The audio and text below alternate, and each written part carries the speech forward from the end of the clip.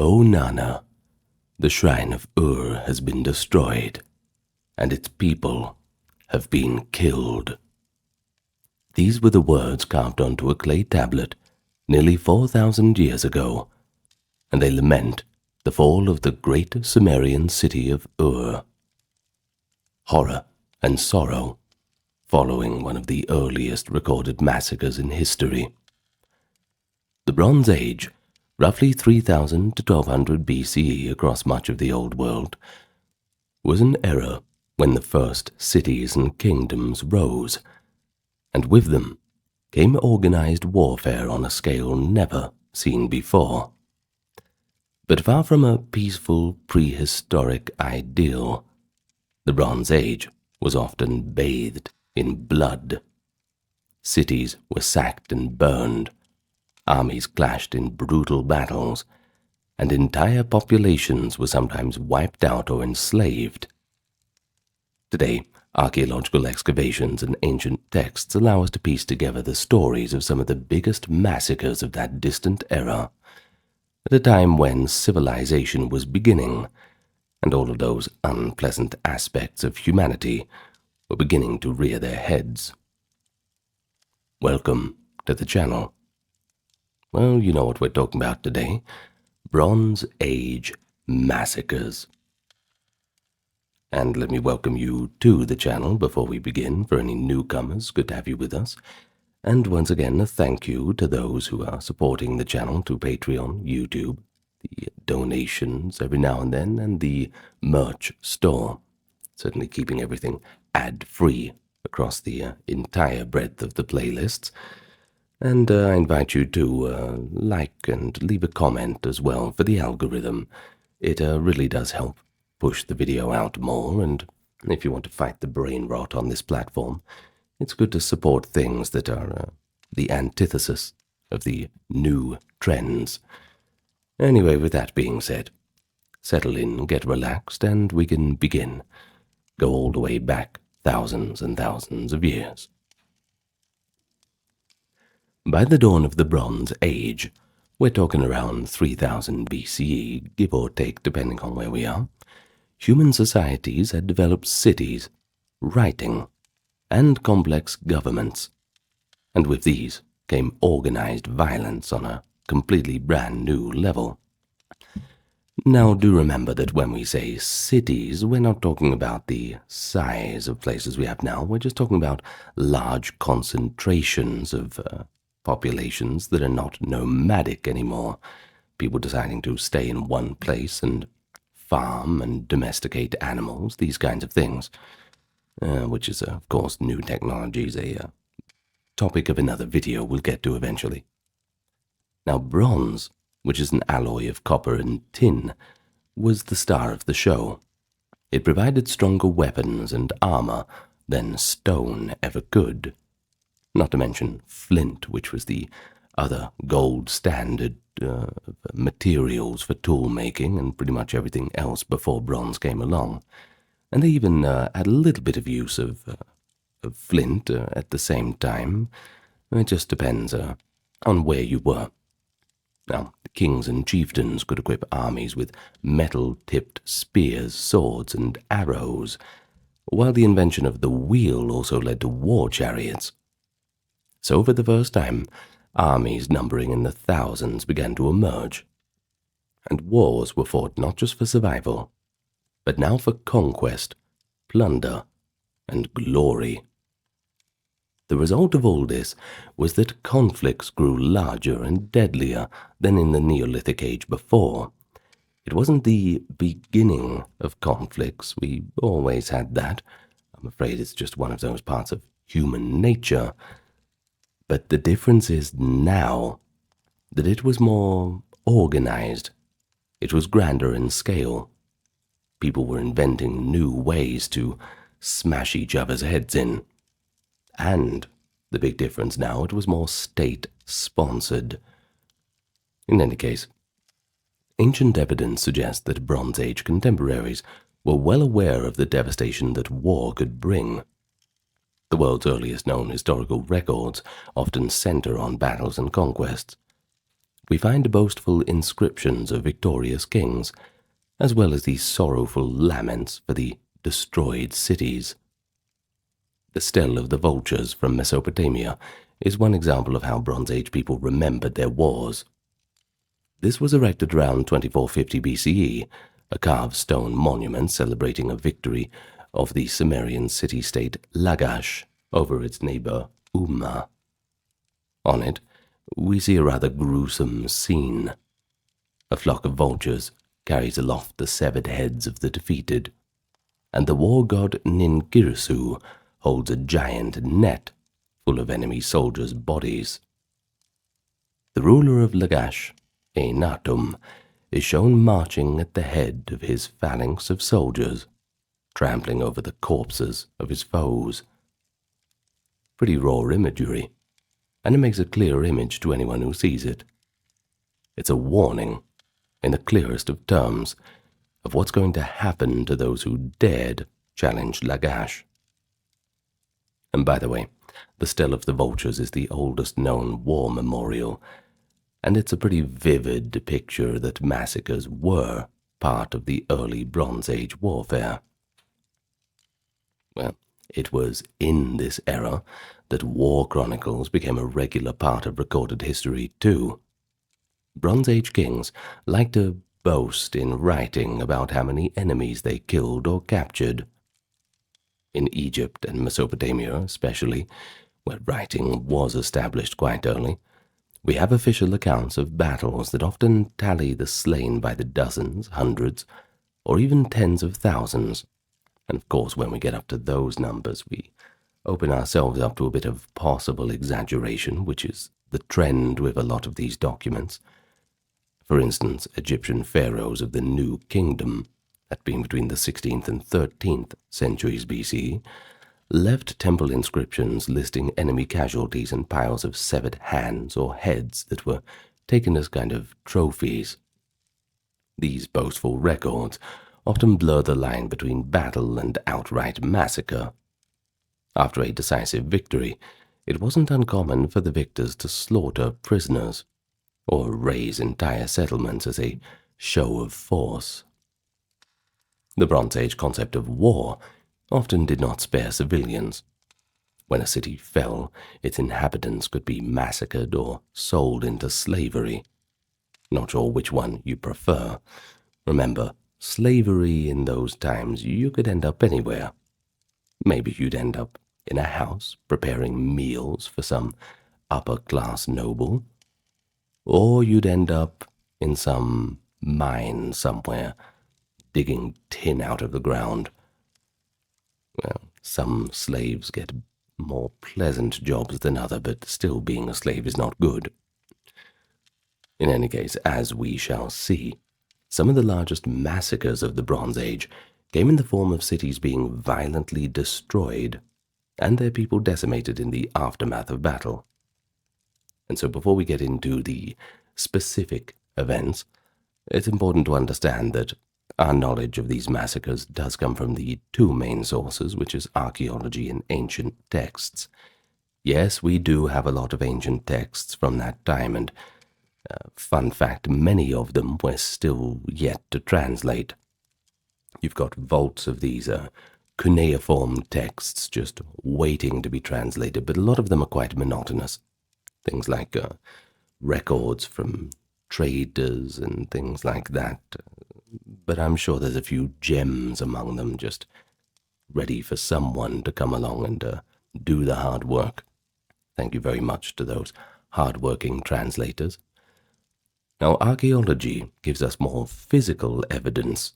The charred ruins of cities, the mass graves of victims, arrowheads embedded in skeletons. While texts such as inscriptions, letters, and epic poems gives us a more human perspective, albeit they are always colored by their own biases, always for the victor's glory. But neither source on its own gives a full picture. That's why we put them together, and they allow us to kind of reconstruct these grim chapters of prehistory. And so with this context in mind, let us explore the biggest Bronze Age massacres. moving roughly chronologically and geographically to cover the breadth of the ancient world.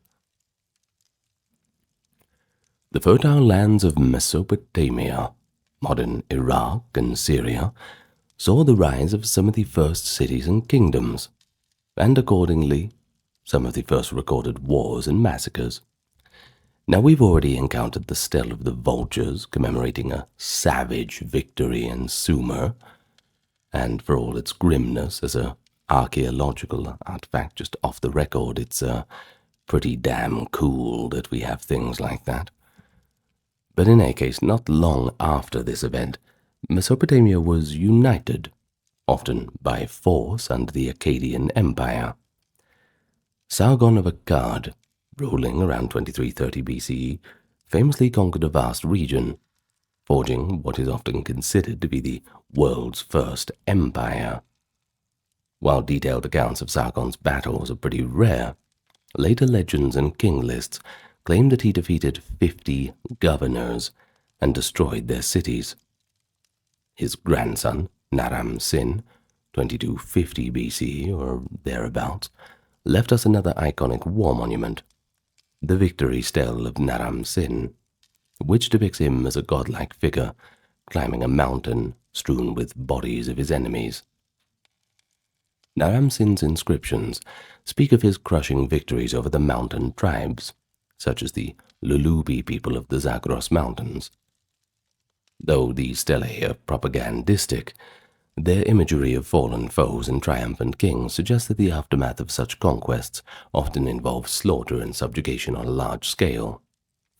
When a proud city or tribe resisted, the consequence could be quite catastrophic.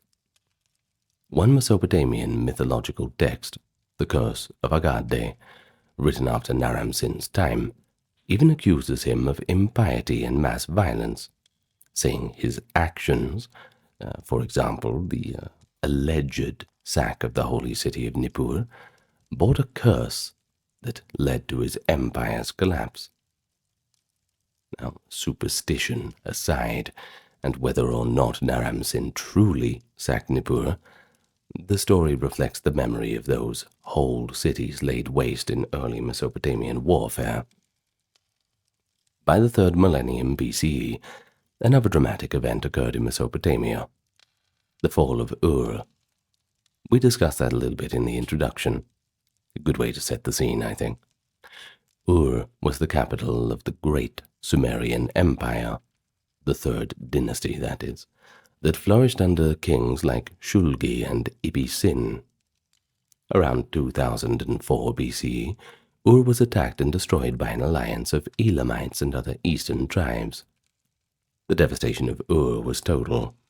The city was burned and looted, and the royal dynasty was ended. We know how traumatic this was because the Sumerians composed their heart-wrenching lament about the catastrophe, the lamentation over the destruction of Ur, that poetic dirge that we mentioned in the introduction. It goes on to say, Ur has been destroyed and its people killed. The good house, i.e. the temple, was entirely devoured by fire. The lament goes on to detail how the people of Ur were scattered or slaughtered, and how even the gods abandoned the city to its fate. But Ur was not alone. The city of Ebla, in what is now Syria, provides another example of an early Bronze Age massacre. Ebla was a powerful city-state with its own empire around 2400 to 2300. Archaeologists at Ebla have uncovered a thick destruction layer dating to about 2300 BCE, with collapsed, burned buildings and smashed royal archives, ironically preserving thousands of clay tablets by firing them in the conflagration. Lucky for us. It appears that Ebla was destroyed suddenly and violently. Later Mesopotamian tradition, and some historians, attribute this destruction to Naram-Sin of Akkad, suggesting that he was the one who attacked Ebla and left the entire place in ruin. In any case, whoever it was, Ebla's fall was catastrophic. the city never fully recovered its former power. If Naram-Sin led this campaign, it would rank as a major massacre of that era, likely involving mass slaughter and burning of one of the largest cities of its time. Even if Ebla fell to a lesser-known enemy, or perhaps an internal revolt, the evidence is clear that its end was abrupt and accompanied by widespread death. In any case, it doesn't make a difference to those with their skulls smashed in or burned to death under that destruction layer. Another significant early episode was the collapse of the Akkadian Empire itself, sometime around 2200, amid invasions by mountain tribes known as the Gutians. Some Mesopotamian sources describe the Gutian hordes as a scourge that, quote, filled the land with corpses and spared no one. While such accounts are colored by later prejudice, which portrayed the Gutians as barbaric destroyers, there's certainly no doubt that many cities were devastated in that chaotic period. The city of Akkad, Sargon's capital, was so thoroughly destroyed that archaeologists today still debate its location. It became a ruin, remembered only in legend. Well, this too is part of the pattern. You see, in Bronze Age warfare, cities could vanish from history after a massacre. Names preserved only in lamentations and king lists. And thus we see from the very start of the Bronze Age, the lands of the Fertile Crescent saw great massacres, wars of conquest, sackings, and annihilations. These events were documented by the people who experienced them, and that gives us a somber record of human brutality. Through stelae and clay tablets, we hear of a chorus of voices, kings gloating over the vanquished, the victims mourning, the destruction of Ur commemorated in a lamentation where even the gods wail. It sets a template, one that we'll see repeated in different forms across the ancient world. And, speaking of which, we now move eastward to the Indus Valley Civilization in South Asia, circa 2600 to 1900. This civilization, contemporary with the early Bronze Age Mesopotamians and Egyptians, built grand cities such as Mohenjo-daro and Harappa in what is today Pakistan and northwest India, kind of like Punjab area. But it's all quite mysterious, because the Indus cities were abandoned by around 1900 to 1700. For a long time, scholars speculated that these cities met a violent end at the hands of invaders. In the mid-20th century, the prominent archaeologist Sir Mortimer Wheeler proposed a dramatic scenario: Indo-European Aryan tribes sweeping in from the northwest and massacring the inhabitants of Mohenjo-daro. Wheeler's team had found some scattered human skeletons in the streets and houses of Mohenjo-daro, some lying in contorted positions, not formally buried.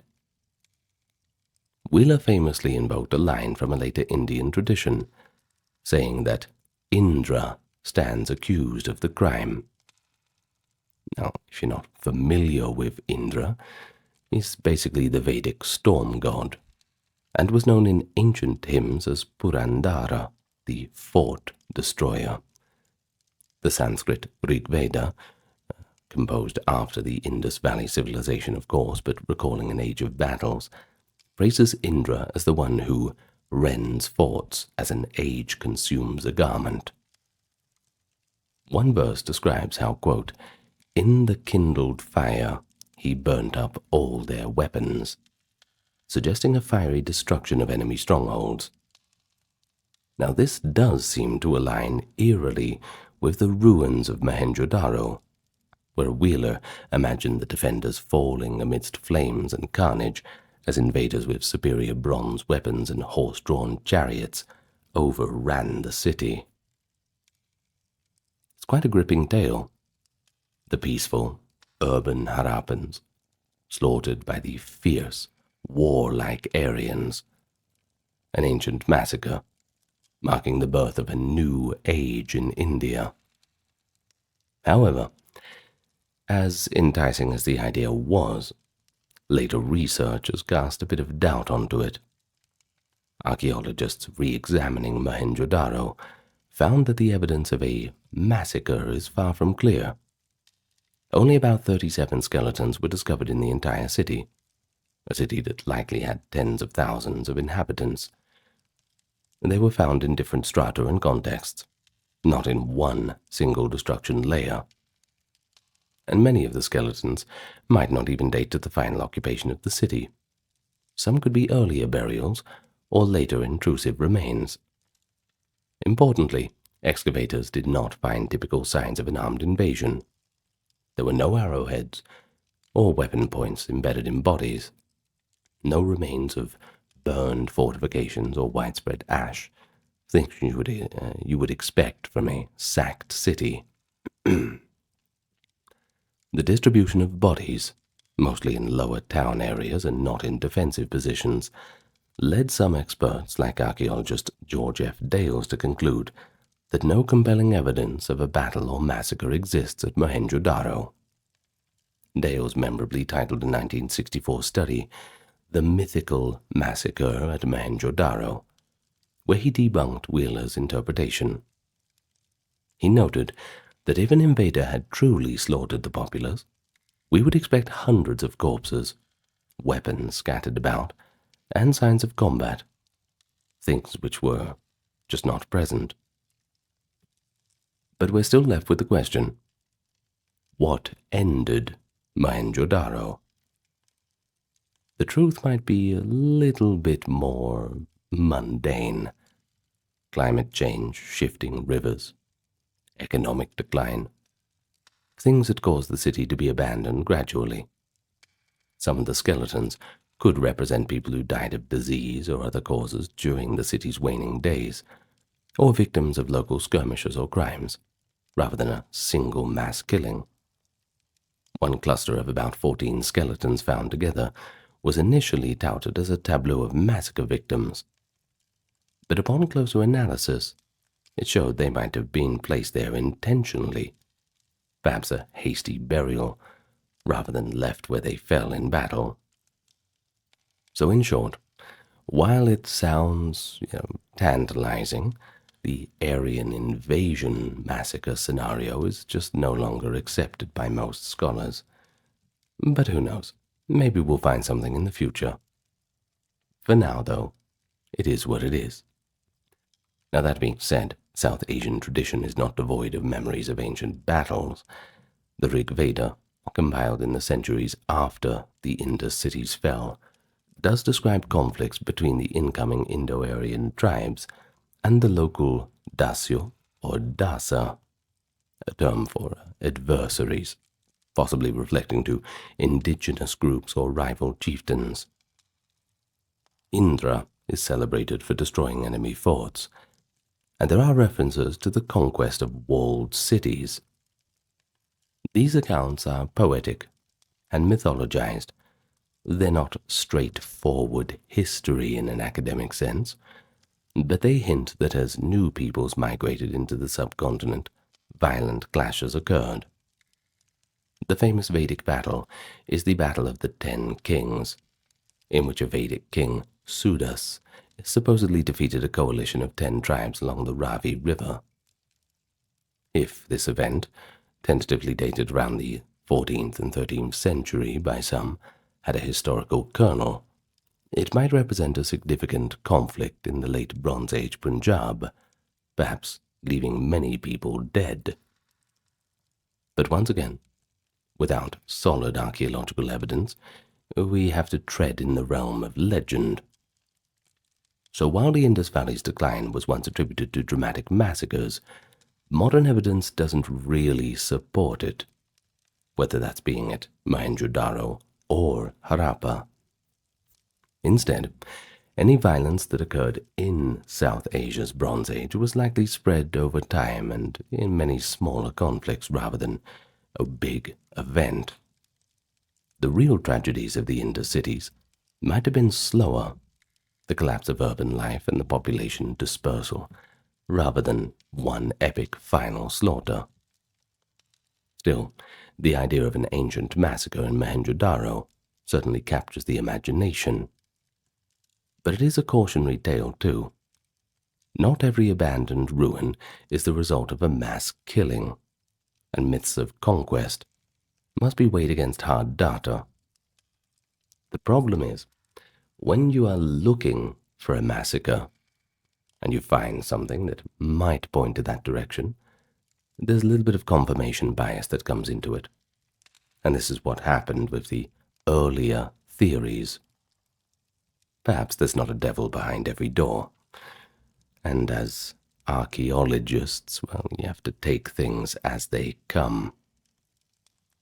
In any case, let's move on from South Asia. Let's take a look at the Near East and North Africa. The mid-2nd millennium BCE saw powerful kingdoms colliding, and their battles often resulted in heavy slaughter. Ancient Egypt, in particular, emerged as a military superpower of the Late Bronze Age. The Egyptian pharaohs of the New Kingdom, dynasties 18 to 20, roughly 1550 to 1200, campaigned far and wide, into Nubia, which is modern-day Sudan, Libya, and the Levant, Canaan and Syria, leaving vivid records of their victories. Although Egyptian accounts are prone to a little bit of exaggeration, they give us insights into the Bronze Age warfare situation and its often merciless aftermath. Let's take a look at one of the earliest major battles. That is the Battle of Megiddo, circa 1457.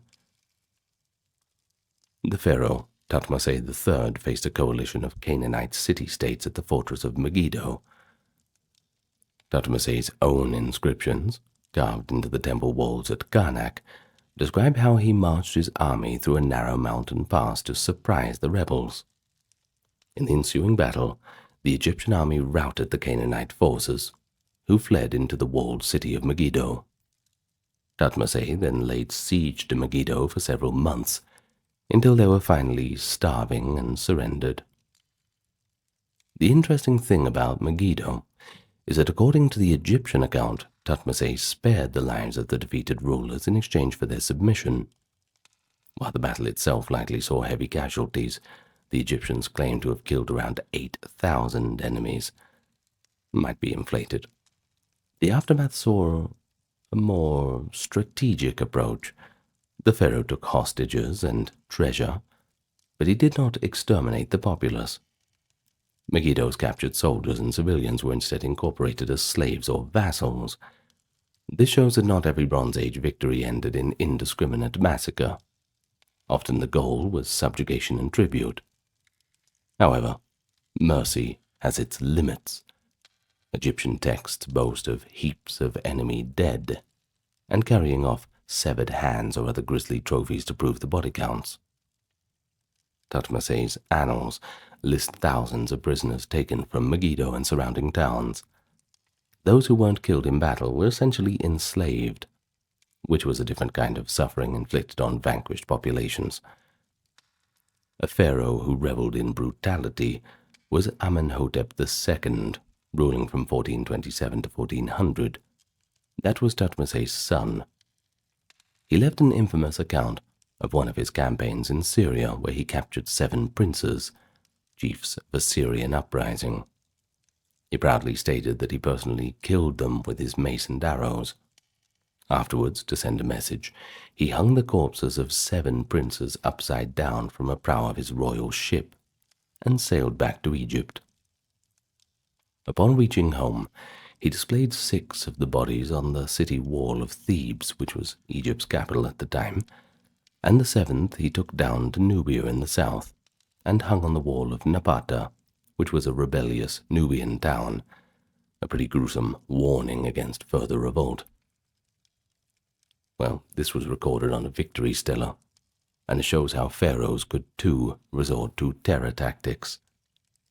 It's a small-scale massacre, 7 elite captives executed without mercy, but what's important is its symbolism.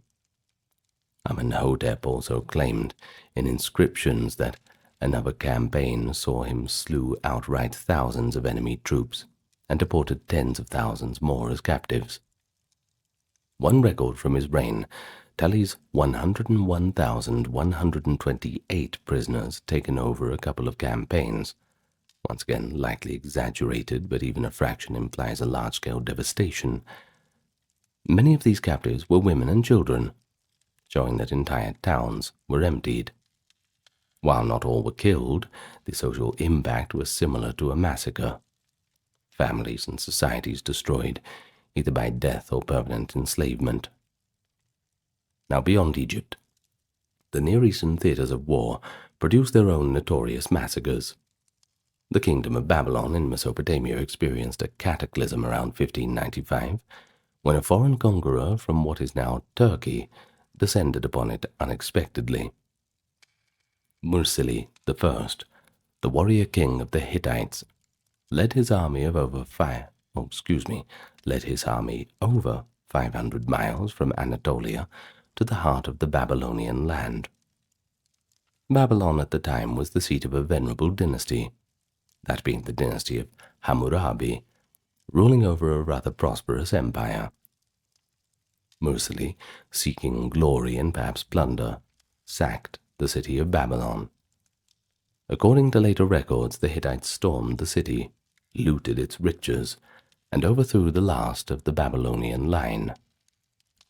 The Hittite chronicles do not detail the bloodshed, but we can make a good guess that it was quite immense. A foreign army running rampant in the streets, temples pillaged, possibly many inhabitants put to the sword. Now, intriguingly, the Hittites did not stay to rule Babylon. Mursili grabbed what he could, and then hurried back to his own lands, where he was soon assassinated in a palace coup. In the power vacuum he left, Babylon fell into chaos, and a new group called the Kassites eventually took over. The sudden fall of Babylon in 1595 effectively ended Babylon's golden age, and it's often described as a pivotal massacre. The human toll is unquantified, but given Babylon's population and the ruthlessness of ancient sackings, we can imagine thousands dead or enslaved. One later Babylonian chronicle laconically notes how Babylon, quote, was smitten with the sword, and the reigning king met his end when the Hatti came up against the land, end quote. Babylon's people would have bitterly remembered that destruction, and indeed it took Babylon years to recover to its former glory. Similarly, around the same era, Mari, a city-state in eastern Syria, met a violent fate at the hands of Hammurabi of Babylon, the famous lawgiver before his own dynasty fell. Hammurabi had been an ally of Mari's king, Zimri Lin, but around 1761 he turned on him and seized Mari. It seems that Mari had surrendered rather than being destroyed in open battle. Yet not long after, Hammurabi ordered Mari's great palace and fortifications to be destroyed. Archaeologists excavating Mari's royal palace found that it had been intentionally burned, and it was one of the largest at the time too. Apparently it had about 260 rooms. Very big. The thick ash and charred timbers, along with collapsed brick walls, show a conflagration swept through the complex. Hammurabi's own letters refer to destroying the walls of Mari. So even without a pitched battle, the destruction of Mari seems to be quite thorough. The population likely suffered deportation or slaughter of any resisting elements. Now, in the Levant, Canaan, that is, outside powers and local wars led to repeated massacres too. The Egyptian pharaohs after Thutmose III continued to campaign there. Seti I and Ramesses II fought the Hittites and their allies in Syria, including at the famous Battle of Kadesh in 1274, which, while one of the largest chariot battles ever, ended in a stalemate and truce, rather than a one-sided victory. But in Canaan itself, Egyptian control was sometimes enforced harshly. Revolts were met with brutal retribution. One site, Deir el-Medina in Egyptian records, possibly the biblical Diae, saw a battle where Ramesses claims to have slain thousands of locals. Pharaoh Mernetar, circa 1208, also left an intriguing inscription, the Mernetar Stele, which includes the line, quote, "Israel is laid waste, its seed is no more." Now this is the earliest mention of Israel, likely referring to a people or a tribal group in Canaan rather than a country. Mernetar lists having defeated several communities in Canaan, and says he utterly devastated them. And then there's that phrase, "its seed is no more." Well, that implies genocide, the destruction of the future of a people, leaving no offspring. Whether this was literally true or just hyperbole, it shows the mindset of the victors. They boasted of leaving nothing alive. At least some Canaanite towns like Gezer, Yanoam, and others are listed by Mernetar as wasted or captured, made as non-existent. Archaeologically, many Canaanite cities show destruction layers in the late 13th century, which could correlate with these Egyptian campaigns. While Mernetar probably did not wipe out the Israelites, whoever they were at that time, he clearly inflicted heavy casualties on the rebellious subjects. We must also consider the perspective of the Canaanites and later Israelites themselves. The Hebrew Bible, which was compiled much later, contains a few echoes of possible Bronze Age massacres. The book of Joshua describes Israelite conquests of Canaan. Joshua's forces are said to have besieged and destroyed cities like Jericho, Ai, and Hazor, devoting them to destruction. At Jericho, the biblical account famously says, "The wall fell down flat," and the Israelites utterly destroyed all that was in that city, both man and woman, young and old, with the edge of the sword. Similarly, the capture of Hazor is described as a total burn-down and a complete massacre of its inhabitants. But how historical are those accounts? Look at the archaeology and you might find a mixed picture. Jericho's great walls actually fell, and the city did burn. But that happened around 1550, likely due to an earthquake or an earlier Egyptian attack, not by Joshua, if he lived around 1200. By Joshua's time, Jericho was a small, unwalled village. Hazor, on the other hand, does show a massive destruction layer by fire in the 13th century. Hazor was the largest Canaanite city. Some 20,000 people lived there, and the ruins of the palace bear intense burn marks with thick destruction layer dated around 1250 to 1200. Someone annihilated Hazor, and the entire city fell into ruin at that time. The Israelites later remembered Hazor's king Jabin being defeated by Joshua. But another possibility is that Hazor was destroyed by the invading sea peoples, or by internecine Canaanite conflict. Regardless of who the agent was, the fall of Hazor qualifies as one of the biggest localized massacres in the Bronze Age Levant. An entire urban population put to the sword or sent fleeing. The archaeological record at Hazor includes smashed statues and charred architecture, indicating deliberate destruction. In fact, it's quite chilling to stand in the remains of Hazor's throne room, knowing that its last moments involved slaughter and flames, whether by foreign invaders or rebellious captives. I suppose maybe we'll never know. Well, let's move on now to the general picture of around 1300 to 1200. And this was when things were really shaking up. The Great Collapse. Well, the Bronze Age world was interconnected by trade at this time, diplomacy, but also warfare. Empires like Egypt, The Hittite Empire in Anatolia and the Mycenaean Greek kingdoms dominated their regions. Yet in the span of a few decades, around 1200 to 1150, this international system dramatically fell apart. This period, often called the Late Bronze Age collapse, was marked by the destruction of countless cities and disappearances of entire civilizations. A period rife with massacres. So many historians sometimes refer to it as a systematic collapse rather than an isolated event.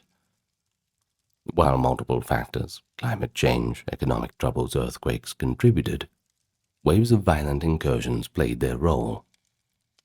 We hear whispers of mysterious marauders called the Sea Peoples, and we see archaeological evidence of cities burned layer after layer.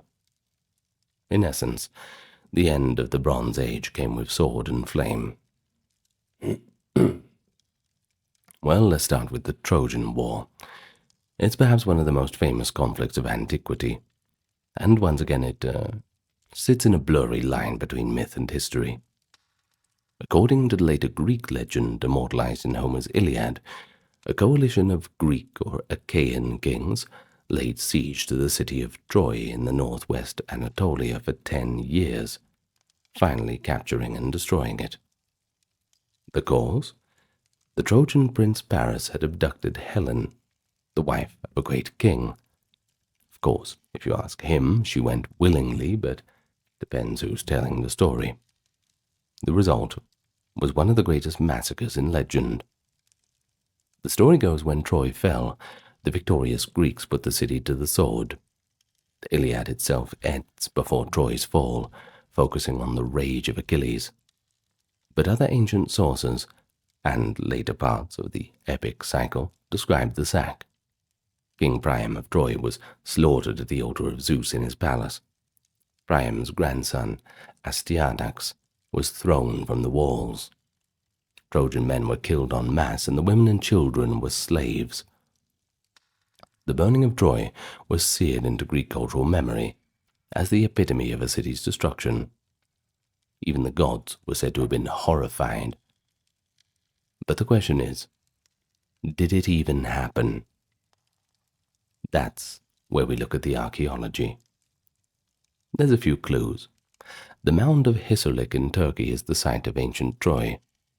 Excavations have revealed multiple layers of settlement. One layer, Troy 7A, which is how they organized them, dates to around 1200 and shows clear evidence of violent destruction. The walls of Troy 7A bear marks of fire. Within the ruins, archaeologist Carl Blegen in the 30s found skeletons of people who died during the city's collapse. Unburied bodies lying in debris. And one of them apparently was gripping a child, possibly trying to shield them. He also found bronze arrowheads of a foreign style scattered in the rubble, and sling stones stockpiled on the towers, as if desperate defenders had prepared for a siege. Large storage jars, sunk into the floors, hinted that the inhabitants had been stockpiling provisions within a blockade. All this suggests that Troy was indeed besieged, and that it did fall in war. Whether the attackers were Mycenaean Greeks, as the legends say, or the other enemies, we cannot be certain. But many scholars think that the Homeric tale has a kernel of truth. Basically, there was a war at Troy at the end of the Bronze Age, and the city was indeed sacked.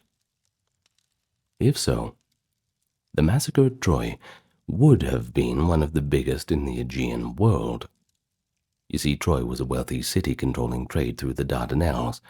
Its population in the lower town might have been up to 5,000 to 10,000 people. A Hittite text from around 1280 mentions a city called Wilusa, likely Ilion or Troy, and its king Alexandru, possibly the Paris/Alexander of legend, in a treaty with the Hittites showing Troy was a significant player. The destruction of Troy 7A meant that those thousands were killed or displaced. The very dramatic legend of the Trojan horse, a trick by which the Greeks infiltrated the city, ends with a night of horror as sleeping Trojans are murdered in their beds. While the wooden horse itself is probably a fiction, it symbolizes the sudden breach and ensuing slaughter. For the Bronze Age listener of such tales, Troy's fate was a grim warning. No city, however strong, was safe from annihilation. But at the same approximate time, across the sea in the Greek mainland, the Mycenaean palatial centers, the heartland of those Achaean Greeks, were themselves having a bit of a rough time. The fortified palaces of Pylos, Tiryns, Thebes, and Mycenae, and others were burned and abandoned in the decades of 1200. In some cases, we have signs of struggle. At Pylos, in southwestern Greece, clay tablets written in Linear B, the Mycenaean script, were found in the final destruction layer. One tablet rather ominously records the dispatch of watchers to the coastal headlands, apparently to keep an eye out for approaching enemy ships. It seems that Pylos' last days involved frantic preparations for an attack from the sea. But despite this, Pylos was overwhelmed. Its palace was consumed by fire around 1180. But we do not have skeletal remains here, likely because the survivors may have fled, or the attackers might have cleared the bodies. But the sudden collapse of these palaces still implies large-scale violence. The very network that possibly sent Greeks to Troy may have come undone by new invasions or civil strife. Some theories suggest civil war or uprisings could have brought down the Mycenaean elites, hence burning their own palaces. But others point to outside raiders, perhaps the Bronze Age boogeyman, the Sea Peoples, who were ravaging the East.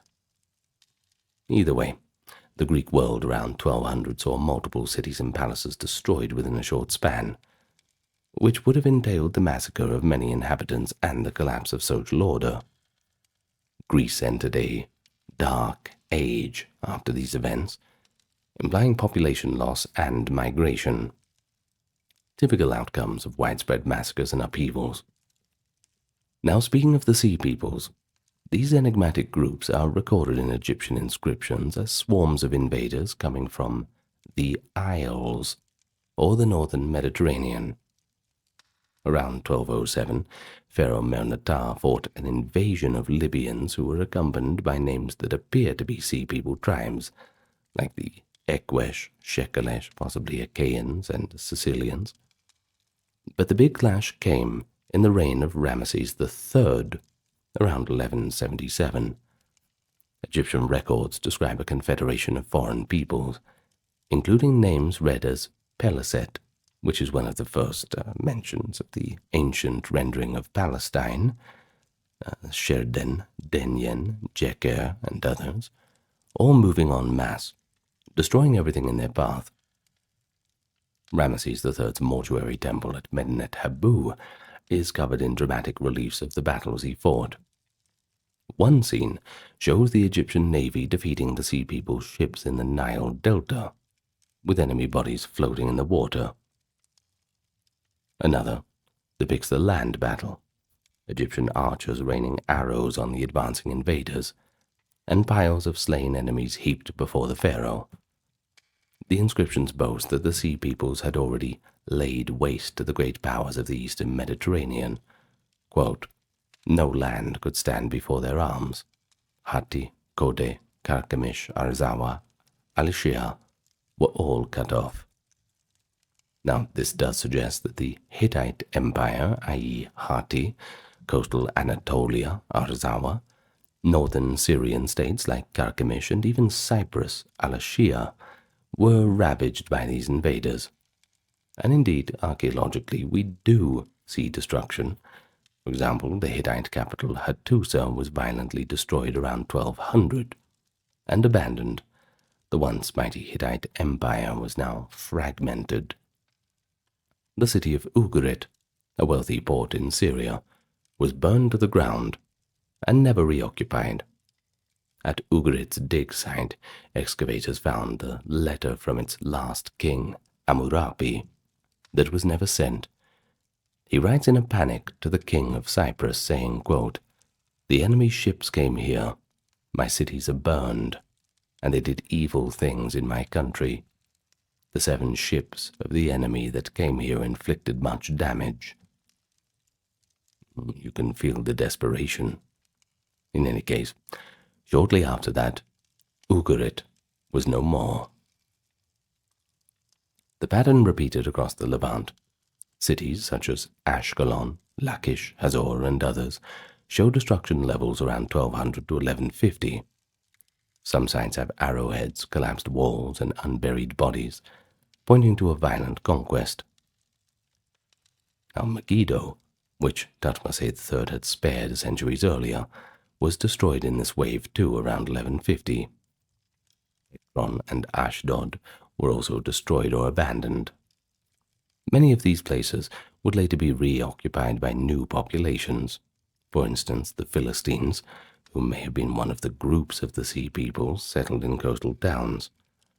But the transition was anything but peaceful. It was conquest and displacement. Even Egypt, which survived the onslaught of the sea peoples, did not come out completely unscathed. Ramesses claimed a great victory in 1175, saying he killed hundreds and captured many sea peoples. He had scenes carved of piles of enemy corpses and bound prisoners. However, Egypt's power waned after this, and one might note that Ramesses III's reign itself ended rather tumultuously, with an internal palace conspiracy and likely an assassination. The fact that Egypt had to fight invasions on multiple fronts suggests that around 1200 mass movements of peoples were occurring, often generating violence on a tremendous scale, as it usually does. Some of these sea peoples may have been fleeing famine or disaster in their homelands, but as they migrated they clashed with the societies in their path. The result was chaos and carnage. Let's put it into perspective. In a few decades, almost every major city from Greece to Canaan was destroyed. The map was dotted with these destructions, all the cities burning roughly within the same human lifespan. Each of those burnings entails a massacre. Populations killed, temples looted, palaces destroyed. Some sites like Enkomi on Cyprus show evidence of violent destruction and signs of a desperate last-minute fortification, implying the people saw trouble coming, and they tried to stop it but couldn't. The toll in human life is impossible to quantify, but it was enough to cause population decline and migrations. Refugees from fallen cities likely became part of new ethnic groups. By around 1100, the politics of the Near East was entirely altered. Larger empires were gone. Smaller successor states were emerging. The Bronze Age did not end peacefully. It ended in fire and sword, and in one of history's greatest waves of collective violence. Well, thus far we have focused on the Near East and Mediterranean. But what about Bronze Age Europe? Well, for a long time, scholars assumed that Bronze Age societies north of the Alps were relatively small-scale and peaceful compared to the great kingdoms of Egypt or Mycenae. But that is a view that has changed quite radically in recent years. In fact, there's been a discovery in northern Europe that reveals a Bronze Age battle of unprecedented scale. This is the site of the Tolenz Valley in present-day Germany, dated to around 1250 to 1200, roughly the same time as the Trojan War and upheavals in the south. What archaeologists found in the Tolenz River Valley stunned them: the remains of what may be Europe's oldest known large battle. It all began in 1996, when an amateur archaeologist found a human arm bone sticking out of a riverbank, a flint arrowhead still lodged within it. Pretty lucky, isn't it? To find it, not for the guy with the arrowhead stuck in his arm. Well, systematic excavations followed. Over the past 2 decades, researchers have recovered more than 12,000 human bone fragments, belonging to at least 140 individuals and still counting, strewn along a 3-kilometer stretch of the Tolens River. And these were healthy young adults for the most part, overwhelmingly male, the demographic profile of warriors. Many showed signs of traumatic injuries, crushed skulls, parry fractures, arrow and spear wounds. Weapons have been found too, over 50 bronze arrowheads, numerous wooden clubs and spears, even bits of leather, wood, and bronze from shields. The evidence indicates a fierce confrontation took place on the river's edge, based on distributions and density. Archaeologists estimate that around 4,000 warriors may have fought at Tolens, and if so, roughly 20 to 25% were killed. The death toll could have been around 800 to 1,000. Now that's a big deal for Bronze Age Europe. But what makes Tolens really remarkable is that it was completely unexpected. We are in the Nordic Bronze Age culture here, an area with no written records, yet clearly large organized forces were engaging in combat. The battlefield seems to have been a river crossing. Perhaps a wooden causeway existed where 2 groups met, possibly one trying to defend local territory and another moving through, maybe a raiding or migrating band from a different place.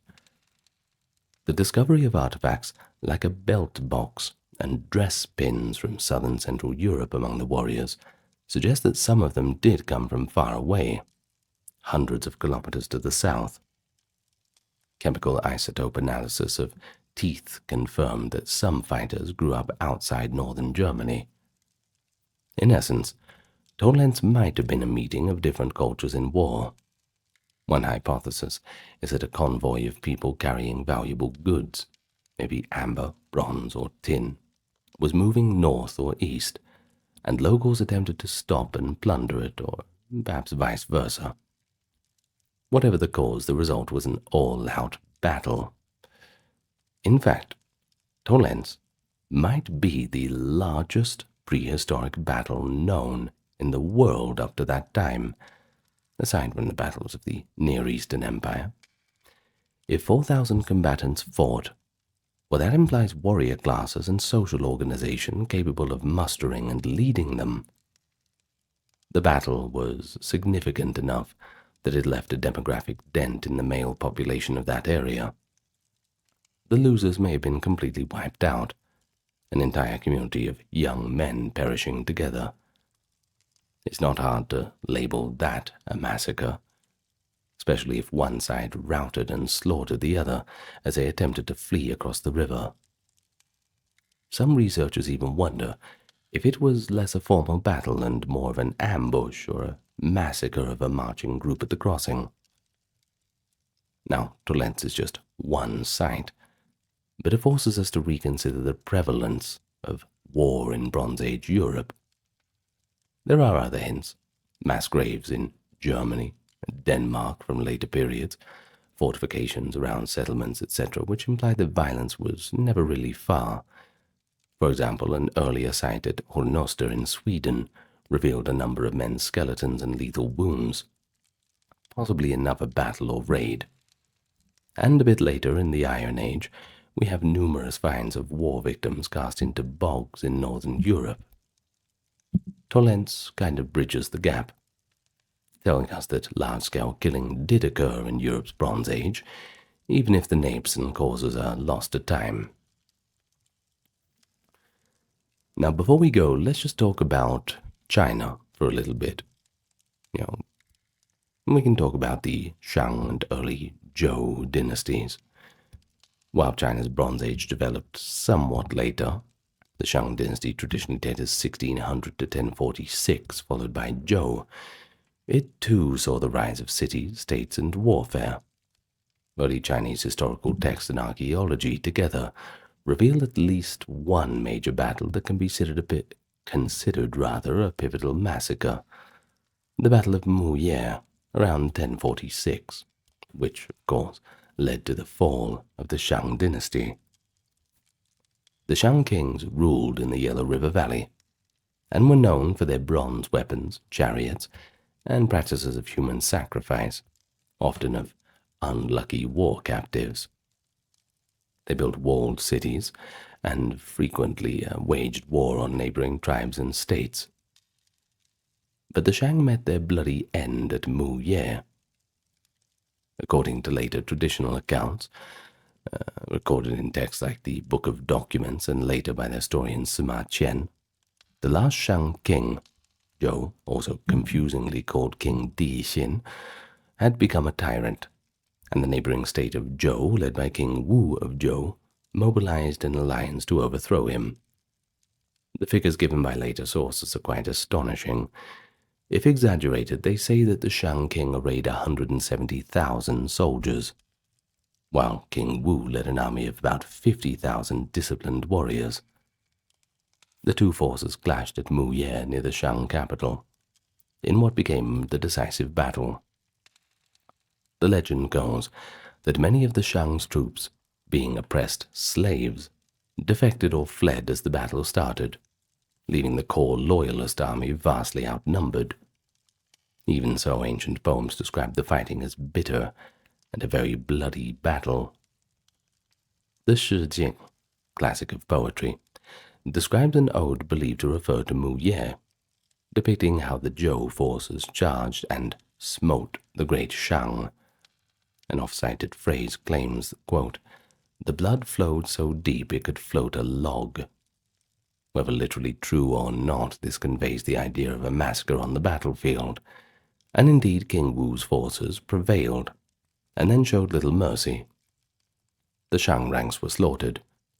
In the aftermath, the defeated Shang king Zhou retreated to his palace, and facing capture, decided to, light himself on fire amid his treasures. King Wu of Zhou entered the capital and put many of the remaining Shang royal family to the sword. Some members were spared, though, or married into the Zhou nobility.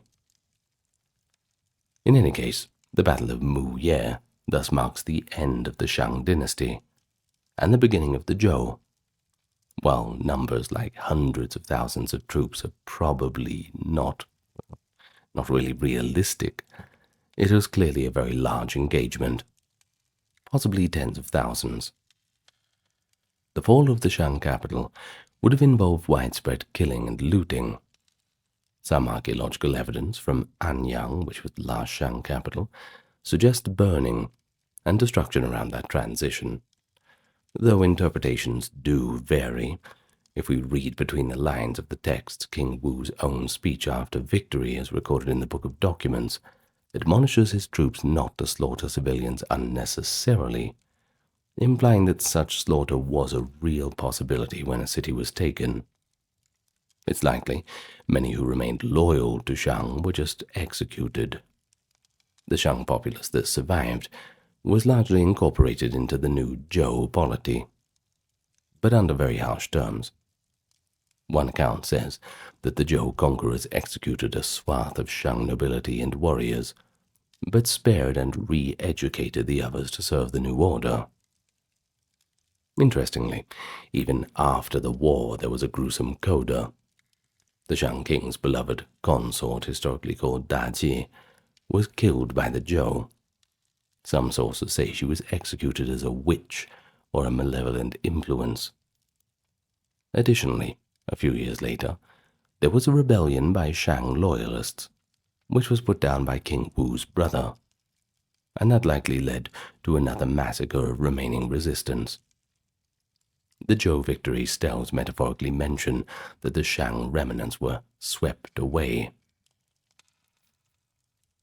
Chinese archaeology of the late Shang also gives a window into the atrocities of that time from the Shang side.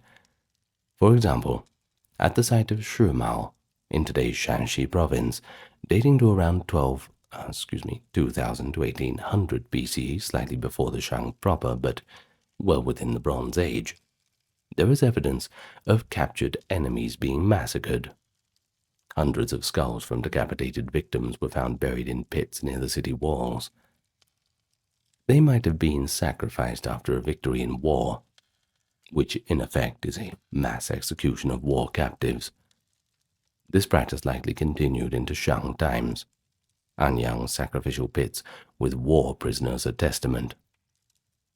So Bronze Age China certainly had its share of mass killings, whether in the heat of battle or the aftermath.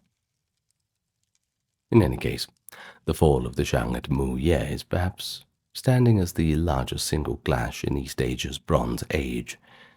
It had far-reaching consequences, too. A new dynasty, a new political order. But it was ushered through in bloodshed. The traditional narrative celebrates it as ending a cruel regime, but, well, you can't overlook the tens of thousands that died for that cause. The event is sometimes compared to the fall of Troy, or the collapse of other Bronze Age kingdoms. And intriguingly, it occurs around the same time, within a century or so, of the late Bronze Age collapse in the West.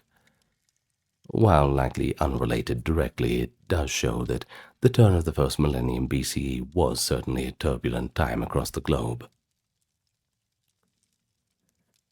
And that's where we end it for today's video. I hope you enjoyed, or at least, observed the bloodshed. In any case, I'm going to get the top-tier patrons and supporters out of the way. Kimberly, Christine, Sally, Ember, Susan, Cameron, Gary, Charlene, Lynn Therese, Katiana, Nicholas, Ulfednir, Alexander, Charles, Christine, Dr. Neuronerd, Erin, Jaden, Jim, Jeffrey, Jessica, Madeline, Melissa, Orthodox Review, Scott, Shell, Wendy, Josie. Behold the North African sun, where beneath it the great city of Carthage is waking up. In the early morning light of the 3rd century BCE, merchants from distant lands unload fragrant spices. There's Spanish silver, there's ivory from the Sahara, all the great goods of the ancient world converging here. Don't forget the fishermen. They're hauling in the baskets of purple shellfish and fresh tuna. While back on land, the farmers bring in cartloads of olives, figs, and grain into the city's gates. And above them rise closely packed apartment houses, some up to 6 stories high, and they crowd the narrow streets. From those open windows are the aromas drifting out of baking bread and olive oil lamps being lit. That's right, Carthage. At its height, it was home to perhaps 500,000 people. By 300 BCE, it may have been the largest city in the world. Think about walking those streets. You'd hear a babble of tongues, that's for sure. The native Punic language, intermingled with Greek, Egyptian, all the languages of the traders and mercenaries from Iberia and Italy. Certainly a cosmopolitan metropolis, coming to life, a place of immense wealth and vibrant daily activity. Unfortunately, there's not too much left of Carthage, and what we have left is lying beneath that destruction layer, the only thing that the Romans left behind. But don't worry, there's still a story to be told. Daily life in ancient Carthage is a pretty interesting tale, and through archaeology and a little bit of historical research, we can piece together what it would have been like. So, if you'll spend the next hour with me, we can learn about very normal people in a very special city. But where are my manners? Let me welcome you first. Hello, everyone. I am your host. And, well, you already know what the topic is. Let me first do the customary thank you to those supporting on Patreon, YouTube memberships, the merch store, and the occasional donation That is the reason why there are no ads from start to finish. What a time to be alive. Pretty good deal, If you want to become a part of that team, then you'll find where you need to go in the pinned comment and video description if you want to go there. But if that's a little bit too much for you, that's fine. Just give me a like, comment, and subscribe. That helps put us out in the algorithm, and it doesn't cost a thing. In any case, let's get on with the topic at hand, now that all that's been said. Daily life in the ancient city of Carthage, before the Romans destroyed the entire thing. Of course, this is all based at its zenith, where Carthage was a densely populated urban center, teeming with activity. Contemporary accounts and archaeology depict it as a thriving port city and capital of a maritime empire. The city's location on a peninsula in the Gulf of Tunis gave it a superb harbor. In fact, it had 2 harbors. Well, one was a rectangular commercial harbor busy with merchant ships. The other, an inner circular harbor, the famous Kothon. It was a protected naval port where the Carthaginian navy's warships docked. Each morning, the harbors were abuzz with life. Dock workers and sailors shouting in Punic and Greek as they loaded and unloaded goods, fishermen mending nets, and harbor officials collecting tariffs on the exotic cargoes. Visitors arriving by sea would first behold the impressive sight of Carthage's double harbor and the skyline of the city rising beyond, crowned by the Byrsa hill at its center. The streets of Carthage formed a planned network, some laid out in straight lines, and others winding organically through crowded neighborhoods. Major thoroughfares led up from the harbor and marketplace toward the Byrsa citadel. Along these roads stood multi-story buildings. Ancient sources like Appian described tightly packed houses, built closely together and 6 stories high. These were essentially early apartment buildings, and that shows Carthage's high population density.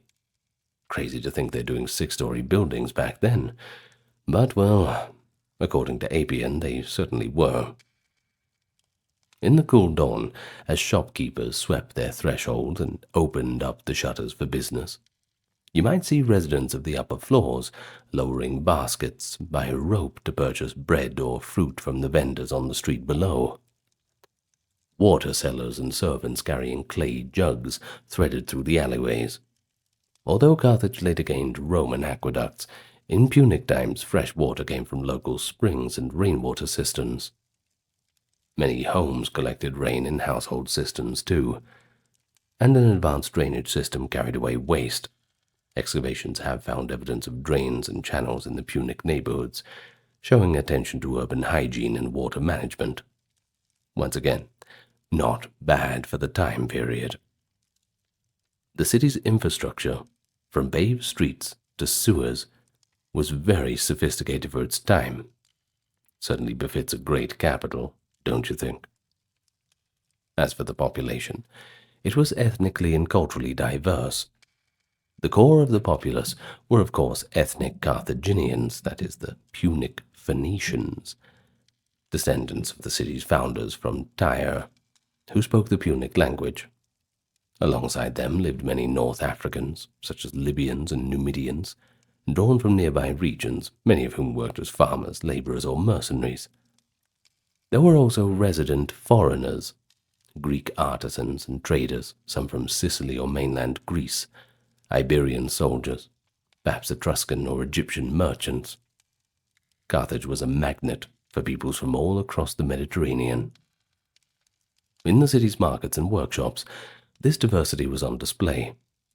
In one corner of the agora, a Greek wine seller might haggle with a Punic client, while in another, a Berber farmer sells wool, while speaking a mix of Punic and his native tongue. Multilingualism was indeed quite common. Educated Carthaginians learned Greek to deal with the overseas partners, and many locals picked up phrases of Libyan or Italian contact, dialects rather, just through the daily contact. Later, when Romans became trading partners, foreshadowing, some Carthaginians even learned Latin, though in the pre-146 period, Latin was still a minor presence compared to Greek. The social atmospheres was thus cosmopolitan. A visitor to Carthage would observe a melangerie of dress, skin tones, and languages among the crowds, giving the city a truly international character. Yet, for all this diversity, Carthage seems to have managed a strong civic identity and pride. Carthaginians considered themselves heirs to Phoenician Tyre, who were a seafaring people with a special talent for commerce and navigation. This ethos was visible in daily life, of course. Foreign writers often remarked on Carthaginians' mercantile spirit. Even their enemies conceded that they were peerless traders. The city's reputation for wealth was legendary. As early as the 5th century BCE, the Greek general Hermocrates supposedly called Carthage, quote, the richest city in the world. And indeed, excavations certainly confirm a rich material culture. Archaeologists have found goods in Punic Carthage imported from all over the known world, everything from Etruscan pottery and Greek sculptures to tin from the Atlantic and even ostrich eggs from sub-Saharan Africa. These objects were not just luxury curios, however. They hint at an everyday life in Carthage that was filled with a global connection. A Carthaginian family might eat from Athenian ceramic bowls, decorate their home with Egyptian amulets, and dress in clothing dyed with Tyrian purple, all acquired through the city's vast trade networks. And despite hostile caricatures by rivals, Romans would habitually call them treacherous or greedy, the Carthaginians do appear to have been deeply civic-minded and organized in their society. Ancient observers like Aristotle admired Carthage's stable government and active public life. The city was not a chaotic bazaar. It was a structured republic, with institutions that engaged its citizens. In the city stood the agora at the center, a large public square and marketplace that was truly the heart of public life. By day, it bustled with stalls of merchants and throngs of buyers, a one-stop venue for produce, textiles, pottery, everything imported. But the agora was more than a market. It housed spaces for civic and political activities. Here citizens might gather for festivals or assemblies, and public announcements were made. Nearby were likely the government buildings where the council of elders met, and the two suffets, that is, Carthage's elected chief magistrates akin to, I suppose, judges or executives, would dispense their governance. Though few Punic public records survive, we know Carthage's political culture encouraged debate and participation among the elite. So one can imagine groups of robed Carthaginian citizens in the agora, engaged in animated discussion about the latest trade treaty or the news from the war in Sicily. Sounds familiar, right? Much like the Greek citizens in the polis, of course. Aristotle even noted that Carthage had quasi-clubs or associations for influential families, similar to what the Greeks had, and that communal meals were a feature of its social life to reinforce civic bonds.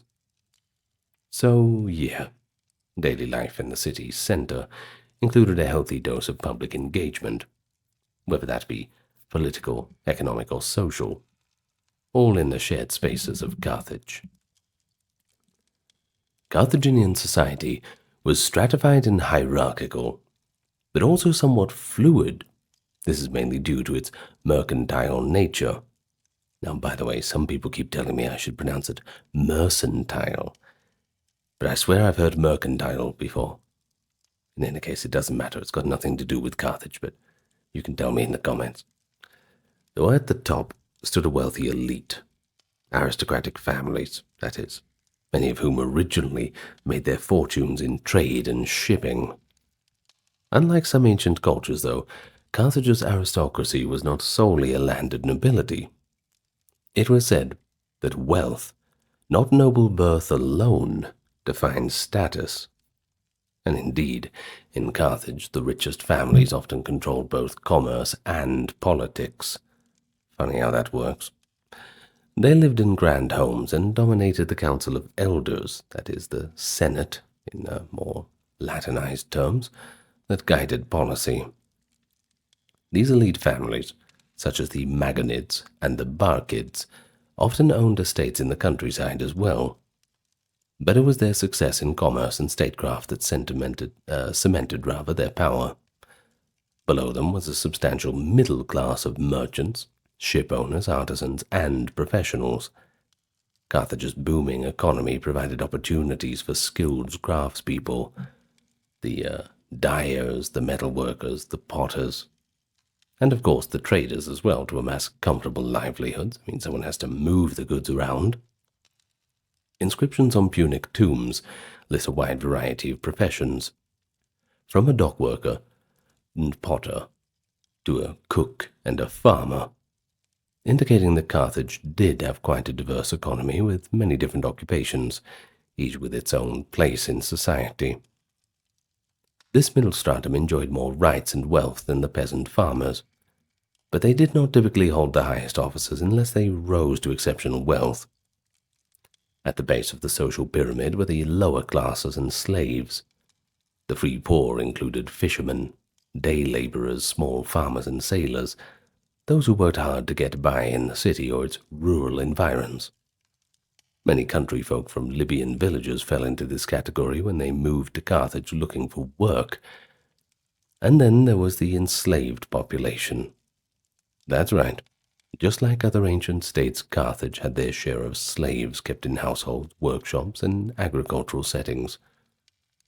Most of them were war captives, or the descendants of war captives, drawn from many ethnic groups. You got Iberians, Greeks, Numidians captured in conflicts, etc. They labored in the city's homes as domestic servants, in craft shops assisting artisans, or on farms and ranches owned by Carthaginian masters. The treatment of slaves varied. Carthaginian law and custom encouraged a pragmatic approach. One notable source, the farming treatise of Margot, advises estate owners to treat farm workers and even slaves fairly, recognizing their importance to productivity. While certainly slaves had very little to no rights, it is telling that a Carthaginian author would emphasize human treatment, suggesting that in daily practice, enlightened owners saw value in keeping their workforce content. It's also possible for slaves to gain freedom. Freed men of diverse origin lived in Carthage, and they all added to its cultural mosaic. Now, family life in Carthage was predominantly patriarchal, but allowed women a bit more agency than in some other societies of the time. The basic family unit was likely similar to other Mediterranean cultures. The male head of the household, Bal Bayit in Punic, by the way, his wife and their children, and perhaps extended kin or clients under one roof. Women in Carthage were expected to maintain domestic affairs, running the household, raising children, supervising the servants, but they were not cloistered, nor were they powerless. In fact, evidence suggests Carthaginian women, especially the upper classes, could own property and engage in business. For instance, women could inherit wealth and might sponsor religious offerings or own land. Ancient commentators do not mention Carthaginian women as often as men, but the few hints we have are quite intriguing. In Carthage's religion, women played important roles too. Priestesses served the goddess Tanit, and elite women likely had public visibility during religious festivals. There are historical anecdotes of rather strong Carthaginian women. One famous example is Sophonisba, a noblewoman in the Punic War era, renowned for her political influence and tragic fate. On a day-to-day level, a Carthaginian wife of a merchant might effectively run parts of the family business. Of course, this was while her husband was away on other errands. Perhaps a widow would manage an estate on her own. Who knows? We have a bit of a gap in information, but we do what we can with the archaeology. Now, children in Carthage grew up in a culture that valued both tradition and worldly knowledge. Childhood was likely affectionate within the family. Some gravestones for children have rather touching inscriptions, suggesting that parents cherish their young. By around age 7, boys of the citizen class might begin more formal education or apprenticeships, while girls would learn domestic skills and religious duties expected of women. Still, girls in affluent families were not entirely shut out from learning. They might be taught to read Punic, maybe a bit of Greek, especially if they were to help in the family trades. You needed to know a few languages, if not just the numbers. Marriage in Carthage was typically arranged by families, often in the late teens for girls and a bit later for the boys. These unions frequently cemented alliances among leading families and wealthy traders. There is evidence, too, that women could retain some property through dowry, and Carthaginian wives had social importance as keepers of household cults and lineage. We even hear of Carthaginian women having a reputation for elegance and independence. Certainly, later Roman writers like Tertullian, himself from Carthage in a later era, comment on the pride of the Punic women. Overall, within the walls of a Carthaginian home, one would find a structure not unlike other ancient Mediterranean households. The father as authority, the mother as manager of the home and children, and perhaps 3 or 4 children underfoot, plus enslaved servants in the well-to-do households, of course. Now, before we move on to the next section, which is mainly just about housing, urban livings kind of thing, there is an interesting intersection of family life and the state, seen in the upbringing of Carthage's most famous son, Hannibal Barca. As a boy of 9 years old, he begged his father, the general Hamilcar, to take him on a military expedition to Spain. According to the Roman historian Livy, Hamilcar brought young Hannibal to an altar before departing and made the child swear an oath of undying enmity against Rome. So imagine that scene. A father initiating his son into the family's patriotic duty and vendetta, a solemn domestic ritual. Maybe it's true, maybe it isn't. But it shows, in any case, how even a child, elite Carthaginians, could be imbued with a sense of civic destiny. No age limits on that. But it also suggests that Carthaginian parents, particularly in the nobility, deliberately trained their children for service to the state, whether that be commerce or war. It all has its benefits. But for everyday folk, lessons would have to be less dramatic, but still focused on preparing the next generation to thrive in this competitive society. Right, so as promised, on to the housing situation. Of course, the homes in Carthage was a mirror of the social stratification, we could put it that way. Wealthy aristocrats and merchant princes resided in the more spacious houses, some almost palatial in scale, especially on the slopes of the Byrsa hill overlooking the city, the prime real estate. These elite homes were typically built around an inner courtyard or garden, providing light, ventilation, and a private family space. A rich Carthaginian's house might have plastered and painted walls even. Floors could be tiled or decorated with pebble mosaics in geometric designs. Some houses contained dedicated bathing rooms, and while Carthage did not have public bath complexes before Roman influence, wealthier homes could afford private bath installations or at least large bath tubs. Water for these would be drawn from cisterns or wells on the property. Now, in contrast, the common people of Carthage lived in much more modest quarters. Many resided in the aforementioned multi-story apartment blocks, tightly packed in the central city. These structures were made of mud brick or stone lower floors, with brick or wood upper floors, and had to maximize space by building upward.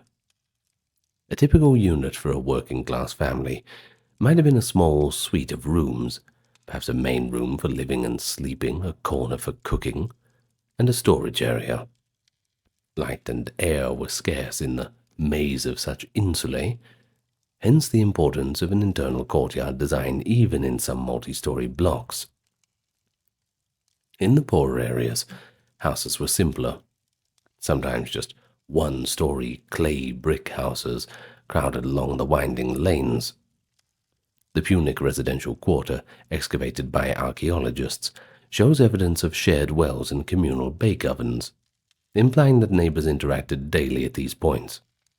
For instance, one might see each morning a line of wives or servants at the neighboring well, drawing up water and gossiping in Punic, or taking dough to a community oven for baking the day's bread. All important tasks. But despite the differences, certain features were pretty common across Carthaginian homes. One was the use of courtyards and roof spaces for domestic chores and relaxing.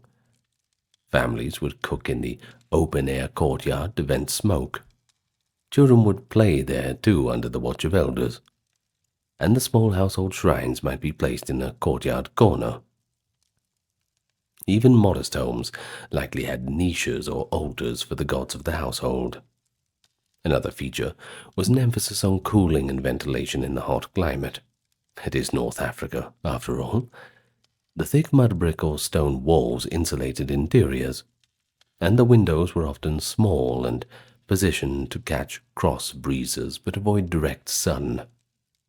The wealthier houses even had mosaic or tiled floors which stayed cool underfoot.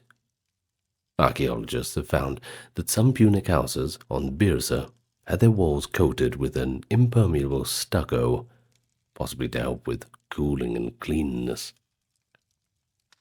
One aspect noted by ancient sources is how tall and dense the city was actually built. The Roman observer Strabo later remarked on the numerous multi-storied houses, unusual for the ancient world. This vertical building was a response to the high population and limited land area. It meant that urban living was crowded. Streets could be narrow, corridors overshadowed by looming buildings. But urban life also had the omnipresence of markets and shops at street level. Many homes doubled as places of business, with a shop opening onto the street. You might walk down a Carthaginian street and pass by a cobbler's stall, then a purple dye workshop, and then a bakery with fresh flatbreads stacked on a counter, which would smell quite a bit better than the dye workshop, that's for sure. The city had designated market areas too. The central agora, which we've mentioned, for high-order goods and political assembly, and perhaps smaller bazaars for specific goods. A fish market by the harbour, a caravan market for African goods near the city gates, etc. These markets were lively daily meeting points. Fruit sellers, shaded by linen awnings, would shout prices for dates, figs, pomegranates. Potters displayed stacks of durable redware bowls, and traders from abroad would lay out strange wares like Baltic amber or Eastern spices. Carthaginian coinage in silver, emblazoned with the Punic goddess Tanit or a proud horse, changed hands in countless small transactions. Amid this urban energy, Carthage was also a city of strong defenses and public works that subtly influenced the routine. The city was encircled on the landward sides by a massive fortification wall, reportedly up to 8 to 10 meters thick and very high, with towers at intervals. These formidable walls gave the citizens a sense of security for a while until the Romans came. At least up to that time, no invader had ever breached them, so fair enough. What do they say? Past performance is not an indicator of future returns. Well, in any case, people living near the walls might see the city guard doing drills, or watchmen patrolling on top. The presence of walls also meant that at sunset the city's gates were closed, regulating movement. A daily rhythm of opening at dawn and closing at dusk shaped the schedule of farmers and traders coming in. Within the walls, Carthage had notable public landmarks. You had the temple of Eshmon, atop the Byrsa hill, that is, shining with its columns, and the temple of Tanit and Baal Hamon near the precinct of the Tophet, and other shrines sprinkled through the neighborhoods.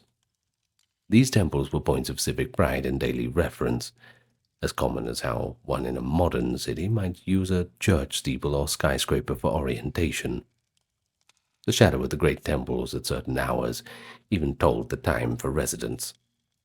I suppose when it gets to a certain point you'd know, yes, time to pack up and go home. Trade and commerce, of course, were the lifeblood of Carthage. The city didn't rise to power through conquest. It was above all a trading hub of the Mediterranean, and daily life for many Carthaginians revolved around economic activity. In the markets of Carthage you could find Egyptian papyrus and linen, Punic textiles, Etruscan vases, Celtic amber, and perfumed oils from Syria, a true emporium of the ancient world. Now, the mercantile class of Carthage was highly respected.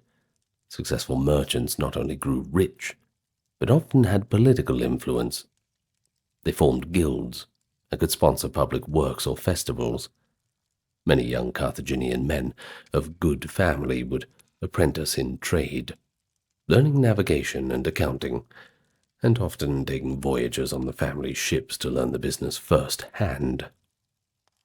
From the port, Carthaginian ships fanned out across the sea, east to the Levant, west through the Strait of Gibraltar to the Atlantic shores.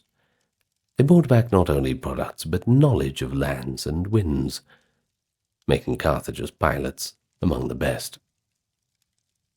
Well, an illustration of their skill and adventurous spirit is the celebrated voyage of Hanno the Navigator in the 5th century, who led a fleet down the West African coast, possibly reaching as far as Cameroon or Gabon. Carthaginian sailors like Hanno expanded the known world. In his Periplus, voyage log that is, Hanno describes encounters with exotic peoples, and even what might have been gorillas.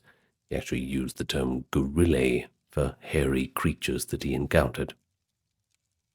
Things like this were exceptional, but they do show that many Carthaginians had a wider horizon in daily life than the average ancient people. Their prosperity depended on distant horizons and the sea. Back within the city, a variety of occupations kept the economy humming. Inscriptions and archaeological remains show evidence of many trades. Artisans formed a significant group.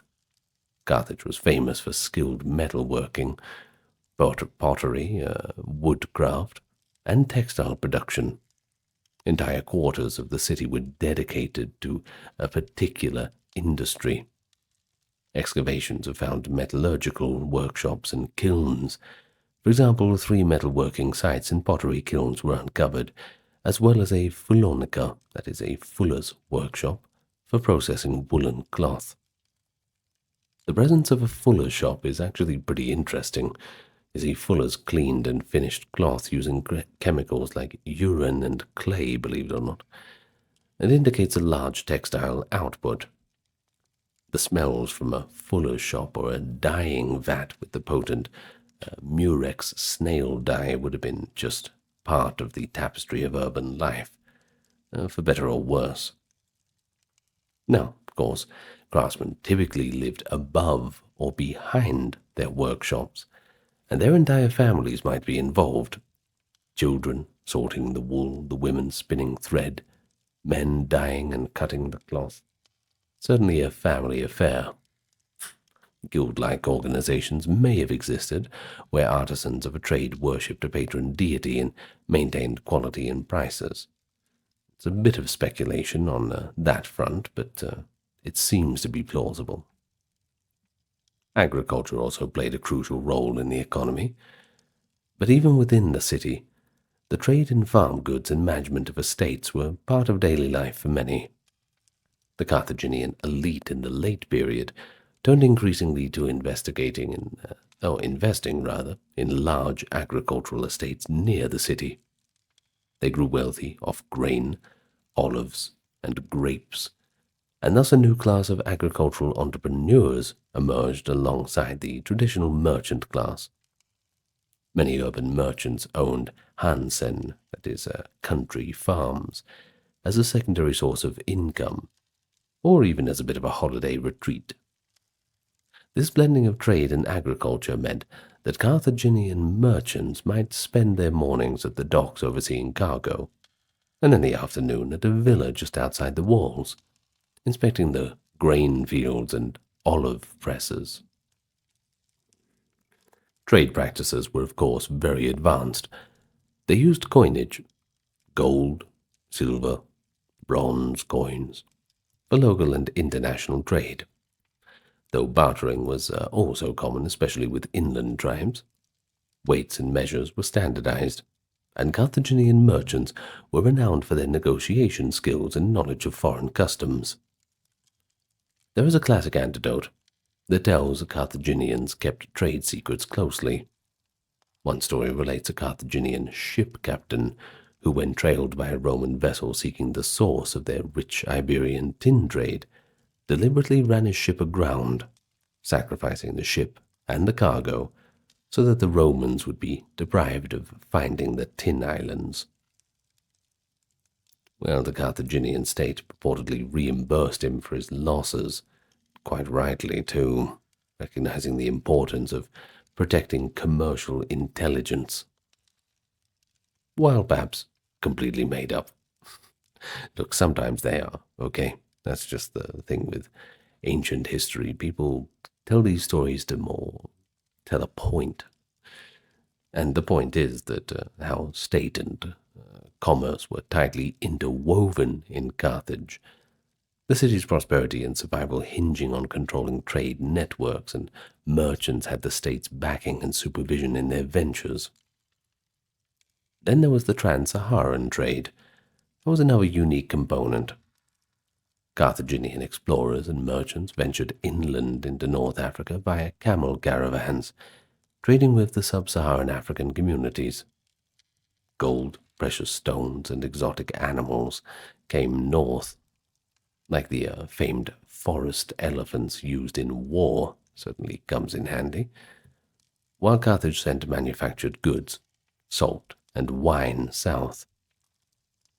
Though such journeys were long and perilous, by the late 3rd century BCE they were established enough that a portion of Carthage's daily market produce might include, a tusk of ivory from far-off lands, or feathers of exotic birds, things like this. The presence of Carthaginian trading posts in places like West Africa, and possibly the Atlantic coast, is supported by writings like Hanno's Periplus, which we mentioned, describing founding settlements and trading with local peoples for skins and gold. But for the average Carthaginian worker, daily labor could be demanding. A dock laborer might spend dawn to dusk hauling amphorae of wine or wheat from ship to warehouse. A craftsman, say a potter, would toil at the wheel shaping clay vessels, then stoke his kiln far into the night to fire them. A market vendor would rise early to secure good space in the bazaar and loudly promote his figs or fish to shoppers. Yet it does seem that Carthaginians placed value on fair dealing and efficiency. Polybius, the Greek historian who visited Carthage, noted that the countryside of Carthage, quote, provided for all the needs of the city's people, implying a well-organized supply chain. Tribute or taxes from subject cities and allies also flowed into Carthage, often in the form of grain or money. Thus, part of the daily life for officials was managing this tribute and trade income, allocating rations, especially in wartime, and ensuring the granaries were full. Carthage had huge storehouses and silos. Some were located near the harbors, others on the Byrsa Hill. Keeping them stocked was critical, a lesson hard learned during sieges when starvation threatened. Now finally, Carthage's economy also depended on military expertise. Hiring and paying mercenary armies was a major expense, and raising war elephants or maintaining fleets meant that many inhabitants worked in these sectors. The city's skilled shipwrights could build a warship in surprisingly short time. During the First Punic War, Carthage's dockyards tuned out hundreds of ships. So, you must imagine the naval arsenal of Carthage as a constant source of employment and noise. You had carpenters, rope makers, blacksmiths, sail weavers, all laboring to outfit the navy and merchant marine. Indeed, a sizable segment of Carthage's male population were either soldiers or sailors. Mercenaries from abroad garrisoned the city or nearby outposts, but Carthaginian citizens often manned the navy. A citizen sailor's daily life when in port involved drills at the harbor, maintenance of ships, and off-duty leisure in the sailor's quarter. Maybe even a few cups of wine in the dockside tavern, swapping stories of storms and sea battles. Well, let's talk about the diet of the Carthaginians. At its heart, it was a Mediterranean one, centered on grains, olive oil, wine, but with local North African twists and a few imports. The staple for ordinary people was bread and porridge made from barley or wheat. Grain was abundant from the fertile hinterlands. Women in households ground it up into flour using stone cans every morning, and then baked flatbreads on clay griddles or the sides of ovens. Barley, which was cheaper than wheat, might be made into a porridge, kind of like a polenta-type dish, you know what I mean, often enriched with whatever vegetables were on hand. In fact, a well-known Roman farming writer, Cato the Elder, recorded a recipe he called Punic porridge, Pulse Punica, which gives us a delightful peek into the Carthaginian taste. It was basically consisting of softened grains like wheat or spelt, mixed with generous amounts of fresh cheese, honey, and eggs to create a pudding-like dish. The idea that the Carthaginians enjoyed a sweet, nourishing porridge of cheese and honey suggests that they liked to elevate simple grains into something a little more indulgent, and of course full of calories, perhaps a treat for the upper classes or a festival dish. The recipe survived because Cato, ironically a staunch enemy of Carthage, so appreciated it that he included it in his own writings on agriculture, a small little testament to the crossover appeal of Carthaginian food. Olive oil, of course, was ubiquitous. It served for cooking, lamp fuel, and as a condiment. Carthage's olive orchards produced high-quality oil that was used in everything from frying fish to dressing salads of herbs. And speaking of fish, as a coastal city, it's no wonder that they had plentiful seafood. Common folk ate fish regularly: sardines, anchovies, mackerel, and other Mediterranean fish, either fresh grilled or preserved in salt. Shellfish, too. Oysters, mussels, clams, they were part of coastal fare. The city's fishermen also caught octopus and squid, which could be stewed or dried. The Carthaginians likely had a version of fish sauce similar to the Roman garum. Given Phoenician influence in spreading such condiments, this fermented fish sauce would spice up many dishes with its salty flavor. Meat was less common for the poor, but of course it was eaten often by the wealthy.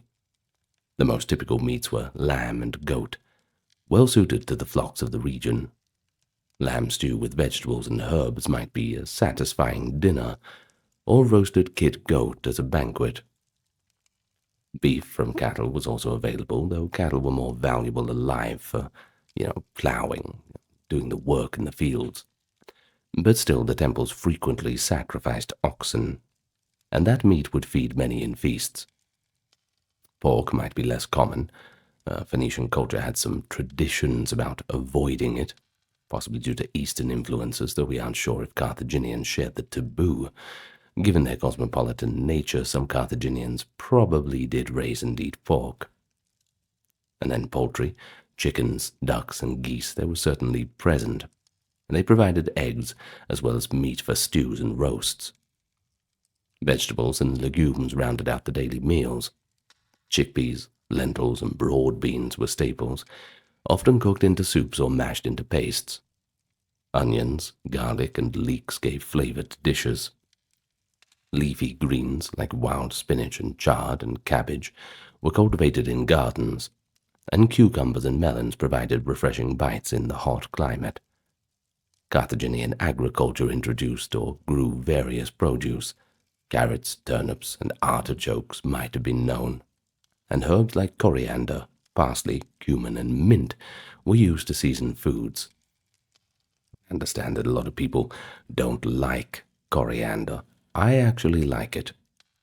So let me know if you like it or not. There's some people who are vehemently against it. In any case, the extensive trade network meant spices like cinnamon or nutmeg could appear on a rich man's table, but they had to be imported at great cost, of course. Showing off one's wealth through spiced dishes was likely a Punic habit, as it was later in Rome and other places. Fruits were abundant and much loved. Figs, both fresh and dried, were a common snack and a sweetener along with honey. Grapes were eaten fresh and, of course, pressed into wine. Dates from the south were a Carthaginian specialty, sweet, energy-rich dates that could be eaten plain or pressed into cakes. Date palms also grew well in the region. Even today, Tunisia is a leading date producer, by the way.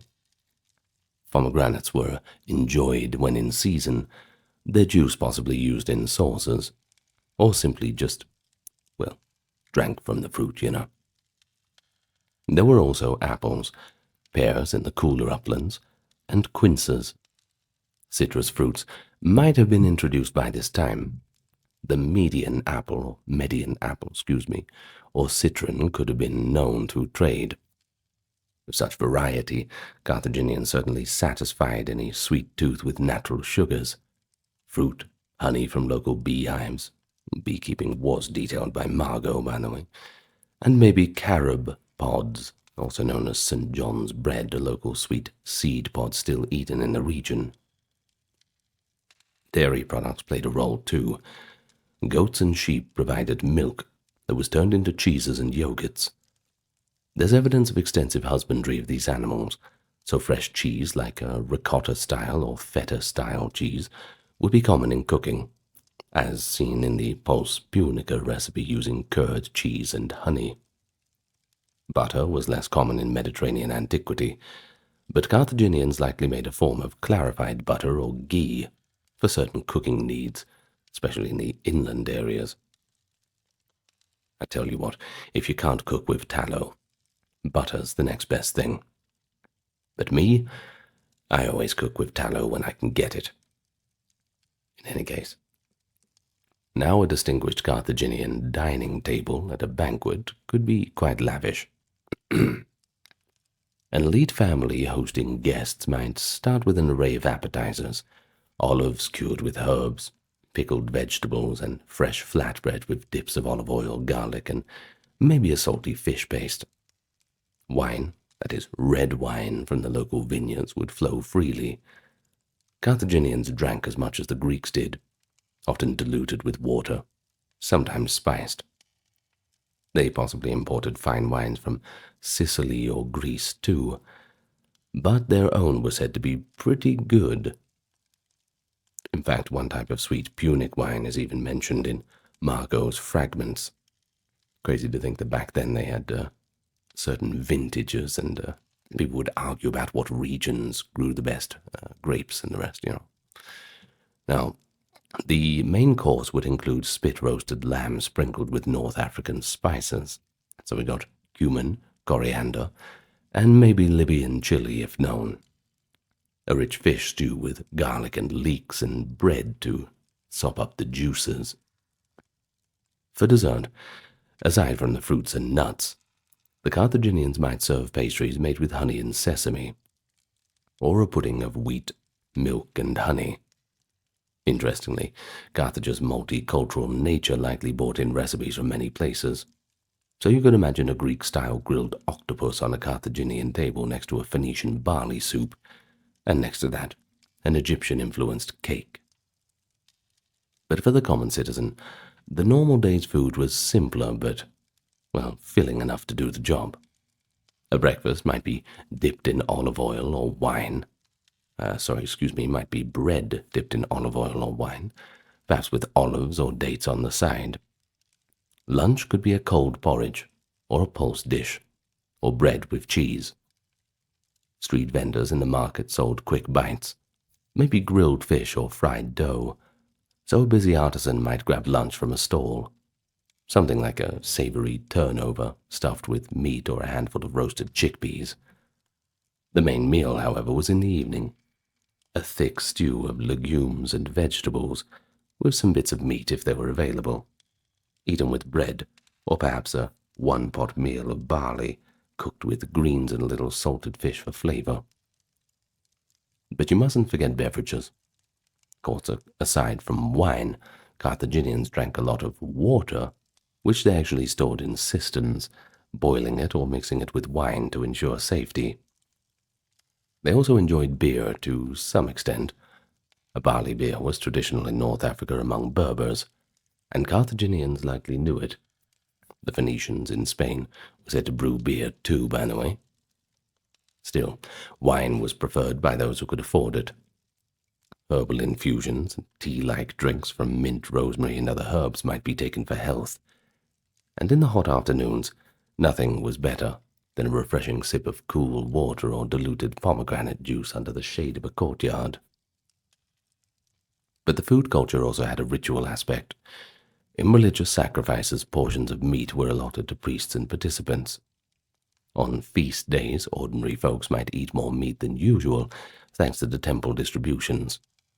For example, during a festival of Baal Hamon, after the god received the sacrifice, that is, burning the fat and certain organs, the remaining roasted meat of bulls or rams would be shared out, a kind of a sacred barbecue that everyone got to enjoy. Not only did that honor the gods, but, well, it gave everybody a good supplement of protein. The combination of fertile fields and bountiful seas made Carthage's diet one of plenty, at least in good times, and quite a bit of variety. A Roman visitor during peacetime would have found Carthaginian cuisine rich and satisfying, perhaps less heavy on meat than a Roman diet, but a little bit more flavorful and sweet. Indeed, the Carthaginians had a bit of a sweet tooth. Plentiful honey, dates, raisins, and nuts went into the candies or energy cakes, if we can call them like that. But moving on, let's talk a little bit about clothing now. Because, well, you can identify people from a distance where they're from by their clothing in those days. In the streets of Carthage, you would have seen a vibrant display of different styles, reflecting both the city's Phoenician heritage and its interaction with other cultures. Carthaginian dress was a blend of traditional Near Eastern garments and Hellenic influences, adapted, of course, to the Mediterranean climate. As for the men of Carthage, they typically wore a tunic, a chiton or ketanet in Semitic terms. That was the basic garment. This was a simple linen or woolen shirt-like piece, usually a short-sleeved one or sleeveless completely, reaching down to the knees. For laborers and sailors, the tunic might be short, above the knees for ease of movement. For respectable citizens, it often fell to around the knees. Over the tunic, Men often draped a cloak or a robe. A common type was the Phoenician mantle, akin to the Greek himation, a large rectangular cloth draped over one shoulder and around the body. In Carthage, this mantle could be brightly dyed. The city's access to excellent dyes, included the famed Tyrian purple, meant that even middle-class folk might enjoy a colorful wrap. For instance, an elite Carthaginian man might wear pure white tunic of fine linen with a mantle of deep crimson or royal purple on top. Of course, purple was the most expensive dye, usually reserved for the wealthy or for trimming garments. Others wore cloaks in shades of ochre, blue, or green, reflecting the dyes available from local plants and trade. In official or religious contexts, high-ranking men might wear a long robe with intricate embroidery. Some records suggest Carthaginian magistrates and generals donned special garments.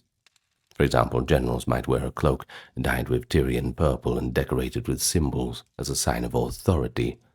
Hannibal was said to wear such a cloak on his campaigns, by the way. You don't get much more authority than that. But on the battlefield, Carthaginian officers wore a Hellenistic-style armor. But in the city they would present themselves in a more dignified civilian dress. Women's clothes were more elaborate a lot of the time. Carthaginian women wore flowing dresses of light linen or fine wool. A common ensemble was a long tunic or gown reaching the ankles with sleeves, short or long depending on the fashion and weather. Over this, women usually had a wrap or shawl. One style seen in Carthaginian-influenced art is a sort of veil or mantle that could cover the head and shoulders, not necessarily for strict modesty, but as a customary accessory when going out. However, women did not typically veil their faces fully. It was more like a shawl that could be pulled over the hair. The dresses were often dyed in rich colors, deep blues, reds, yellows, and patterned with bands or embroidery. Wealthy women favored embroidered fabrics and imported materials. For example, a noblewoman might wear a diaphanous silk or fine linen gown imported from the East, dyed a vivid saffron or purple, edged with embroidered motifs, perhaps motifs of Tanit's symbol or floral patterns, things like this. Both men and women in Carthage were fond of bright colors and luxurious fabrics, befitting a society of wealth, of course. In fact, a later anecdote, a Roman sumptuary law, the Lex Oppia, that limited women's display of gold and purple in Rome, was partially justified by citing how Carthaginian women decked themselves out, implying that Punic ladies were known for their ostentatious dress, at least in the eyes of Roman sensibility. Jewelry, of course, was extremely popular and of high craftsmanship. Carthaginian goldsmiths were renowned, and excavations have unearthed splendid pieces: gold earrings, necklaces, bracelets, and rings, often inlaid with precious stones or colored enamel. Men of status wore rings, signet rings for sealing documents often engraved with a Punic symbol or a deity. Some high-status men might also wear a torque, that is a neck ring or a gold chain. But generally, male jewelry was modest compared to women's. Women adorned themselves lavishly. Multiple earrings, Phoenician-style earrings, would be quite intricate with dangling pomegranates or lotus motifs, layered necklaces of gold and semi-precious stones. Carnelian, lapis lazuli, and jasper were favorites, as well as Mediterranean coral. Bracelets, too, and anklets would be worn. Brooches of bronze or silver held shawls in place, often crafted in shapes like the crescent moon, that is the symbol of Tanit, or protective symbols. Now, one interesting category is amulets. Carthaginians, like other Phoenicians, carried amulets for luck and protection. Common ones included the scarab beetle and the eye of Horus, borrowed from Egyptian symbolism. Many Carthaginians wore scarab amulet pendants, or glass beads with eye patterns around their neck woven into their hair. Children, especially, might have amulets against illness or curses. The overall effect for the Carthaginian attire was one of color and ornament. A foreign visitor walking through the marketplace would see Carthaginian men in white or brightly colored tunics debating business, and women shimmering in embroidered robes with gold glinting at their throats and wrists. Even the working class tried to dress up on special occasion. A fisherman's wife might have a dyed cloak saved for temple visits, and a craftsman might sport a bronze ring or an amulet necklace, even if his tunic was plain. Hairstyles would vary by gender and status. Elite Carthaginian women wear their hair long and often elaborately styled. We hear that wealthy individuals wore intricate hairstyles and perfumes often. Women might braid their hair and coil it on top of their head, securing it with pins and a net, or let it flow loosely under a veil in a wavy cascade if they were unmarried or if the setting was informal.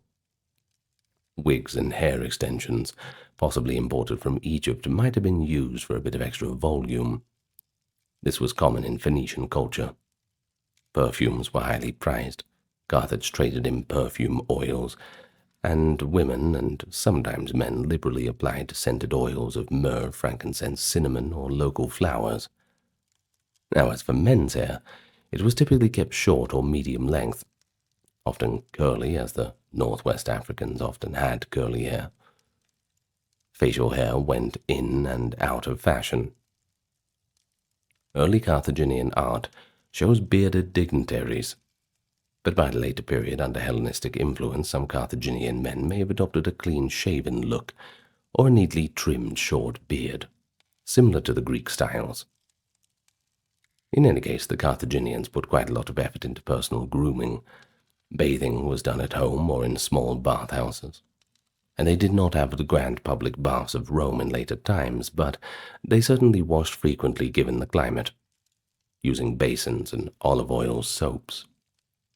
Oils were applied to skin and then scraped off with a strigil, that is a metal scraper, a practice adopted from the Greeks to clean and moisturize the body.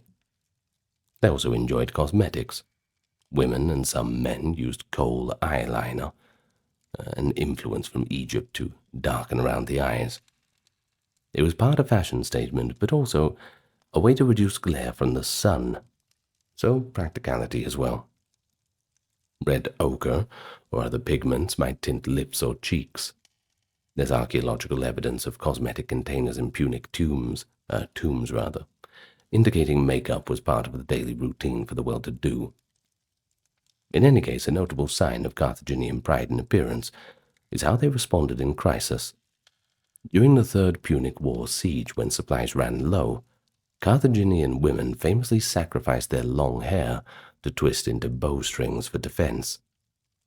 This dramatic act, cutting off their cherished hair for the city's survival, speaks to the high cultural value that women placed on hair and adornment, and the equally high value placed on Carthage itself. The image of noble women surrendering their ornate hairstyles, removing gold pins and letting the braids be shorn, or to make weapon cordage, was recorded by later writers, and remains a pretty poignant anecdote of their devotion. But on an everyday basis, the Carthaginian fashion was about showing status, enjoying beauty, and blending practicality with display. The flowing robes kept people cool under the sun. The jewelry not only decorated, but often conveyed symbolic protection or social rank. And the varied influences, Phoenician robes, Greek cloaks, Egyptian amulets, Libyan leatherwork, they all reflected Carthage's melting pot nature. But let's talk about a different aspect of life now, that is education. It was in Carthage not as publicly institutionalized as, let's say, Athens with its philosophers, but nevertheless it was varied and valued, especially among the elite and those pursuing commerce. The city's unique blend of practical commerce and learned tradition from its Phoenician roots meant that learning was geared towards more useful knowledge. though there was also an undercurrent of scholarly and even philosophical interest. You see, for most Carthaginian children, basic education would begin at home. Their parents taught their children the Punic alphabet and simple arithmetic from a young age, especially if the family was in trade. The Punic language was written in the Phoenician script, a 22-letter alphabet, and literacy among the mercantile class was probably quite high. Of course, the practicality, you have to be able to read contracts, keep accounts, and write letters. You won't be doing much trading if you can't do that, won't you? The Punic writing survives mainly on inscriptions, but we know that Carthaginians kept trade records and correspondence on papyrus or parchment. Sadly, none of this has survived the Roman destruction. So, a child from a merchant family might, let's say by age 10, be able to read and write in Punic, perhaps do a bit of bookkeeping with abacus or counting boards. For the wealthy, education extended further. They might hire private tutors, or send boys off to study with scholars, either locally or even abroad in a place like Greek Sicily. Subjects would learn languages. Greek was particularly important. Carthaginians often learned Greek to communicate in the wider Mediterranean world. Mathematics for calculations in engineering and commerce, and rhetoric, skills of persuasion and speaking, valuable of course in the Carthaginian courts and councils. We hear that many Carthaginians were multilingual. They spoke Punic, Greek, and other languages. For instance, the Barca family, which produced Hannibal, was known to be fluent in multiple tongues. Hannibal himself negotiated with the Celts in their own language and corresponded in Greek with Hellenistic kings. Pretty impressive in the days before link and learning with texts. Now, navigation and geography could be part of practical curriculum. Carthage's seafarers needed knowledge of winds, stars, and map-making. It's likely that adolescent boys interested in naval or merchant careers would spend their time learning geometry or astronomy basics for navigation. They also might apprentice on ships to get hands-on experience. One area Carthage excelled at was agronomy and veterinary science, as evidenced by the great work of Margot on agriculture, which included animal husbandry. This suggests that the Carthaginians developed a more scientific approach to farming, and likely had schools of thought, or at least transmitted knowledge in those fields. Agriculture was taught through treatises and demonstration on estates. A youth from a landowning family might be sent to work under an experienced estate manager to learn the craft of maximizing yields and managing labor. For those inclined toward more intellectual pursuits, Carthage did have some tradition of philosophy and scholarship, though just not as prominent as Greece, but, that's a hard act to follow. There are hints that Carthage had libraries before its destruction. One source claims that after Carthage fell, the Romans gave the surviving Punic text on agriculture to Numidian kings and maybe a few others, implying that Carthage had a repository of knowledge. The Royal Library of Carthage, if one existed on Byrsa, likely contained works on history, religion, maybe Tyrian chronicles, and travelogues like Hanno's Periplus. Also, Carthaginians had interest in history and genealogy. They kept records of their kings and generals, though once again these only survive in fragments via secondary authors. Gisco, a Carthaginian general, was noted by Aristotle for giving clever mathematical riddles to his troops, a random anecdote that implies even in a military setting intellectual games were present. Formal higher education might involve going abroad. By the late 3rd century, some Carthaginian aristocrats studied in Greek centers. For example, it's quite possible that Carthaginian youth went to academies in Syracuse or Alexandria, if they had the interest and the means to do so. Conversely, Carthage might have hosted foreign scholars, being a cosmopolitan city. One could find a Greek tutor or an Italian intellectual at the court. But, once again, records on that are quite limited. Apprenticeship was a key mode of education for trades and crafts. A boy whose father was a carpenter would learn by shadowing him and eventually taking up the tools himself. Guilds likely had internal training. For instance, the metallurgists would teach the next generation smelting techniques. The purple dye workers guarded the secret of their dye making, but passed it to chosen apprentices. It wasn't classroom learning as we think of it, but it was systematic in its own way. But hang on a second. What about girls' education? Well, in Carthage, girls of affluent families probably received more education than in many other ancient societies. They at least learned to read and write Punic. That's one thing. And of course, when you're learning, you're not going to get very far if you don't know how to read and write. Well, since Carthaginian women could conduct property transactions, those of the upper classes needed basic numeracy and legal understanding. Many would know Greek as well. As example, a Carthaginian diplomat's wife might host a Greek guest and wish to converse. However, their education emphasized domestic and social arts, managing servants, textile work, music, religious rites, this kind of thing. And we have no record of women in official scholastic roles, but some could become priestesses, which entailed learning hymns, rituals, and perhaps keeping temple accounts.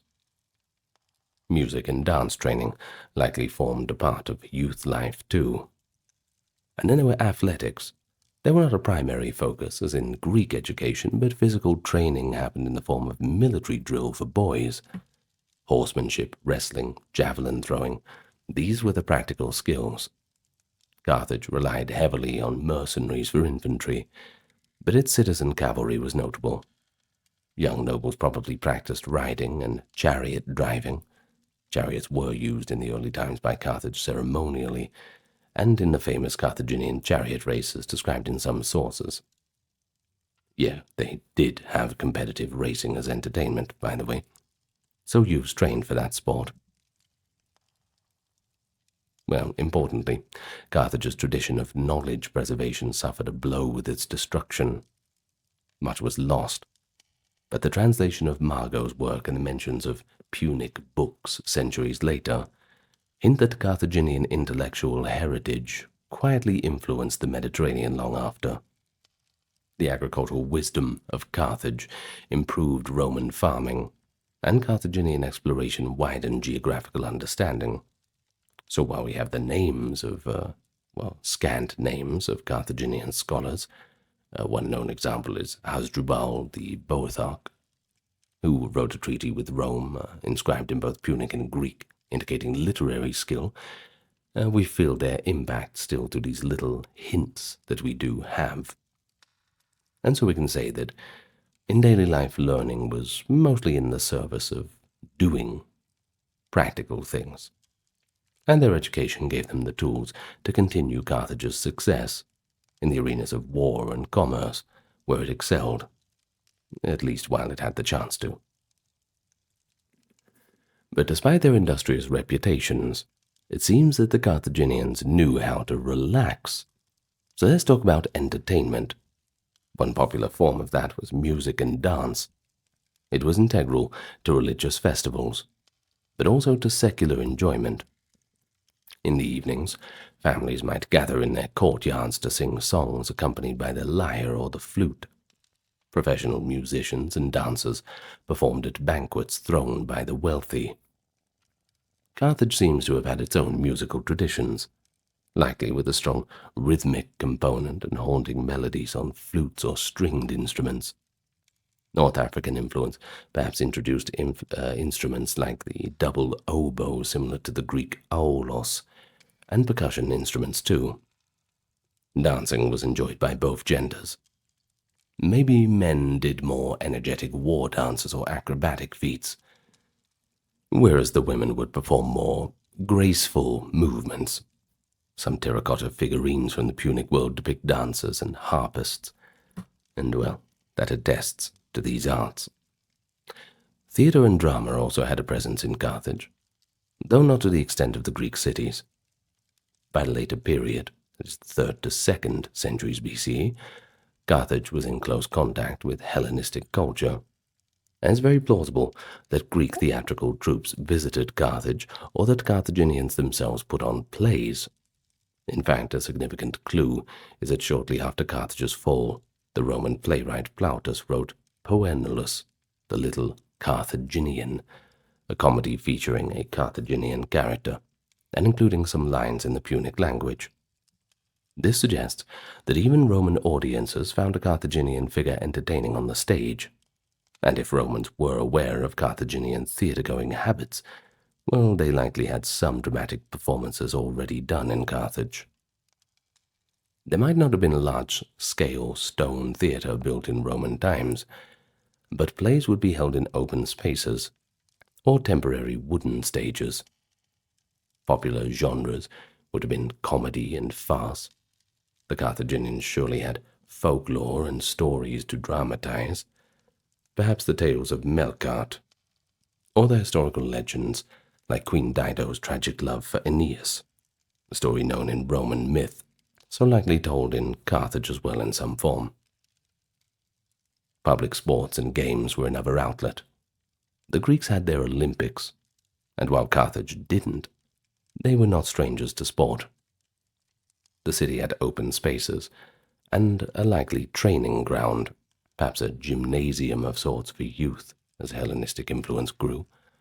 Wrestling and boxing matches might have been held for young men to showcase their strength. Chariot racing, too, was apparently practiced. Later Roman writers mention that Carthage had multi-team chariot races, possibly in a makeshift hippodrome or along the city's avenues. This was a spectator sport. Cheers and betting would accompany the thunder of the hoofs. Even if Carthage did have a permanent circus, which they didn't, we haven't found anything yet, temporary tracks could have been set up during festivals. The excitement of a 4-horse chariot race, with a Carthaginian driver and colourful livery, must have been a thrilling sight. Given that North Africa later became a chariot racing hotbed in Roman times, with famous racing stables, it's plausible that the love for this sport did start in earlier periods. Another athletic pastime was hunting, though in the city that meant mainly staged hunts or boasting about hunts done abroad. Wealthy Carthaginians loved to hunt lions, elephants, and other game, often done during military campaigns or arranged expeditions in the Numidian territories. Social clubs and dining societies might gather for events of drink or conversation.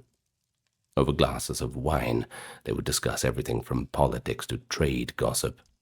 Symposium-style gatherings could feature hired entertainers, a lute player, a witty slave performing mimicry, or even an exotic dancer from Spain or Nubia to captivate the guests.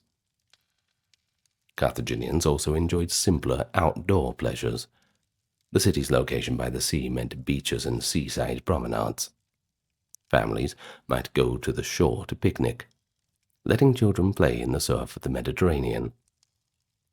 The gentle climate allowed for gardens, and gardening was highly esteemed. Many houses had courtyards with gardens. Those were both practical, growing herbs, figs, etc., and as a leisure space. Tending a small garden or orchard could be a relaxing hobby for a retired merchant, or a meditative practice for a priest. In fact, we have plenty of remains of Punic gardens that have been found, with planting pits that once held ornamental or fruit trees. Public baths, in the grand Roman sense, did not exist yet, but Carthaginians likely had smaller bathhouses, or at least public bathing pools. Some sources suggest they had something akin to baths later adopted by the Romans. Cleanliness and social bathing go together, so perhaps certain neighborhoods had communal bath facilities where people could wash, soak, and socialize.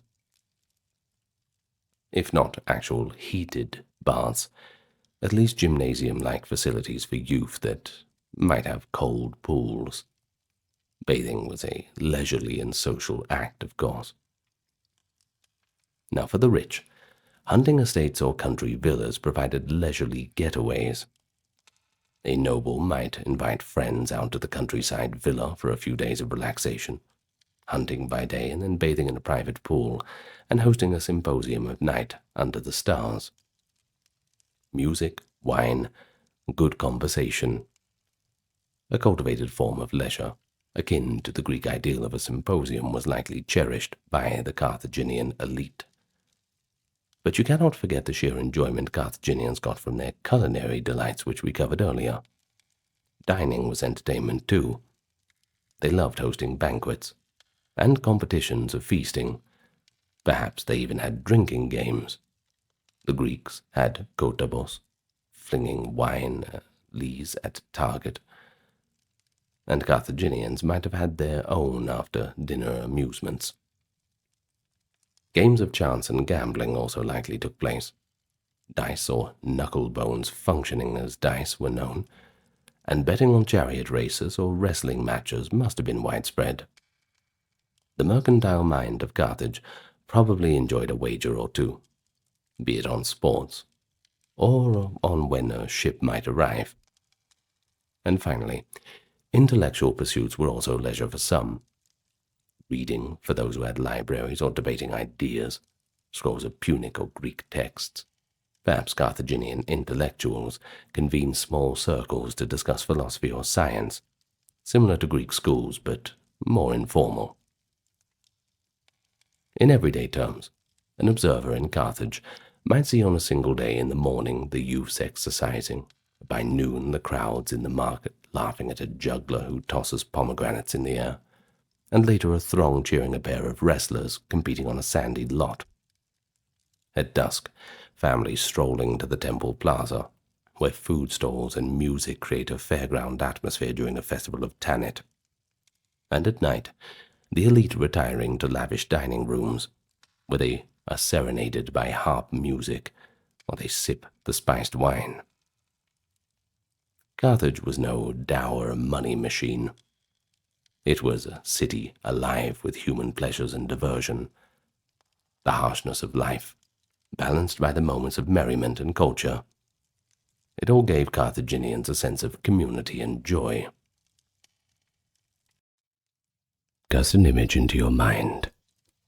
Oil lamps in a Babylonian temple gently flickering, as a priest whispers forbidden words to ward off a demon. An Egyptian magician drawing protective symbols in the sand while invoking the old gods. Think of a Greek traveler braving the fumes of Delphi for a cryptic prophecy, or a Roman farmer fearing a neighbor's curse on his crops. Across the ancient world, from Mesopotamia's fertile valleys to Egypt's Nile, the Greek city-states to the Roman Republic, and even in the misty groves of Celtic Europe, magic and witchcraft were woven into the fabric of life. In our time together today, we'll go on a journey through those mysterious realms of ancient magic. Witchcraft and magic in antiquity were not mere superstition. They were complex phenomena, viewed through religious, legal, and practical lenses. We'll talk about how ancient cultures revered or even reviled magical practices, often blurring the line between rituals and sorcery. We'll hear it straight from the voices of antiquity, through the actual spells and incantations preserved in cuneiform tablets, papyri, and inscriptions.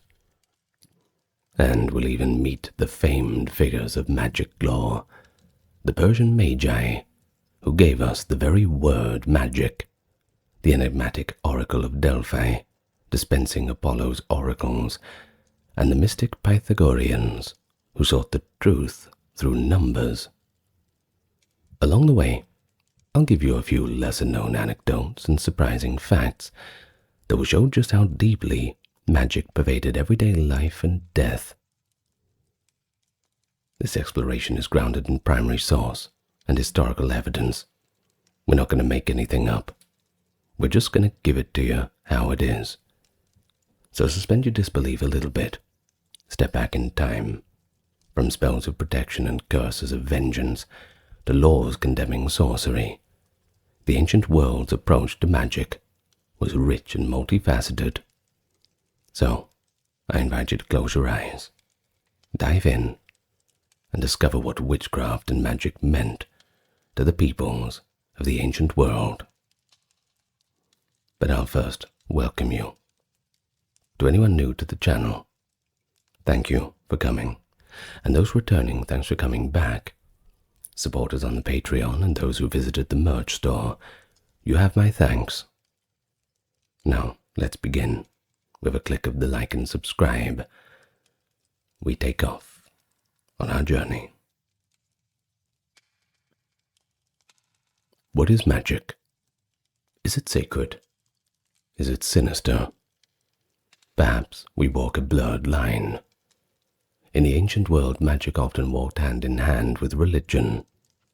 Many practices that today might be called magic were then part of official worship or healing rites. In ancient Egypt, for example, magic, called Heka, was regarded as a fundamental force of the universe, a gift from the creator god to humanity. Egyptian priests were thus trained as magicians. The very word for priest, Heri-heb, could denote a ritualist who knew powerful spells. But far from being heretical, using magic was a dutiful way to enlist divine help, no different to a prayer. An Egyptian funerary text like the Book of the Dead is essentially a spell book for the afterlife, full of incantations to secure the soul's safe passage. One such spell implores, "O you who open the ways and govern the roads, I am come to be glorious," aiming to grant the deceased authority when they face the next world.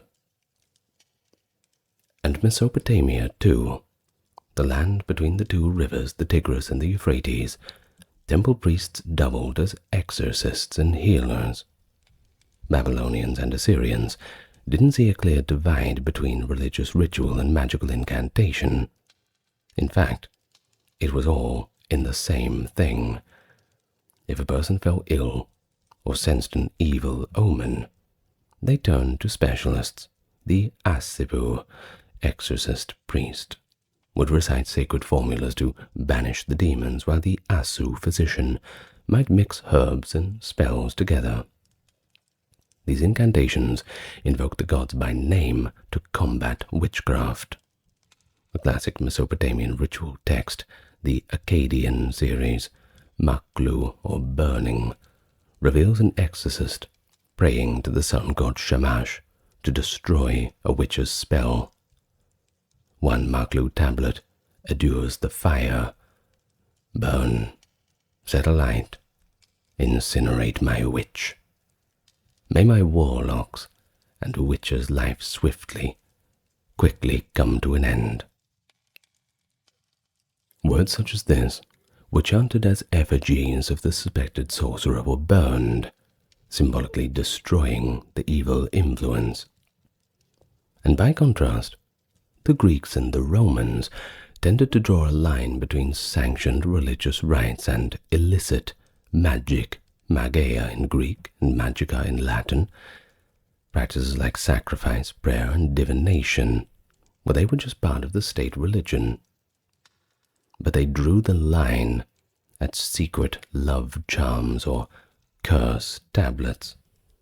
They, on the other hand, were viewed with suspicion.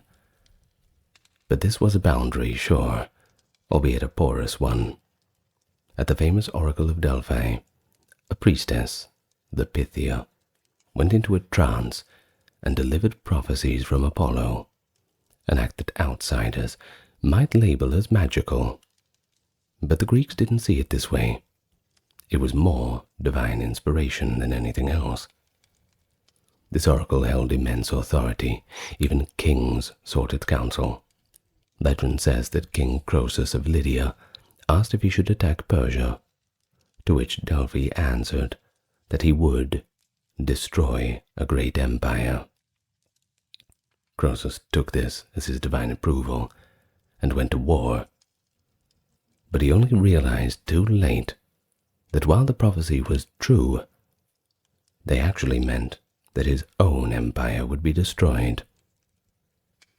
Prophecy was an acceptable form of supernatural insight, distinct from the maligned image of sorcerers performing graveyard rituals at midnight. It was a clean, more socially acceptable form of magic, but by anyone's real definition, it certainly seems like magic and sorcery nonetheless. Still, Greek literature is filled with witches who straddle that line between religion and sorcery. Homer's epics describe the enchantress Circe turning men into swine, and the witch Medea calling upon Hecate while concocting deadly potions. These figures, though mythical, reflect quite a lot of Greek anxieties, but also fascinations with witchcraft. Some Greeks sought out magical help despite social disapproval, especially in desperate times. In tragedy and folklore, a love-struck youth might secretly buy a love spell, or a farmer curse the neighbor who he believes blighted his olive trees. Officially, however, city laws could treat harmful magic as a crime of impiety. And then, of course, we have the Celts. Magic was deeply embedded in religion throughout the revered class of Druids, albeit they are extremely mysterious. Classical authors portrayed the Druids as priest mages of Gaul and Britain, conducting complex rituals and teaching doctrines of the soul. According to Julius Caesar, who is, well, let's say a little bit biased, the Druids taught belief in the immortal soul and engaged in observing the stars and natural world, but they also performed sacrifices to the gods, some of them human sacrifices that shocked the Greco-Roman sensibilities. The Druids were said to divine the future by watching the death throes of sacrificial victims, a grim practice that to the Celts was not dark sorcery but a sacred rite. In Celtic myth, magic and religion were one and the same. The gods themselves worked magic, and the poets and seers called Fili used incantations to shape reality. There is one legendary druid, Amergin. He's depicted calming a storm at the founding of Ireland by chanting a powerful invocation. I am the wind on the sea. I am the wave of the sea. I am the stag of 7 battles. Such incantatory poems show the sacred nature of Celtic magic, invoking forces of nature and deities as an integrated whole.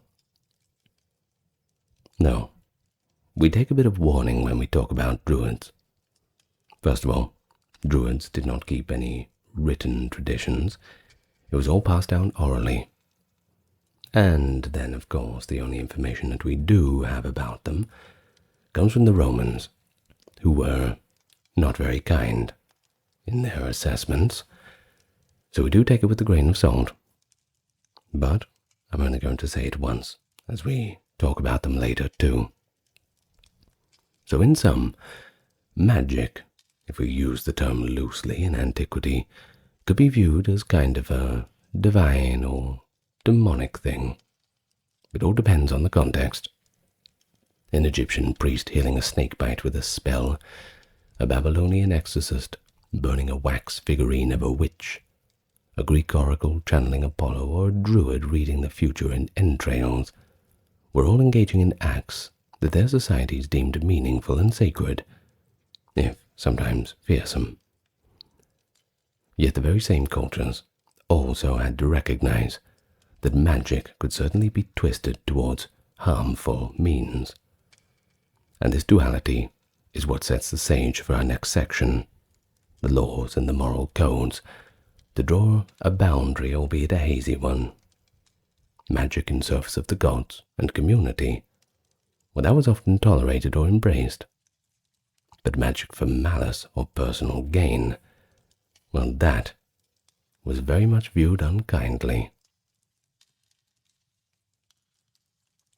Law and order. Dun dun.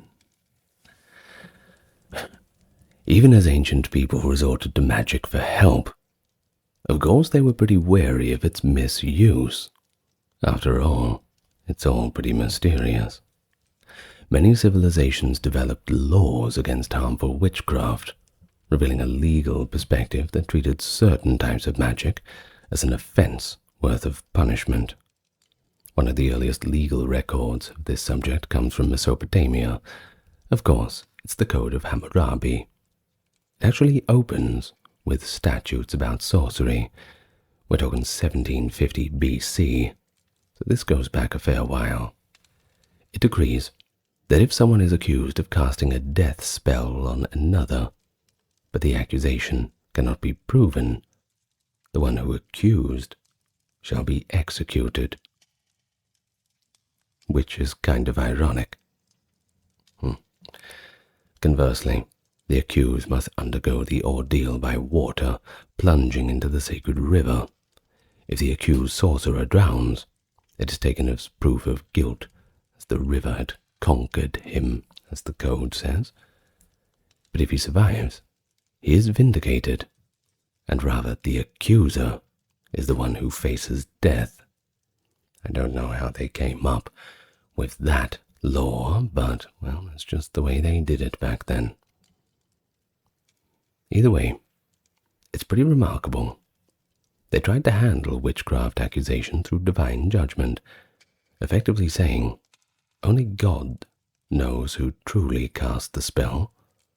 A false accusation was severely punished, indicating how serious an allegation of witchcraft could be in Babylonia.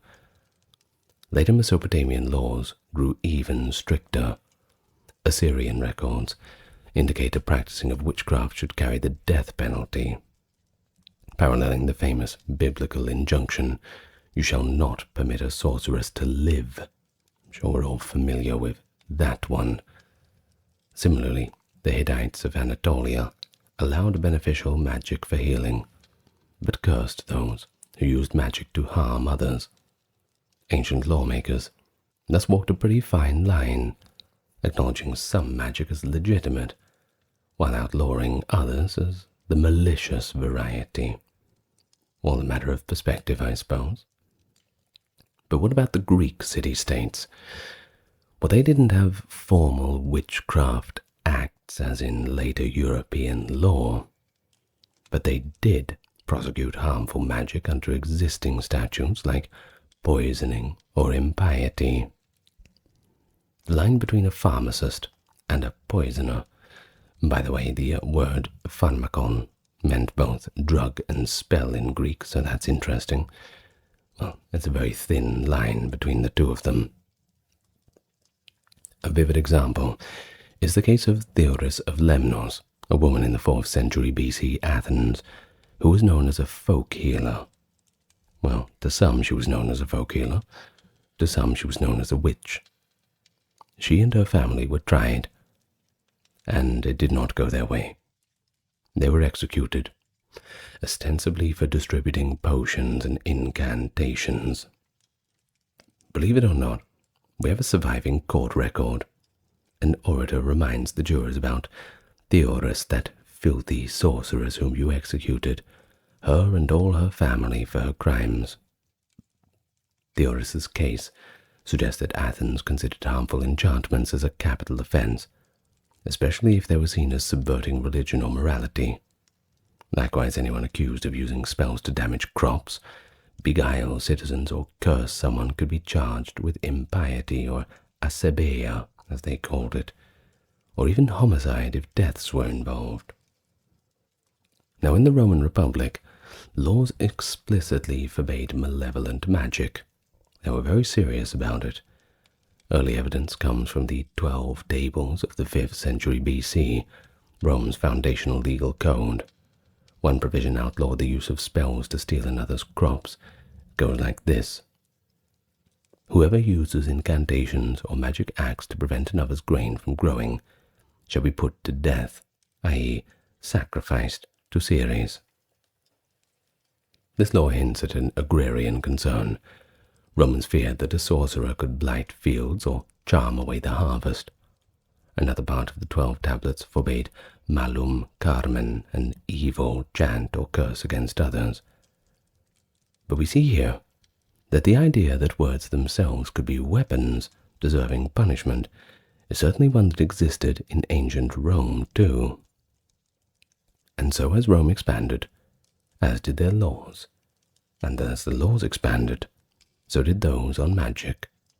By the late Republic, the 1st century BC, accusations of veneficium, a term covering poisoning and sorcery, were not uncommon. In 81 BC, the dictator Sulla passed a law that targeted assassins and poisoners, which also encompassed harmful magicians. Under this law, those who used enchantments or brewed deadly potions could face either exile or execution. The Romans, as practical as ever, lumped witchcraft with murder. If you killed or harmed someone by occult means, you were as guilty as if you had just walked up and stabbed them in the head. But interestingly, the Roman Republic's fear of magic sometimes left to mass hysteria. Livy relates episodes in 331 BC and 184 BC, where hundreds of people, mostly women, by the way, were executed or punished for allegedly poisoning or bewitching other citizens during times of plague. These events resemble witch hunts, sure, though couched in terms of rooting out poisoners. It shows that although, in crises, Romans readily suspected supernatural foul play. The Celtic societies, well, they didn't leave written law codes. Rather unfortunate, just like the Druids not leaving their records.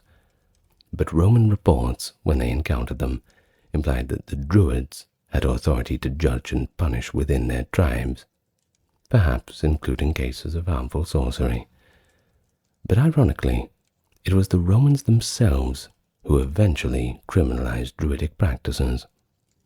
During the early empire, emperors like Tiberius and Claudius simply banned the Druids, partly because of their use of human sacrifice and the perceived magical influence over the people. While this occurred after the Republican era, it does give us a pattern. The ruling powers often outlawed rival religious magical practitioners to consolidate authority. For the Celts under their own rule, magic was not so much a crime, just a sacred duty of the priesthood. Unless it was used treacherously, of course. That's where we draw the line between self-interested magic. In Irish mythic lore, and I say mythic lore, we hear of Druid curses laid upon oath breakers, suggesting that using magic against one's community was condemned. So across these cultures then, don't you see a common thread? Magic became illegal when it threatened lives or social order. As far as divinatory or protective magic, that might be tolerated.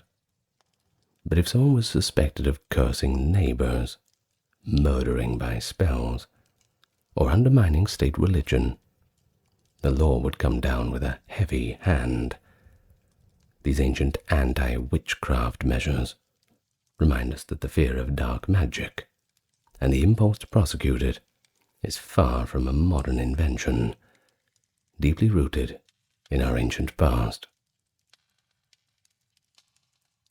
So, who really had control? The witches, the priests, or the magicians? Who were the practitioners of magic and witchcraft in the ancient world? As far from a single stereotype, they range from respected temple priests to wandering charm sellers, and even on the extreme end, feared sorceresses. Each culture had its own terminology and hierarchy of magical workers. In Mesopotamia, the chief practitioners were professional classes often affiliated with the temples themselves.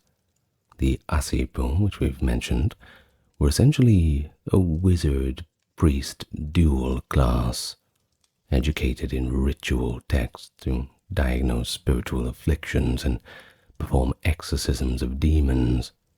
If a Babylonian, heaven forbid, had nightmare of a demon, an Asibu would be summoned to recite the appropriate incantation and burn offerings to banish the evil away. But on the other hand, we have the Baru, diviners, who inspected animal livers or watched celestial omens to predict the future, a pretty accepted science of the time. And then there were the unnamed witches. In Akkadian, though, we have the word Kishbu, who were believed to cause illness and misfortune by secret spells. Ironically, no texts from Mesopotamia claim to be written by a self-identified witch, which survives, or what does survive, are the counter spells by the exorcists, which is still pretty awesome that we have that anyway, especially so long ago. Just take a moment to appreciate that. But this tells us that the official magicians saw themselves as combating an illicit counterpart. Of course, that means that that counterpart must have existed. The Maklu ritual mentioned earlier even concludes the burning of clay or wax figurines to represent the sorcerer, indicating how real the threat of witches was to Mesopotamians. In Egypt, on the other hand, the line between the priest and the magician was extremely thin. Egyptian priests in charge of temple rituals also compiled and copied magical texts for broader use. For instance, just one example, the priesthood of Heliopolis, Heliopolis meaning city of the sun, by the way, produced guides for warding off dangers like snake bites and miscarriages, invoking gods such as Thoth and Isis. Egyptians also had lay magicians, often learned scribes who could be hired to produce spells for clients. The Westcar Papyrus, an Egyptian story collection, recounts how a magician named Dedi entertained the pharaoh Khufu by beheading and restoring a live goose. An example of wonder working at the royal court. I'm sure that would have been very entertaining. Another tale speaks of Prince Kamwaset, the historical son of Ramesses II, later mythologized, who combats a powerful sorcerer to protect the pharaoh. These stories mirror societal roles. There were court magicians, healer magicians, and likely a wise woman, or local witch figures as well. Indeed, Egyptian language has terms like Heka Netjer, God's magic, for sanctioned power, and Akkaru, for malevolent sorcerer or supernatural being, so we know that there is a distinction. The fact that pharaohs themselves were considered to embody magic, they were called Hekau, masters of magic, meant that in Egypt, magic was often top-down. A pharaoh might have magicians on staff, just as he had physicians, gardeners, cooks, and everything else. If a conspiracy arose, as with the Harem conspiracy against Ramesses III, even those plotters sought out magicians. Papyri from the trial revealed that they included magical spells and wax figurines, a pretty common trend. They used these to incapacitate guards and aid their treason. Thus in Egypt, one finds magic in the highest and lowest orders of society, from divine ruler to scheming assassin, all employing the same occult forces. But the Greco-Roman world, they distinguish between religious experts and sorcerers, though sometimes the same person could wear both hats. The most esteemed magical practitioners in Greek society were the oracles and seers. We've already heard about the Oracle of Delphi. She's a prime example. The Pythia was not viewed as a witch, so to speak, but more of a holy mouthpiece for Apollo. Similarly, the seers, Manteus, accompanied armies to read omens from bird flights or sacrificial entrails. These diviners held honored positions. Another respected group with the mystical aura were the philosophers like Pythagoras and his followers. The Pythagoreans engaged in plenty of esoteric practices, observing strict purification rites, studying numerical mysticism, and believing in the transmigration of souls. While they pursued what we'd call philosophy and science, ancient writers also ascribed miracles to Pythagoras himself. Aristotle, for example, called Pythagoras a wonder worker, noting legends that he had a golden thigh and he could show up in 2 places at once. Later stories claim Pythagoras tamed a deadly bear with a whisper and was even greeted as a divine being by a river. Such tales, well, maybe they're a little fanciful, but they show that Pythagoras was remembered not just as a mathematician, but as a semi-magical sage. Perhaps he was a mathemagician, new word coined on this channel. Well, the Pythagoreans as a group kept their teachings pretty secret, prompting some contemporaries to view them with suspicion, akin to a cult wielding magical power. And we all know how we have to deal with cults. Scary people. Another famous category of practitioner was the Magi of Persia. In fact, the very word magic in Greek, magia, derives from the Magi. These were the priestly caste of the Persian Empire, experts in rituals and astrology. Herodotus notes that no Persian sacrifice was considered valid unless a Magi was present to chant the prayers. They were revered in their own land as holy men, serving their god Ahura Mazda. But to the Greeks, their foreign wisdom carried an aura of mystery. Early Greek writers used magia to describe the secret arts they imagined the Persian Magi possessed, firmly linking Persia with arcane knowledge. Later legends further enhanced their repute as master sorcerers from the East, but in reality, it was a little bit more boring, I think. They're more akin to learned priests and dreamed interpreters at the Achaemenid court, and they knew quite a lot about astrology too. Their influence on the Greek imagination of what is magic is nonetheless pretty profound. Alongside these high-status practitioners were the more maligned figures like the Goeths and Pharmakeas of Greece, and the Sage and Strege witches of Rome. Goes, in Greek literally wailer, originally meant a mourning singer. That is, mourning with an OU. But it came to mean a magician who summons ghosts or works necromancy, which is obviously not well received by everyone. They were itinerant sorcerers who might offer love potions, curses, or spirit communications, albeit for a reasonable fee. The pharmacus was typically a woman skilled in herbs and potions, sometimes a healer, sometimes accused of being a witch. In literature, for instance, the poet Theocritus portrayed a sorceress named Simaetha, using magic to draw her lover back, burning herbs in a bull's liver while reciting spells. Real-life counterparts likely existed. An inscription from Athens even curses a, quote, witch named Anoia for causing somebody's afflictions. These freelance magicians provided services that formal religion did not.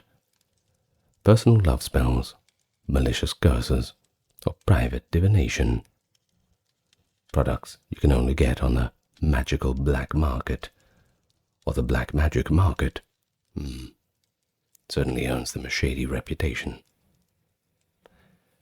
Well, in Rome, the term saga referred to a wise woman or a witch, depicted by authors as old crones brewing up the foul concoctions. Bit of a stereotype.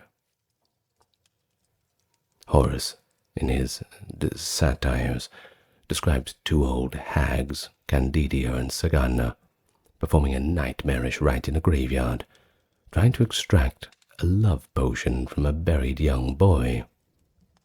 Such literary caricatures reflect Roman fears of witches who practiced the mixing of potions and poison, veneficium. Yet Rome also had its share of professional astrologers and foreign magicians in the cities. Chaldean astrologers from the east were so popular that the Senate repeatedly expelled them in the late Republic, and sometimes they were politically disruptive by casting horoscopes of the powerful. Despite laws, Romans of all classes consulted astrologers, or bought curse tablets to influence the chariot races and legal trials, sometimes seeking a witch's help to concoct a love charm. As for the Celts, once again, our information comes from outsiders, but it does suggest that druids, bards, and seers, also called vates, covered most spiritual needs, from conducting sacrifices to divining omens and reciting lore.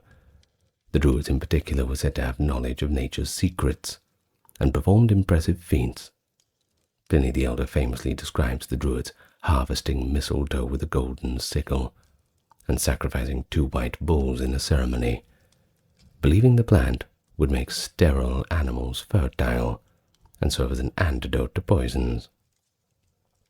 Celtic seers, like the Bandrui, female druids in Irish lore, also appeared in legends.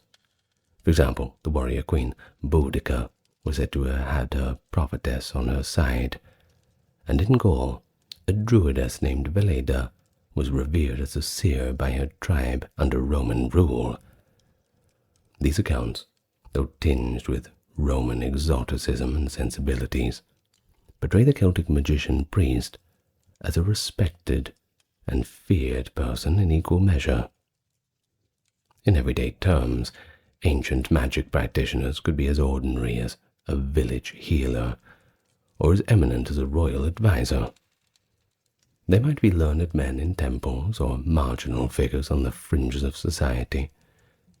What they shared was a claim to special knowledge, omens, formulae, and rituals that gave them access to unseen powers. Whether society branded them as esteemed wise men or dangerous old hags often depended on the context. State-employed diviners or priests enjoyed prestige, while the unsanctioned spellcaster risked distrust or even prosecution. Well, we know who they are. Why don't we talk about what they do? The spells, the rituals, and the texts. In fact, one of the most thrilling aspects of looking into all of these ancient magic practices is reading the actual spells and recipes that have survived. And we got quite a few of them. They pull back the curtain on what these magicians did and said, written on the clay tablets, papyrus scrolls, lead sheets, and sometimes stone inscriptions. We can make a little bit of contact with the hopes and fears of people a millennia ago. Let's start with the Mesopotamian incantations. Thanks to the thousands of cuneiform tablets, we have a rich corpus of Mesopotamian magic literature. Though, as noted, they're mostly anti-witchcraft or healing spells. We don't have any how-to manuals for witches themselves, at least not yet. May I remind you that cuneiform tablets, we've discovered thousands of them, thousands and thousands, but there's probably tens of thousands still underground. We're just yet to dig them up.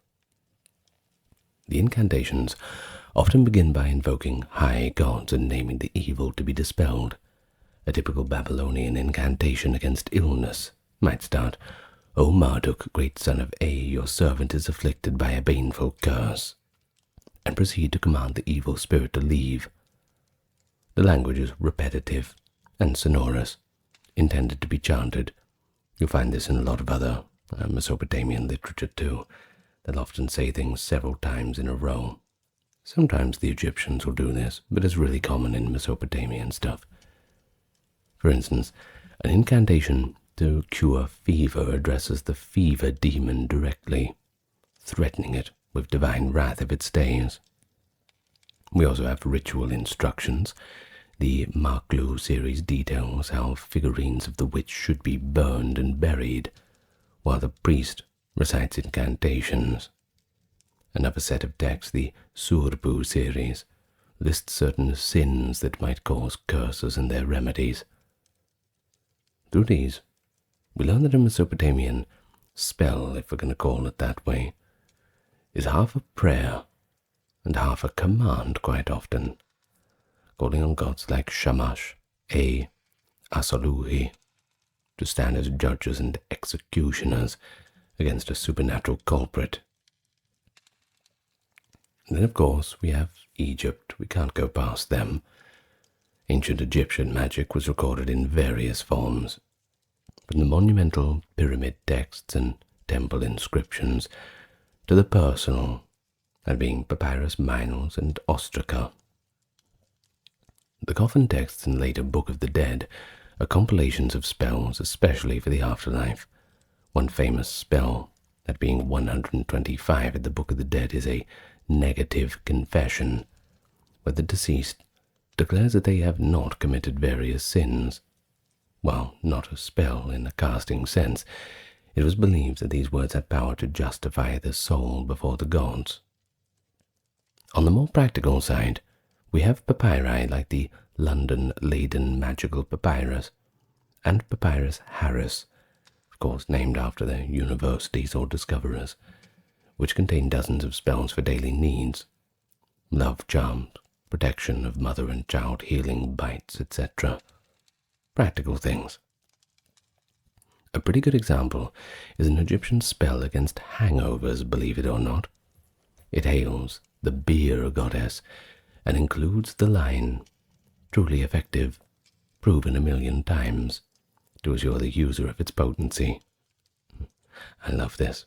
It's sort of like it's trying to sell itself as a miracle cure. Another is a remedy for a fish bone stuck in the throat. The magician would recite, "The unique one, Creator is my servant. My bread is in the town, my beer is in the field. Bone begone." Bone begone. Now that would be a good name for the product. Well, you're then meant to have a little cake and swallow it, and the cake is meant to take the fish bone down with it. That is the theory. It's probably more the cake doing the heavy lifting than the spell itself. Well, we even find a spell for protecting books, an inscription threatening dire curses on anyone who steals or damages the magical book of a sorcerer. It warns that any violator will lose their burial, their afterlife offerings, and even their name on earth. It shows that magicians safeguarded their own spell collections, with spells on top of that. In fact, the magical texts from Egypt often mix myth with command too. A healing spell might recount how the god Horus was healed of a scorpion sting by Isis, then declare that likewise, "O poison, come out of so-and-so," by the power of that myth. Reenacting these divine stories, the magicians would attempt to harness the same power. And many Egyptian spells were spoken over figurines, amulets, or potions. We still have recipes like instructions to inscribe certain hieroglyphic symbols on a strip of linen and tie it around a patient's head to cure a headache, as in a spell invoking Isis and Nephthys for Horus's migraine. All these give us an intimate glimpse of Egyptian belief that correctly spoken words, often in combination with ritual actions, could have a pretty good influence on reality. And what of the Greeks? Well, they had their own magical papyri and curse tablets. Perhaps the most eclectic trove of spells comes from the Greco-Egyptian magical papyri, a collection of texts mostly from the 2nd century to the 5th century, that being 2nd century BC to 5th AD, written in Greek and bits of Egyptian and Demotic. These papyri were essentially the handbooks of practicing magicians.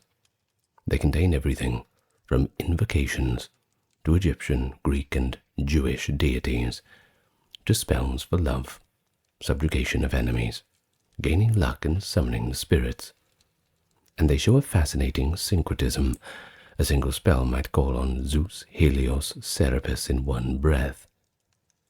For example, a love spell might begin by invoking the jackal-headed god Anubis, with some arcane, barbarous names, strings of mysterious words thought to compel spirits, then state the magician's intent on brutal clarity.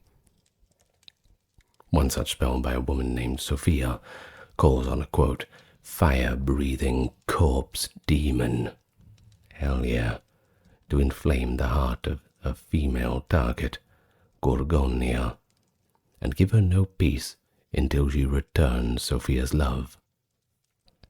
The text reads, burn, set on fire, inflame her soul, heart, liver, spirit with love for Sophia, drive Gorgonia, torment her body, night and day, not letting her rest until she loves Sophia, giving herself and all her possessions, because this is the command of the great god.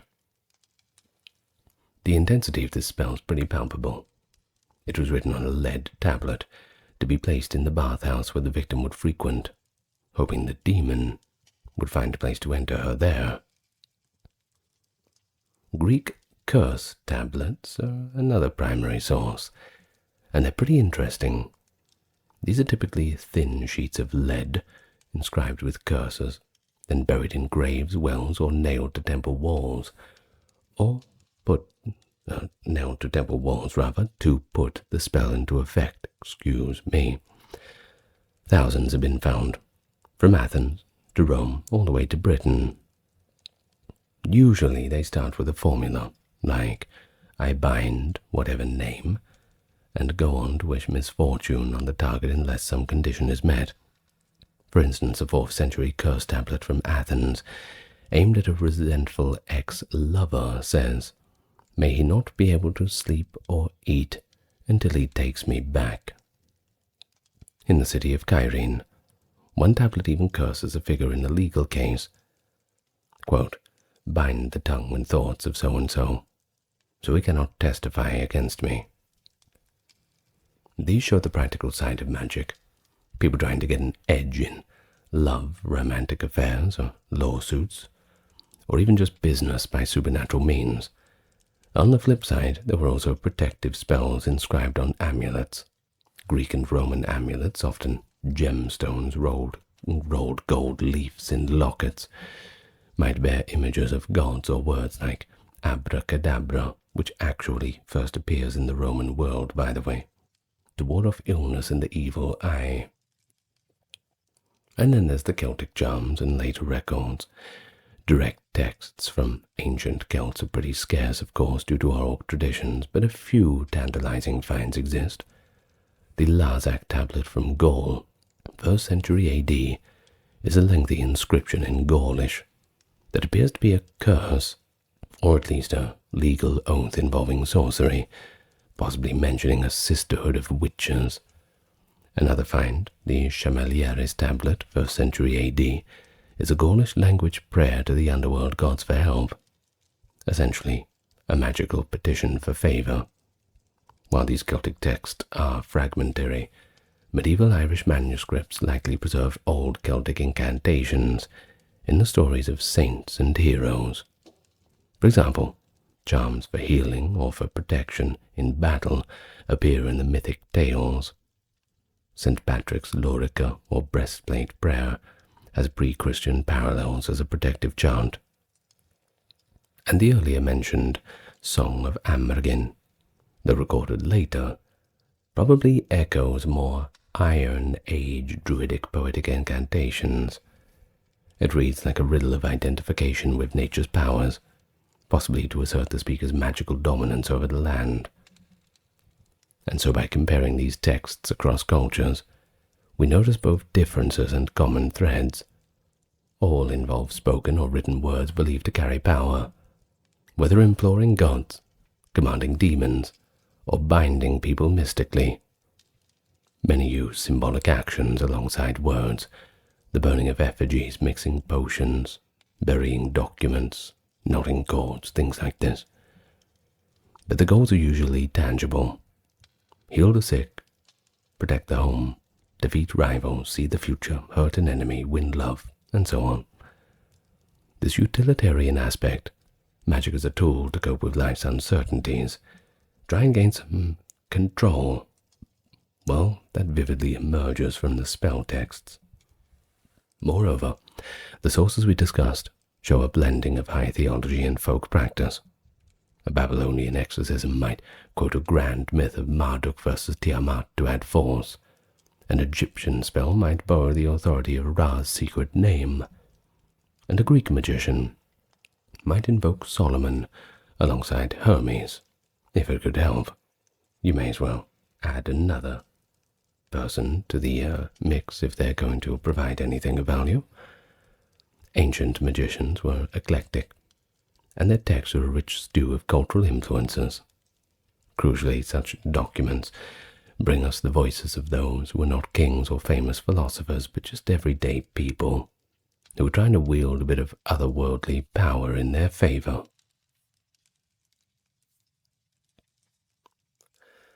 If you want to truly appreciate ancient magic, you must see how seamlessly it blended into daily routine. Far from being an isolated cult activity, it permeated the lives of ordinary people in overt and subtle ways. In the households of Mesopotamia and Egypt, protective magic was everywhere. They placed clay demon masks or figurines under the house foundations in rooms to ward off evil spirits. For example, Pazuzu figurines to scare away Lamashtu, a female demon who attacked infants. They hung amulets inscribed with protective incantations over cradles.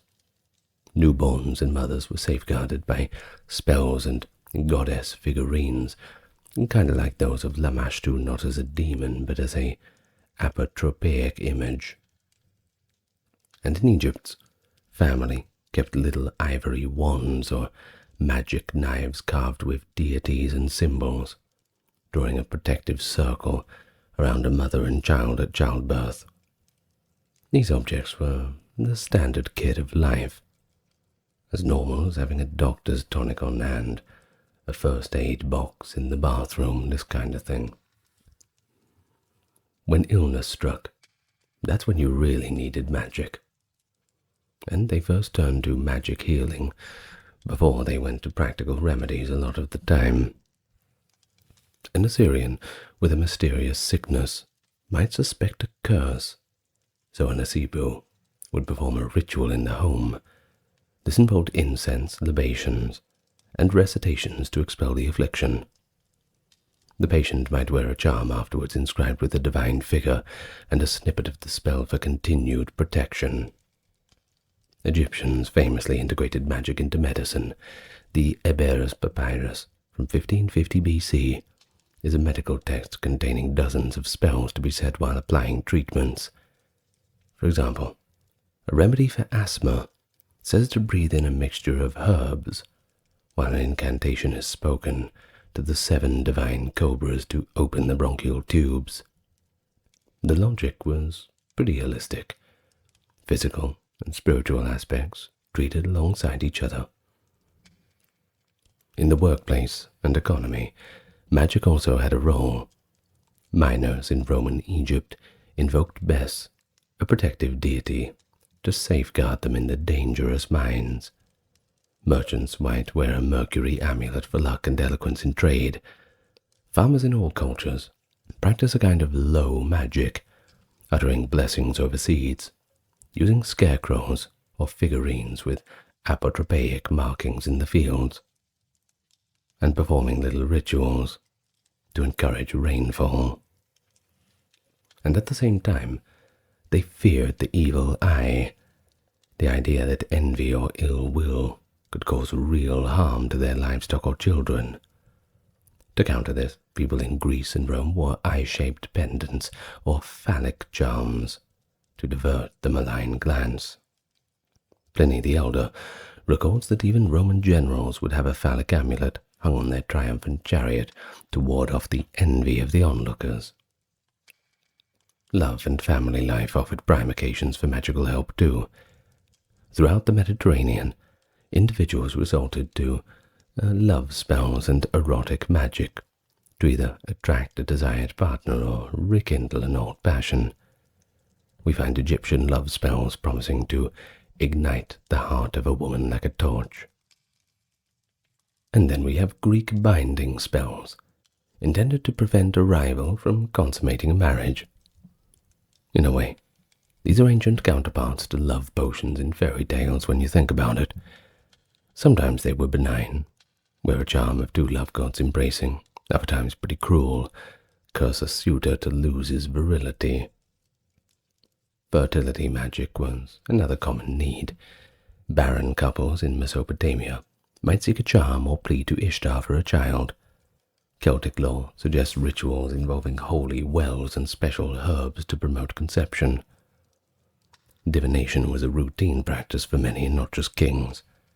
A Babylonian businessman might consult a diviner on which way to start a journey, watching the pattern of oil drops in water for an omen.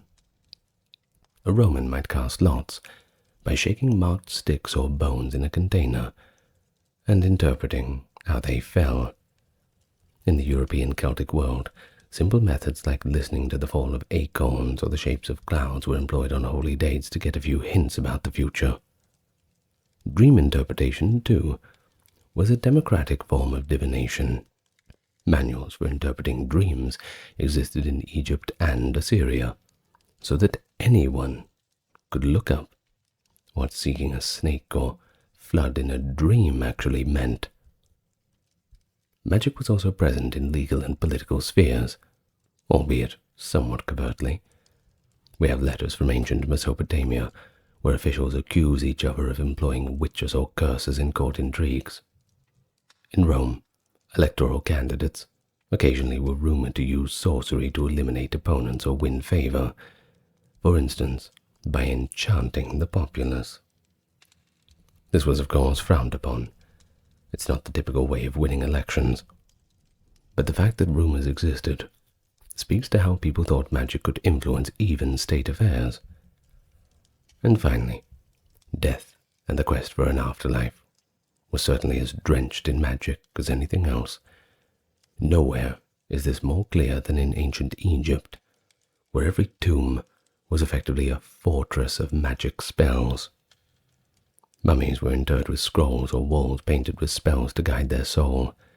Amulets, such as scarabs placed over the heart, were inscribed with spell 30b from Book of the Dead, imploring the heart not to betray the deceased during judgment. In Mesopotamia, although afterlife beliefs were more bleak, families still placed plaques and figurines in tombs to protect the dead from hungry ghosts or demons below. The living might pour libations and recite incantations on certain days to soothe ancestral spirits. Essentially, magic to maintain harmony between two worlds. Greeks and Romans, too, had gravesite spells. Curse tablets show up in graves, not just to harm the dead, but to often enlist the dead spirit to carry out a curse, the logic being that a restless ghost might be persuaded to coerce or haunt somebody. But on a gentler note, the Orphic tradition gave us the gold tablets buried with initiates, tiny gold leaves etched with the instructions for the soul in Hades. Say to Persephone that Bacchus himself released you. A secret passphrase for a blessed afterlife. What is it, if not a kind of magic password for eternity? Through these myriad examples, we see that magic was a daily resource, a lifelong companion for the ancients.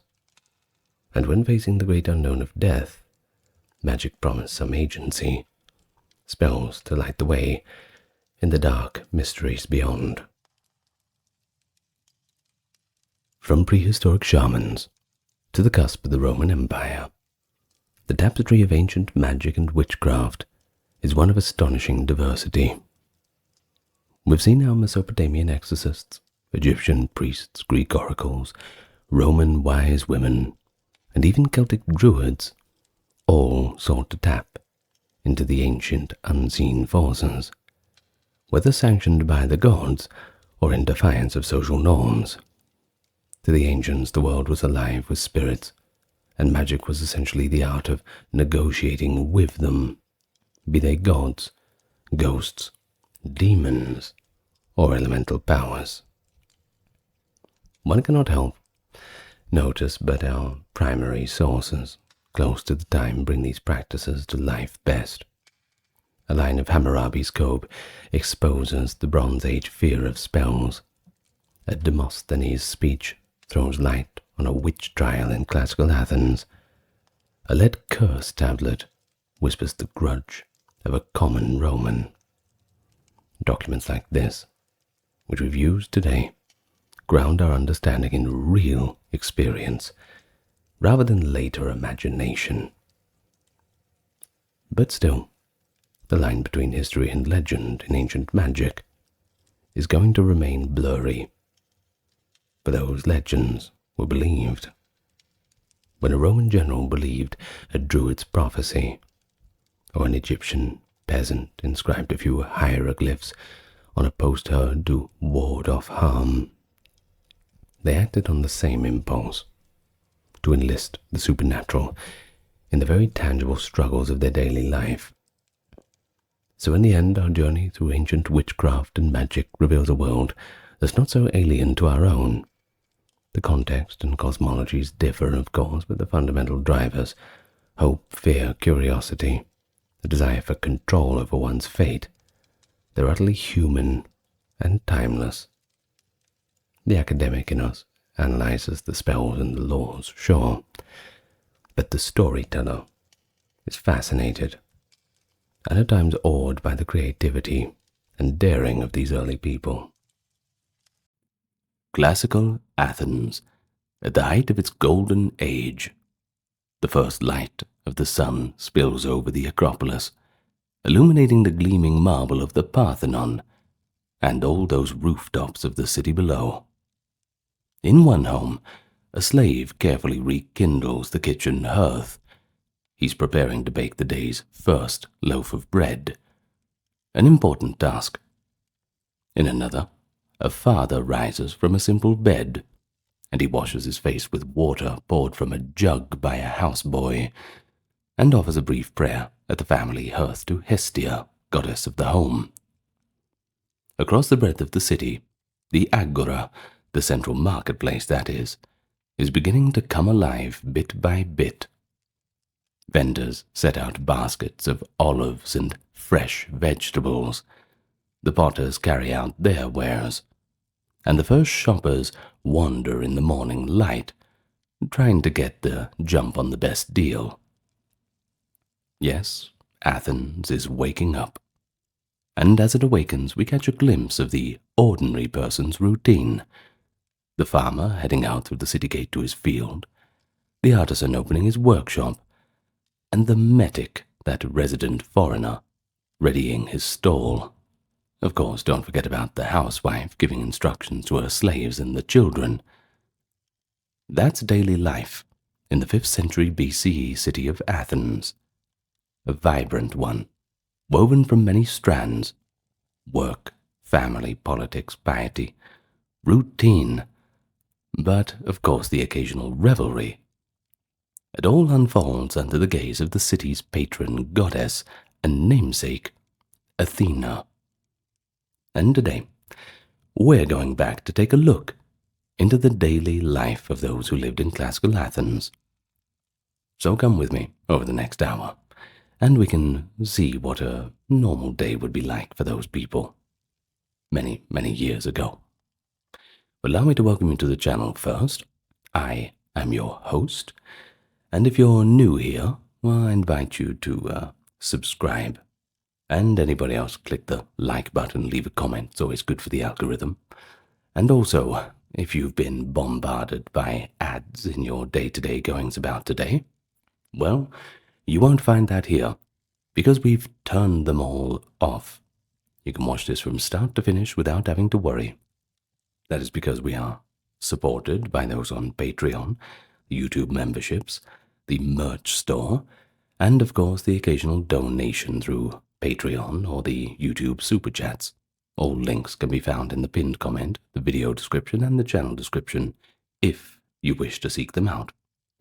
But enough about that for now. We've said it once, we don't need to say it again. Let's go back 2,500 years ago to Athens, the great city of the Greeks. Of course, we have to begin by saying that Athens was a city of contrasts. And what I mean by that is, we look at it in terms of status, distinctions, and social roles. Its population was broadly divided into three legal classes. First you had the citizens, the metics, and then the slaves. Now the citizens, polites, were only adult males born to Athenian families. A pretty privileged group that might have numbered around 30 to 40,000 men in the 5th century BCE, which is our timeline, and that is in a polis of perhaps 250,000 people. Now remember, polis is the old Greek word for town. This is why you have different places with polis at the end, like Heliopolis, the city of the sun. For example, Helios being sun, polis being city. These citizen men alone could own land and participate in the democracy. They debated and voted in the assembly, sat on juries, and even held public office. In fact, it was part of their duty as citizens to do all of these things. Their wives and children were citizens by birth, but, well, they enjoyed no political rights. Below the citizens were the metics, foreigners who had settled in Athens. They numbered in the tens of thousands, and they came from all over the Greek world and beyond to trade and work in this economic and cultural hub. They were free people, and often quite wealthy or skilled. The metic might be a merchant, a shipbuilder, a craftsman, or even a philosopher. After all, this is Athens. But do remember that they were not allowed to own land, and in terms of politics they had no sway whatsoever. At the base of society were the slaves. They formed a substantial portion of the population, and some estimates suggest there was almost as many slaves as citizens in Athens. They were considered property, and they had no legal personhood. Of course, a few things changed in later times, but in our timeline, we are going to just stick to those distinctions. They performed a vast variety of tasks: household servants, farm laborers, even factory and mine workers, clerks too, and public employees. Despite Athens' proud democratic ideals, slavery was ubiquitous and widely accepted as a normal part of life. And just quickly, when we say democracy in a classical Greek sense, we are talking exactly about that, the classical Greek sense of it. We're not talking this modern democracy, which, if the Greeks in those times had looked at our modern democracies, depending on what countries you live in, they would be quite concerned. They would not recognize it as a normal democracy in their way of seeing it, more of a corruption of their original system. Social class and status crucially shaped one's daily life. A wealthy citizen might spend his day quite differently from a poor citizen, and a slave's routine differed from that of a free person. Yet here's something interesting. Observers at the time noted that on the bustling streets of Athens, these distinctions were not always immediately visible. An anonymous 5th century writer, often called the Old Oligarch, reminds with a disapproval that in democratic Athens, quote, among the slaves and metics, there is the greatest unruliness. You can't hit them there, and a slave will not even stand aside for you. In other Greek cities, the lower classes deferred to their betters, if we're going to use that word. But in Athens, a rich man in fine robes and a humble tradesman, or a slave, might jostle each other in the crowd with an easy informality. The same writer explains why this is. You see, Athenian common folk dressed no better than slaves or foreigners themselves. So if elites were allowed to strike those who didn't make way, one risked mistaking an ordinary citizen for a slave. This observation shows how the democratic ethos translated into daily interaction. An easy mingling and a rough social equality in public spaces. Well, at least among the men. At the same time, real power lay with the citizen body, and the citizen body were quite aware of this. The civic pride of the common Athenian was immense. He was free, he had a voice in the assembly, and he owed no man patronage. Even Athens' large slave population experienced a somewhat less oppressive regime than elsewhere. Some slaves in Athens could earn money. Some of them could even live apart from their masters, or even buy their freedom, which I'm sure was a hot ticket item. But still, do not romanticize it. Slaves were routinely exploited, and in certain contexts, like the infamous silver mines of Laurion, their lives could be very brutal, and even short. The family, oikos, was the basic social unit of Athens, and family structure was patriarchal and hierarchical. The citizen household was headed by the kyrios, the adult male master of the house, typically the husband and father, and if he wasn't there, well, usually the oldest brother. He exercised legal authority over his wife, children, and any slaves. The household might also include elderly parents, younger unmarried siblings, and perhaps resident servants. Athenians placed great importance on the oikos, the family. Managing it well was seen as both a private duty and also a contribution to the stability of society. After all, the foundation of a society is a strong family unit. As one Athenian writer later put it, the city is only as healthy as its homes, reflecting the idea that a well-run household under a just patriarch mirrored the order of the state. It was a small microcosm of the larger picture.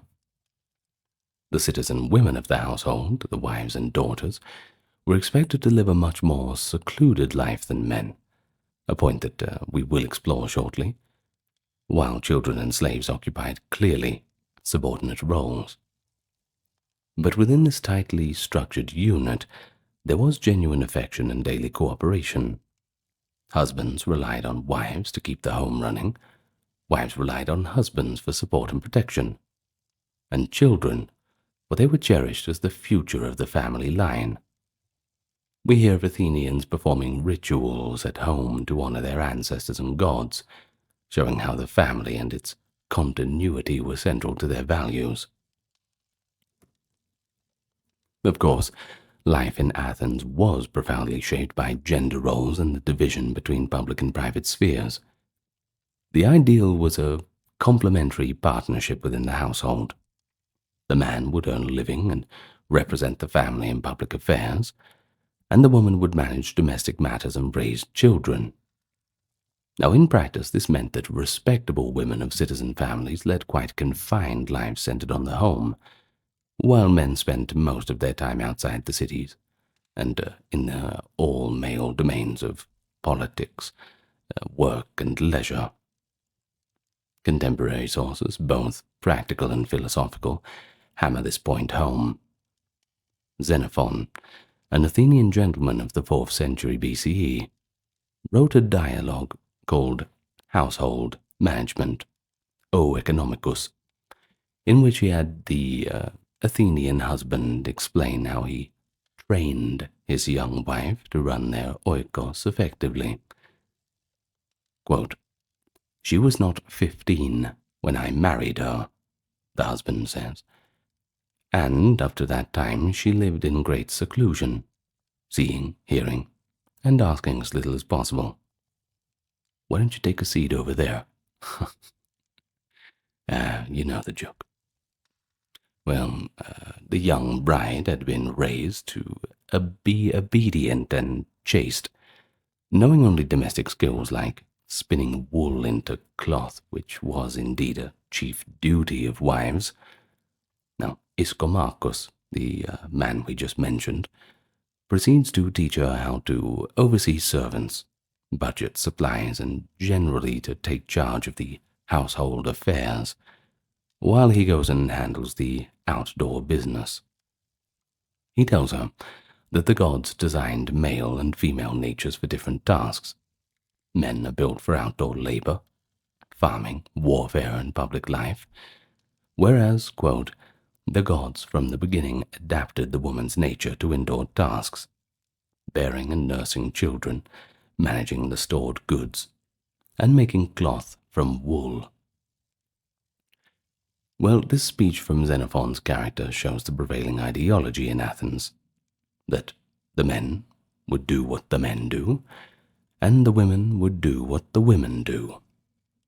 And indeed, in an upper-class Athenian house, the layout itself reflected this gendered space. Houses were typically two-story structures, organized around an inner courtyard. The women's quarters were often set apart, frequently upstairs or in the rear of the house away from the street. An oration by Lysias provides a famous description. The speaker, Euphiletos, explains that in his modest two-story house, quote, "the women's quarters were upstairs, the men's downstairs, each having equal space." After his wife bore a child, however, they would rearrange the living space so that she wouldn't have to go constantly up and down the stairs with the infant. Euphiletos moved his own bed to the upper floor and let his wife and newborn occupy the ground floor. This practical detail inadvertently gave the wife more liberty to come and go, and, as the story in Lysias' speech goes, it enabled her to carry on a secret affair. But family scandals aside, the real important part of the passage is the confirmation of how women were normally kept separate for privacy. Respectable wives were expected to not be seen by strange men.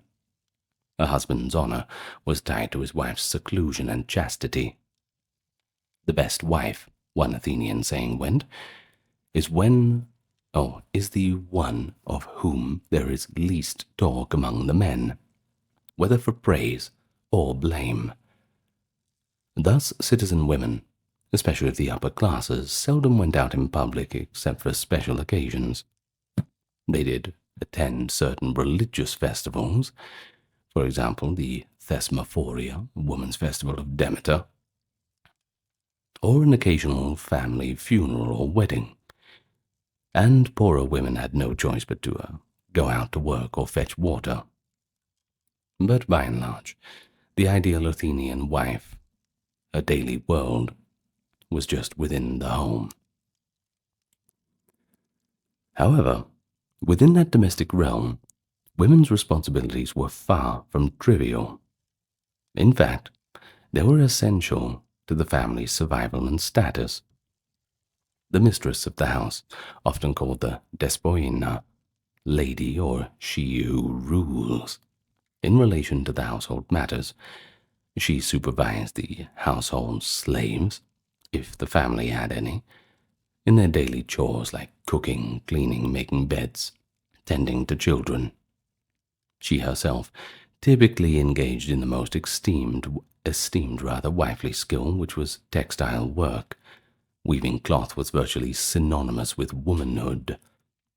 On painted vases, we frequently see women seated at looms with baskets of wool. An Athenian house needed to produce most of its own textiles. So the wife would spend hours spinning wool into yarn and weaving it into fabric. Even the city's patron goddess Athena was revered as a weaver. Among her titles was Ergane, goddess of crafts, and elite women took pride in their fine weaving. One famous example is the peplos, a grand robe woven by Athenian women and offered to Athena each year in the Panathenaic festival. While aristocratic ladies do not do heavy grinding of grain or hauling of water themselves, as they had slaves for that, they were expected to be industrious managers. Xenophon's Ischomachus praises his wife for being clever and frugal in the running of the house, carefully supervising everything. Of course, daily tasks for women included child-rearing. In Athens, raising children was a largely maternal duty, especially in the early years. Wealthy families might have a nurse. Some had a slave or hired wet nurse to help with infants, but the mother was deeply involved. We catch a glimpse of this in that same Lysias speech. The new mother would nurse her baby herself and get up in the night when the child cried. Athenian parents loved their children, but childhood in those days was full of risk. Infant mortality was high, and families often had many children, hoping that a few of them might survive to adulthood. Newborn infants were presented to the household and acknowledged by their father in a ritual around the hearth a few days after the birth. This was called the amphidromia. And on the 10th day, the baby would receive a name, and another family ceremony would commence to do that. If a child was unwanted or deemed unable to be raised due to poverty or deformity, the grim practice of exposure could occur, which basically means that the child would be left outside the city to die or be picked up by others. They would just throw the kid away. Now, this was not common in the well-off families who would expect heirs, but it did happen, and even a playwright like Euripides alludes to the exposure of infants as a known practice. For the children who were raised, early childhood revolved around the home, under their mother's watch. Little girls stayed under the female supervision, learning domestic skills as they grew. But young boys, too, were largely in women's care, whether it was their mother or a nurse, until they were about 6 or 7, when formal education might begin. But it's important to note that not all women in Athens lived the sheltered life of a citizen wife. Many lower-class women had to leave the house to earn income. They might be stall keepers in the market, sell bread or vegetables, or work as midwives and nurses. A fragment of Athenian pottery or a casual remark in literature shows us women like the laundry women washing clothes at a public fountain, or the fish seller shouting her prices in the agora. These working women had more freedom of movement by necessity, though that came with a loss of social prestige in a society that prized female modesty. At the opposite of the spectrum, some women in Athens lived outside the typical family structure altogether, such as the hetairae, the courtesans. These were educated, high-class companions and entertainers, often foreigners or freed women, who attended male symposia and provided intellectual and sexual companionship to wealthy men. A famous example is Aspasia of Miletus, partner of Pericles, who was renowned for her wit and conversation, though her status as a non-citizen and hetaira meant she could not marry Pericles. The existence of these courtesans shows that Athenian men often socialized with women other than their wives in public settings, since citizen wives were not present at banquets. Additionally, there were prostitutes of lower ranks, and women working in taverns as flute players for entertainment. Well, these women led very different daily lives, often on the margins of respectable society. But for the majority of ordinary Athenian women, life was defined by domestic rhythm, grinding the grain, baking the bread, getting the water, sewing, mending, looking after the kids, and they were largely unseen by the outside world. There's not many of their stories that we have to tell, but we can use our imagination to piece together. In any case, they formed the indispensable backbone of the Athenian family life. Well, let's get to the normal male citizen of Athens. Well, let's say a moderately well-off farmer craftsman. Daily life would follow the sun and the seasons, a mix of work, civic duties, exercise, and socializing. Athenians were generally early risers. At daybreak or soon after, men would get up from the low wooden beds or simple mats they slept on.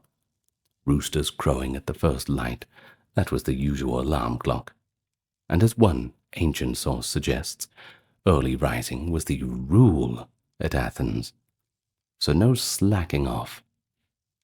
Upon rising, a man might go and do a quick wash. A slave or family member could pour water over his hands and head from a ewer into a basin. Bathing for cleanliness was not a long, elaborate affair first thing in the morning. Many just splashed water on themselves. Soap, as we know it, was not used, but they had cleansing agents like lye or ash for scrubbing when needed. If he were a devout man, the head of the household would sprinkle a few drops from the basin onto the courtyard ground, as a mini libation, and perhaps say a brief prayer to Zeus or Apollo for a good fortune that day. Household worship was typically simple, but quite regular. A quick word at the hearth shrine each morning, and maybe a small offering at an outdoor altar on the way to work. Breakfast was light and simple. Most common breakfast was barley bread dipped in diluted wine. The Athenians ate barley or wheat bread at every meal. For breakfast it might be a crust of yesterday's loaf softened in wine, accompanied by a few olives or figs. There was a saying, actually, that this frugal fare, a bit of bread and some wine, gave men strength for the day. After this bite to eat, men parted ways depending on their occupation. Those who had a specific trade or manual job would set off to work early. Farmers often left while the dew was still on the ground, especially in summer, reaching their fields outside the city gates before anyone else. A farmer would hitch up his donkey or carry his mattock and head out along the roads that led from the city to the outlying demes, villages of Attica, where his olive groves or vineyards lay waiting. He might not return until evening, or if the fields were far, artisans and shopkeepers within the city would open their workshops at first light. In the potter's quarter, one could see pottery workshops firing up their kilns in the morning, with potters and their apprentices already covered in clay. Cobblers, that is, shoemakers, carpenters, metal workers, they all began early too, taking advantage of the cooler morning hours for labor. However, not every citizen had a fixed trade. Athens had a significant number of casual laborers and gentlemen of leisure. For many of these, the early morning might be spent in a more relaxed way. Some younger men, or those inclined to fitness, would go to the gymnasium at dawn to exercise. And Athens was famous for its gymnasia, public exercise grounds like the Academy, Lyceum, and Kynosarges, where men would run, wrestle, and practice sports naked in the fresh morning air. Others might stroll to a friend's house or invite her neighbor over. One 4th century source describes how an idle Athenian might while away the first hour visiting acquaintances or practicing gymnastics, Or if grooming was needed, he might stop by a barber's shop for a little bit of a trim and a shave. And yes, barber shops in Athens were centers of gossip and chat. To get a trim or have your beard shaved while trading the latest political rumors was a typical leisurely morning activity, for those who could afford the time, that is. An anecdote for later writers: imagine Socrates himself popping into a shoemaker's workshop, or a smithy, just for a chat. And indeed, Socrates was well known to wander around the city engaging random people in dialogue, rather than hold a regular job. In fact, that sounds a bit more fun than a regular job, I think. A comedic exaggeration by Aristophanes even jokes that on a map of Athens, one should see crowds of jurors and courts everywhere, so identified with city life were the gregarious, talkative citizens. By around mid-morning, many citizens, whatever their early activity, would converge on the Agora, the central public square of Athens. The Agora was truly the heart of daily life, a bustling marketplace, political forum, and social hub, all in one. Here men came to buy and sell goods, to meet friends, to hear news, and just to watch the world go by. We can picture the scene on a typical day around the Agora. Rows of stalls and booths selling all manner of wares: vegetables, fish, fruits, olive oil, wine, textiles, pottery. The air would be filled with shouts of vendors advertising their goods, the bleating of goats or chickens for sale, and the clatter of bargaining. And yeah, you had to bargain. That was the rule. In one corner, near the statues of the eponymous heroes, bankers would sit at tables. The money changers' tables were called trapeza, giving us the more bank today, offering loans or currency exchanges for foreign traders. In another era, brightly colored cloaks and sandals are displayed for buyers. Among the crowd move citizens of all classes. The wealthy landowner in a clean white cloak stops to inspect a horse for sale, while not far off a poorer man haggles over a handful of salted fish, a cheap staple protein which pretty much everyone was relying on. The Agora was also ringed by public buildings and covered porticos, where people could escape the sun or the rain. Under these colonnades, philosophers might debate, teachers might hold lessons. One could step into the stoa poikile, that painted stoa, to admire frescoes of famous battles, or perhaps bump into Socrates for a annoying or interesting conversation, depending on how you take it. Well, business and socializing intertwine naturally in the Agora. The Greek historian Thucydides even noted that other Greeks saw Athenians as, quote, addicted to discussion and litigation, always wrapped up in some legal matter or public gossip. Certainly, by late morning the law courts were in session, if it was a court day, and the Agora would see jurors and litigants bustling to and from the court buildings. Athenian juries were massive, typically 201 or 501 citizens, and drawn by lot daily from a pool of 6,000 volunteers over the age of 30. Many older men filled their days with jury service, earning a small fee of 3 obols per day, which, by the way, is roughly a day's wages for a basic laborer. Aristophanes, in his comedy The Wasps, satirizes these elder jurors as fanatical and early rising. His chorus of jurymen, likened to a swarm of wasps, brag that they march off to court at first light with stingers, the votes at the ready, eager to convict and collect their payment. In the play, the old juror, Philocleon, cannot resist sneaking out before dawn to get to the courthouse.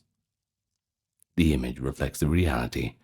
Many citizens did spend a good part of their day in tribunals or public assemblies, particularly in the 5th century's radical democracy when participation was paid.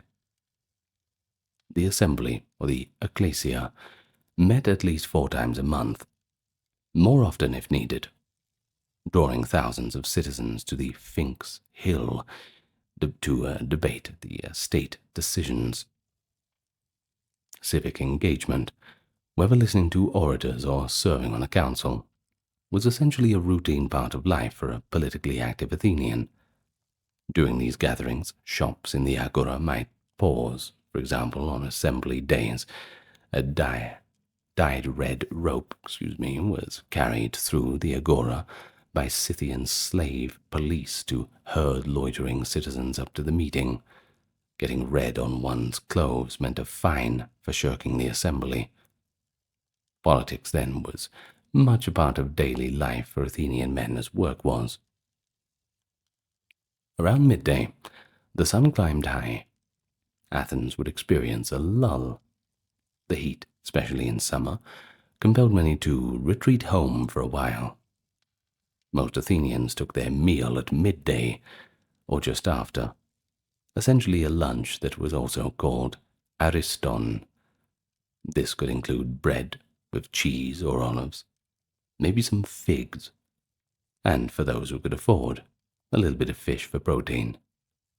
Of course, fish and seafood were highly prized in Athens. The local fish market was always busy, and wealthy gourmands would spend lavishly on eels from Lake Copias or tuna steaks.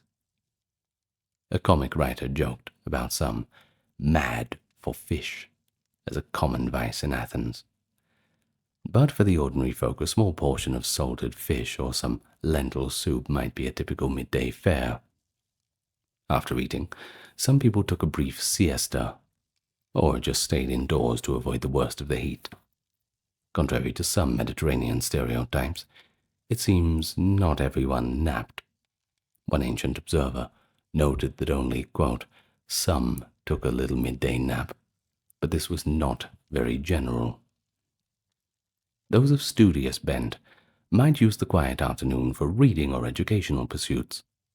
Athens was full of opportunities for intellectual enrichment. If a man was free, he could go listen to a philosopher's lecture or read scrolls, if he owned any. Literacy among citizen men was fairly common. Schools for boys ensured most learned at least basic reading and writing, so an educated adult might own a small collection of texts, perhaps some Homer, Hesiod, the tragic poets. They could enjoy a little private reading. Less highbrow forms of leisure also took place in the afternoon.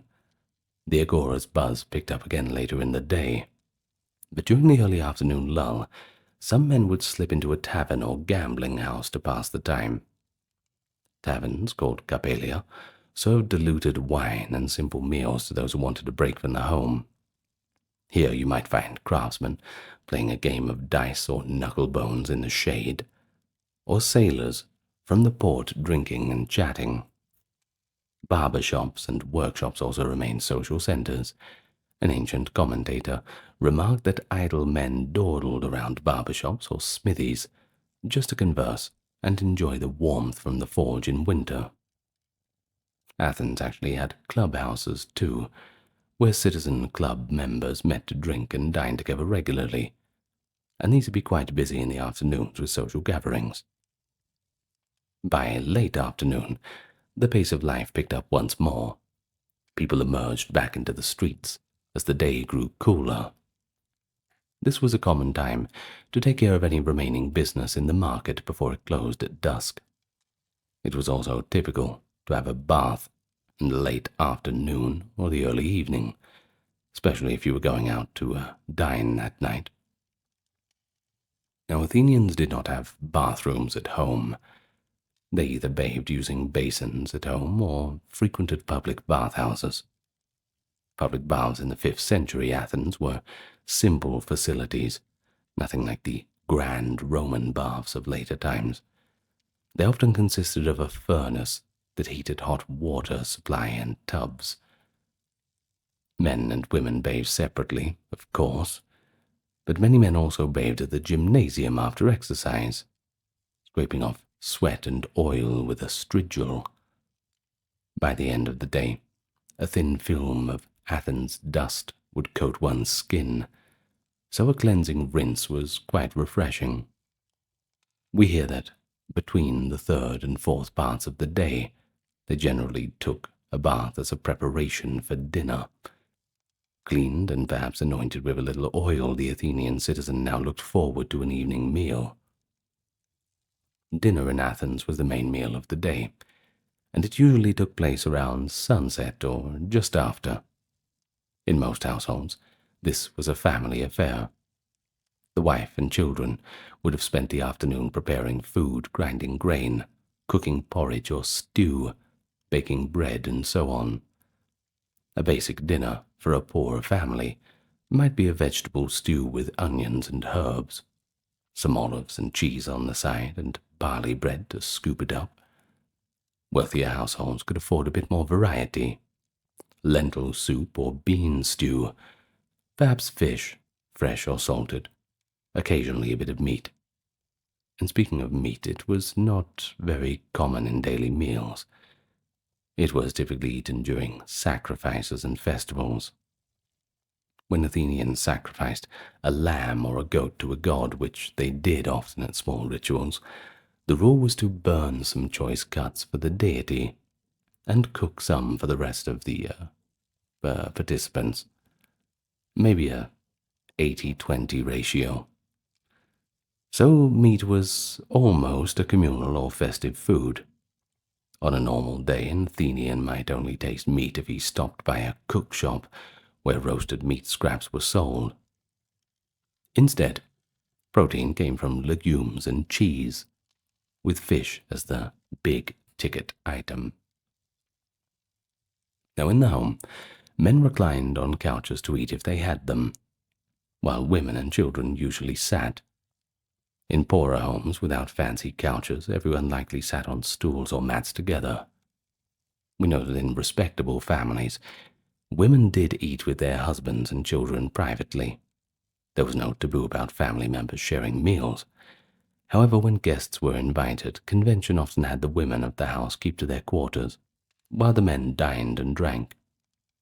Thus, a typical family dinner might be husband, wife, and kids together over lamplight, enjoying humble fare and conversation about the day. Oil lamps or torches would be lit as darkness fell. Small terracotta oil lamps were ubiquitous.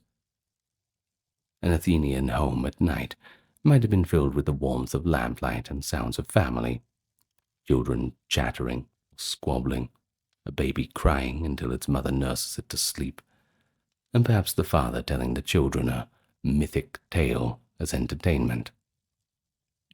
For many Athenian men, though, evening was the prime time for social gatherings outside the family.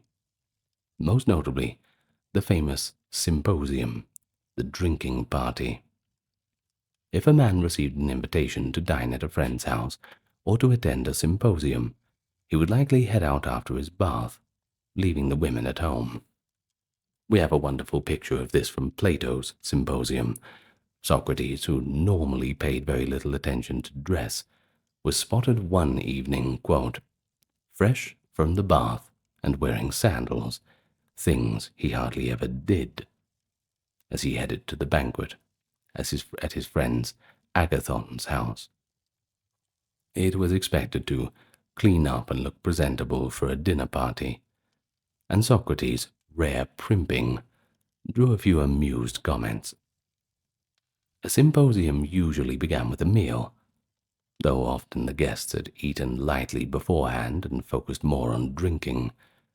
The men, typically 7 to 15 of them, reclined on couches arranged around a room. The andron, it was called, the men's dining room. They were served wine mixed with water in a large bowl, and drank from cups, following a ritualized set of toasts and libations to the gods. The wine was always diluted, by the way. About 3 parts water to 1 part wine was common, since drinking undiluted wine was considered barbaric, and it guaranteed drunkenness. Over the course of the evening, the guests would engage in all sorts of entertainment, singing, poetry, playing games, and conversing on philosophy, politics, or gossip. Hired entertainers often livened things up.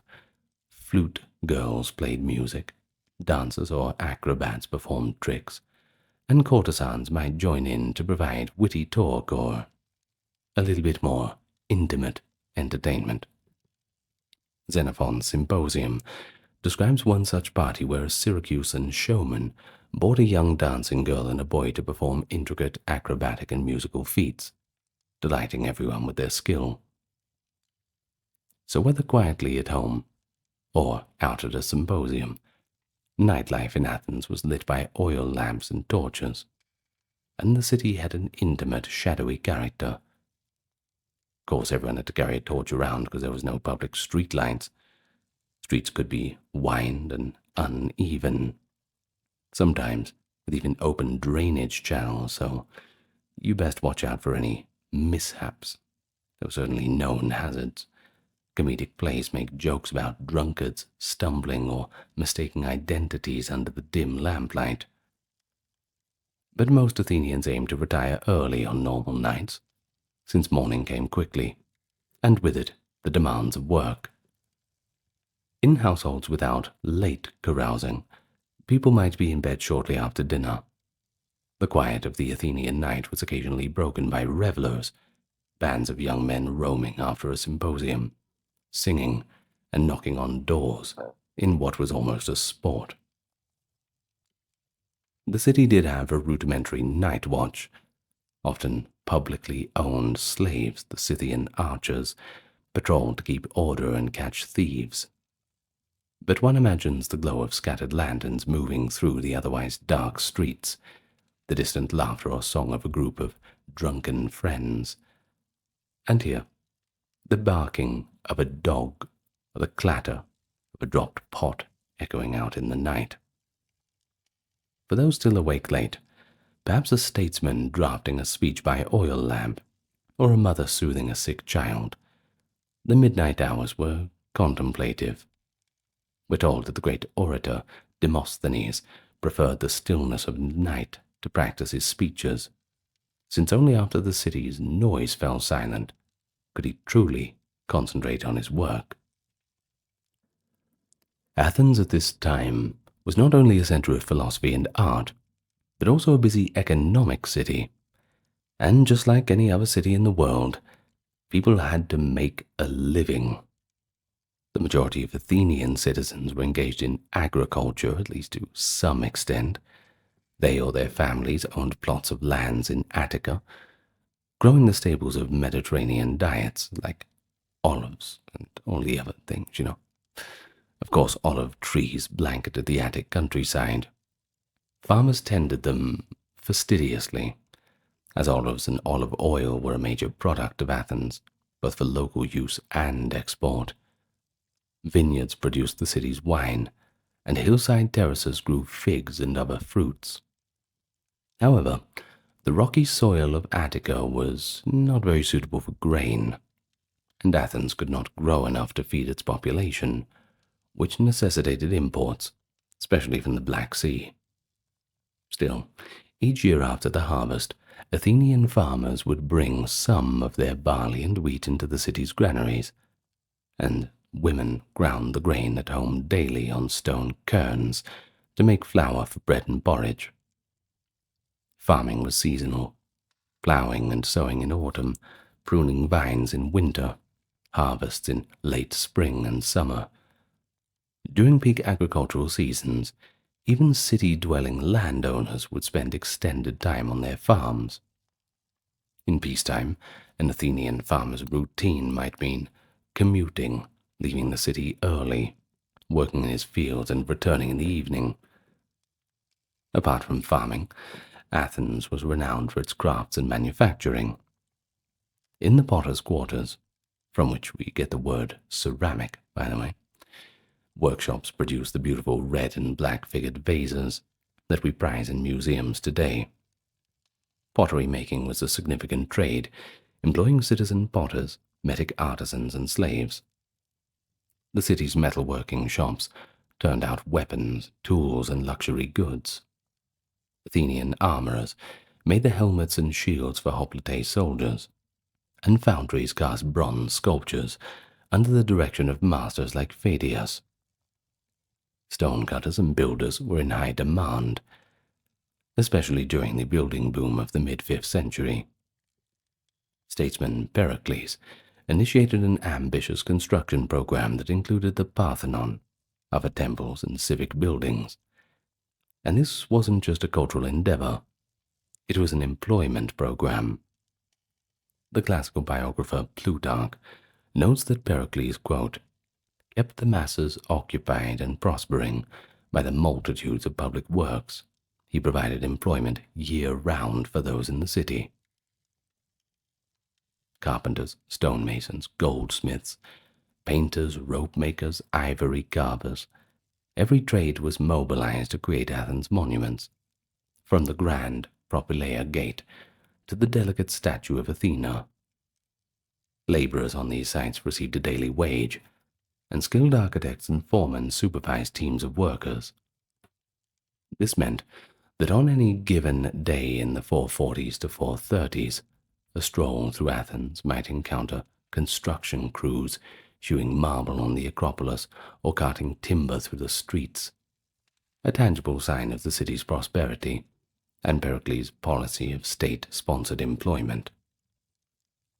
But besides state projects, there were countless private businesses. Shops lined certain streets. One street might be known for its shoemakers, another might be known for its smiths.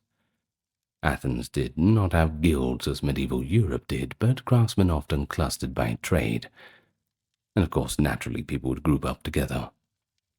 Some citizens owned workshops staffed by slaves. For example, the orator Demosthenes inherited from his father a knife-making workshop with dozens of enslaved workers, and an upholstery shop as well, which he later managed for profit. Metics frequently operated businesses, since they were barred from land ownership and gravitated towards commerce and industry. A metic might run an inn or a bakery, a barber shop or a trading firm dealing in imported grain and goods. Businesses like that would be suitable for them. The port of Piraeus, Athens' harbor about 5 miles away, bustled with merchants and sailors. Ships arrived from Egypt, Sicily, and Scythia and beyond, bringing grain, papyrus, timber, and taking away olives, pottery, and silver from Athens. Many Athenian citizens also invested in trade ventures. Maritime trade was risky, but potentially lucrative, and an Athenian might loan money to a ship's captain to share in the profits if the voyage succeeded. Thus, although citizens prided themselves on being self-sufficient landowners, in reality commerce and craft were the lifeblood to Athens. Even aristocrats who scorned retail trade had income from workshops or mines behind the scenes. Oh, and speaking of mines, the Laurion silver mines in southern Attica were a special sector of work, and a pretty hellish one. Almost entirely staffed by slaves, these mines provided the silver that funded much of Athens' economy, and its currency, the silver drachma. Thousands of enslaved men labored underground in narrow tunnels, chipping ore by lamplight, enduring dangerous and exhausting conditions. Their daily life was harsh: chained labor, meager rations, and the constant peril of tunnel collapses and exposure to toxic smelting fumes. Their suffering remained largely out of sight of polite society, yet every Athenian spent the coins produced by this toil. It's an uneasy truth of classical Athens that the daily life of a slave in the mines or mills was drastically different, far more brutal than that of a slave who might serve as a cook or a child nurse in a citizen's house. Slaves in households or workshops sometimes developed close relations with their masters, and could even earn tips or wages. A few were able to save enough to purchase freedom in the long run. But slaves in the mines or public works had very little hope. No light at the end of that tunnel. Well, this contrast shows how much of the lifestyle of free Athenians rested on the shoulders of the underclass of forced labor, performing the dirtiest and toughest jobs, while the upper class just sipped their wine and played games and told poetry at the symposium.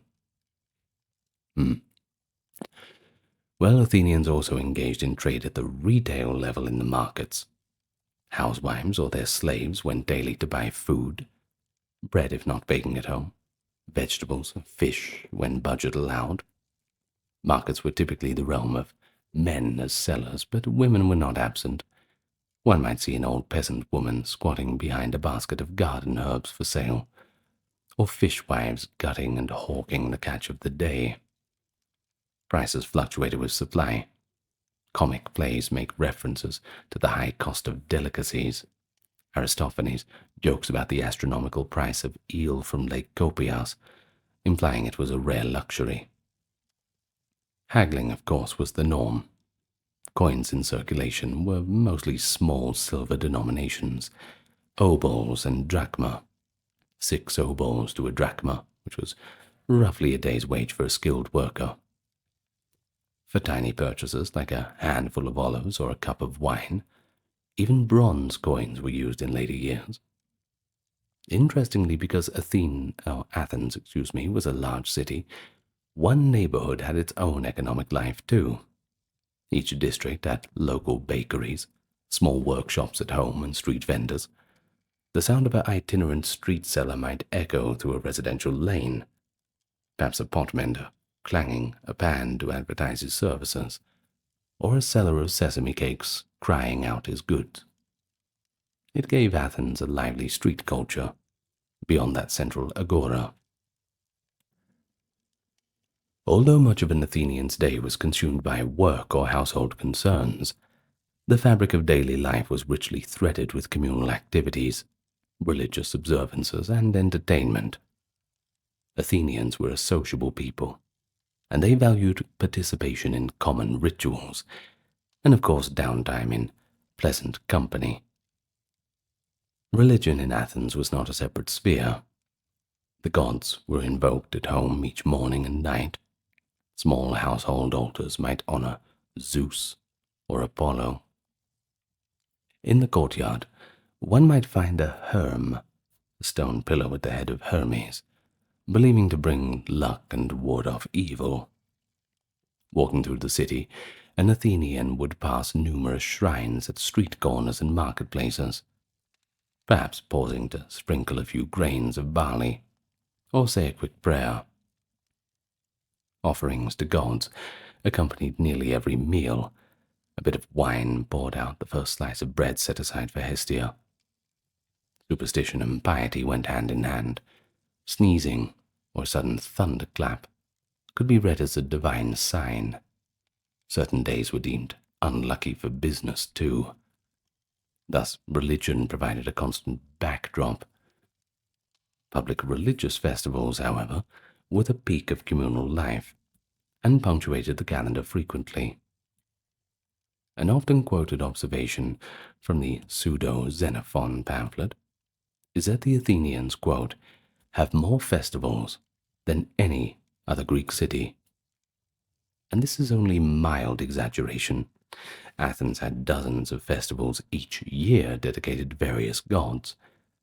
Some were small local feasts, others were city-wide parties. The Pan-Athenaea, for example, was held every summer in honor of Athena. During the Great Pan-Athenaea, the more splendid version every 4th year, the whole city joined a grand procession to the Acropolis.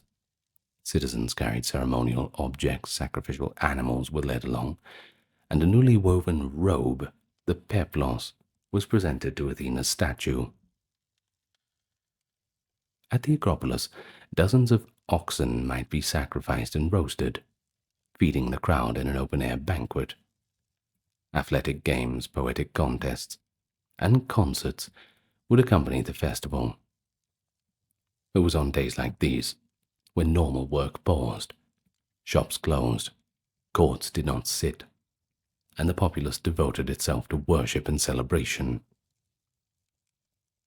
Another famous set of festivals were those of Dionysus, which had huge impact on cultural life. The city Dionysia in spring and the Lenaea in winter were occasions for dramatic performances.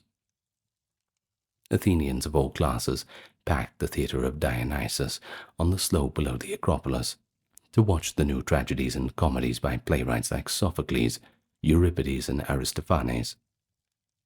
These theatre festivals were both religious and recreational highlights of the year. Business shut down for several days, and even prisoners might be released on bail to attend the plays. It was said that during the dramatic competitions, you could find everyone at the theatre, from dawn to dusk, weeping at the tragedies, laughing at the comedies. On a smaller scale, daily leisure for Athenians included things like visiting friends, participating in clubs, and simple pleasures such as games or storytelling. Men often formed social clubs that met regularly for dining and drinking. These might be composed of neighbors or old comrades. A meeting of a club was like a mini symposium, a shared meal, collective prayers, and enjoyable conversation. Board games and gambling were popular among those so inclined. Knuckle bones, as they called them astragali, could be thrown like dice, and some board games akin to checkers existed too. The writer Plato mentions children playing with rattles and dice, and adults too gambled. Aristophanes makes jokes about the dice throwers, so we know about this. But for the more athletic, afternoons in the Palaestra, the wrestling school provided friendly competition. Wrestling, boxing, and discus throwing weren't just for professional athletes, but also popular pastimes for the common man. One cannot forget, though, the role of music and poetry. Many Athenians liked to play musical instruments. The lyre was taught to boys in school, and singing at symposia or at home was normal. Work could be accompanied by song, too. We hear of harvesters singing field songs and women singing lullabies and laments. Myths and stories were the entertainment that cut across all classes. A grandmother telling the tale of Theseus to wide-eyed children, or a bard reciting a chunk of Homer's Iliad to a crowd in the agora. The average Athenian, even if illiterate, was steeped in an oral culture of epic tales, fables, and proverbs.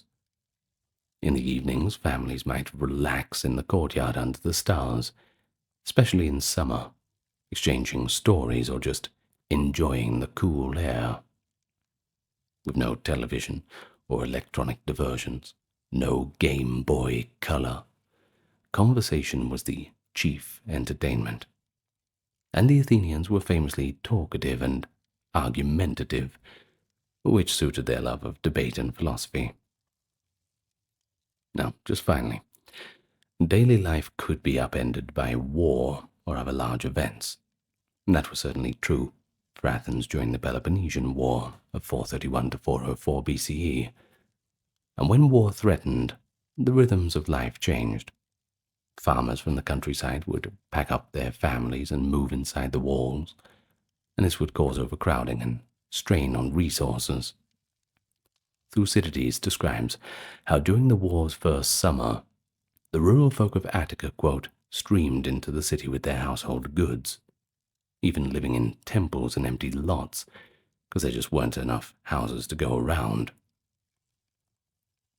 Thankfully, in the more ordinary times, the routines and institutions of Athens proved to be resilient. The democracy itself became a kind of daily theatre. Every day the Council of 500 would meet. They even met on holidays, with only a few exceptions, days in the year for festivals and the rest. and everyday cases were heard in the courts. Athenians prided themselves on this constant civic engagement. An ancient observer quipped that the Athenians, quote, spent their time either debating public affairs or seeing to their private business, and do both with equal zeal. So, I think it's been interesting. The normalities of life that seem to rhyme with our own, just under a different setting. It makes Athens quite legendary. I suppose we can imagine them eating, laboring, laughing, arguing, all those rhythms of life, under those very same sun and stars that shine upon us today. It is a warm autumn night in ancient Greece. The year is 340 BC, and a procession of men and women holding torches aloft snakes down from a dusty road from Athens to the small town of Eleusis by the sea. The air is thick with anticipation and the scent of burning herbs. For 9 days they've purified themselves, fasting, bathing in the sea, and sacrificing a little piglet in honor of the gods. And tonight, beneath a moonless sky, they finally cross the threshold into the telesterion, the great hall of initiation, where a secretive rite is about to unfold. But what mystery is so powerful that it draws pilgrims from across the known world? What sacred story could be so profound that the initiates swear oaths of silence under pain of death? Even in antiquity, that allure of Eleusis was legendary. The Eleusinian Mysteries, sacred rituals honoring the goddess Demeter and her daughter Persephone, regarded with reverence for nearly 2 millennia. The Roman orator Cicero put it bluntly, "Much that is excellent and divine does Athens seem to me to have produced and added for our life, but nothing better than those mysteries by which we are formed from a rude and savage life to a state of civilization, and indeed, in the mysteries we perceive the real principles of life, and learn not only to live happily, but to die with a fairer hope." Cicero's testimony, echoed by many ancient writers, hints at why these rites were so treasured. They offered wisdom, communal bonding, and even a hope for something beyond the grave. But what exactly were the Eleusinian Mysteries, and what happened in these secret ceremonies that could inspire such awe? And more to the point, how could a tradition so venerable come to an end? We'll talk about these sorts of questions. We'll begin by talking about the mythic origins of the mysteries and how the sorrow of Demeter birthed the ritual. Then we will reconstruct what we can, at least, of the initiation process, the journey of the initiates from Athens to Eleusis, the fasting and the sacramental drink, the climactic revelation inside the telesterion. And along the way, you'll hear a few familiar names. We're drawing from some voices of the past, like Plato, Sophocles, Cicero, and even early Christian critics like Clement of Alexandria, who spilled some of the secrets. We'll also share in a few anecdotes, like the scandalous Athenian trial to an emperor's initiation, that bring the mysteries to life. And I think that by the end, we'll explore the twilight of the Eleusinian Mysteries and figure out why they ended, even though their legacy long endures. So, come back in time with me, walk in the footsteps of those ancient initiates, And perhaps you might not become an initiate yourself, but that is an honor lost to history. But you will understand why the rites of Eleusis were counted among the greatest treasures of that fascinating ancient world. Welcome to the channel. Perhaps I can initiate you to click that subscribe button, Well, if you feel the need to. For those new to the channel, I hope you'll enjoy. For those returning, thank you for coming back. And the ones supporting on the Patreon and checking out the merch store, you have my thanks. Now let us begin, nice and relaxed, nice and slow. And of course, the best place to begin is right at their core.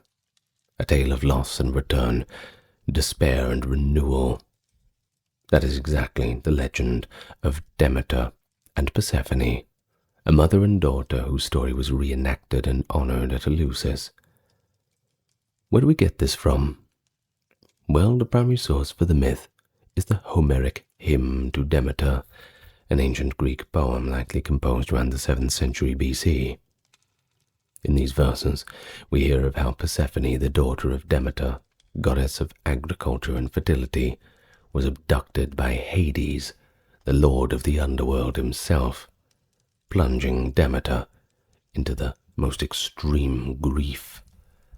Her sorrow so profound that she wandered the earth with a torch, refusing to let anything grow until her beloved daughter was finally returned to her.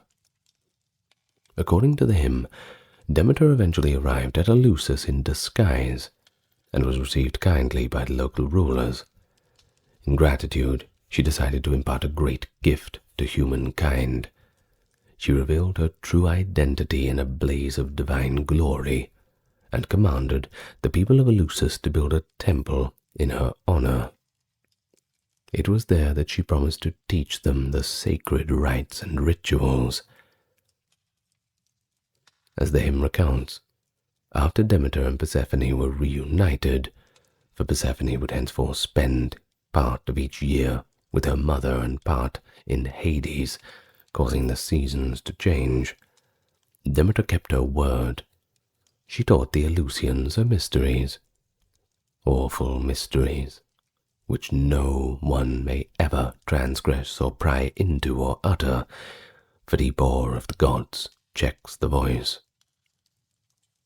The hymn then proclaims, "Happy is he among men upon earth who has seen these mysteries, but he who is uninitiated and who has no part in them never has a lot of like good things once he is dead down in the darkness and gloom." Now that is a powerful declaration. The initiated will reap rewards in the afterlife, sure, while the uninitiated, there's not much for them. That's the beating heart of the Eleusinian Mysteries. It certainly makes you want to check it out, huh?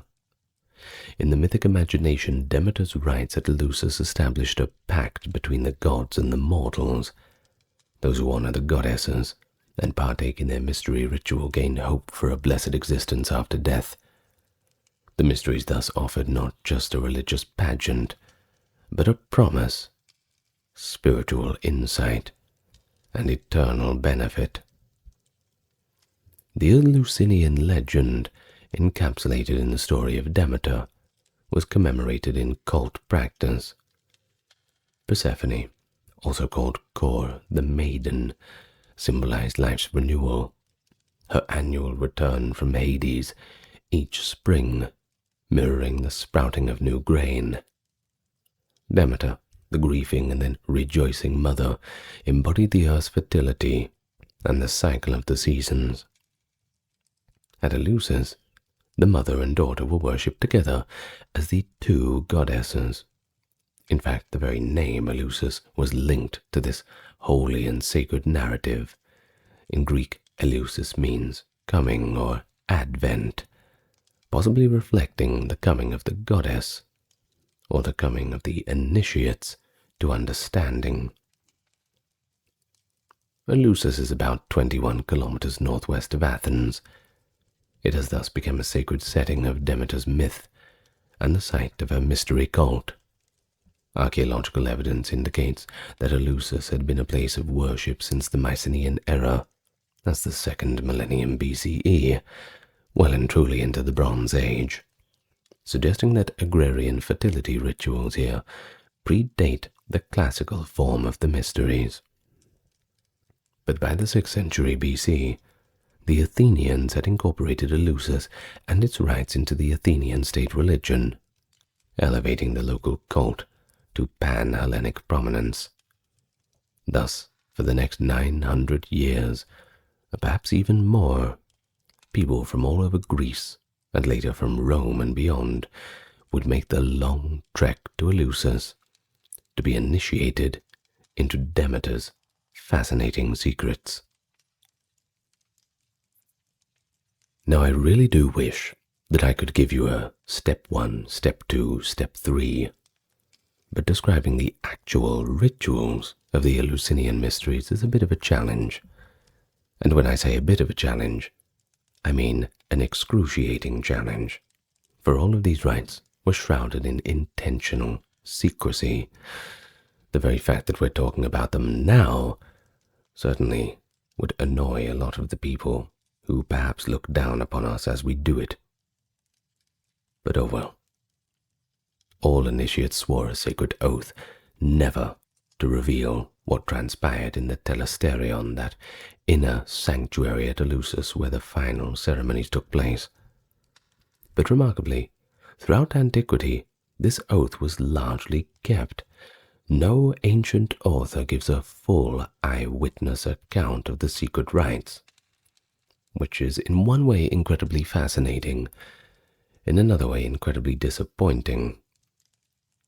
But don't write it off just yet. Don't click off the video.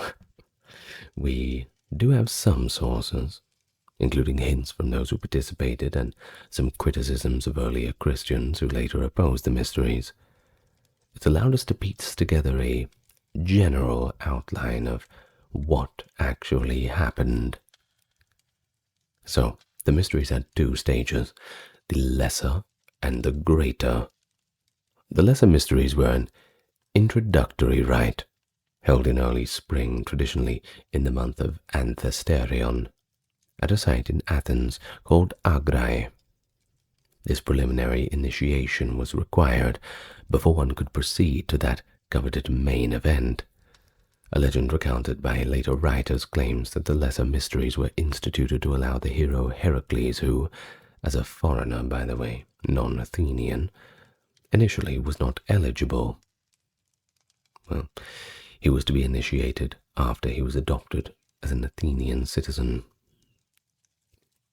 Whether historically true or not, the story shows that anyone, Greek or later Roman, who sought initiation first underwent a smaller purification and sacrifice months beforehand, symbolically preparing them for the greater secrets that they are about to encounter. Of course, the greater mysteries took place annually in late summer or early fall, the month of Boedromion, around September. They lasted about 9 days. These were the famous rites at Eleusis itself. But remember, you couldn't get to them without fulfilling the requirements of the lesser mysteries. The festival followed a structured sequence, blending public celebrations with these secret rites. Day 1, the gathering at Athens. On the 14th of Boedromion, initiates, known as Mystii, assembled in Athens. The priestly herald would announce the start of the mysteries and instruct the participants to cleanse themselves for the sacred tasks ahead. He would cry that all that are not pure should go away to the sea, as later sources tell us, an invitation for the unclean to depart, and for the rest to proceed to purification. Day 2. The initiates, carrying small piglets, that is a traditional offering, went in procession to the sea, at Phaleron beach, to bathe. Each person, along with their piglet, ritually washed in the salt water to purify the body and the soul.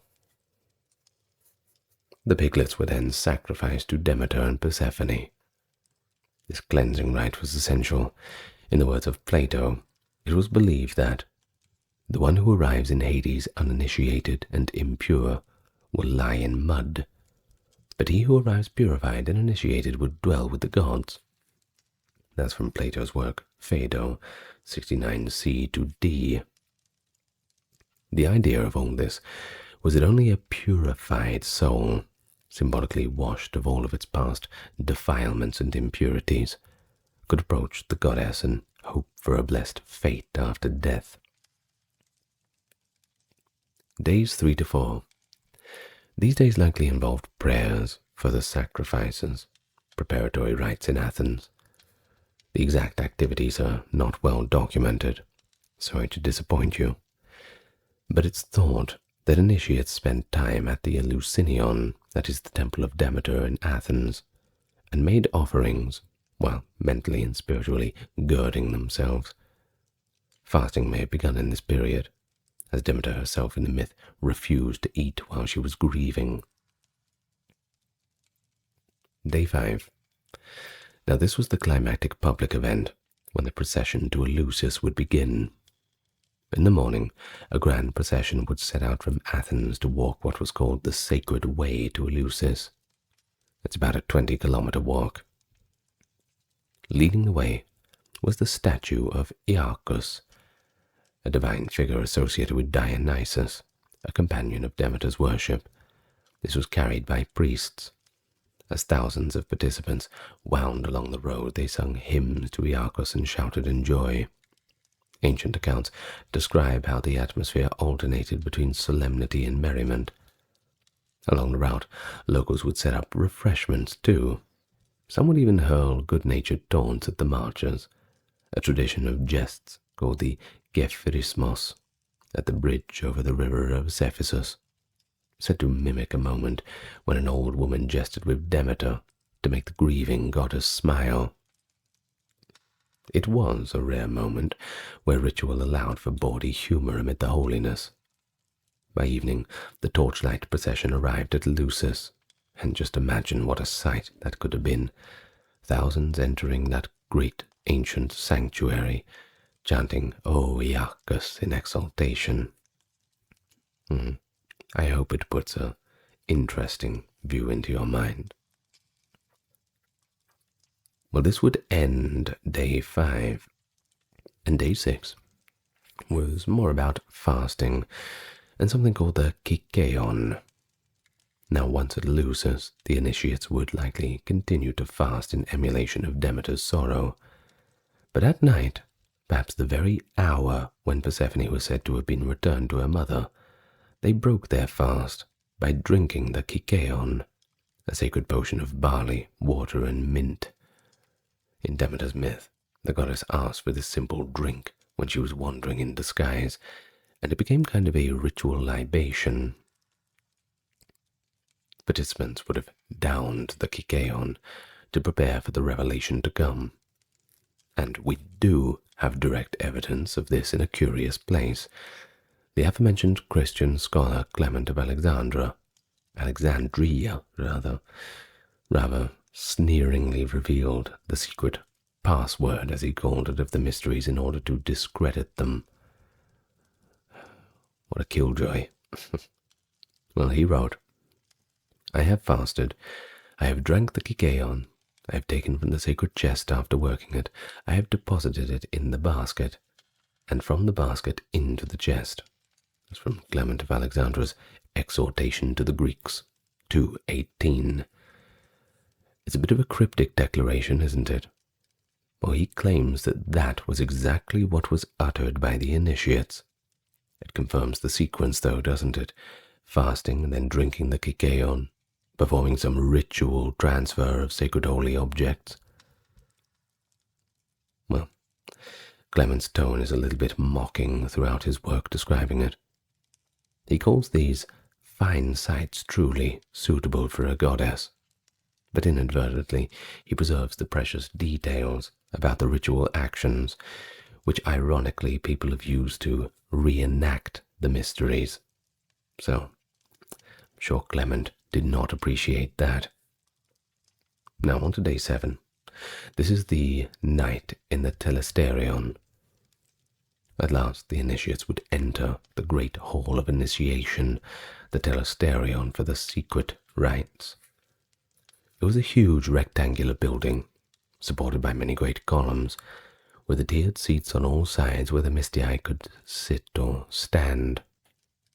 In the center of the hall stood the Anaktoron, the palace or the inner sanctum, a small chamber where only the Hierophant, chief priest, could enter.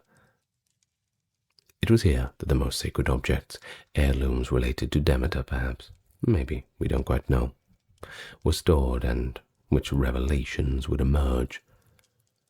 But what exactly happened on this night, in this place, that is the deepest secret of Eleusis, that is the true mystery. By ancient law it was forbidden to describe the scene, and the initiates kept their vows. However, several ancient writers did not. They dropped a few tantalizing hints for us. First we have Plutarch, writing in the 1st to 2nd century CE. He wrote about the climax of the mysteries, the initiate experience as a wondrous moment. I quote, "He has beheld a great light, as when the Anaktoron opens, and in amazement and silent, he hears and sees the sacred things." That is from his work On Progress in Virtue, section 81. Now this does suggest that in the darkness of the Telesterion, perhaps after midnight, the doors of the Anaktoron suddenly flung open, and a great light, whether that be real or metaphorical, burst forth, revealing something quite awe-inspiring to the crowd. Other sources indicate certain sacred objects were shown by the Hierophant. The Greek word for the highest grade of initiation was epopteia, meaning the viewing or the sight, and that implies that a vision was beheld. But I know what you're thinking. What vision? Well, the sources somewhat diverge at this point.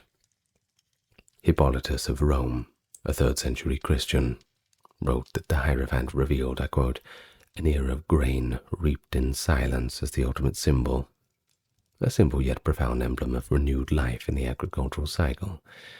But Tertullian, another early Christian writer, sneered perhaps falsely that the object was displayed in the likeness of a male organ, which wouldn't be terribly surprising, but a lot of people doubt that claim, suspecting that it is either a confusion with the Dionysian rites or a deliberate attempt to malign. The ear of grain, on the other hand, somewhat fits the agricultural theme of Demeter. It would be quite poetic, though, the grand secret of life and death represented as a humble stalk of wheat, life's rebirth from the earth. Some accounts also speak of a dramatic reenactment, possibly the Hierophant and priestess, perhaps the Hierophantisa playing the role of Persephone, engaged in a symbolic sacred marriage, or the moment of Persephone's reunion with Demeter, theatrically presented to the initiates, ensuring that not only they heard the myth, but felt part of it. And there were likely chants, incense, perhaps a solemn hymn sung. All the senses were engaged, darkness and light, noise and silence, and the taste of the Kikeon, the scent of myrtle and burning offerings. We can imagine the emotional impact on the initiates, of course, many of whom would have experienced this moment for months or years. Greek writers often liken the experience to a thrilling transformation. The 2nd century orator Aelius Aristides wrote that initiates were overcome by alternating waves of terror and bliss. At one instance trembling with fear, the next filled with wondrous light and joy.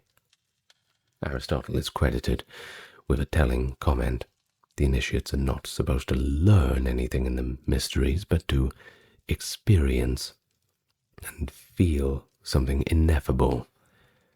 In other words, the mysteries were less about doctrinal teaching, but rather about inducing a profound spiritual experience, a direct encounter with the sacred that defied all rational explanation. Day 7, all done. Day 8, the triumph or the conclusion. After the intense night of initiation, daybreak likely brought celebration. Ancient sources mention dances and playing of flutes. Sacrifices were performed, including, it is said, a bull whose meat likely fed the celebrants in a joyous feast. Because you've got to have food at a party, don't you?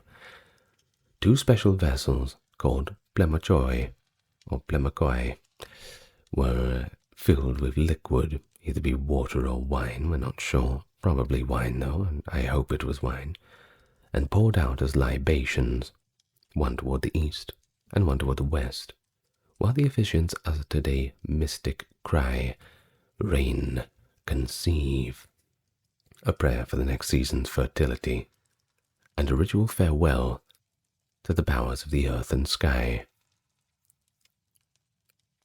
And then, the 9th day, the initiates begin to disperse. Having now been Mystii of Eleusis, they would forever carry that title. The bucket list was ticked off.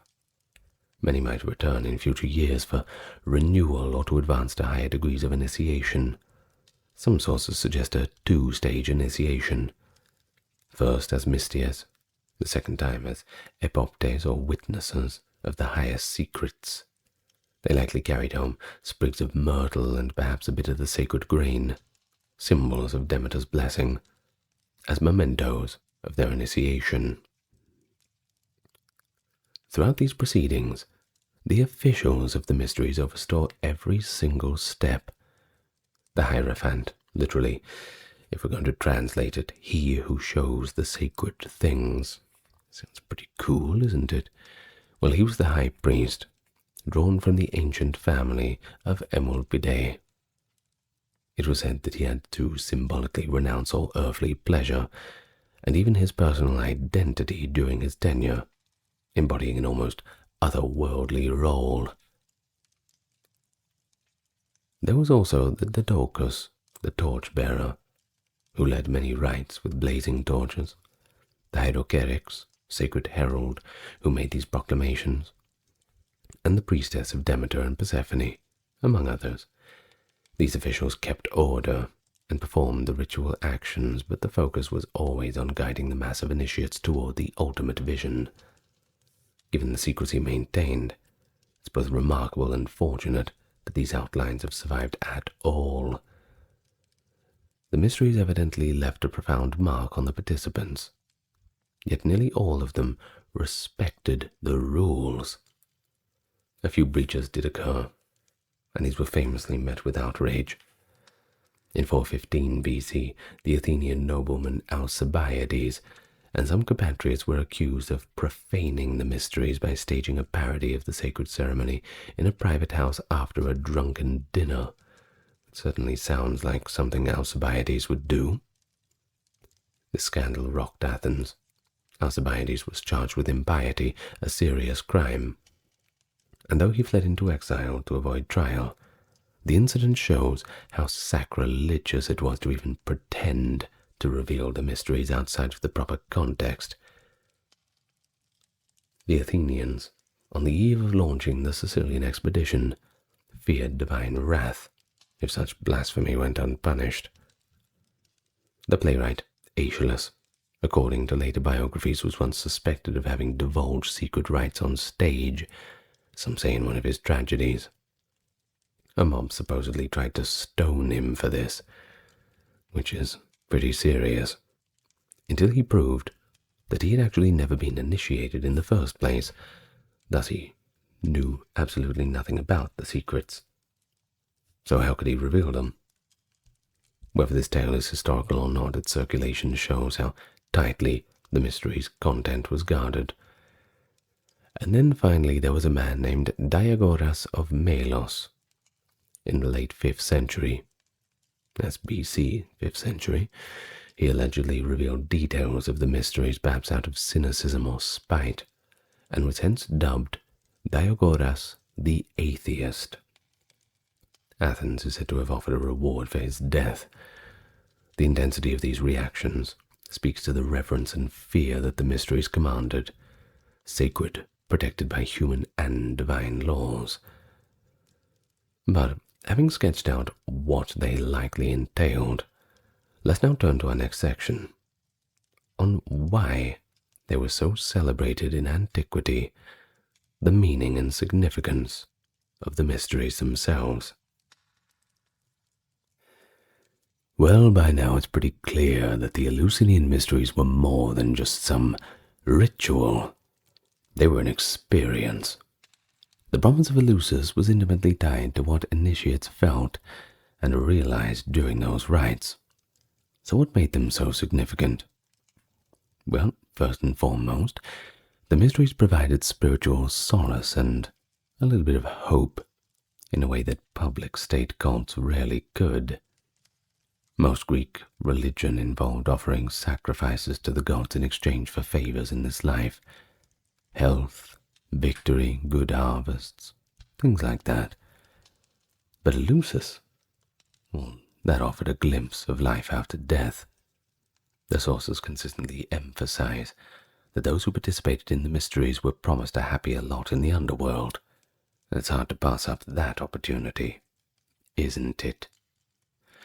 We saw in the Homeric hymns declaration that initiates are blessed, and the uninitiated will never enjoy the good fortune in Hades. We find the same idea echoed by later authors. The tragic poet Sophocles wrote, "Thrice blessed are the mortals who, having seen the rites, depart for Hades, for to them alone is given to have the true life there. To all others evil awaits." This fragment is preserved in Plutarch, by the way. In other words, to have it make sense, initiation conferred a kind of spiritual salvation. And the great lyric poet Pindar similarly sung of the mysteries. "Blessed is he who has seen these rites before going beneath the earth, for he knows the end of life and its God-given beginning." Initiation gave meaning to both death and life, revealing that mortal life has a beginning and renewal in the divine. In essence, it confronted that eternal human question. I suppose two questions. One, what happens when we die? And two, how can we make the most before we die? What can we do with our mortal lives? So by tying these questions to a shared sacred experience and offering an answer to them, the mysteries offered a sort of enlightenment, not an intellectual revelation of doctrine, but an emotional realization that life, death, and rebirth are simply all woven together in a divine cycle, as shown by Persephone's return and regrowth of the grain. This accounts for many ancient testimonies that initiation banished the fear of death. Cicero's quote, which we did hear earlier, explicitly states that through the mysteries people learned not only to live happily, but to die with a fairer hope. Such personal transformation would indeed make the mysteries something nothing better, as he puts it, among Athens' contributions to human civilization. Secondly, the mysteries were a major social and cultural event. Attending them was both a personal honor and a communal bond. For the Greeks, Eleusis was a unifying pan-Hellenic institution, much like the Olympic Games or the Oracle of Delphi. People of any Greek city, man or woman, rich or poor, it didn't matter. As long as you spoke Greek and hadn't killed anyone, you could be initiated. In an age of city-state rivalries, the mysteries stood apart as an inclusive religious festival, fostering a sense of a shared Greek identity under the patronage of Demeter and Persephone. But during the Roman era, the mysteries became even more cosmopolitan. Roman emperors and senators took part in them. We know, for example, that the Emperor Augustus was initiated, as were Hadrian, Marcus Aurelius, and even that debauched Commodus, who, by the way, it is said attended as a boy and nearly disrupted the ceremony by drawing his sword in fright. Yes, you're not meant to do that. Who invited him? Either way, the fact that mighty emperors humbled themselves to be initiated by the priests of Eleusis, that certainly speaks volumes. By Cicero's time in the late Republic, inhabitants of the most distant regions flocked to Eleusis to be initiated. Thus, the mysteries also served as a kind of diplomatic and cultural bridge. During the festival, warfare was also forbidden. A sacred truce protected travelers. Same for the Olympics, too, if you didn't know. So at Eleusis, you could show up and you could find Greeks from Asia Minor, Romans from Italy, maybe even seekers from Egypt or beyond, all sitting side by side, rubbing elbows in the telesterion, equal in the eyes of the two goddesses, from the lowliest farmer to the highest emperor. And this egalitarian aspect, something that's rarely seen, that initiation-level social distinctions, that's definitely something unique in antiquity. The statesman Themistocles reportedly remarked that at Eleusis, people learned to view themselves not just as individuals of this or that city, but just as fellow Greeks, sharing in a profound religious heritage. Another dimension of the mystery's significance was ethical and psychological in a sense.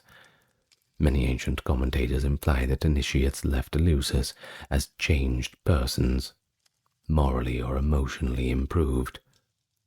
The process of purification, the endurance of some hardship, as fasting, a long night of vigil, perhaps a controlled scare during the rites, followed by the euphoria of revelation.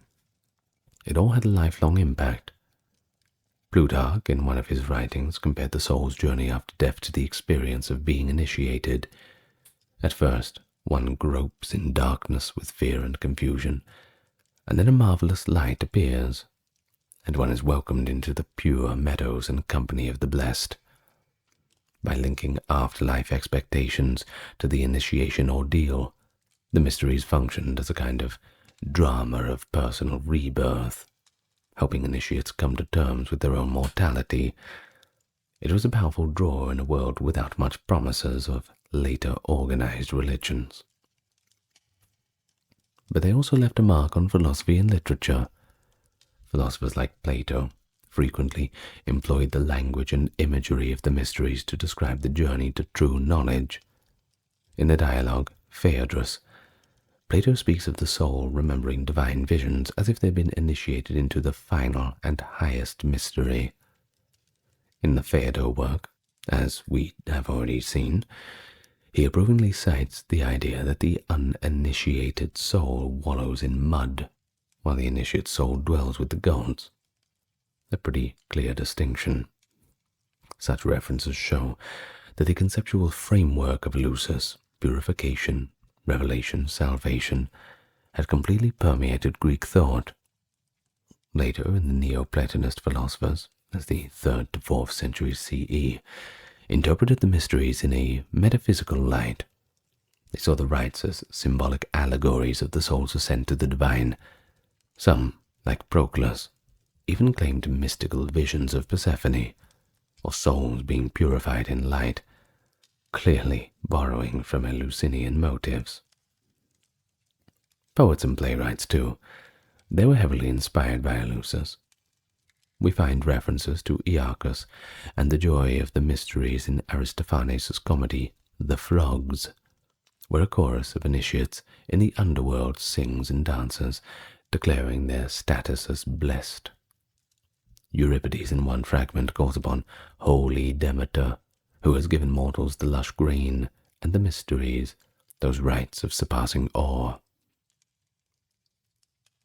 In short, to be initiated at Eleusis was to partake in one of the most meaningful experiences available in the ancient world. Little wonder that the mysteries endured generation after generation.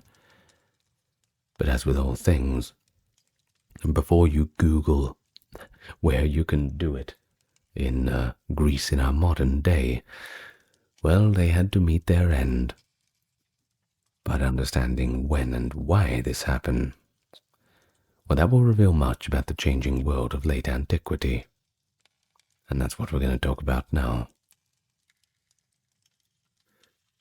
And so after a very impressive run of nearly 1,800 years, the mysteries saw their twilight in the late Roman Empire.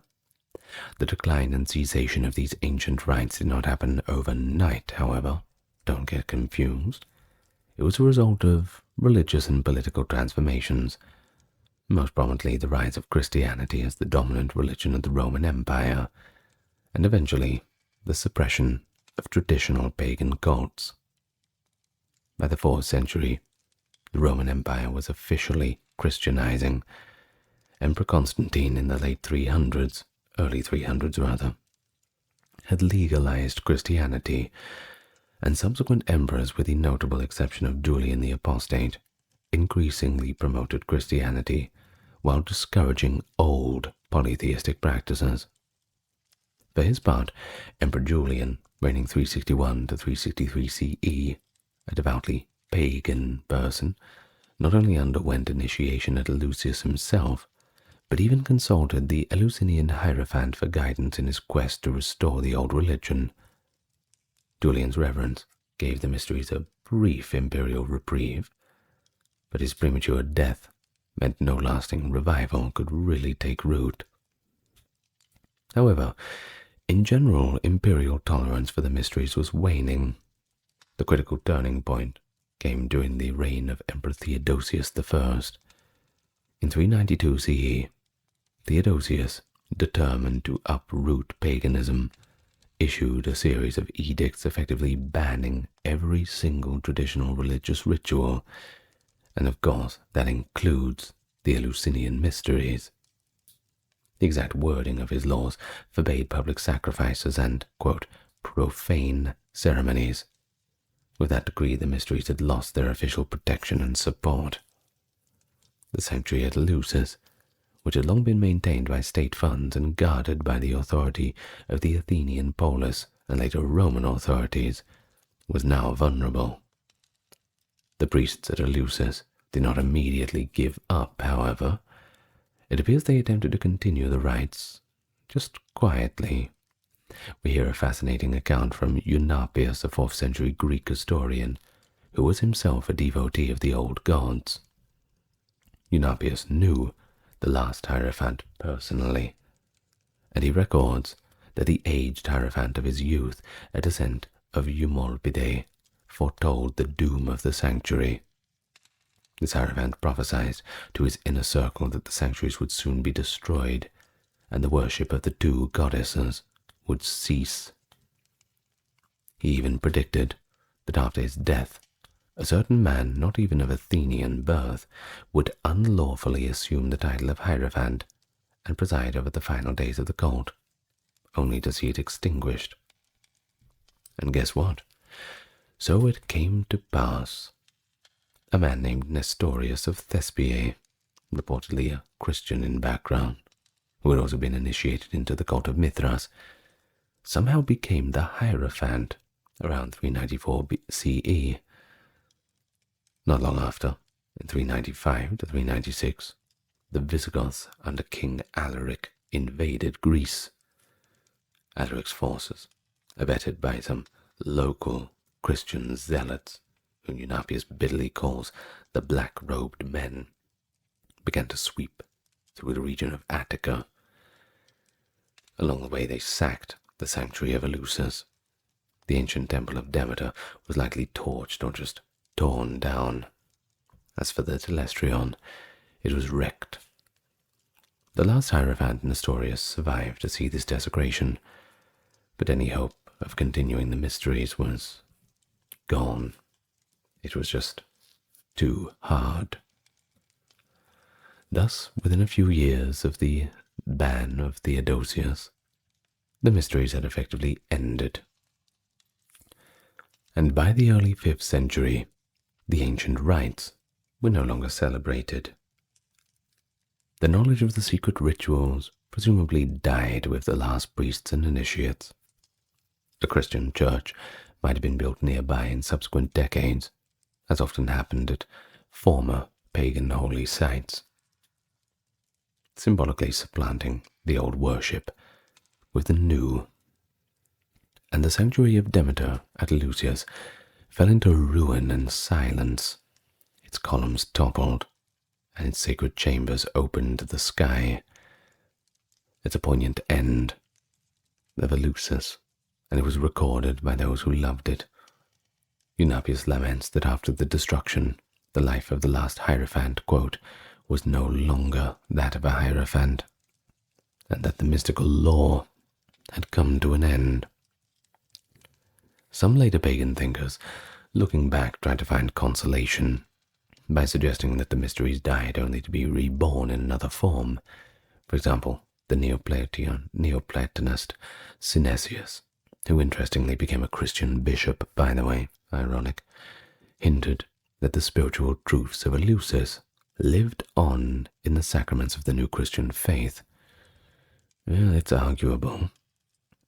Early Christianity did adopt the term mystery for its own rights, but as an actual religious institution, no one was really arguing that the Eleusinian Mysteries were anything but no more. The sanctuary at Eleusis would never again host the festival that for centuries had defined it. The marble steps of the Telesterion, worn by countless pilgrims, now walked only over by occasional locals or curious travelers. In time, soil and grass covered that sacred ground. The memory of what had transpired there grew dim and began to enter the realm of folklore. Only the writings of ancient authors survived to tell the future generations that such things as the Eleusinian Mysteries had once existed. So what were they? They were a journey, physical, emotional, spiritual, undertaken by countless individuals over nearly 2,000 years, all seeking a profound encounter with the divine. In that cool darkness of the Telesterion amid flickering torchlight and sacred chants, initiates felt the presence of Demeter and Persephone, and came away convinced that death was not the end, but just another beginning. They took a simple agricultural cycle, seed to harvest to seed again, and elevated it to a cosmic truth, instilling hope that human souls too would find a new life in the dark soils of the beyond. And so we see how myth and ritual intertwined. The grief of a mother goddess became the rite of fasting and searching. The joyous reunion became a dazzling revelation. A humble drink of barley became a sacrament. A stalk of grain might have revealed the secret of eternity. We also saw how these rites bound a community together, from peasants to emperors, in shared reverence and confidentiality. So the mysteries managed to be simultaneously esoteric, but also universal. Esoteric, known only to the initiates, but universal, being virtually open to anyone, resonant across cultures. Their end, when it eventually came, was brought by a dramatic shift of world views, yet even as the mysteries dimmed, their memory influenced the religious imaginations of later ages. The very word mystery in a spiritual sense, used by Christians to describe sacraments and divine truths, owes a debt to Eleusis and all those other ancient mystery cults. And to this day, the phrase Eleusinian Mysteries evokes a sense of something unfathomable and sacred, a fascinating secret of the universe that's just slightly beyond our grasp. And so to close, consider the reflection of the Athenian orator Isocrates on Demeter's gifts to humanity. He praised the goddess for bestowing upon the means to survive and the means of hope. Demeter bestowed on us 2 gifts, the greatest in the world. First, the fruits of the earth, which have enabled us to rise above life and beasts, and second, the mysteries of Eleusis, which continue to inspire in those who partake of them sweeter hopes regarding both life and the end of all eternity. Grain and hope, one for our bodies, the other for our souls. In Eleusis, Demeter gives both, and that is why, for those who are initiated, and for those who study these rites even now, they remain a shining example of the human search for meaning at that threshold of life and death. Crucifixion, a spectacle of agony and shame. Countless unnamed victims, left to writhe in public view. It is an execution method so horrific that Rome reserved it for the lowest of the low. Yet paradoxically, it gave rise to one of the world's most potent religious symbols. So how did this cruel practice originate, evolve across cultures, and come to carry such a profound meaning? Today, we'll talk about the history of crucifixion, from its ancient origins in the Near East to its use by Imperial Rome, from its role in religious narrative to its variations in method and eventual abolition, and finally, to its lasting legacy as a symbol. We'll go through a journey through time, and we'll talk about how an instrument of terror became in later memory an emblem of faith and sacrifice, and why the story of crucifixion continues to captivate and appall us in equal measure. But not before I welcome you to the channel. It's going to be somewhat of a bleak topic. Seems to be the trend of things that people like to enjoy on here, but that's okay. We talk about it all. I would like to invite you to, if you enjoy the content, like and subscribe, and tell me where you're listening from below in the comments. I've also got a pretty nifty little merch store and a Patreon, if anyone feels inclined to have a look at that. And now, without further ado, let's get nice and comfortable, and we may begin. And where else to begin than from the origins in ancient civilizations? You see, the crucifixion tradition did not begin with the Romans. The roots of this practice reach back into the ancient Near East. Early evidence suggests that the Assyrians, notorious for their cruelty, were pioneers of impaling and displaying enemies on stakes.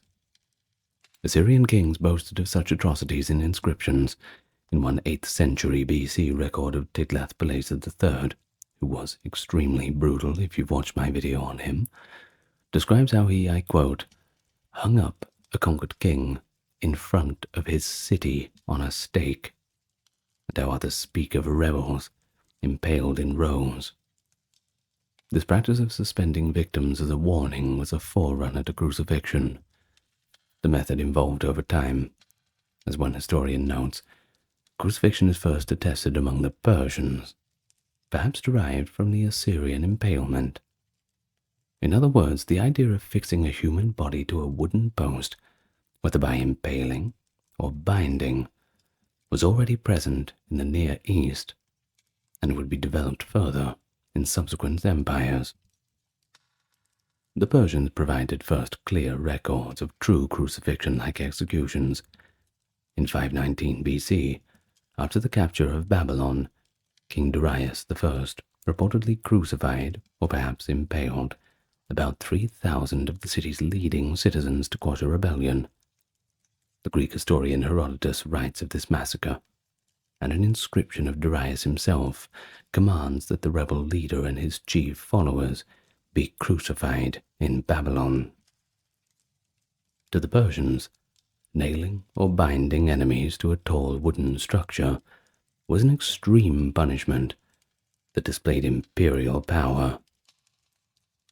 Likewise, Sources indicate the Persians used crucifixion against political enemies, and even as a punishment for high treason, a fate arguably worse than death itself, given its terrorizing impact. From Persia, the practice likely passed itself on to other cultures. The ancient Carthaginians, for example, made a grim use of crucifixion too. In ancient Carthage, a general who failed in battle might pay with his life on the cross. During the First Punic War, 3rd century BC, Carthage crucified a commander for losing a crucial city to the Romans. According to one account, when a Carthaginian general permitted Rome to invade Sicily, he was recalled and promptly nailed to a cross. Punishment for his incompetence. Crucifixion served as the harshest penalty in the Carthaginian military code, a brutal management of failure. That stood in contrast, of course, to Rome's tendency to either exile or fine defeated generals. But of course, Rome wasn't the most gentle with their punishments either. And Carthaginian cruelty didn't stop there, by the way. During the Mercenary War, around 240 BC, both Carthaginians and their revolting mercenaries crucified captives in retaliation, a bloody tit for tat that showed how commonplace this method had become. But it wasn't just them. The Hellenistic Greeks also adopted crucifixion in certain circumstances, mainly during wartime. Although classical Greek city-states generally preferred other forms of execution, like hemlock poisoning or stoning, the influence of Persian practices made itself felt after Alexander the Great's conquests. In 332 BC, after Alexander's army finally breached the fortified island city of Tyre, the enraged conqueror ordered some 2,000 Tyrian survivors to be crucified along the shoreline. Ancient sources describe the gruesome scene of hundreds of crosses with screaming, dying men arrayed by the sea as an object lesson to any city who dared resist Alexander's will. This mass crucifixion at Tyre is the earliest large-scale use of the punishment in the Mediterranean world, and it shows that by the late 4th century BC, crucifixion, whether by nailing or binding victims to a cross or stake, was already known across various cultures as the ultimate penalty, reserved for dire offenses, and often carried out with public flair for maximum intimidation. In the centuries that followed, crucifixion became especially associated with the military and judicial might of Rome. Of course, the Romans didn't invent crucifixion, but they did perfect it. By the late Republic period, crucifixion was the supreme penalty for rebels, slaves, and the lowest criminals. The Romans themselves viewed it with horror. The statesman Cicero called it a most cruel and disgusting punishment, and insisted that the very word cross, Latin crux, should be far removed from the thoughts of any Roman citizen. It was a punishment explicitly kept for non-citizens, slaves, foreigners, rebels, or for citizens guilty of the worst treason. This legal and social boundary speaks to how degrading crucifixion was in Roman eyes. A Roman citizen, like St. Paul, could usually not be crucified, while a rebellious slave or provincials would usually be made an example of. One of the most notorious mass crucifixions under Rome came in 71 BC, following the defeat of the Gladiator Spartacus and his rebel army. After a brutal campaign, the Roman general Marcus Licinius Crassus crushed the slave revolt. To send an unmistakable message, 6,000 captured rebels were crucified along the Appian Way, from Capua to Rome. Ancient reports describe this ghastly installation of crosses lining the highway for miles. It was a forest of the dying and the dead. Those who were not left screaming were already rotting, a warning to any slave who dared to dream of freedom. The mass crucifixion of Spartacus's followers was Rome's grim way of asserting its authority. It burned the horror of crucifixion into the historical record as the ultimate deterrent. Roman writers noted that no tombs or rites were given to these victims. Their bodies remained on the crosses long after death as carrion for vultures. The Appian Way crucifixions are a textbook example of how Rome wielded this kind of terror. The punishment was not only death, but the public humiliation and the prolonged suffering that preceded it. And so, during the peak of the Roman Empire, crucifixion was a common fate for robbers, insurgents, and any who threatened Roman rule. Nowhere is more starkly documented than in the brutal suppression of the Jewish revolt in 70 CE. Flavius Josephus, a Jewish historian who witnessed the siege of Jerusalem, recounts Roman soldiers crucified hundreds of Jews in full view of the city walls. When captives or defectors fell into Roman hands, they were first scourged and tortured, and then crucified in the sight of as many onlookers as possible.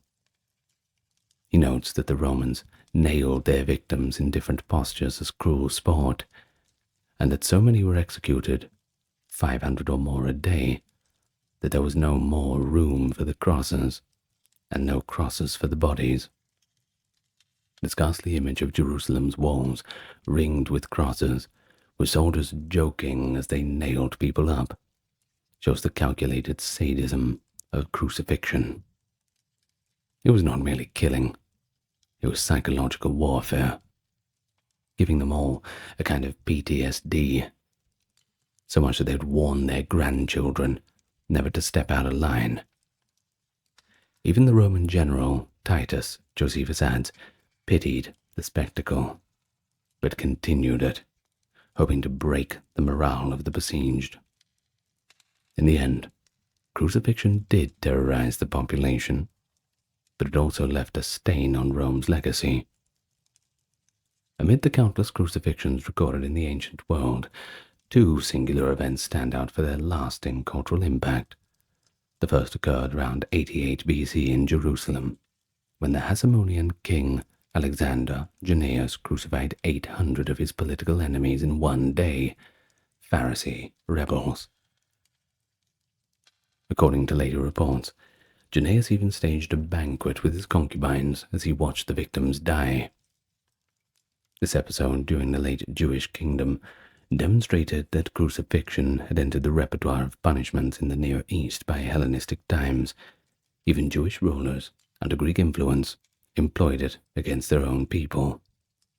The Jewish historian Josephus later recorded this atrocity, ensuring that it would not be forgotten. Of course, the second, far better known event is the crucifixion of Jesus Christ in approximately 30 to 33 CE under Pontius Pilate, the Roman prefect of Judea. Now, in many ways, the execution was a routine Roman crucifixion of a provincial troublemaker. That's how they saw it. One of perhaps thousands carried out in the era. Now, if we're going to go by the Gospels, it describes it as Jesus being scourged, forced to carry the cross beam, and then nailed to the cross between two thieves at a site called Golgotha. This was entirely in line with Roman practice. Crucifixion was often preceded by flogging to weaken the condemned, and victims were often made to carry the crossbeam to the execution site. Nails were driven through the wrists or forearms, and the feet or heels. Not the hands, by the way. They were never driven through the hands, because if you were to drive them through the hands, the hands would not hold the weight of the body. They would simply rip off, basically, so you had to have a stronger joint in the wrists. A bit of trivia there. So when you see those depictions with the nails through the hands, that is actually not correct. Well, of course, once these were driven through, they might linger alive for hours or even days after. In Jesus' case, the process was expedited. He died within a few hours, perhaps due to severe scourging or other factors, and a soldier pierced his side with a spear to ensure his death too.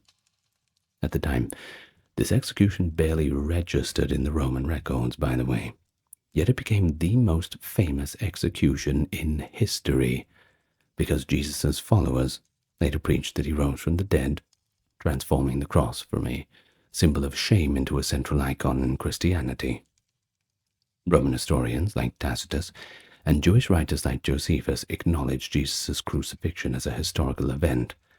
Tacitus notes that Christ suffered the extreme penalty during the reign of Tiberius at the hands of Pontius Pilatus, but they could have hardly guessed the religious significance that it would assume later on, of course. Now, crucifixion's prominence in the Roman world is further underscored by smaller anecdotes and practices. For example, the Romans customarily posted the crime of the condemned on a sign above their head on the cross, hence the gospel mention of the sign, Jesus of Nazareth, King of the Jews. They kind of put that on there as a way to mock him, almost, saying, look at this king, this is their king, look at what we done to him. They was kind of like that.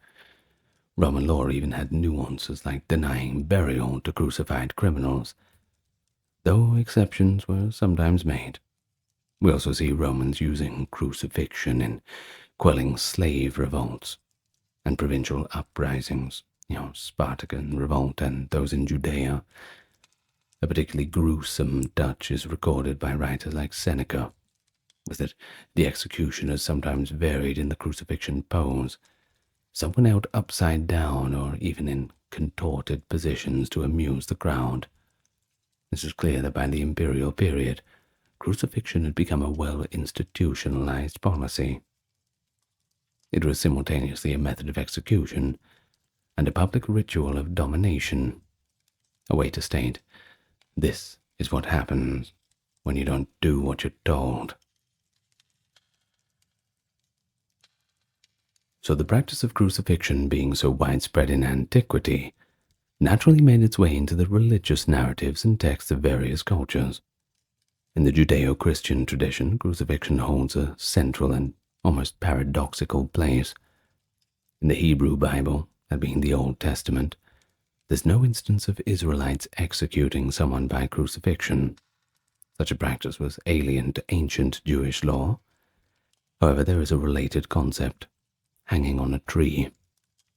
Deuteronomy 21:23 commanded that if a criminal was executed, usually by stoning, his body could be hung on a tree as a further public display, but it must be taken down by nightfall. Now, this was not crucifixion to death, but a post-mortem shaming ritual. Later Jewish writers would connect this idea of being hung on a tree to crucifixion, interpreting a crucified person as under God's curse, an interpretation early Christians had to grapple with in explaining Jesus' death. Now, during the Hellenistic period, Jewish history sadly records actual crucifixions. The aforementioned mass crucifixion of 800 Pharisees by Alexander Jannaeus is noted in Josephus's Antiquities and in later Jewish memory. The dramatic event showed up in religious discourse as well. It exemplified that the suffering of the righteous and the brutality of leaders who strayed from God's law.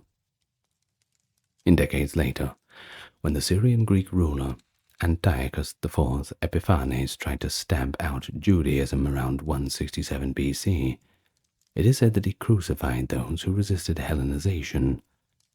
According to 1 Maccabees and Josephus, some devout Jews who refused to forsake their traditions were not only executed, but hung on stakes in public. Thus, by the time of Jesus, crucifixion was a known threat in the Jewish consciousness under foreign rule, almost like a sign of pagan oppression. In Christianity, crucifixion takes on an entirely new significance because of Jesus Christ. What was a horrific punishment became, in Christian belief, the means of humanity's salvation. It's all a little bit ironic. The New Testament devotes considerable attention to the crucifixion of Jesus, describing it in detail in all four Gospels. Early Christians did not gloss over the scandal of the cross. Instead, they emphasized it. The Apostle Paul wrote, "We preach Christ crucified, stumbling block to Jews and folly to Gentiles," acknowledging that a crucified Messiah was shocking to both Jewish and Greco-Roman sensibilities. Yet this very shock became the linchpin of their entire theology. Jesus' willing death on a cross was seen as a redemptive sacrifice.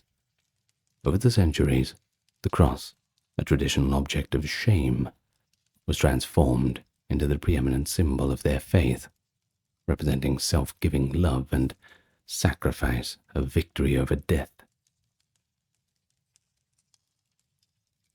This profound reframing is evident in how Christians began to use the symbol of the cross, in art, on church buildings, and in rituals.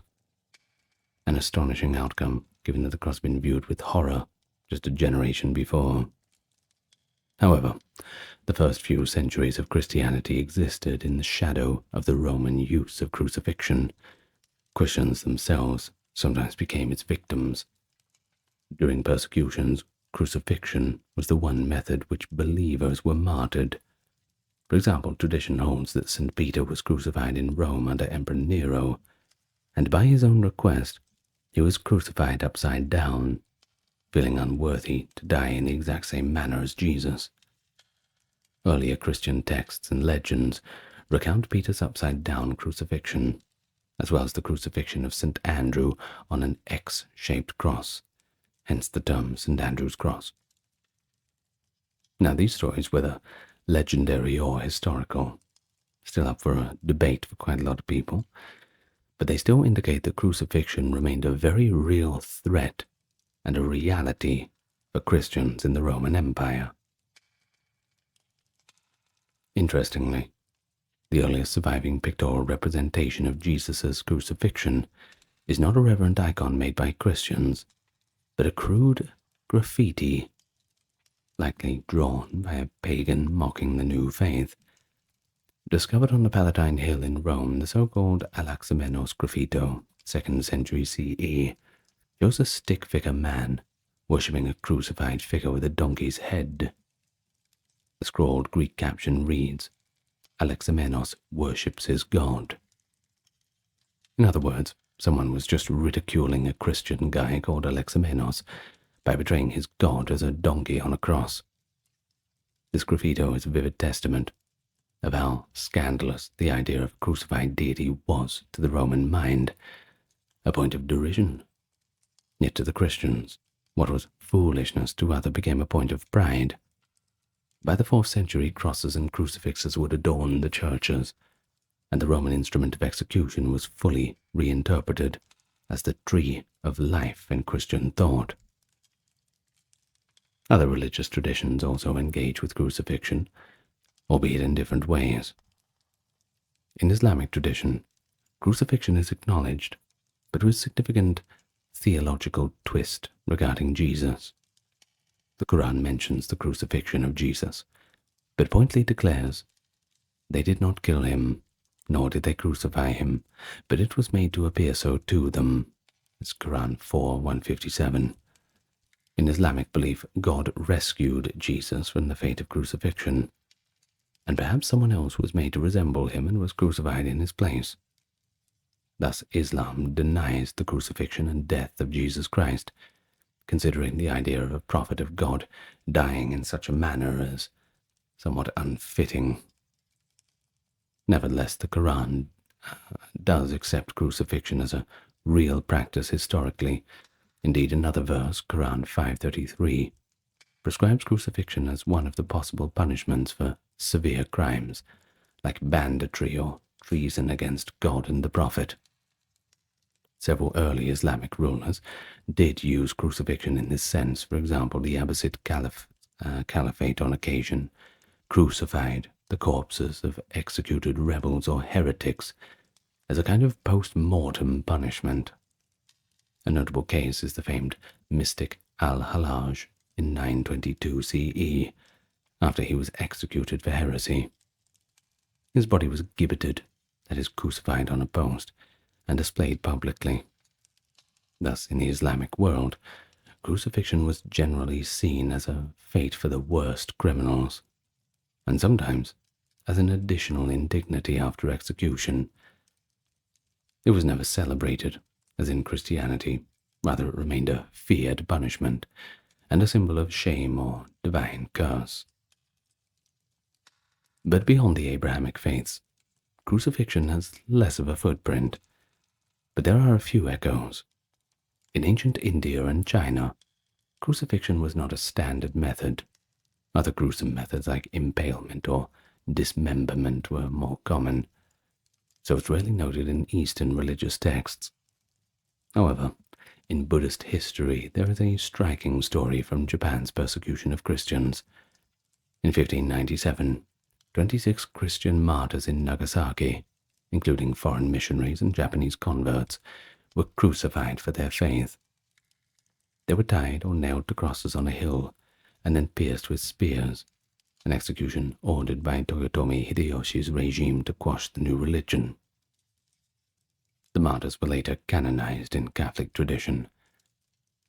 While this event is more historical than scriptural, it shows how crucifixion took on religious significance in a context far removed from Rome, as a test of faith and a form of martyrdom.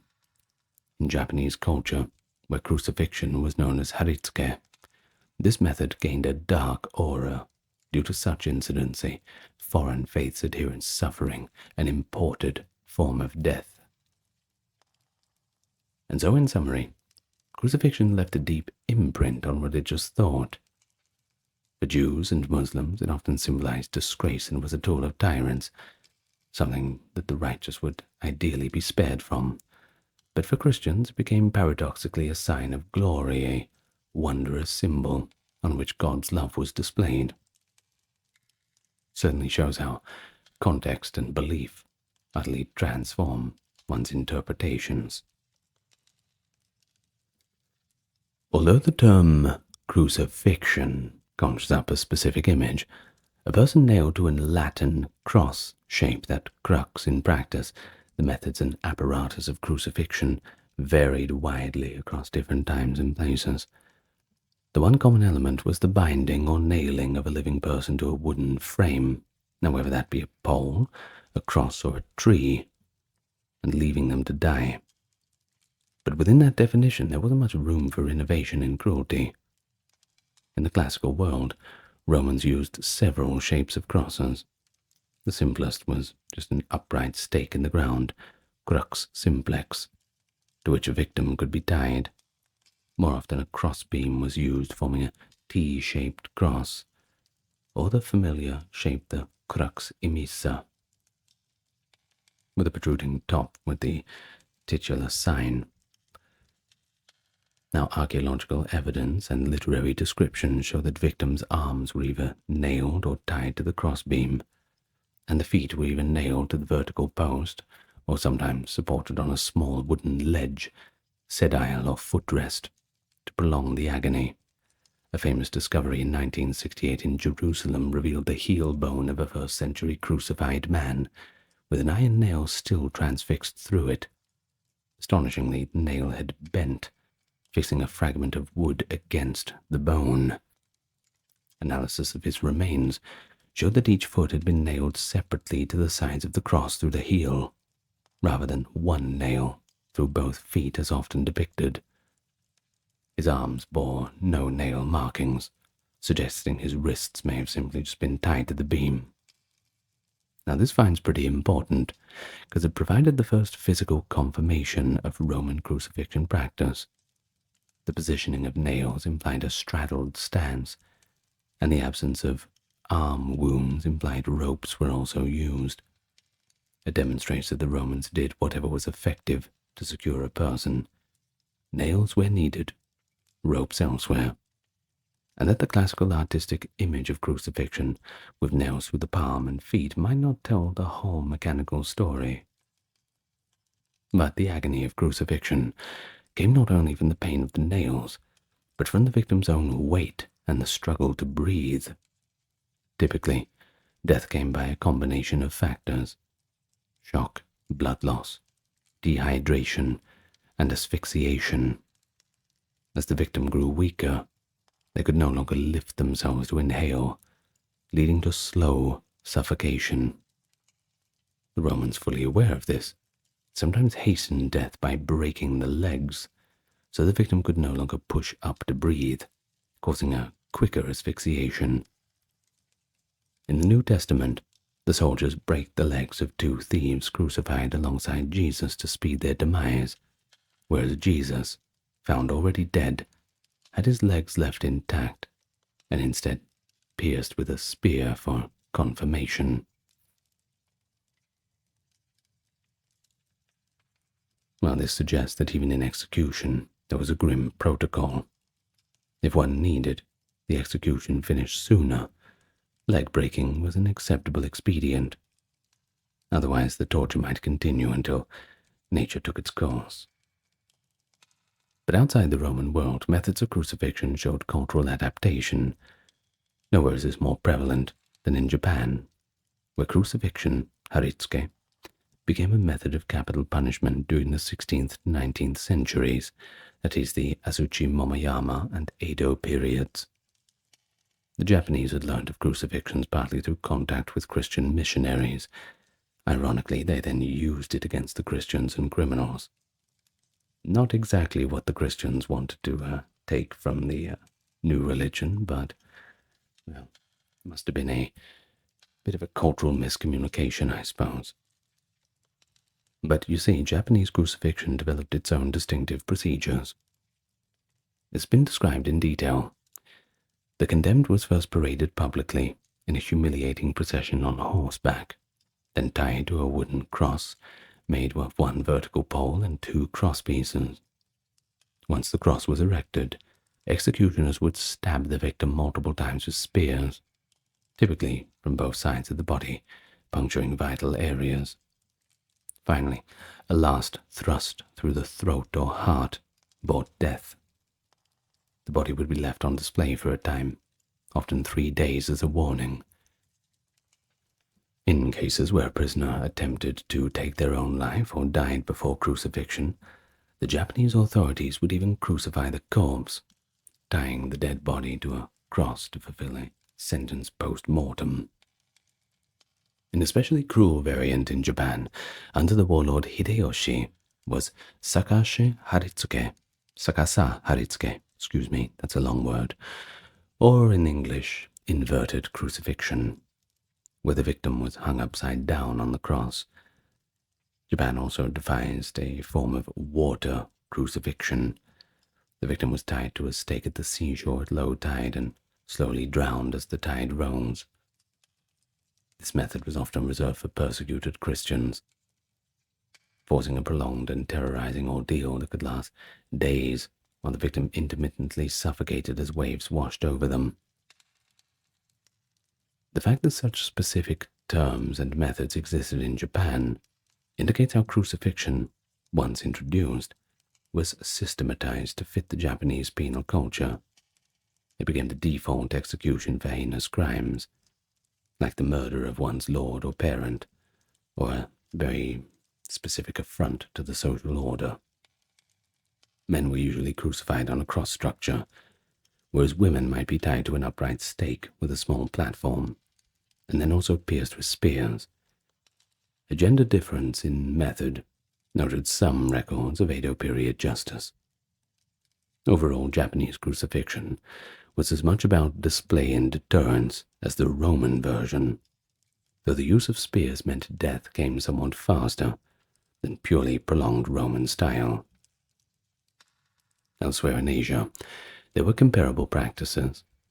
In Burma, Myanmar, in the early 19th century, executions sometimes incorporated crucifixions combined with mutilation.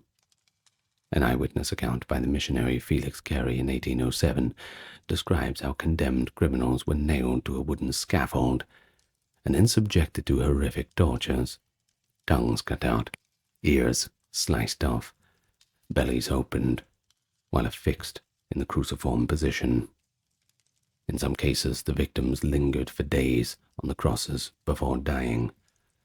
Such reports show that even outside the West, the concept of nailing a person in place to torment them had emerged independently, or simply through influence, but adapted into local spectacles.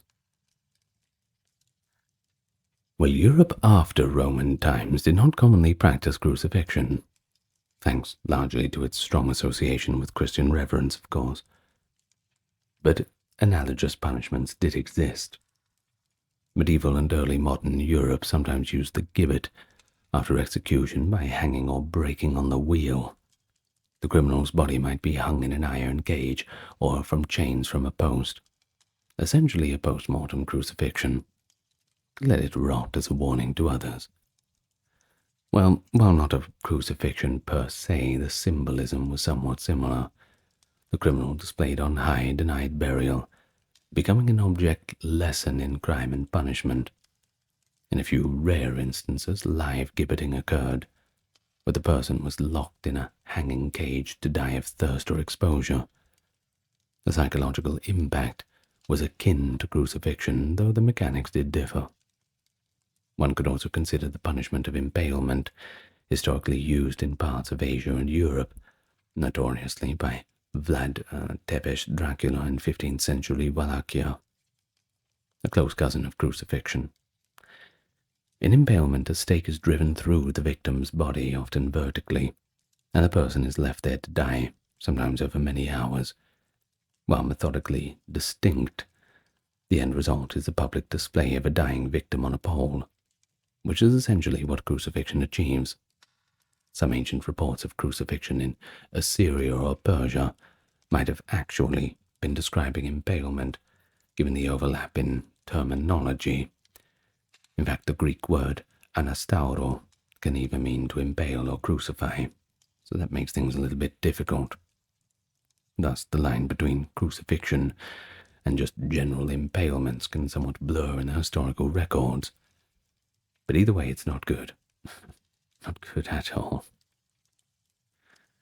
Well, in terms of the apparatus, crosses themselves could take different shapes.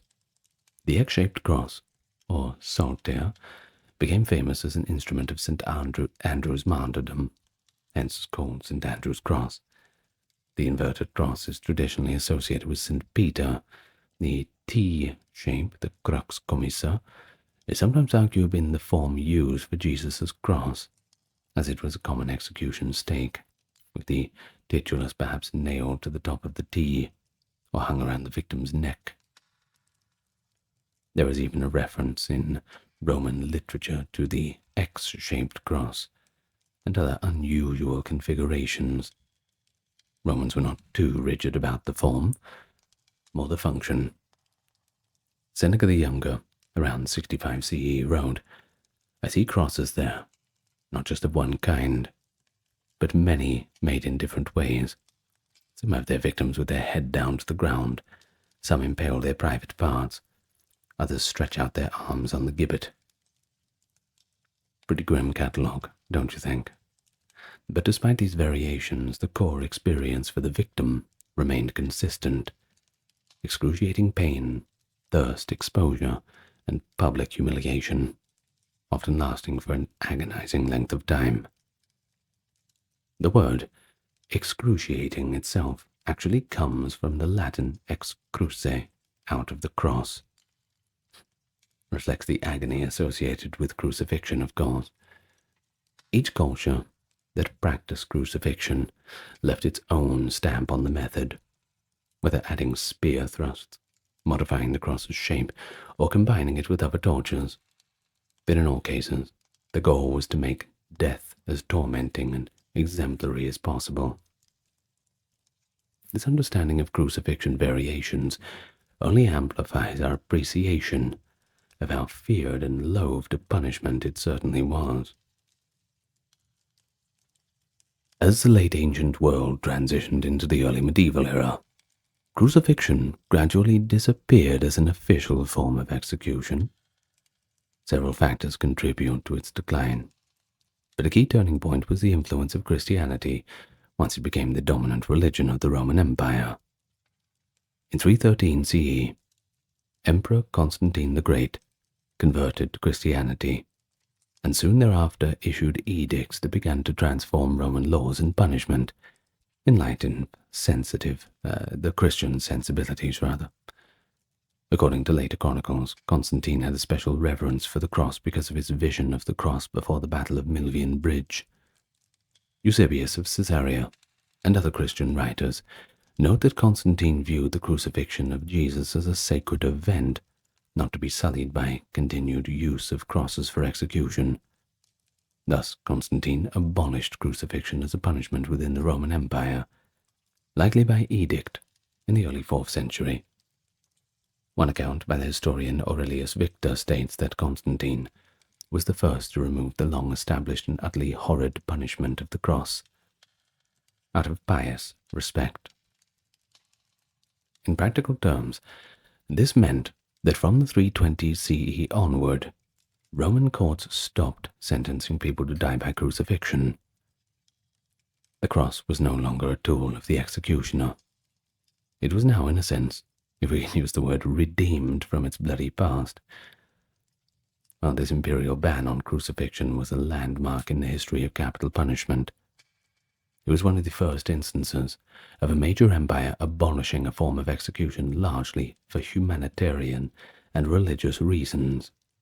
But it's important to note that by the 4th century, crucifixion had also become somewhat redundant in Roman law, because the empire had fewer mass slave revolts or provincial rebellions to suppress in such a dramatic fashion. Other punishments, such as beheading, which was quicker, or damnatio ad bestias, throwing criminals to wild beasts in the arena, which served as entertainment, began to take precedence. I don't know how that aligns with Christian sensibilities, but apparently it does. But the moral weight of crucifixion of Christ undoubtedly hastened its end. In fact, by the late 4th and 5th centuries, Christian poets and theologians were waxing eloquent about the cross in purely mystical terms, with scarcely a memory that it had once been feared the instrument of death. Even as Roman crucifixion faded, elsewhere the practice had lingered longer. In parts of the world beyond direct Roman or Christian influence, crucifixion continued into the Middle Ages, and even the early modern period. In the Islamic world, as mentioned, crucifixion was practiced occasionally by various dynasties. However, as Islamic law developed, it was generally reserved as a post-mortem punishment, or a punitive display. Over time, the actual crucifixion of live persons became extremely rare in Islamic jurisdictions, partly because alternative execution methods were preferred, and partly because of the logistical complexity of crucifixion. By the Ottoman period, for example, impalement had largely taken place of crucifixion for terrifying executions. Thus, in the Middle East and North Africa, it was mostly phased out by the early modern era, surviving only as a symbolic threat or an extraordinary measure. In Japan, crucifixion persisted into the 19th century as a legal penalty under the Tokugawa shogunate. The Edo period penal codes prescribed crucifixions for certain heinous crimes, and for Christians who defied the ban on their religion. It was a standard part of the justice system in Japan until they opened up to the West. Under pressure to modernize and influenced by Western legal norms, Japan officially abolished crucifixion in the early Meiji Restoration period. By 1871 to 73, the new Meiji government had removed crucifixion from the criminal code, replacing it with more modern methods, like hanging. The last recorded crucifixions in Japan occurred just before these reforms. For instance, there are records of a man crucified in 1864 in Yokohama for murder, and possibly a few during the upheavals around 1868. But after 1870, such sentences cease. The end of crucifixion in Japan thus came as a part of a broader wave of penal reform and westernization. In a broader sense, crucifixion as a state-sanctioned practice died out because societies gradually found it too barbaric or too laden with negative connotation. The rise of Christianity made it unthinkable in Europe, and later the rise of the Enlightenment values worldwide made such torturous executions completely unacceptable. By the late 19th century, around the globe, crucifixion was effectively extinct. It joined the ranks of ancient punishments that modern sensibilities and legal standards have rejected, alongside practices like burning at the stake, flaying, or breaking on the wheel. But while crucifixion as an execution method may have vanished in the history books, its legacy endures powerfully in culture, religion, and art. In fact, no other method of execution has left such a deep imprint on human consciousness. In fact, the word crucifixion itself now transcends its literal meaning. It often denotes any torment or a severe trial. We often speak of someone being crucified by the media, for instance. This metaphorical usage is a direct legacy of how notorious it was. Now, first and foremost, the symbol of the cross has become ubiquitous to Christianity. I think it's pretty obvious. It is one of the great ironies of history that an instrument of humiliation and agony was adopted by the Christians as an emblem of their faith. Starting with the 4th century, once crucifixion was no longer in use, depictions of Christ on the cross, that crucifix, became central to Christian worship and art. Churches were built in the shape of crosses. Pilgrims sought relics of the true cross. Helena, Constantine's mother, was said to have found the remnants of Jesus' cross in Jerusalem, by the way. And over time, the cross came to symbolize salvation, hope, and the intersection of divine love with human suffering. In the arts, endless painters, sculptors, and poets have taken inspiration from the crucifixion, from the serene sacrifice portrayed in Renaissance paintings to the harrowing modern sculptures that try to capture the anguish. The image of the crucified Christ became a universal symbol of compassion and sacrifice, recognized far beyond Christian circles. It has inspired compassion, philosophical reflection, and also social action. For example, the crucifixion is often invoked when people see the suffering of the innocent and ask why, echoing the image of Christ's suffering. The cultural legacy of crucifixion is also evident in literature and film. Countless works reference it. Whether explicitly or through crucifixion imagery, writers have long used crucifixion metaphors to convey extreme sacrifice or persecution. For instance, in Shakespeare's The Merchant of Venice, Shylock says, "You take my life, when you do take the means whereby I live." But earlier, he also refers to how you might almost damn the Jew. If you prick us, do we not bleed?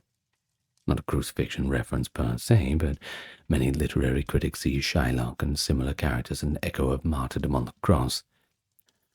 Especially in a lot of medieval passion plays, the sometimes caricatured Jews in the stories of the crucifixion. But in some cultures, crucifixion has even entered popular devotion in unusual ways. Every year on Good Friday in certain parts of the Philippines, a small number of devout Catholic Filipinos engage in voluntary crucifixions, and I'm not even joking. They have themselves nailed, with sterilized nails of course, to a wooden cross for a brief time to reenact their Lord's suffering. Though the Church does not endorse this extreme practice, it certainly shows how crucifixion has transformed from something one would desperately avoid into something one might put their hand up for, a demonstration of piety. And outside of religion, the image of crucifixion has often been used for political and social commentary, a symbol of oppression. Political cartoons might depict a figure crucified to represent their being martyred by public opinion. For instance, at sites of genocide or massacre, crosses, even if the victims were not literally crucified, can appear as a visual language for lives cut down cruelly. But in conclusion, the history of crucifixion is a journey from pragmatic brutality to profound symbolism. It began as a way to terrorize and subjugate. used by cruel emperors from Assyria to Rome. It played a role in defining moments of antiquity, the fall of the great rebel Spartacus, the assertion of Carthaginian discipline, the death of a man that the Christians called their savior. It was refined into an art of agony in places as far-flung as Japan, only to be ultimately cast aside as civilization advanced. Yet long after the practice ended, crucifixion lives on in collective memory and cultural conscience. The cross on a church spire, those beautiful buildings, the phrase, bearing one's cross, the very horror we feel at the thought of nailing a person to wood. All these attest the crucifixion left an indelible mark on our history. It's a sobering legacy, sure. Definitely a complex one. It is perhaps the most niche yet simple symbol that we have in humanity. Those two lines, one short, one long, crossing over the other. It reminds us of the depths of cruelty, but it calls us at the same time to the heights of compassion. Early dawn in ancient Sparta. A 7-year-old boy bids farewell to his mother. He is going to join the communal barracks. Nearby, a group of teenage girls race and wrestle under the open sky. Their laughter can be heard echoing through those training grounds. An old man, too, hardened by years of discipline, tastes the morning broth. Nothing special. It's a dark, iron-black soup. He nods in approval anyway. That's all he gets. This is a glimpse of daily life in ancient Sparta at the height of its power. Famed across history for its famous warriors and austere society, it presents a way of life so distinct that it's quite fascinating. You see, usually when empires get to their golden age on top of the world, they will have a few more luxuries. Sparta is a little bit of a different case. At least, for a little while. Later on we might see a little bit of a change, which is arguably what leads to Sparta's downfall.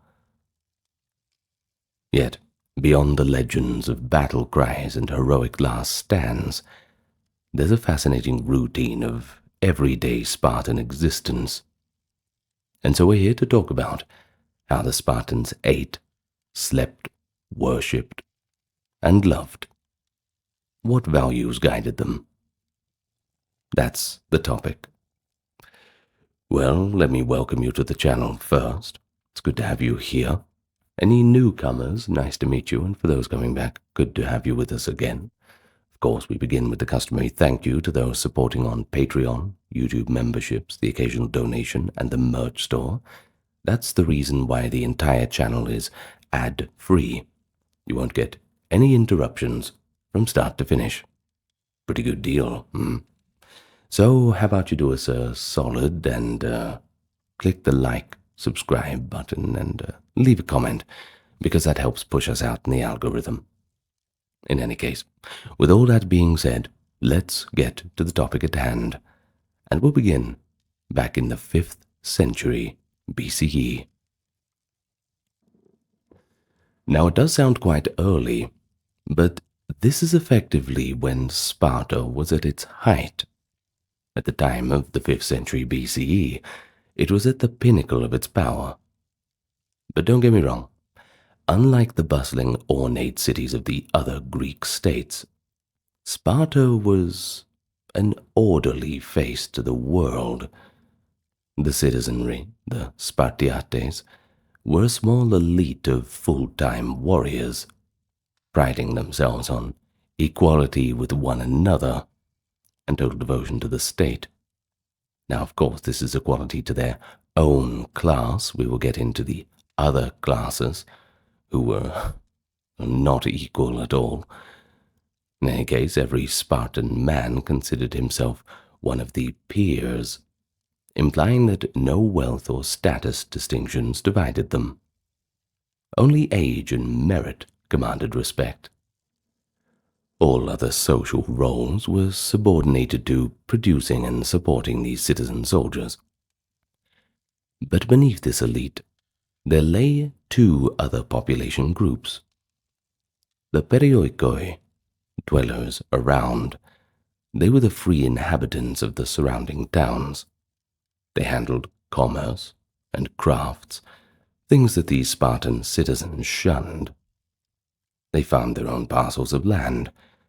They worked as smiths or carpenters, and they engaged in trade, but kind of a limited fashion. The perioikoi governed their local affairs and fought alongside Sparta in war. But, unfortunately for them, they had no voice in Spartan policy. Once again, class distinctions in Sparta were very rigid. And below them were the helots, the subjugated serf class, who formed the majority of the population. These were originally the people of Messenia and Laconia, two territories that Sparta had conquered in earlier times, now subjugated, turned into slaves, basically. I mean, we can use the word serf, but serf is just a bit of a nicer word for it, and I don't think we need to watch our tongue too much. Don't think the Spartans are going to come after us now. Well, the helots were tied to the land and assigned to Spartan families to till the fields and tend the flocks. All the base-level dirty work, the hard stuff.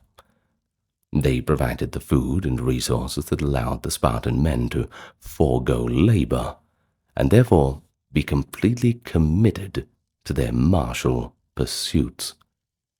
It was said for every Spartan citizen that a handful of helots toiled in their support. This social pyramid was maintained by strict oversight and fear. And you might think, well, why didn't the helots just rise up? Well, do remember that the other side of things were constantly training for war, constantly pumping iron and all the rest, and practicing with their spears and shields. Any rebellion, well, it had to be planned out pretty carefully, and the risks were pretty heavy.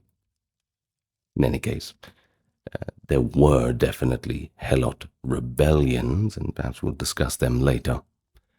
Now, the Spartans lived as a perpetual garrison, always alert to the danger of a helot uprising. A Greek observer noted that most Spartan institutions aimed at keeping the helots in check. The ephors, that is the Spartan overseers, even made a ritual declaration of war on the helot population annually. And while it was a bit of a ritual declaration, not like a practical one, it still allowed Spartans to kill any helot deemed dangerous without any fear of religious or legal guilt. A free pass, essentially. Young Spartan men in the secretive crypteia were said to stalk the countryside, spying on the helots, and assassinating any of them who showed signs of defiance. Talk about looking over your shoulder. Though, through such calculated terror, the helot population was cowed. It enabled the tiny Spartan class to rule over the vastly more numerous subjects. Now, what about politically? Well, in those terms, Sparta was stable and conservative. The old ways always prevailed, and new ideas were kind of seen as dangerous. It maintained a dual kingship, too, and this is something very unique to Sparta. Two hereditary kings who led in war, and also performed priestly duties. But the real power laid with a small council of elders, the Gerousia, and the 5 annually elected ephors which we have mentioned. These bodies set policy, and could even check kings. They had somewhat of a veto power like what we have in the modern UN. All Spartan men over 30 years old belonged to an assembly that met periodically. But they had no right to debate. They could only approve or reject the council's proposals with a shout. In practice, the assembly rarely opposed the Gerousia. Power was thus concentrated in the hands of experienced nobles, and citizens were executed with very little dissent. Obedience to authority, that was the hallmark of Spartan culture. Even the most eminent Spartan would sprint at an ephor's summons and accept rebuke from an elder without an ounce of protest. Law and order, they were esteemed above any individual preference. This was a society based on group collective. Everybody had to get together for the benefit of the Spartan state. There was none of this rampant individualism. That was dangerous. Think about, on a political level, forming a phalanx. Every man is only as strong as the loyalty of the man next to him. Anybody breaks rank, well, the house of cards comes tumbling down, and then we're all in big trouble. Now, the physical appearance of Sparta reflected these austere ideals. There were no grand fortification walls around the city. In fact, there was a famous saying that held that Sparta is guarded by a wall of men, not bricks. Public buildings and temples were simple. You didn't have the big, splendid ones like you had in Athens and other city-states. In general, Sparta kept its lifestyle insular and pretty simple. Foreigners were seldom allowed to visit casually, and ordinary Spartans were discouraged from travel to prevent outside influences from disrupting their way of life, a very insular kingdom. Gold and silver coinage were also forbidden, and only heavy iron spits served as currency. Which you might be thinking, that's a little bit impractical. And you are correct, but that was exactly the point. It was meant to be impractical. It would thwart hoarding and luxury. No one wanted to have a whole bunch of those things in the house, not as pretty as the gold and silver, I suppose.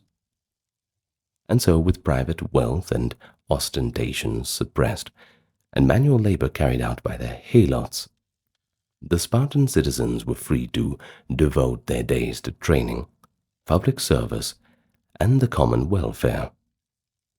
To a visitor, the whole city might have resembled one huge military encampment, orderly, disciplined, and completely indifferent to the trappings of comfort or luxury.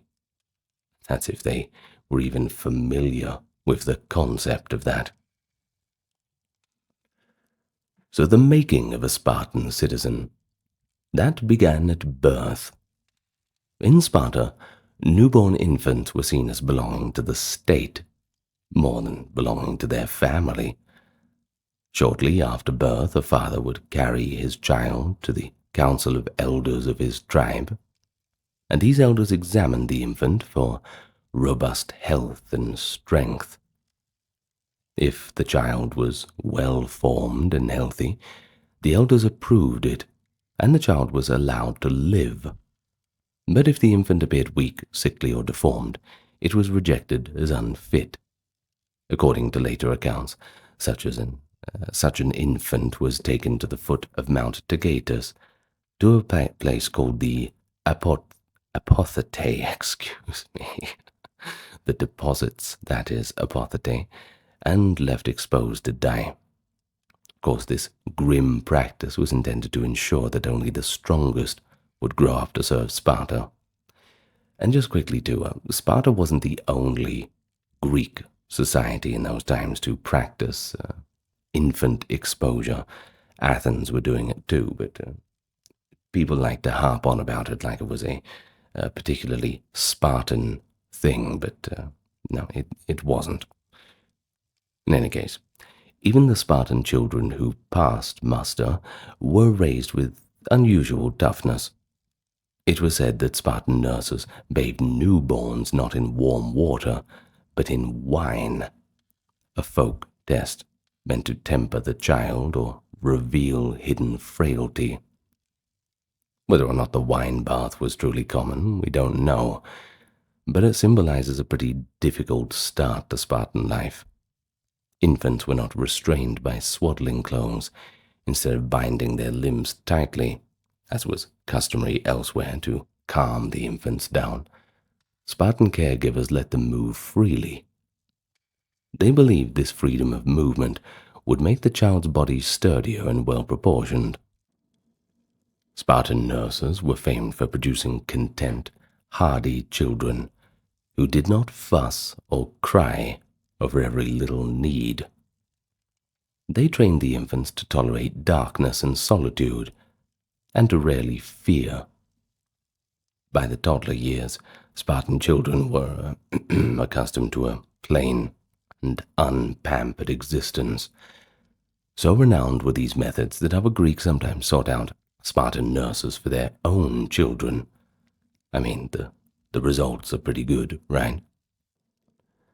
Up to the age of 7, boys and girls alike grew up under the care of their mothers, or perhaps nurses at home.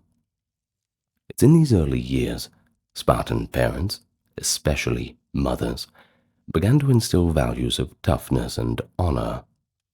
A young Spartan boy would hear stories of heroic ancestors and learn that nothing was more shameful than being a coward. Spartan mothers acquired legendary status for their resolve too. Of course, we all are familiar with the famous anecdote that has a mother handing her son his father's shield as he goes away for battle, and tells him, "You either come back with this or on it," basically meaning victory or death. Well, never come back without it in any case. Such sayings, whether they were apocryphal or not, they do show the reality that Spartan parents prized bravery above life itself. Spartan girls, unlike their counterparts in other Greek cities, were not kept indoors at woolworking or entirely sheltered from physical training. In fact, it was the complete opposite. From a young age, girls were encouraged to run, play, exercise, and develop strong bodies. They sometimes performed in processions and competitions, singing choruses or racing in view of the community. Activities virtually unheard of for young women in other Greek city-states. Far from being seen as immodest, this was regarded as wholesome and necessary. A sound body for a girl was believed to lead to healthy children, and also to a spirited character. But it was at the age of 7 that a dramatic shift occurred for Spartan boys. They left home to enter the state-run training program, the agoge. From that point on, the city would take over their education. Things were different, a drastic change that would shape them into those warriors of legend that we all know about today. So yeah, basically every single Spartan boy had to show up to the agoge at the age of 7, the public education and training system that was, frankly, the pride of Sparta. The boys were taken from their family homes and grouped into companies of peers where they would live, train, and bond under state supervision. A magistrate called the paidonomos, meaning the boy herder. Okay then. And his assistants oversaw them with a strict discipline. This upbringing was radically different from the gentle tutoring of the other Greek cities. In the agoge, toughness and obedience, they were paramount. A Spartan boy in training led a life of deliberate hardship. The boys were kept outdoors or in the barracks for most of the day, all year round. They went barefoot as well, to harden the soles of their feet up, and they received only one thin cloak per year to wear in all seasons. Being cold and dirty was simply part of life. Baths and comforts were exceedingly rare. They slept not on beds with mattresses, but on makeshift pallets of reeds that they had to gather themselves from the riverbank. In winter, they might add a layer of straw or thistle down for a bit of warmth. But essentially, they learned to sleep rough and endure the harshness of the elements. As for their diet, that was deliberately scant.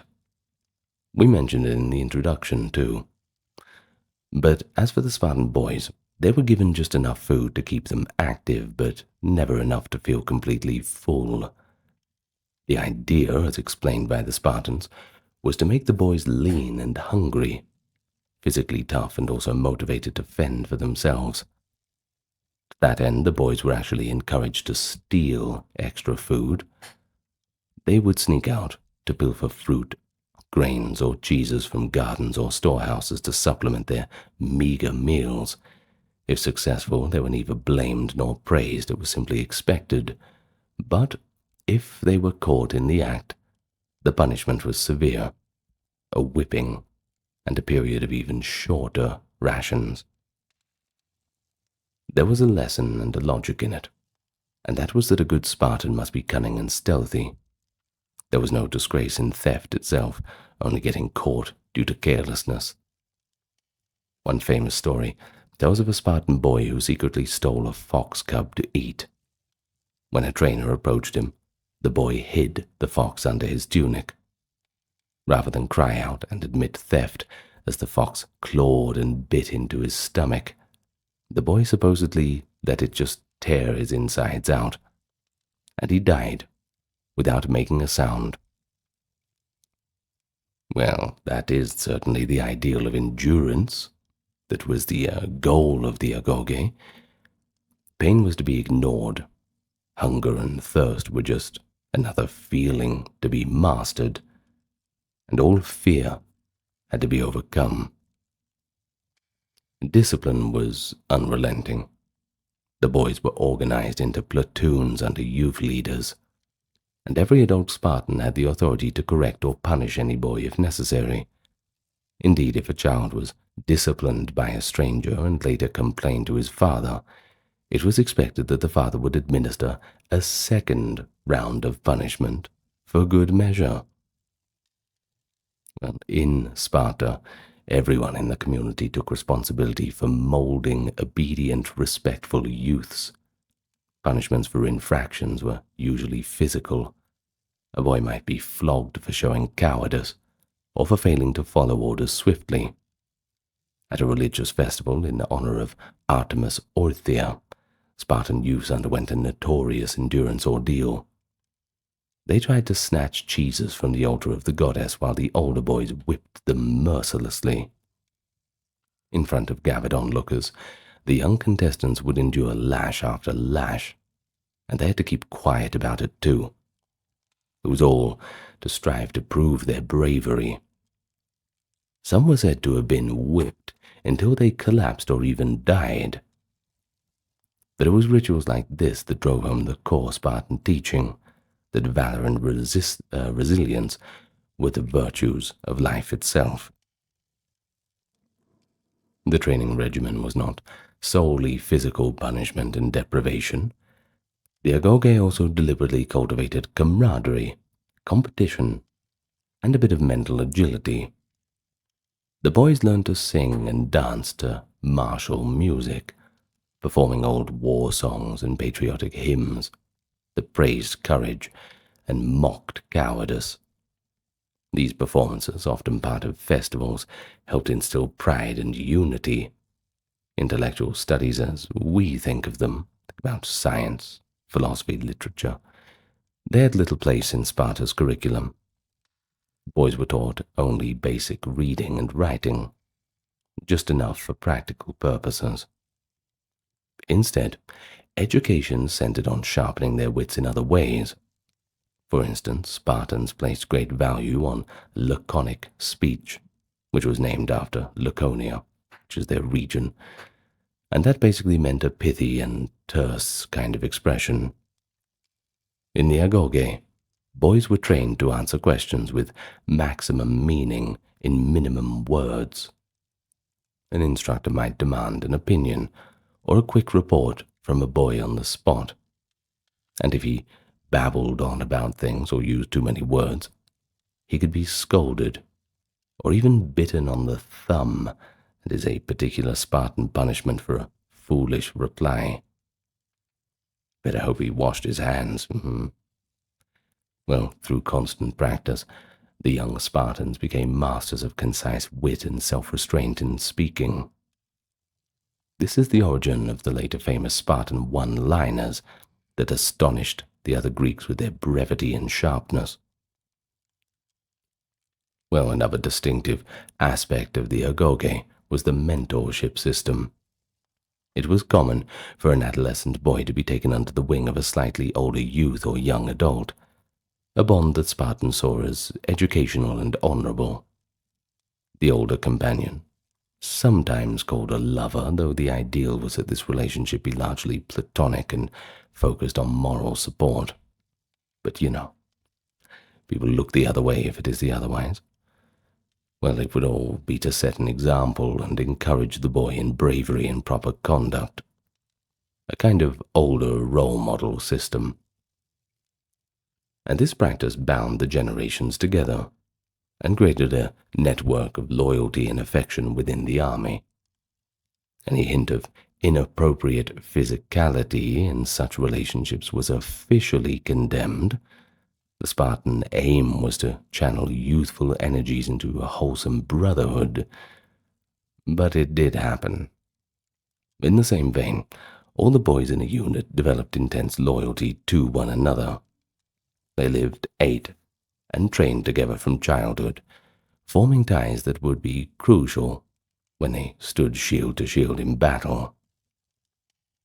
And so by their late teens, Spartan youths were nearly full-fledged warriors. Around the age of 18 or 19, the best of them might be enlisted to the secret service of the Crypteia to further test their stealth and nerve against the helots.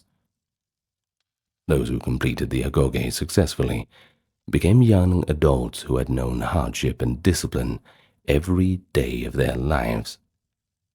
They had been taught to be physically fearless, to endure pain and privation, to obey orders without hesitation, and to subsume their individual desires to the collective good. In their training, they also absorbed the social skills prized in Sparta, how to jest with a biting brief humor, how to keep their heads in trying situations, things like this. Essentially, the agoge turned the raw product of a child into an idealized Spartan, tough, loyal, resourceful, and keen of wit. And it was that rigorous education that made the Spartan phalanx an almost unbreakable force, for each man in it had been molded from boyhood to put mission and his comrades first. Well, after about a decade in the agoge, Spartan youth entered adulthood, but his life remained very much a communal and military one. By age 20, a male Spartan was expected to become a front-line soldier for the city. No excuses either. Well, he was now eligible to join a syssition, or common mess group, which was essentially a social unit of Spartan life. Each syssition was a brotherhood of perhaps 15 men, usually of varying ages, who ate their main meals together every day. Gaining admission to a syssition was a key rite of passage. Existing members had to agree to accept the newcomer unanimously. Even if one member cast a negative vote, the candidate could be barred, which was very rare and humiliating, and might leave him effectively ostracized. Normally, thanks to the close bonds formed in the agoge, a young man found a place at the table among his friends and mentors pretty easily. Every Spartan peer was required to contribute a fixed amount of foodstuffs to his syssition from the produce of his family land, which of course was being worked by the helots. Typical contributions included barley meal, wine, cheese, and figs, and a small amount of money for meat or fish. The group would pool these resources and dine together on simple fare. The centerpiece of the traditional Spartan dinner was the famous black broth, a dark stew of pig's blood and vinegar, simmered perhaps with bits of pork.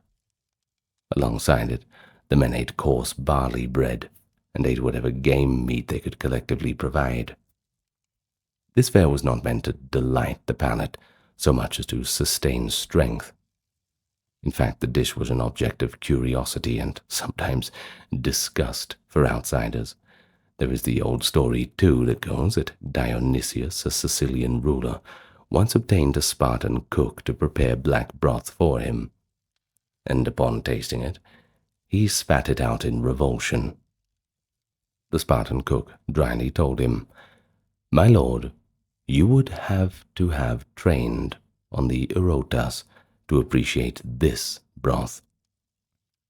Spartans themselves relished the soup, especially the older men, who often gave the choicer pieces of meat to the younger diners and contented themselves with the rich of the broth. To a Spartan, the flavor symbolized vigor and endurance, acquired from their rigorous way of life. Spartan common meals were more than just eating. They were an extension of training and a forum for moral education. The atmosphere at a Sycition was austere but collegial. The men sat on benches, or not cushioned couches either, as the other Greek banquets, and they partook in moderation. In fact, it was against Spartan custom to overindulge in food or wine.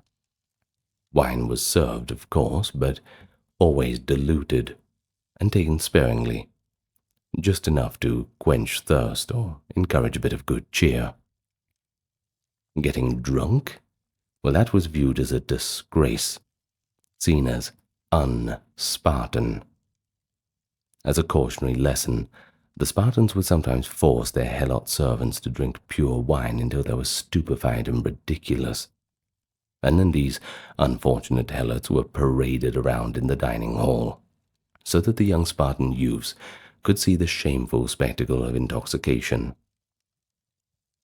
Seeing the helots in a stupor drove home the point that a true Spartan should never lose control to drink. Conversation at the table was expected to be respectful and witty, in good humor, but within boundaries.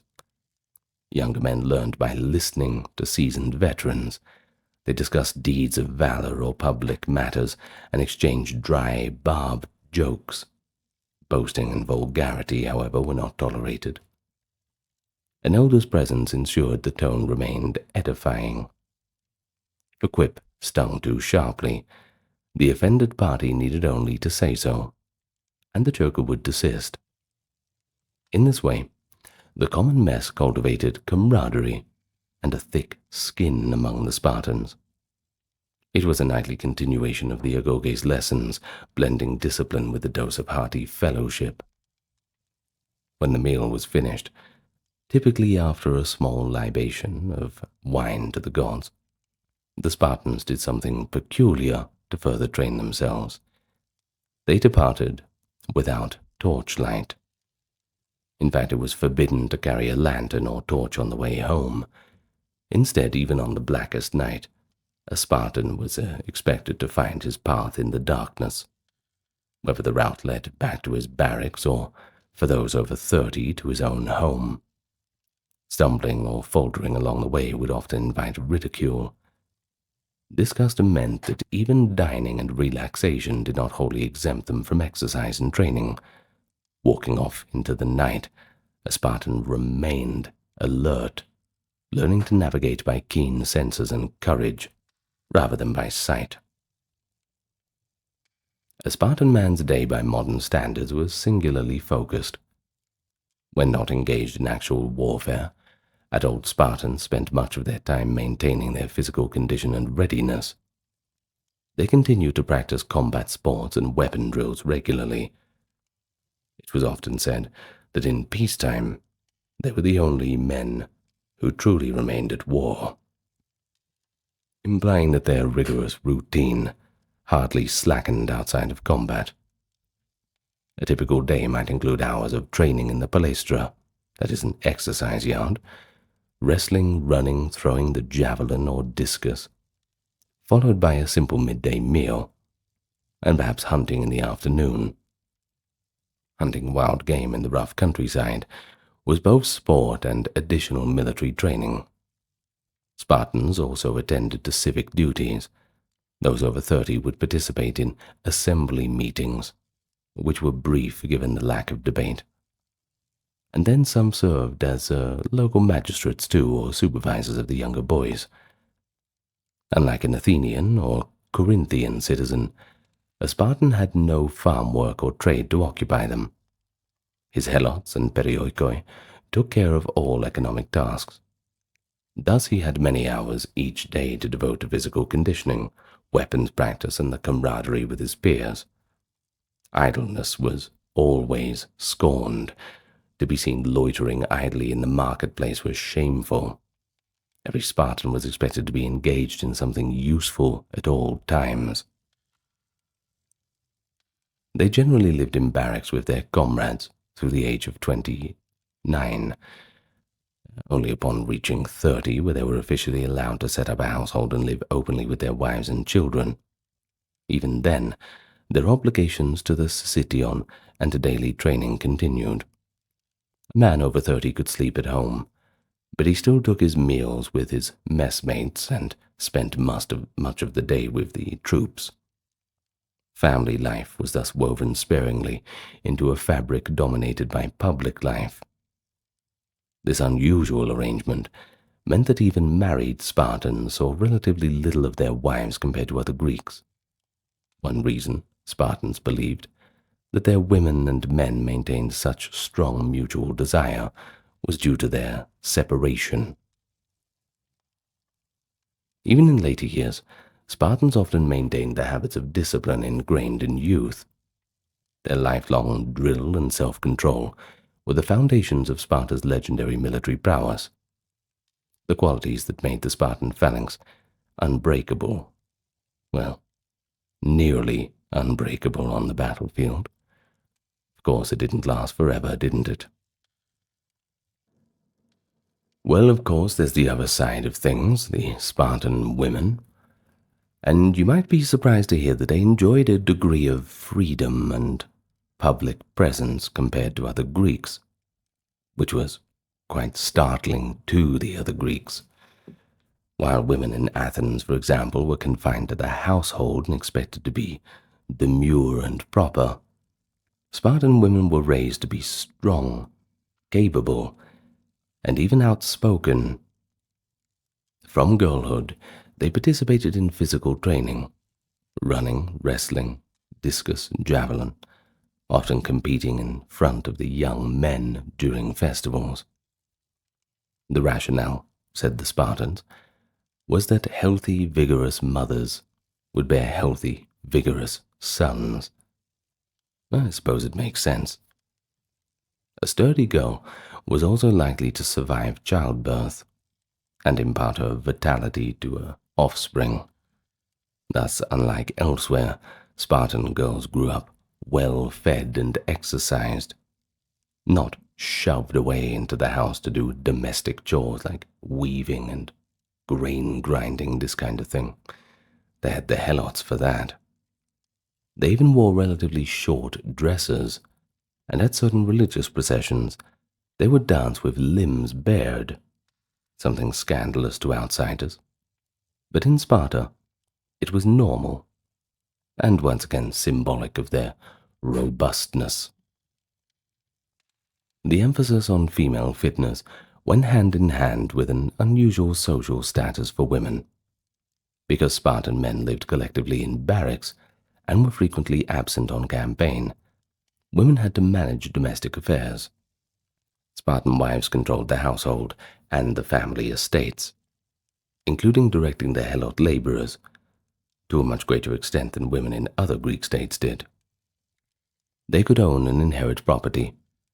In fact, by the later years of Sparta, A significant portion of land had come into female ownership through inheritances. Women did not have formal political rights, though. They couldn't vote in the assembly or hold public office, but their opinions did carry weight in society. I'll give you a famous example, is the one of Queen Gorgo, the wife of King Leonidas. When an outsider remarked that Spartan women ruled their men, Gorgo retorted, "We are the only women who give birth to men." Good comeback, but it shows how Spartan women saw themselves as equal partners in building the greatness of Sparta through motherhood and moral upbringing, if not through warfare. Marriage in Sparta was marked by peculiar customs befitting this unique society. Spartans did not marry their daughters off as child brides. Instead, women typically married in their late teens or around 20, when they were in the best condition physically for child rearing. The marriage ceremony was, according to tradition, a ritualized abduction. The prospective bridegroom would symbolically kidnap his bride-to-be. The young woman's head was shaved completely, and she was dressed in a man's tunic and sandals. In this quasi-boyish state, she was left waiting in a dark room. The groom, after dining at his usual mess, and pointedly not indulging in a lavish wedding feast, would secretly slip away at night to the room where she was. They would then consummate the marriage in this brief encounter. Then, astonishing to outsiders, the man departed back to his barracks to sleep, and the women returned to a family or stayed with other women. The stealthy arrangement continued long after the wedding night. For months, even years, the husband would visit his wife only clandestinely under the cover of darkness. Both husband and wife took pains that these visits went unnoticed by outsiders. Many Spartan men did not live full-time with their wives until they reached the age of 30, the age where a Spartan would become a fully autonomous citizen. Now, these unusual marital practices were believed to heighten both passion and discipline. Seeing one another only rarely kept the husband and wife's longing keen rather than complacent, and it prevented a young man from becoming too domesticated or neglecting his military obligations. Spartan law holds that some couples even had children before they even saw each other in the daylight. In any case, keeping young husbands in the barracks ensured that marriage did not soften their dedication to their friends or the state. Spartan marital customs also extended to pragmatic approaches to procreation. The overriding goal of marriage was to produce healthy children to feed the Spartan machine.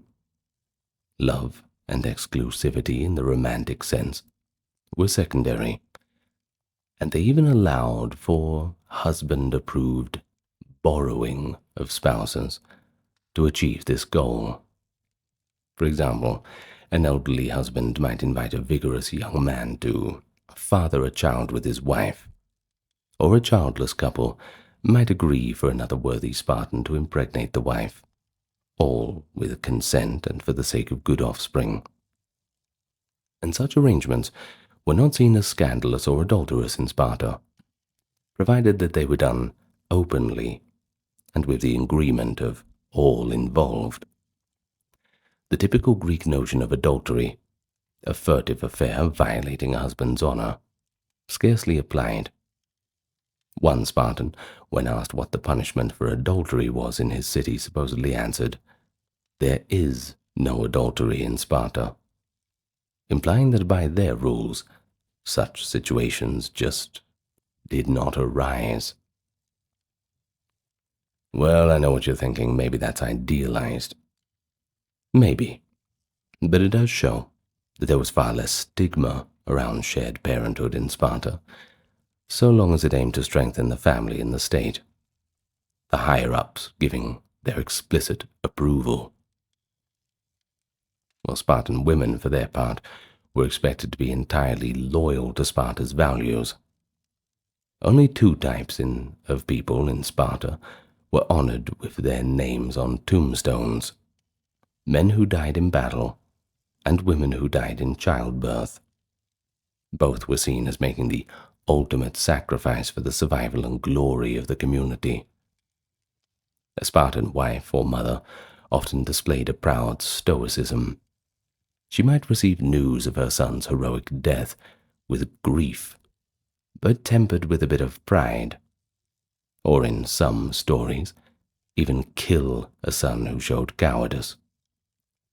But by managing the home in the absence of their husbands, raising brave sons and steadfast daughters, and speaking their minds with characteristically blunt Spartan candor, the women of Sparta certainly served as the backbone of Spartan morale. Their daily life was less publicly regimented than that of men. They didn't march in formation or eat at a public mess, but in its own way it was just as devoted to the Spartan ideal. It was just the other side of the coin, or the iron bar, since they didn't have coins, you know what I mean. In any case, a Spartan woman was expected to be physically fit, mentally sharp, and utterly dedicated to the welfare of her city and family. And by giving birth to and rearing strong children, and upholding Spartan values in the domestic sphere, the women of Sparta contributed enormously to the strength and character of the polis. But of course we have to talk about the other backbone of Spartan society, the Helots. They don't get spoken about too much, kind of shoved into that little corner of the who cares pile, especially by the Spartans themselves, but, well, we best talk about them. Now, the daily lives that they led were a world apart from those of their Spartan masters. While the Spartiates drilled and dined in their barracks, the Helots labored relentlessly in the fields and households. They were essentially state-owned serfs, assigned to Spartan families and estates. A Helot family lived on the land and they farmed it, turning over a large fixed portion of the crop. For example, a certain measure of barley, oil, and wine to the Spartans whom they were attached to. Whatever remained after the quota, that was their subsistence. Helots cultivated grain, tended vineyards and olive groves, raised livestock, and performed any menial tasks that the warrior citizens disdained. It was a dawn-to-dusk affair, under the watchful eyes of tyrannical masters. They lived in simple huts in the countryside, not in the proper city of Sparta, unless brought there as household servants, which sometimes happened, but it was a little bit rarer. Spartan policy toward the Helots was extraordinarily harsh, and aimed at preventing any hint of rebellion. Ancient writers describe it as a system of institutionalized terror. The Helots vastly outnumbered the Spartans. Some estimates suggest even 7 Helots for every Spartan, and this demographic imbalance made the Spartans perpetually afraid of an uprising, although they wouldn't be admitting to that fear. So to keep the Helots submissive, the Spartans humiliated and brutalized them regularly. One report from the historian Myron of Brienne says that the Helots were forced to wear rough animal skin clothing, such as dog skin caps to mark them as inferiors. They were even compelled to endure a set number of lashes each year, regardless of any wrongdoing, so that they wouldn't forget that they were slaves. It's no wonder they were scared of them rebelling. Well, it was said that any Helot who appeared bold or capable might be quietly eliminated to prevent him from inspiring others. Any Spartacus-like character would be swiftly dealt with. And indeed, the infamous Spartan institution of the Crypteia was essentially a secret police directed at the Helot class. As mentioned earlier, select young Spartans would infiltrate the countryside armed with daggers, using the cover of night to spy on Helot villagers. If they found a Helot who was outspoken or too proud, they would secretly kill him. Additionally, the Spartan ephors each year declared a formal war on the Helot population. A pretty bizarre decree, but it meant that killing a Helot was not legally or religiously considered murder during that period. It gave free rein for Spartans to use deadly force to cull the Helots whenever leadership deemed that it was necessary, just at the normal snap of a finger. Such methods sowed terror. A Helot could never be sure if they were safe, even in their own home at night. But beyond outright violence, the Spartans subjected Helots to ridicule and degradation. Now we have seen how Helots would be forced to get drunk and perform foolish dances and songs in front of the Spartan diners, all to demonstrate to Spartan youth the ugliness of excess and the supposed inferiority of slaves. This practice was deeply degrading for the Helots, who were made into living examples of vice and the most pathetic state that a person could get into.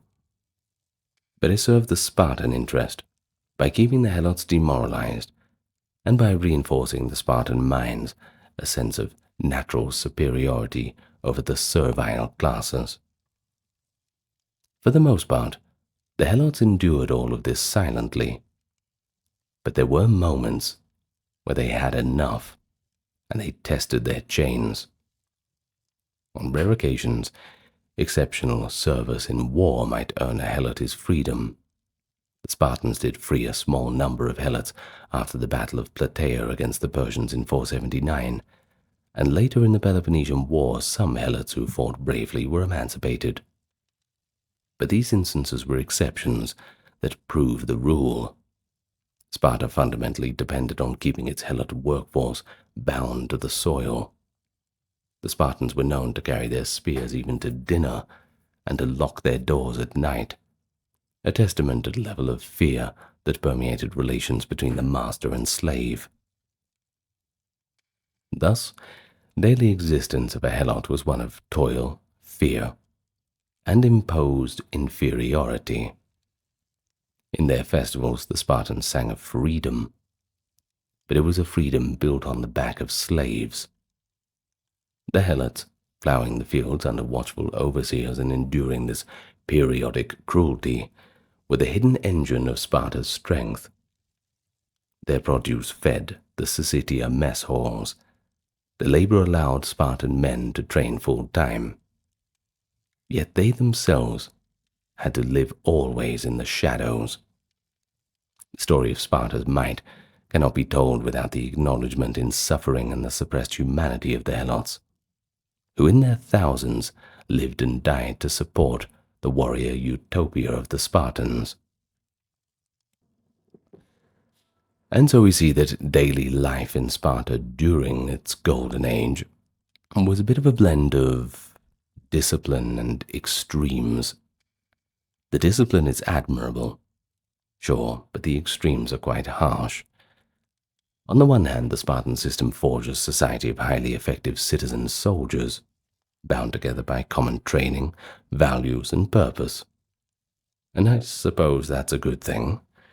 Every element of Sparta's routine, from the vigorous education of the agoge to the frugal meals at the Syssition, and the constant drills and self-denial, it was all directed toward the goal of military excellence and civic unity. It was a single-minded way of life, and it produced what was for a time the most feared and respected army in Greece, maybe even the world. It also cultivated virtues like courage, steadfastness, and a form of equality, at least among the Spartan upper classes, and that was rare in the ancient world. A Spartan man defined himself not by wealth or individual ambition, but by how well he served his fellows in the city. The Spartan woman, too, took pride in her role as the mother and manager of warriors. The collective ethos was so ingrained that it astonished other Greeks, many of whom, despite their misgivings about Spartan strictness, could not help but acknowledge the results. Xenophon and others praised the Spartans' obedience and their contempt for weakness. Even enemies marveled at incidents like Thermopylae, where Spartan soldiers held off a vastly larger force with almost superhuman bravery. But then there's the other side of it. The glory of Sparta was built upon severe human costs and limitations. The same daily regimen that cultivated strength also suppressed individuality, creativity, and comfort to a degree that no other Greek state would even think about tolerating. Spartans produced mighty warriors and athletes, but there's no great artists. There's no Spartan philosophers or scientists from their ranks. Intellectual pursuits and economic innovation were sacrificed, all for the sake of military preparedness. Moreover, the Spartan way depended utterly on the subjugation of the lower-class helots, whose own daily lives were an unending toil enforced by terror. The moral burden of this cruelty was the dark shadow behind Sparta's shining image of virtue. The fear of helot revolts forced Sparta to become, in effect, a militarized camp perpetually on guard, a society rigid and inflexible. In the long run, it was that rigidity that contributed to Sparta's downfall. By the 4th century BCE, their population of full citizens had dwindled, partly due to the very marriage and inheritance customs that limited the number of heirs, and their defeat by Thebes at the Battle of Leuctra in 371 shattered the myth of Spartan invincibility. The Spartan system, so optimized for producing hoplite soldiers, struggled to adapt to the new realities, and eventually the world moved on, and their time as a dominant power just withered away. Yet the fascination with Sparta still endures, precisely because it was so extreme and unique. Later thinkers and leaders, from Plato to Rousseau, looked to Sparta as an example, and sometimes cautionary one, of what society could achieve by subordinating private interests to the common good. The term Spartan has entered our language in these modern times to describe simplicity and discipline, a direct legacy of how the real Spartans lived. And in that case, it's achieved a kind of immortality. It was a life of sacrifice, endurance, and unwavering collective purpose. It's easy to focus on the martial heroes of Sparta and forget that those were only possible because of the less glamorous daily commitments. And by examining the fabric of ordinary existence in Sparta, we do get an insight into how this society functioned and what it really valued. Sparta's triumphs and tragedies were not random. They weren't lucky events. They were woven from the routines of the Spartan men, women, and children.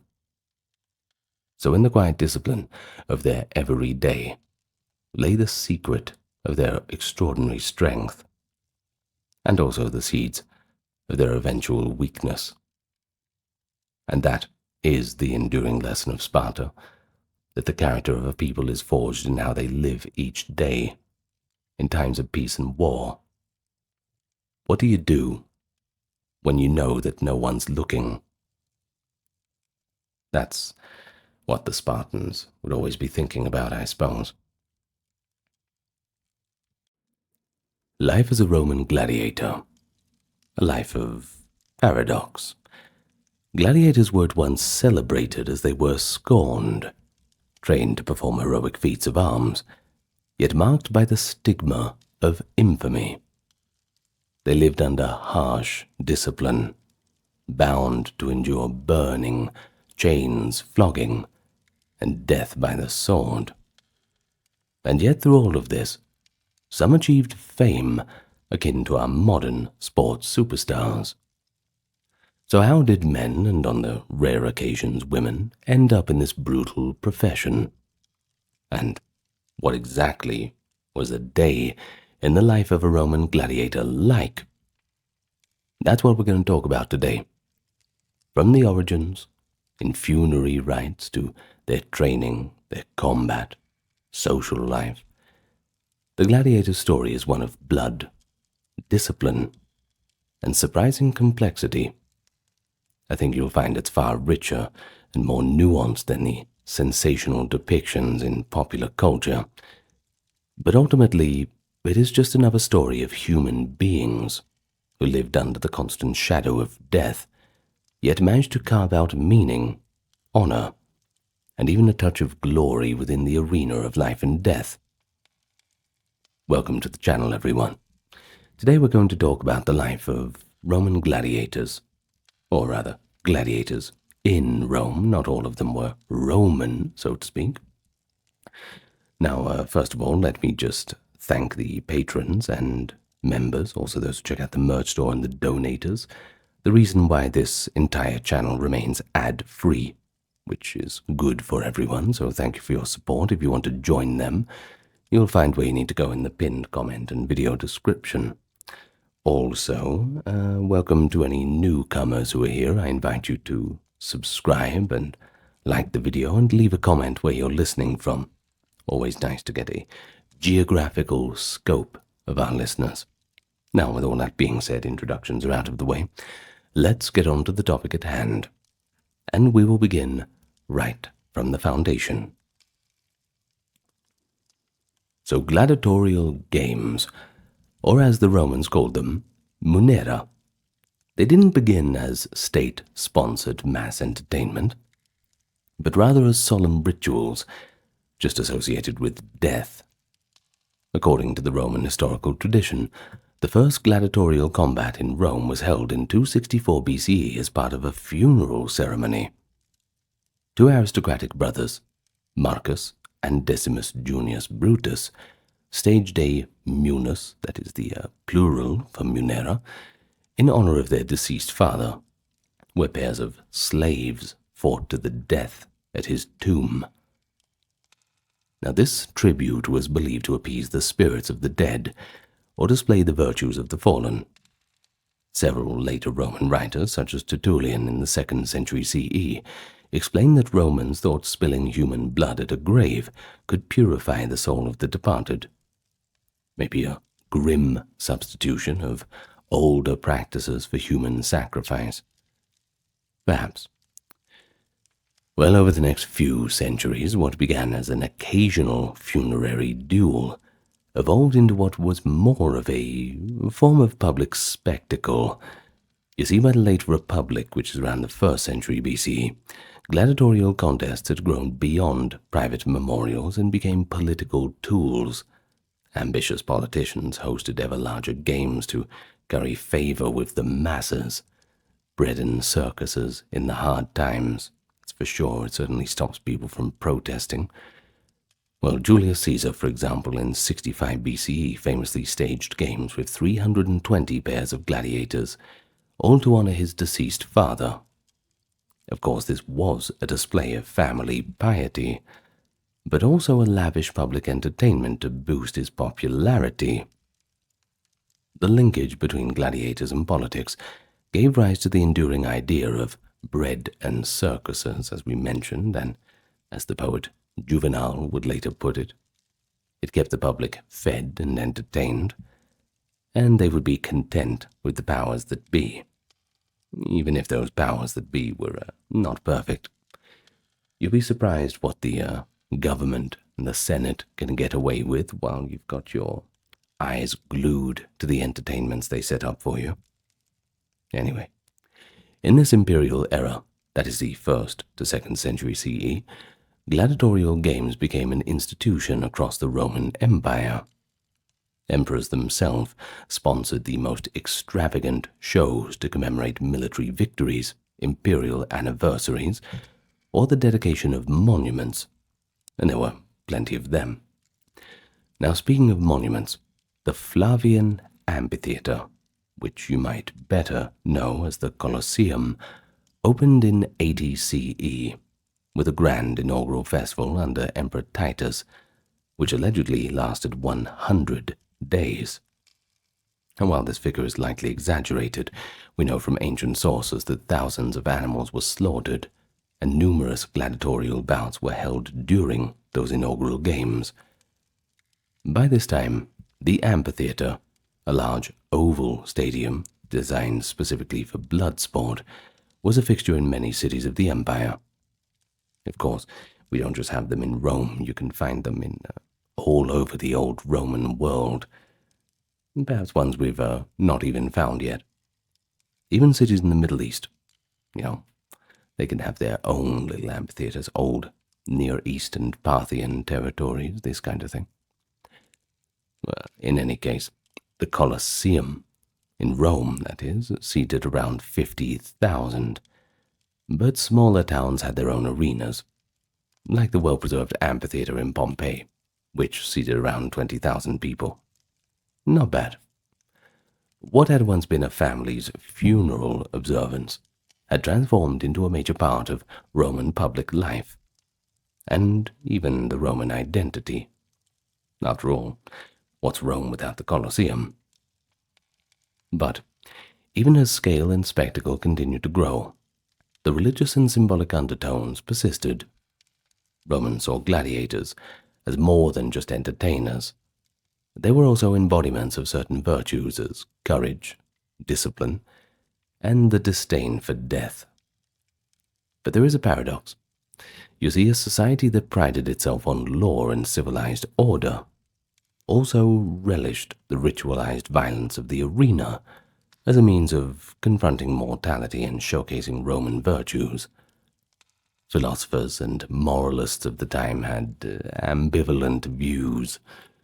Some, like the Stoic Seneca, condemned the excess and cruelty of the arena, calling certain noontime executions, quote, pure butchery. Yet, even Seneca and Cicero, as we shall see, acknowledged the stoic courage that gladiators could exemplify, using their attitude toward pain and death as a moral exemplar. Thus, gladiatorial combat was woven into the cultural fabric, at once a barbaric spectacle and a stage for illustrating Roman ideals. So before getting into the daily life of a gladiator, you really have to recognize his dual origin. It's born from sacrifice and popularized as spectacle, and has shaped the way that the Romans perceived the men who fought in the arena. And speaking of which, who exactly were the gladiators?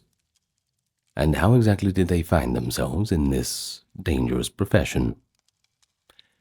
Well, to tell you the truth, gladiators were not a one-size-fits-all.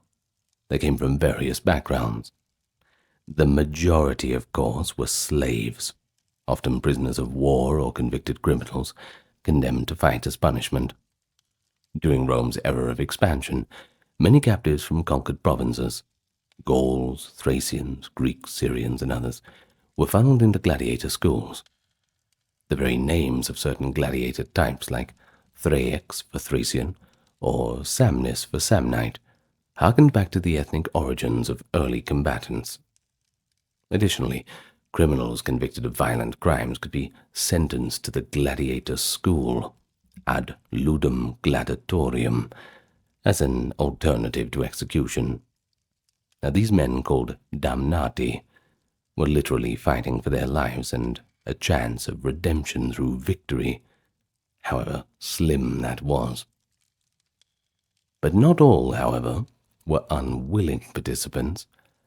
A significant number, especially by the 1st century, were actually volunteers. These were free men, usually from the lower classes, sometimes ex-soldiers, occasionally even disgraced nobles, and they willingly signed up to become gladiators, often lured by the promises of prize money, fame, or the discharge of debts. Such a man would take the drastic step of selling himself to a lanista, a gladiator trainer, for a fixed term, effectively making himself a slave during that contract. The Romans had a term for these freelance fighters, auctorati. It might seem unthinkable to voluntarily assume the life of a gladiator, but for some in Rome's stratified society this was a path out of destitution, or simply a chance at the thrill and glory that the arena could provide.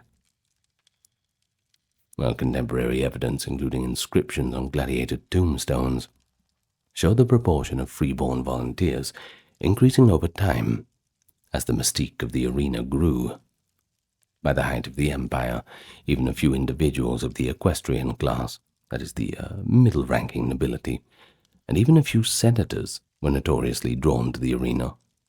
Though laws did forbid the upper classes from fighting, emperors like Nero and Commodus flagrantly ignored or circumvented such rules to indulge theirs or others' fascination with combat. But regardless of origin, the moment a person became a gladiator, they underwent a kind of death and rebirth, at least in a social sense. Legally, a gladiator was classed as infames, someone stripped of normal citizen rights and honor.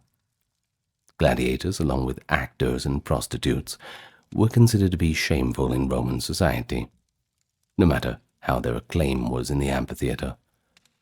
They could not hold public office or marry citizens. Entering the arena meant exiting respectable society. Yet interestingly, this dishonorable status came with its own code of honor within the subculture of the ludus, the gladiator school. Upon entering training, each gladiator swore the gladiator's oath, sacramentum gladiatorium. Ancient writers preserve the chilling words of this oath. I will endure to be burned, to be bound, to be beaten, and to be killed by the sword.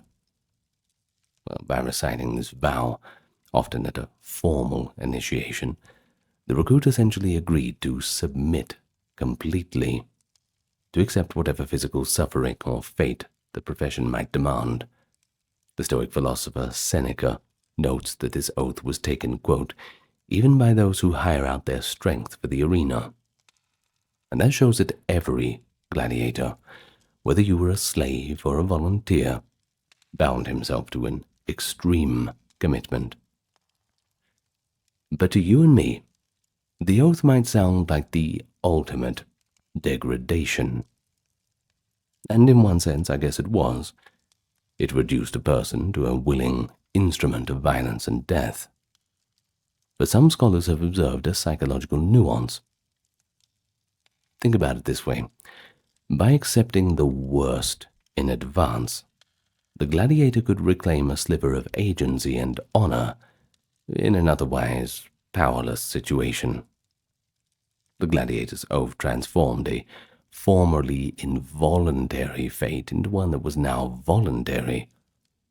The moment a gladiator swore to endure all of that, he made a grim pact that paradoxically allowed him to face the arena with pride. Now he had a personal honor to uphold, you see. Having sworn not to flinch or flee, he could approach combat as a duty to prove his virtus, his manliness under this horrifying circumstance. This helps explain why Roman writers sometimes praise the comportment of gladiators. Cicero, for example, while generally having a disdain at the low status of gladiators, could not deny and praise their courage in facing pain.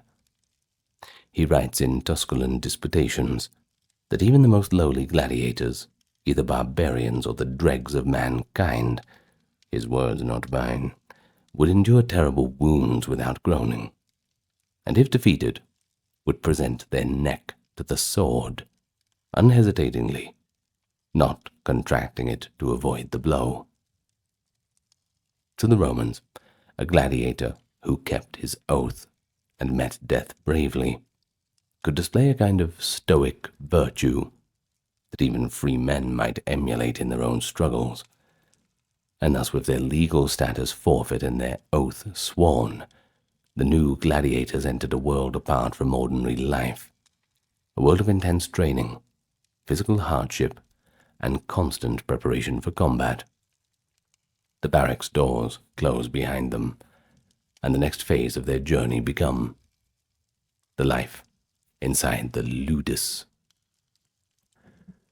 And so that is it, the gladiators' new home, the ludus, or the gladiator school, if you've forgotten. Essentially a training barracks/prison. The schools were typically run by a professional trainer and owner, often called a Lannister, a figure often regarded with a mix of fear and contempt. Oh, and by the way, since Lannister trafficked in human flesh and profited from blood, they were not viewed very kindly by polite society either. Well, in the city of Rome, the imperial government eventually acquired and managed several major schools. For example, the Ludus Magnus, a large complex adjacent to the Colosseum, complete with training yards and its own mini-arena for practice. There were also schools in provincial cities. Capua, for instance, had a famous ludus where the rebel Spartacus was trained. Whether state-run or private, all ludi followed a similar regimen aimed at turning raw recruits into skilled fighters. And discipline? Well, that was ruthless. Upon arrival, a trainee, especially if it was a slaved or a condemned man, could expect to be shackled and closely supervised until he proved to be cooperative. The Lannister and his instructors, the doctores, organized the men into training groups by fighting style. A new gladiator did not simply train generically. He was usually assigned a persona or class of gladiator in which to specialize, such as heavy, armed Murmillo or a nimble, net-wielding Retiarius, more on those types shortly. Well, under the watchful eyes of former gladiators turned trainers, the men practiced every day with wooden weapons or blunt blades, sparring against each other or against wooden posts. Drills in footwork, shield work, and various attack combinations were incessant. Surviving artistic depictions and archaeological finds, like practice swords, suggest the training was systematic and rigorous, comparable in many ways to the drills of the Roman legionary soldiers. A gladiator had to build strength and reflexes, but also learn very specific tactics that suited his assigned weapon set, and that could counter the opponent types that he might face in the arena. Physical conditioning was important too. Accounts indicate that gladiators trained hard, running, lifting weights, practicing weapon strikes, but also had enforced rest and a diet to promote quick weight gain. Interestingly, the diet of gladiators was predominantly vegetarian and high carbohydrate. Ancient commentators, notably Pliny the Elder, nicknamed gladiators hordearii, barley eaters, implying that their staple food was barley porridge. Now, recent scientific analysis of gladiator bones from a cemetery in Ephesus in modern Turkey confirms that their diet was heavily plant-based, largely grains like barley and wheat, plus a few beans. They didn't really get very much meat. But this diet all had a purpose. It built a layer of fat, which, counterintuitively, might have been beneficial. A slightly heavier gladiator could sustain shallow cuts with less damage. A thin man might bleed or suffer organ injury more readily from a slashing wound. The goal was not to create bodybuilders with chiseled abs, but strong and sturdy fighters who could take hits and keep fighting. Moreover, the carbohydrates gave them energy reserves for intense bursts of activity during combat. To supplement this regimen, they drank a peculiar recovery beverage recorded in ancient texts, essentially a tonic of plant ashes mixed with water or vinegar. Pliny, quoting an even earlier writer, Varro, notes that gladiators would drink ashes, stating, quote, "One can see how gladiators, after combat, are helped by drinking this." As for the modern scientists, they found high levels of strontium in gladiator bones, supporting these reports.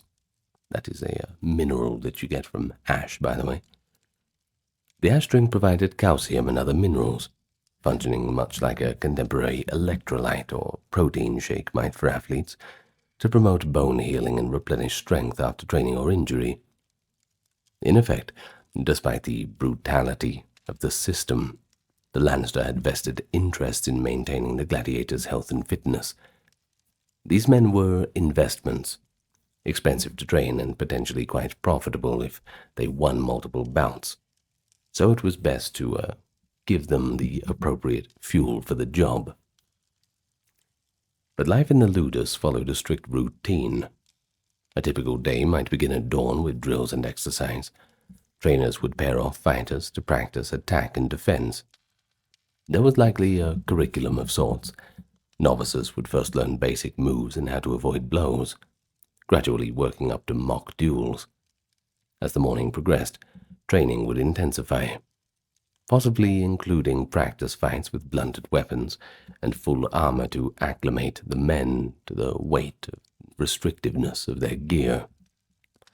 By midday or early afternoon, the intense training might ease off to prevent exhaustion in the heat.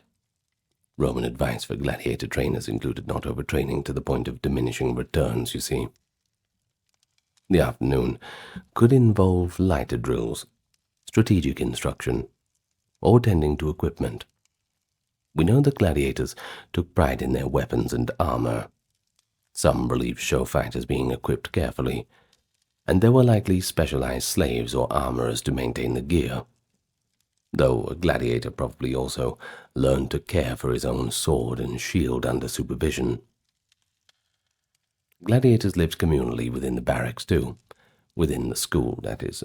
Their lives were not their own. They could not leave the premises freely. The barracks were likely Spartan in conditions, shared cells or dormitories with minimal furnishings. In some large complexes, archaeologists have also found small cells, perhaps for 2 to 4 men each, opening onto corridors. At night, the doors might even be locked to prevent escape or brawling. A Lannister maintained order with an iron hand, and could punish disobedience severely. Whipping and other brutal penalties were on the table, fitting in that oath to endure being beaten. However, a clever Lannister also had to keep morale and fighting spirit intact. Thus gladiators were given enough food, medical care, and rest to keep them in good shape. They could form camaraderie with their fellows too. The brotherhood within a ludus was often quite strong, since these men lived together, trained together, and knew that one day they might die together. In fact, evidence suggests gladiators had their own social groupings or even burial clubs. For instance, an inscription from a gladiator's cemetery indicates that if a fighter died without kin, his comrades would ensure he had a proper burial, often funded from a collective kitty. An important aspect of gladiatorial life, of course, was medical attention. Because injuries were frequent and could be career-ending if not treated, the best gladiatorial schools hired skilled medics. One famous example is the physician Galen of Pergamum, who in AD 150s, around that, served as a doctor to a gladiatorial troop in Asia Minor. Galen's writings mention how he learned about trauma care by treating gladiators' wounds. He notes which kinds of cuts could heal and how to clean and bind injuries. Now, this indicates that gladiators, unlike many rank-and-file soldiers or slaves, had access to arguably the finest trauma medicine in the area. A fighter who recovered from a wound could live to fight again and continue earning for his master and perhaps for himself, so it was worth the expense to tend their injuries carefully. Gladiators thus contributed indirectly to medical knowledge. Their wounds were case studies in anatomy for physicians like Galen, who later became the personal doctor of Emperor Marcus Aurelius, by the way, carrying with him the expertise honed on the sands of the arena infirmary. Psychologically, life in training oscillated between monotony and acute anxiety. Many days were the same drills and diet, the same confined quarters, a grind not unlike basic military training. Yet always looming was the knowledge that a real fight was coming. Some men doubtless dreaded the arena. Others, especially volunteers who survived a few matches, perhaps felt excitement, maybe a bit of ambition. We do have hints, too, that outstanding gladiators developed a sense of pride and identity in their craft. Martial, a Roman poet, even calls a veteran gladiator, quote, a veteran of the war of the arena. Success in training and lesser exhibitions would build confidence. Gladiators would spar in front of potential sponsors, or the Lannister would hold practice games to evaluate readiness. Only when a man was deemed adequately prepared would he be scheduled for an official public bout in the city's arena, whether that be at a local festival or a grand state occasion.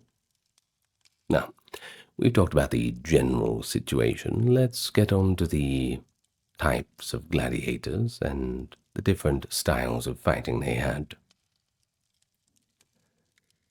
Well, by the time that the Colosseum was in full swing, so we're talking the 1st and 2nd centuries of our Common Era, gladiatorial combat had evolved into a pretty diversified sport, and with that you get distinct classes or archetypes of fighters.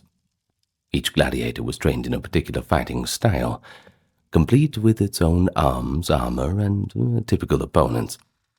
These classes not only made fights more interesting, but also carried on historical or cultural traditions. Many types were actually named after Rome's early enemies. Have we mentioned a few of them before? Sorry if you can hear the ambulance going past. I hope everyone's okay. Well, this gives the bouts a flavor of Rome triumphing over barbarian foes, just within this microcosm. So here's a few of the prominent gladiatorial types and their characteristics. First is the Thracian or the Thraex gladiator. Inspired by Thracian warriors, and they wielded a short, curved sword called a sica, and carried a small square or circular shield. The Thraex would wear a broad helmet with a high crest, often adorned with a griffin, and he had greaves on both legs, greaves of course being shin guards. Now a Thraex's sword was designed to hook around an opponent's shield, making him a tricky adversary at close quarters. They were usually pitted against the Murmillo class, and speaking of the Murmillo class, they were a heavy gladiator named after a type of fish, perhaps referring to a fish-like crest on the early versions of the helmet. A Murmillo carried a large, oblong shield, similar to that of the legionary's shield standard, and a straight sword, the gladius, from which the word gladiator actually derives. His helmet was massive, with a face visor and often a high angular crest, sometimes decorated with motifs like Hercules or a Gorgon. He typically wore an arm guard called a manica, and one greave on the left leg. Murmillos were the quintessential big men in the arena, heavily armored and powerful. A common pairing was Murmillo versus Thraex, a duel of a lumbering, well-shielded Murmillo against a lighter, more mobile opponent. It certainly makes things interesting with the contrasts. Now next, we have what was known as the hoplomachus. The term means armed fighter, after the Greek hoplite infantry. The hoplomachus was another relatively heavily armored type, quite similar to the Thraex in many respects. He carried a small round shield and a spear as his primary weapon, with a dagger as a backup, just in case. His armor included a crested helmet, often brimmed and visorless in earlier depictions, later with full face coverage, and greaves on both legs. Once again, don't forget greaves, of course, shin covers. Hoplomachus might engage in spear versus sword fights with murmillos and other hoplomachi, a bit like a duel of classical heroes, harkening back to the old days of Greek warfare. Next, we have the Retiarius, one of the most unusual and iconic types. The Retiarius was the net and trident gladiator, essentially a fisherman theme. Now, he wore no helmet, leaving his head exposed, and thus had full visibility and agility. He was armed with a weighted net to entangle the foe, a three-pronged trident, and a dagger. For protection, a Retiarius had a very limited set of armor, typically just a manica arm guard on his left arm and a tall shoulder guard called a gallerus to protect his neck and lower face on that side. He also wore a loincloth and a belt, with one arm and shoulder padded. The Retiarius was designed as the nimblest gladiator. He relied on speed, keeping distance with the long reach of the trident, and clever use of the net. The traditional opponent was the secutor, meaning the pursuer. The secutor was tailor-made to fight the Retiarius. In fact, the secutor is sometimes considered a variant of the murmillo class, but they had a key difference, and that was the helmet. The secutor's helmet was smooth, rounded, and egg-like, with tiny eye holes and no protruding crest or ornaments, or to prevent the Retiarius's net from snagging onto it. The secutor carried a large rectangular shield and sword, and wore an arm guard and one leg greave, much like a murmillo. The Retiarius versus the secutor matchup was a staple of the arena, a dramatic contest of opposites, the lightly clad, quick net man versus the heavily armed, methodical chaser. You can imagine the Retiarius trying to ensnare the secutor with a cast of his net. If he missed or the secutor dodged, the net man would have to dance away and ready his trident while the secutor pressed into close range. This pairing was not only tactically intriguing but symbolically resonant. It evoked the struggle of a fisherman against a mighty fish. Indeed, the secutor's predecessor, the murmillo, had the fish emblem on his helmet, so there is that. Now, the next one we have is the provocator, another heavy gladiator type, unique in usually fighting against his own kind, i.e. provocator versus provocator bouts were quite common. Of course, the word provocator means challenger. He wore the most armor of any type, a full breastplate, or large rectangular chest guard, the only gladiator to protect his chest fully, plus the usual arm guard and one greave. His helmet, unlike the ornate murmillos, had no crest and often flared out to protect the neck and shoulders. The provocateur carried a large shield and sword. Because of the weight of the armor, provocateur's duels could be slower, slugging matches, perhaps seen as less exotic, which is why they often opened a program, the more standard fight, before the more novel pairings took the stage. Next we have the eques, plural being equites. These were horsemen gladiators, who started the fight on horseback with a lance and a small round shield. They wore tunics and a simple helmet with 2 decorative feathers, rather than heavy armor. Uniquely, equites always fought each other, that is, equites versus equites, and not against other types. Their bout would begin mounted, perhaps jousting or throwing spears, but typically they would dismount or be unhorsed and continue the fight on foot with swords. Equites contests likely served as a lively and visually interesting opener for a day's games.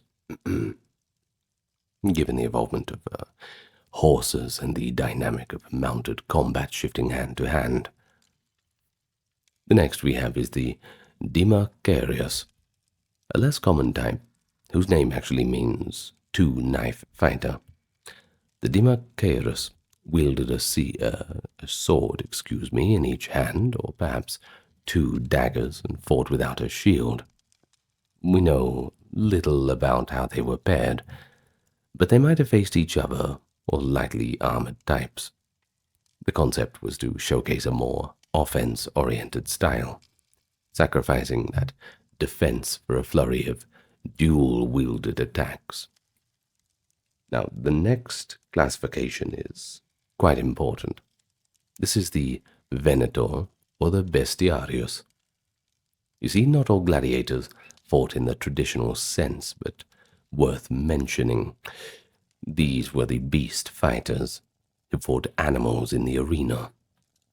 Typically not as heavily armored, although they wore light garments or no armor to stay agile. They used spears or bows or whips against wild beasts.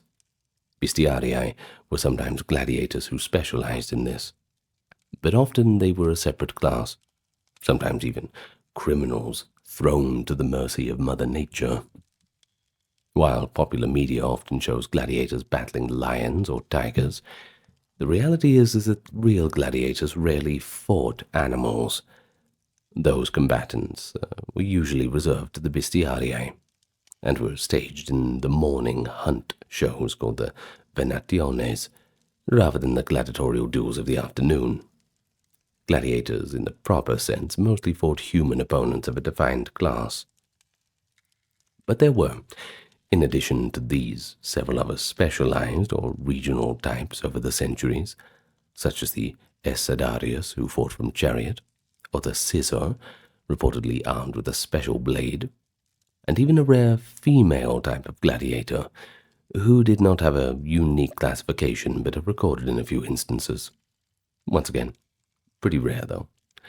A famous archaeological find, a relief from Halicarnassus in Turkey, depicts two female gladiators named Amazon and Achelia in combat, apparently commemorating their bout and honorable discharge. The existence of gladiatresses, female fighters, was always a novelty or sometimes a scandal.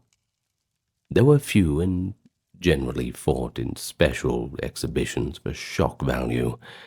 Emperor Domitian once staged a nighttime arena fight with women and even dwarves to astonish the audience. In any case, each gladiator type had its own fighting techniques and preferred strategy. The contrasts were quite deliberate: heavy armor with short sword and a big shield, versus light armor with a long-reach weapon. This balanced the fights out, making sure that no single style had an absolute advantage, a form of rock, paper, scissors designed by the game's organizers. But it also gave the crowd a kind of variety.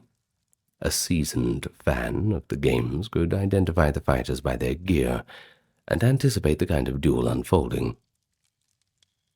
Well, interestingly, gladiators usually stuck to one class for their career. A Murmillo trained and fought as a Murmillo every time, honing those particular skills. This was particularly practical. Training in one style intensely made you better at it, of course, and partially about branding.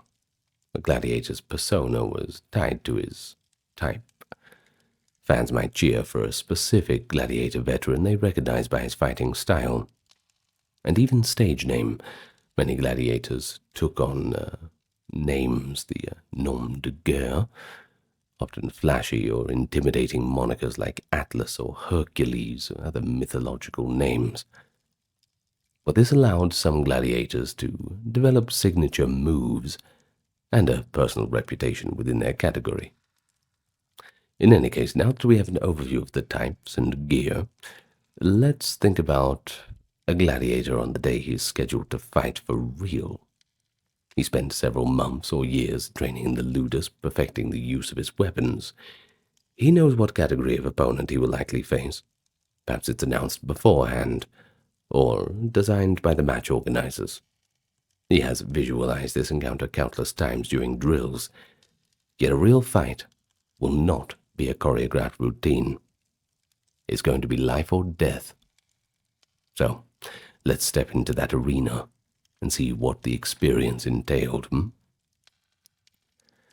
So for a gladiator, the combat day was a culmination of all of his meticulous preparation. Possibly the end of his life, too. Well, the structure of a Roman gladiatorial show was elaborate and followed a schedule as formal as a theatre play or an athletic event would be today. Typically, the games were announced well in advance and with public advertisements. In fact, we have wall posters from Pompeii, for example, that have survived, listing how many pairs of gladiators would fight and who was sponsoring the event. On the day itself, a series of spectacles filled the program, usually starting in the morning with animal hunts and displays. Midday might bring executions of criminals in gruesome ways, damned souls thrown to the beasts or forced to reenact mythical deaths. A pretty grim business. Well, the general public might have enjoyed it, but many high-minded Romans criticized that one. Finally, as the afternoon progressed, the crowd was eager for the real gladiatorial action. The gladiator fights would finally take place. They were the star attraction, saved for the latter part of the program. Before fighting, gladiators participated in a ceremonial entry into the arena called the Pompa. They marched in procession, likely accompanied by music and flanked by attendants. It was at this moment, according to some accounts, that they would salute the sponsors of the games, if the emperor or a magistrate was present, with the famous phrase, "Hail Caesar, those who are about to die salute you." Must be noticed that this exact phrase is documented only once for a special mock naval battle under Emperor Claudius, and it's unclear if it was regularly used by gladiators in the arena. But whether or not they said those specific words, the gladiators certainly acknowledged the dignitaries in the audience. When the match was set to begin, the gladiators would face each other, and at a signal, the fight would commence. Referees? Oh yeah. Unlike the chaotic free-for-alls depicted in the movies, real gladiatorial combats had referees, often called summa rudis, which literally means chief stick, because they carried around a big staff. These were often retired gladiators themselves, knowledgeable in the rules and capable of ensuring a fair and exciting fight. Just like a boxing referee, I suppose. Now, speaking of that, what were the rules? Because that sounds a bit weird, isn't it? Isn't it just go in there and try and kill the other person? Sort of, but not really. Precise details are lost to time, but we do know a few key points. That is that gladiators fought one-on-one, with the exception of a few special events, typically matching different types as discussed. They were usually matched in skill and record. An experienced gladiator would fight someone of roughly equal experience to make a well-balanced contest. They likely did not intentionally mismatch sizes. The Romans enjoyed a contest of skill, not just a quick slaughter of the weak by the strong. Plus, you can't really bet on that, can't you? If a man fell accidentally, tripped without being struck, in many cases the fight might be paused to let him get up and retrieve his weapon. The contest was to be decided by skill, not a fluke. After all, no one's meant to win by accident. There is debate, actually. One unique tombstone story which we encountered earlier suggests a scenario where a referee's decision on such an accident determined the fight's outcome. A gladiator named Diodorus left an epitaph complaining that after he knocked down an opponent and refrained from killing him immediately, the referee Perhaps applying a rule about accidental falls allowed the fight to continue, and fortune reversed, leading to Diodorus' own death. Fate and the trickery of the referee killed me. That's what's written on his tombstone. Well, normally, had he struck at once, he might have won. This hints at the rules of engagement, and the referee interference could be indeed factors. The fight itself was likely a careful affair at first. Gladiators were trained not to simply charge in and hack wildly. That would be too quick, and the crowd doesn't really like that. Plus, you only had so many gladiators to go out in one day, and if everything was over and done quickly, well, the show's all over, isn't it? And everybody has to go home early. They would test each other, rather, with feints and probing strikes. The heavily armored gladiators needed to manage their endurance as well. The gear weighed quite a lot, you'd get tired quickly, and the lighter ones needed to exploit movement and keep distance. The crowd would watch it all intently. Just like modern spectators, they cheered skillful maneuvers or dramatic moments. We even have graffiti in Pompeii that sounds like fans boasting about their favorite. One of them reads, "Calidus the Thracian is the delight of all the girls," and another, "Crescens, the net fighter, holds the hearts of all the girls." Well, perhaps these were written by Calidus and Crescens, who knows, but they do suggest that certain gladiators became local heartthrobs and had followings that would chant their names. A bout could end in a few different ways, though. The ideal was a decisive victory, without the loser being killed outright in the scuffle. Often one gladiator would gain the upper hand, perhaps wounding his opponent or disarming him, and the weaker fighter would signal defeat.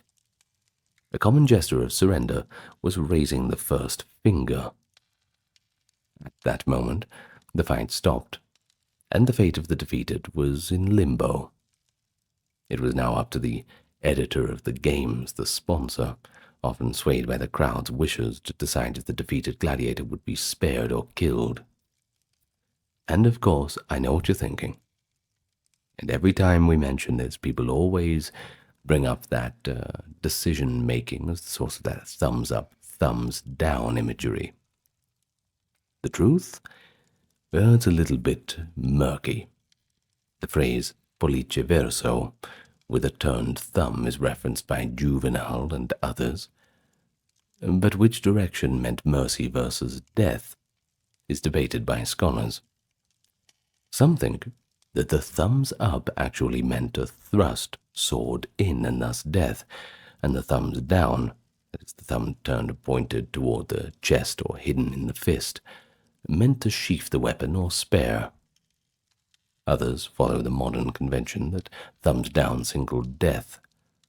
In any case, ancient sources do describe loud cries from the crowd, either "Mitte," release him if they wanted mercy, or "Iugula," slit his throat if they demanded death.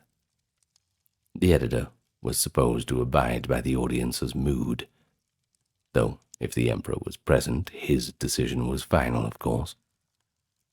Speaking of emperors, at times they were merciful, and other times they were not so much. For example, some emperors loved indulging in the crowd's calls for execution, but others, like Titus, were said to be a bit more benevolent at the games. In any case, if mercy was granted, the defeated gladiator's life would be spared. He would not be executed in the arena, and he could live to fight another day. But it is worth emphasizing that not every match ended in death. Far from it. Modern estimates, based on records of known gladiator careers from inscriptions, suggest that gladiators might have had a roughly 10 to 20% chance of dying in each fight. Many bouts likely ended with one fighter yielding and being spared, especially if both had fought bravely and entertained the crowd. And then economics plays a role. A slain gladiator meant the loss of a valuable investment for the owner. Unless a fight was specifically arranged as a fight to the death, which some were, bouts where no mercy would be given, the default was that the match could end with mercy. A gladiator who had a streak of victories or showed exceptional skill might be quite beloved by spectators, who would want to see him again in the future, rather than see him just dispatched in a routine show. Trainers purportedly taught fighters to aim for wounding, not outright killing, in order to prolong the contest and avoid any unfortunate accidents. We can't have them, of course, can't we? Now, a famous example of gladiatorial chivalry and skill comes from the poet Martial, who recounts the duel of Priscus and Verus at the inaugural games of the Colosseum. These two gladiators fought for an impressively long time, each displaying such valor and technical excellence that the audience was captivated. Eventually, both men, exhausted and wounded, simultaneously lowered their weapons and conceded to each other. In a sense, each acknowledged that the other was an equal. The crowd, delighted by this unexpected outcome, and the Emperor Titus, presiding over the games, awarded victory to both of the men. Titus had 2 rudis, wooden swords signifying freedom, brought out, and gave one to Priscus and one to Verus. Both gladiators were thus freed on the spot for their outstanding performance. Martial writes, quote, "Under no other emperor did this happen. 2 fought, both won." This story, likely true from all the evidence we have, shows several things. That gladiators could attain honor and reward without a fatal outcome, and that the organizers could be magnanimous for the sake of spectacle, and that a well-fought draw could be more memorable than just a simple kill. It also reminds us that gladiators were not mindless killers either. They respected courage in one another. When 2 fighters had truly satisfied the expectations of courage and skill, even the blood-hungry Roman crowd could be moved to spare them. After each bout, there was a short interlude. The arena sand would be raked and fresh sand scattered. If blood had been spilled, and the Latin saying, by the way, blood is as welcome as roses in season, hints at how accustomed they were to seeing blood in the sand turned red, well, then the next pair would be announced and sent in. A full day of games might have a dozen or more pairs of gladiators fight in succession. The final matches might feature the most celebrated champions, or specially themed fights. For the gladiators who survived their matches, the end of the day's games would see them return to the ludus, perhaps elated with victory or nursing wounds. Victors could be given prizes, sums of money, a laurel wreath, or palm as a mark of triumph, maybe gifts from adoring fans. Losers, however, who were spared would tend to their injuries and live to fight another day, possibly feeling relief, maybe even shame depending on the circumstance. But from the perspective of the Roman audience, gladiatorial games were a visceral form of entertainment, but also a social and political event. The amphitheater was one place where emperors and commoners physically came together, witnessing the same show. And that doesn't really happen too often. But we have to remember, these were people who did not have any modern forms of entertainment. So the arena was live drama, with real human stakes. Violent or not, the allure is undeniable, even as we recoil at some of the gory details today. But what about outside the arena? Well, they lived kind of on a curious social fringe. You see, on one hand, they were popular heroes to many ordinary Romans. The graffiti we cited from Pompeii shows that gladiators could become heartthrobs and idols. Another scribble calls a fighter the girl's sigh, the girl's idol. Poets like Juvenal tell of the high-born ladies infatuated with gladiators. Juvenal also recounts the scandalous tale of Eppia, a senator's wife who eloped to Egypt with a gladiator named Sergius. He wasn't handsome either. Juvenal mocks his scarred face, malformed nose, and battle wounds. But he was a gladiator, the poet exclaims, quote, "That makes him look like a hyacinth, a young handsome youth to her." In other words, it was more about the status. That gave them a kind of erotic and celebrity appeal. Women wore hairpins or jewelry shaped like gladiators, or even mixed gladiators' sweat into cosmetics as an aphrodisiac. Roman authors like Pliny mention this fanciful notion that the sweat scraped from a gladiator's skin was sought after for love potions. Meanwhile, children collected oil lamps and figurines of popular gladiator types, play-acting their heroes. There was also merchandising of a sort. Images of gladiators appeared on household items, mosaics, and walls. And the gladiators also earned prize money with each victory. While a portion likely went to their owner, especially if there were slaves, a good chunk of it was awarded to the fighter. Over time, a successful gladiator could accumulate savings. Some might even purchase their freedom, if they weren't granted it outright over time. A freed gladiator, called a rudiarius, after the rudis wooden sword given as a symbol of manumission, often stayed involved in the trade. Maybe they worked as a trainer, the ludus, or as a bodyguard for wealthy patrons. And yes, some ex-gladiators became private guards or enforcers, hired for their brawn and skills. Others might tour on the provincial circuits as a guest combatant. A few became minor celebrities who could command high fees for appearances in the arena of distant cities. But despite the adulation from the masses, the Roman establishment remained ambivalent. The term infames continued to apply even to famous gladiators. Socially elite Romans would seldom invite a gladiator to dine as an equal. In literature, gladiators were sometimes used metaphorically, an ultimate example of someone who sells his body and risks all for fleeting glory. Yet, there were instances of genuine respect. We see in a tomb inscription where a freed gladiator in structure dedicates a monument to his fallen comrade who fought like a champion, or where gravestones of a gladiator are erected by his pupils and fellows, indicating a kind of kinship akin to a military unit or guild. Of course, one of the most intriguing aspects of a gladiator's life is how they could embody Roman virtues for the public.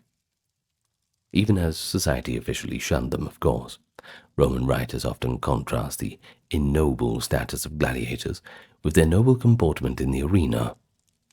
The audience could admire a gladiator's courage and skill, while still considering him a person of low repute. This dichotomy perhaps made gladiators all the more fascinating. There were outcasts who could outshine nobility in bravery. Seneca, in one of his letters, remarks on how gladiators, even those damned criminals, would willingly face death, saying, quote, "When covered with wounds, they send to their master to ask him what he wishes. If it is his pleasure, they are ready to die." Another dimension of a gladiator's social life was religion and superstition. Gladiators who faced death regularly were undoubtedly superstitious. Many may have prayed to Hercules, or Mars, or local gods for strength. Some wore protective charms or amulets into the arena, as long as it didn't interfere with the armor. The cult of Nemesis, the goddess of fate and retribution, was popular among the gladiators, likely because fortune in the arena was fickle. Additionally, the day before a combat, it is believed that gladiators were given a lavish last meal, where they could eat and drink well, sometimes observed by curious spectators. Now this was both a final comfort and perhaps a ritual akin to a condemned man's last supper, just in case tomorrow they might not be around to enjoy it. But amid all this, a few gladiators achieved almost legendary fame. We mentioned Flamma, a gladiator from Syria, who, according to his epitaph in Sicily, fought 34 matches, won 21 of them, drew 9, and was granted reprieve 4 times. Effectively, he could have taken freedom on all 4 occasions, yet he stayed a gladiator until he died at the age of 30. Now that means that Flama chose the life of combat again and again, chasing some ideal of glory or simply unable to reintegrate into normal life. The fact that his tombstone proudly records his Syrian origin and his daring refusals of freedom suggests that he was celebrated. Likewise, there's Spartacus. Though he died a rebel against Rome, he still earned eternal fame for being a gladiator who defied his fate. Spartacus was a Thracian auxiliary soldier, captured and sold into a ludus at Capua. In 73 BCE, he and around 70 comrades staged a breakout, armed themselves with kitchen knives and makeshift weapons, and escaped the school. The rebellion swirled into the Third Servile War, where Spartacus led an army of escaped enslaved people and gladiators that defeated multiple Roman forces over 2 years. But ultimately he fell in battle in 71. Still pretty important, an oppressed gladiator against the might of Rome. Quite a story. Now even the emperors could be seduced by the glamour of the gladiators. The deranged emperor Commodus famously took to the arena himself. He fancied himself a gladiator and appeared in the amphitheatre. Though with all the advantages one could imagine, you see, he fought either amputees or feeble opponents, and, well, guess what? He always won. Funny how that works. The populace cheered. No one booed at the emperor. They didn't dare do that. But the Senate was horrified at the emperor stooping to this gladiatorial combat, especially in such a cheeky way. Commodus reportedly slaughtered numerous animals and some gladiators personally, styling himself as the new Hercules. An extreme case, but it shows the cultural power of the arena. Even the ruler of the Roman world craved adrenaline and applause that the gladiators earned. The first great woman in history of whom we are informed. This is how the Egyptologist James Henry Breasted described Queen Hatshepsut. And indeed, the life of Hatshepsut reads like an ancient epic. A royal princess who became a queen and then boldly assumed the throne as pharaoh and ruled successfully for over 2 decades. It's an extraordinary story, so extraordinary that later rulers tried to erase her very name from the pages of history.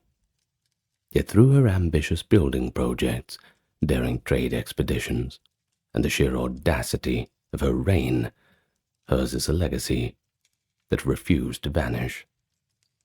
So today, we'll journey through the life of Hatshepsut chronologically, from her early years as a princess of Egypt to her unprecedented reign as a female pharaoh, and finally to the debates and mysteries that have long surrounded her rule.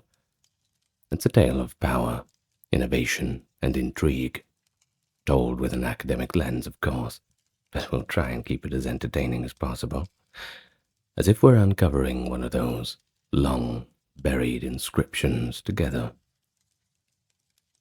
But indeed, where are my manners?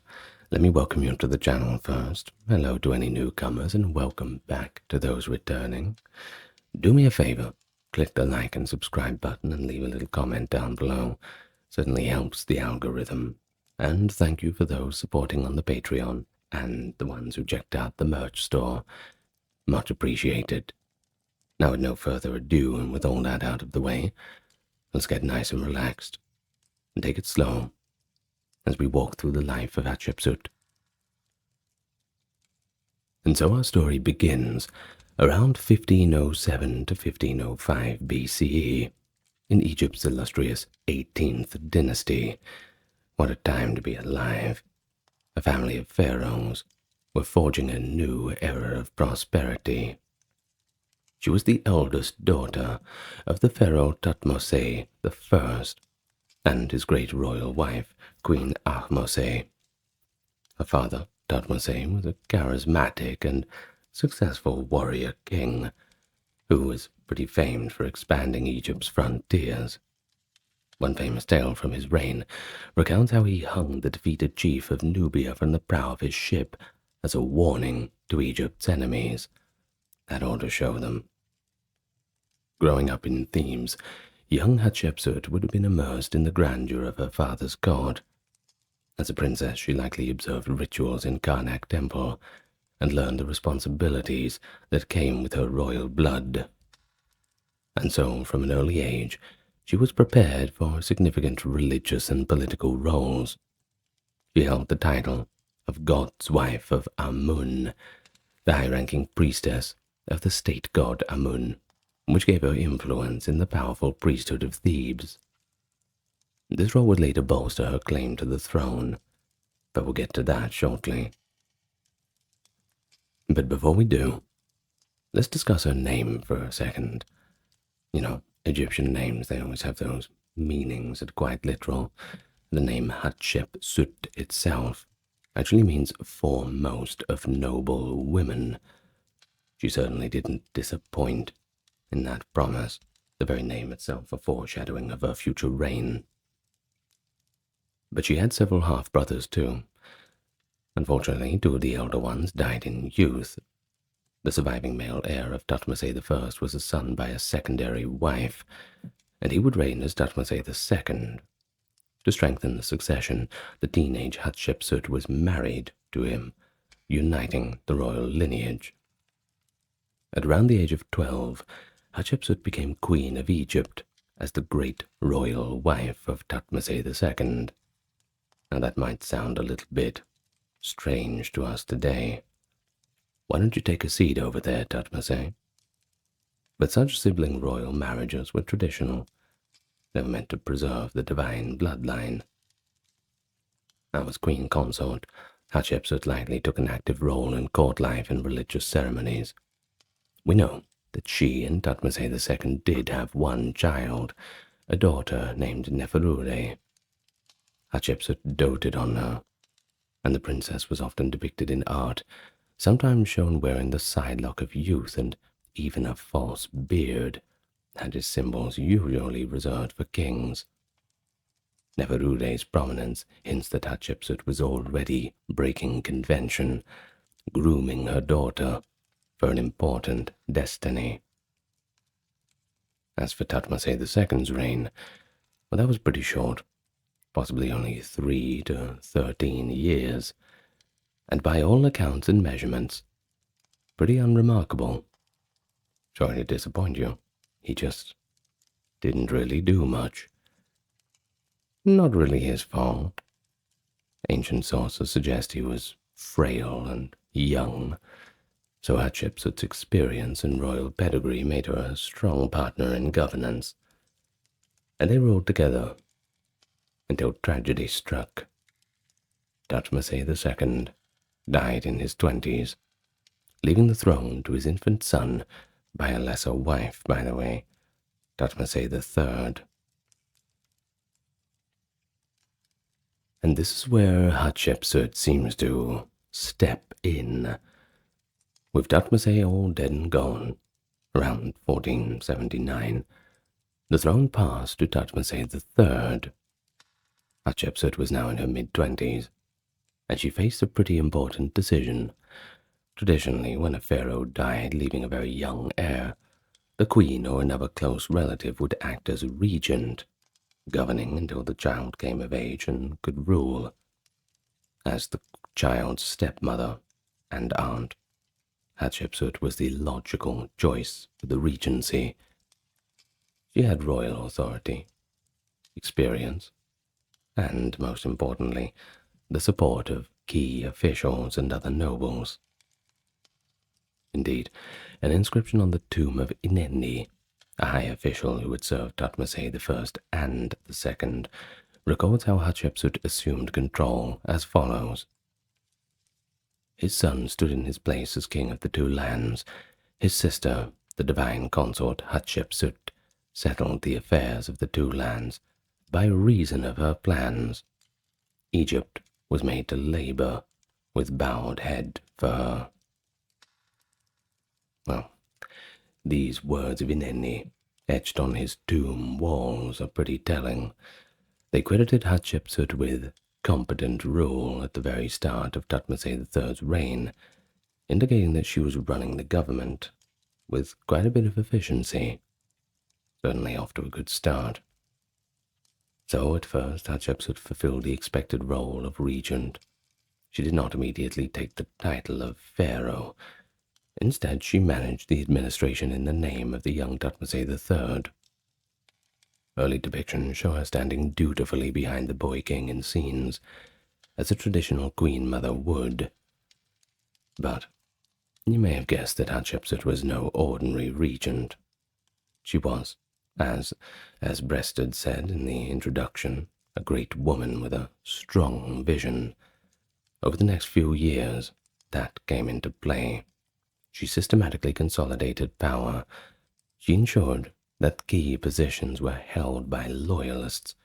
For example, Hapuseneb, the high priest of Amun, became her chief advisor, and other trusted courtiers, like her steward Senenmut, rose in influence.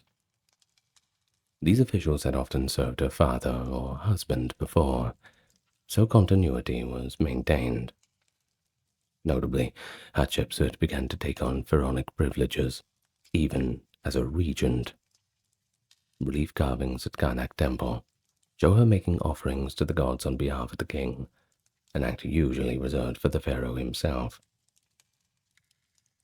She even adopted the 5 royal names, that is a protocol for kingship, and started being referred to with titles like Lady of the Two Lands, just a feminized version of the king's title. This period must have been pretty delicate. You see, she had to project authority to keep the kingdom stable, but also respect this act that the young and inept Thutmose III was the real king. Kind of humoring the whole situation, I suppose. She managed this balancing act for several years, all while strengthening her reputation as Egypt's de facto ruler. Now at some point, perhaps about 7 years into the regency, Hatshepsut took a momentous step. She assumed the full powers and symbols of kingship. She effectively crowned herself pharaoh of Egypt. And that's not in opposition to Thutmose. This wasn't a usurpation, but rather ruling alongside him. So in practical terms, she was effectively the senior co-ruler. Now this is a bit different. Usually when you want to take the top job, you have to stab the previous guy in the back. But that just did not seem to happen here. And so, she adopted a royal throne name, Mat Kare. Now you might have heard that word before, Mat. Now, that means the cosmic order. And then we have the Ka of Re. So we have Mat, Ka, Re, these 3 Egyptian words. So really it means the cosmic order is the Ka of Re. The Ka is like the soul. Well, of course, she used this name and began to be depicted in traditional regalia of a male pharaoh, and that includes the Nemes headdress, the kilt, and of course, you can't forget the false beard. A striking relief from around this time shows a slim and graceful Hatshepsut transforming. Previously, she stood as a queen in a flowing dress, but by her 7th year as regent, she appears as a full-fledged king, with broad chest and kingly kilt. Now this change was not an attempt to fool anyone into thinking she was male. Don't get me wrong. In fact, she was not pretending to be a man at all. It wasn't like she was doing some kind of cross-dressing or something like this, but rather she was presenting herself in the only acceptable image of a pharaoh that the Egyptians recognized, that of a divine king, traditionally male. It was a calculated and brilliant use of imagery, set to legitimize her unprecedented rule. And so she buttressed her claim to the throne with a narrative of divine and royal approval. Of course, she had all the nobles on her side, people high up in high places. Certainly helps grease the wheels, doesn't it? In the temple of Karnak, and at her magnificent mortuary temple at Deir el-Bahri, she commissioned reliefs to tell her story. In one inscription, purportedly the words of her father, Thutmose I, proclaims, "This daughter of mine, Hatshepsut, I have appointed as my successor upon the throne. She shall lead you. Obey her words." Well, it all sounds pretty good, doesn't it? But whether Thutmose actually designated Hatshepsut as heir is pretty doubtful. It would have been, if he did, extremely unusual. But the inscription served its purpose as the propaganda needed at the time, retroactively giving her a father's blessing. But even more dramatically, Hatshepsut actually asserted that the god Amun himself chose her. In the oracle of Amun at Karnak, priests announced the god's divine endorsement of her kingship. Hatshepsut later had this divine decree carved in stone. The words go as follows: "Welcome, my sweet daughter, my favorite, the king of Upper and Lower Egypt, Matkare Hatshepsut. Thou art pharaoh, taking possession of the two lands." By emphasizing both her earthly father's will and the heavenly father's decree, well, she crafted an unassailable legitimacy for herself. It's one thing to go against the old pharaoh. It's another thing to go against the gods themselves. Who can argue against that? And so, it wasn't like she was seizing the throne by force. It was put across that she was simply fulfilling a destiny ordained by the divine and her royal lineage. Well, as a pharaoh, she maintained the balance of identities. She was a woman, sure, but also the son of Ra. That is one of the pharaoh's traditional titles. In inscriptions, she sometimes used feminine grammar, and sometimes masculine when referring to herself. One text proudly toggles between calling her His Majesty and Her Majesty, highlighting that Hatshepsut embodied both king and queen. In one poetic scene carved at Deir el-Bahri, the god Khnum is shown fashioning a child on a potter's wheel, and that child is the baby Hatshepsut. Amun proclaims he will raise her to be the ruler of Egypt. This divine birth myth reinforced that Hatshepsut was not just a woman who managed to become king, but she was meant to become king. No arguments. And so, by year 7 of young Thutmose's reign, around 1473, there was really no turning back. Egypt had 2 pharaohs on the throne, but it was obvious who was the dominant. And so, once Hatshepsut had secured her kingship, Egypt entered into a period of internal development and relative peace. Later chroniclers and historians concur that her reign was marked by prosperity and general peace too. While her predecessors, Thutmose I, and her successor, Thutmose III, are famous for their military conquests, Hatshepsut had a little bit of a different strategy. She focused on economic growth, monumental architecture, and rebuilding the foundations of Egypt's wealth. She understood that a successful pharaoh maintained mart, order, and justice, that is, not only by victory in battle, but by feeding the gods and the people through prosperity. One of the greatest achievements of Hatshepsut's reign was the expedition to the land of Punt, a trading voyage that she herself commemorated in detail on the walls of her temple. Now, you might not have heard of Punt. and we're not exactly sure where it was. We have a bit of an idea. Modern scholarship sort of places it on the Red Sea coast, in what is now Somalia or Eritrea. Well, either way, it was a far-off and exotic land, rich in treasures that Egypt wanted. You're talking all the old, ancient staples: myrrh, frankincense, ivory, ebony, gold, incense, exotic animals too, and much more. So, around the 9th year of Hatshepsut's reign, she ordered a fleet of ships to be sent down the Nile to the Red Sea and beyond. Now, this was daring. Earlier pharaohs, sure, they'd traded with Punt, but such large-scale voyages like this were rare. Well, when the delegation returned, their pockets were full.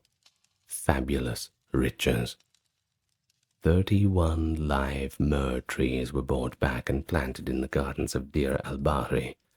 An astonishing feat, transplanting foreign trees into Egyptian soil. The reliefs vividly depict the people of Punt, including the Queen of Punt, identified as Queen Ati, who is shown with notable obesity and fonds of skin, an unvarnished, pretty realistic portrayal that still intrigues the viewer today. It's really something to see.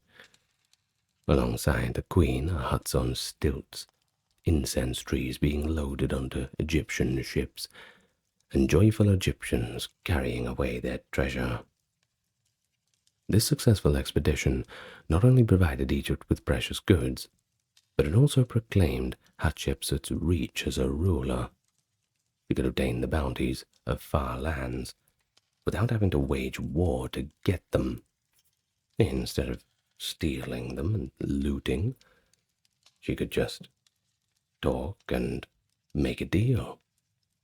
What a novel idea. And so the treasures of Punt had practical and symbolic value. Hatshepsut was especially interested in incense and myrrh, which were used in temple rituals to please the gods. She even found a personal use for one exotic import, frankincense, the aromatic resin. According to later reports, she ground charred frankincense into coal eyeliner, making hers the first recorded use of the resin in cosmetics. We can imagine the Queen Pharaoh at her dressing table, applying this luxurious eye paint, its smoky scent, a reminder of her expedition's success.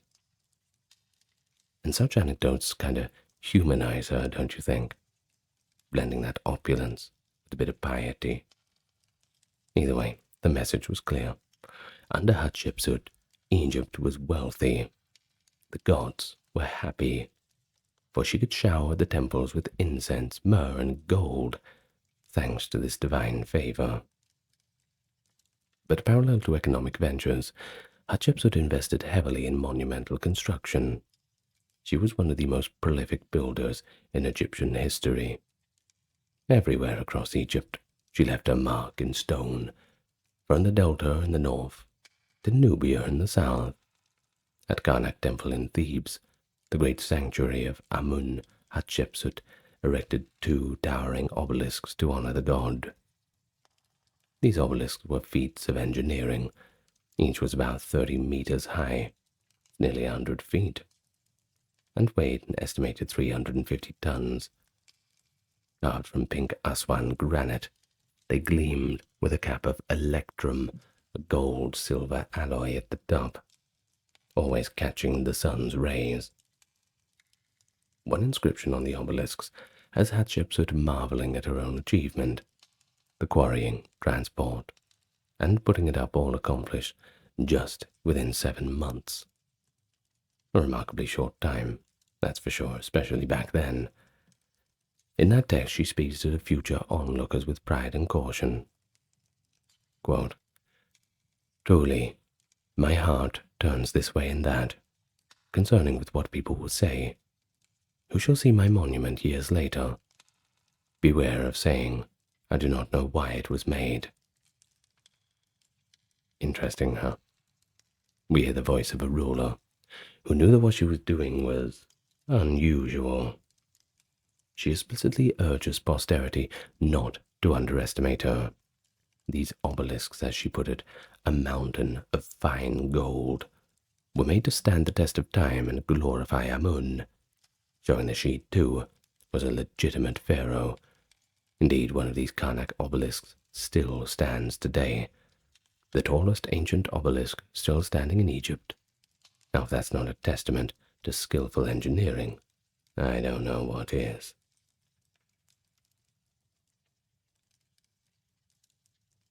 But undoubtedly, the crowning architectural glory is her mortuary temple at Dir al-Bahri, known in ancient time as Djeser, the Holy of Holies.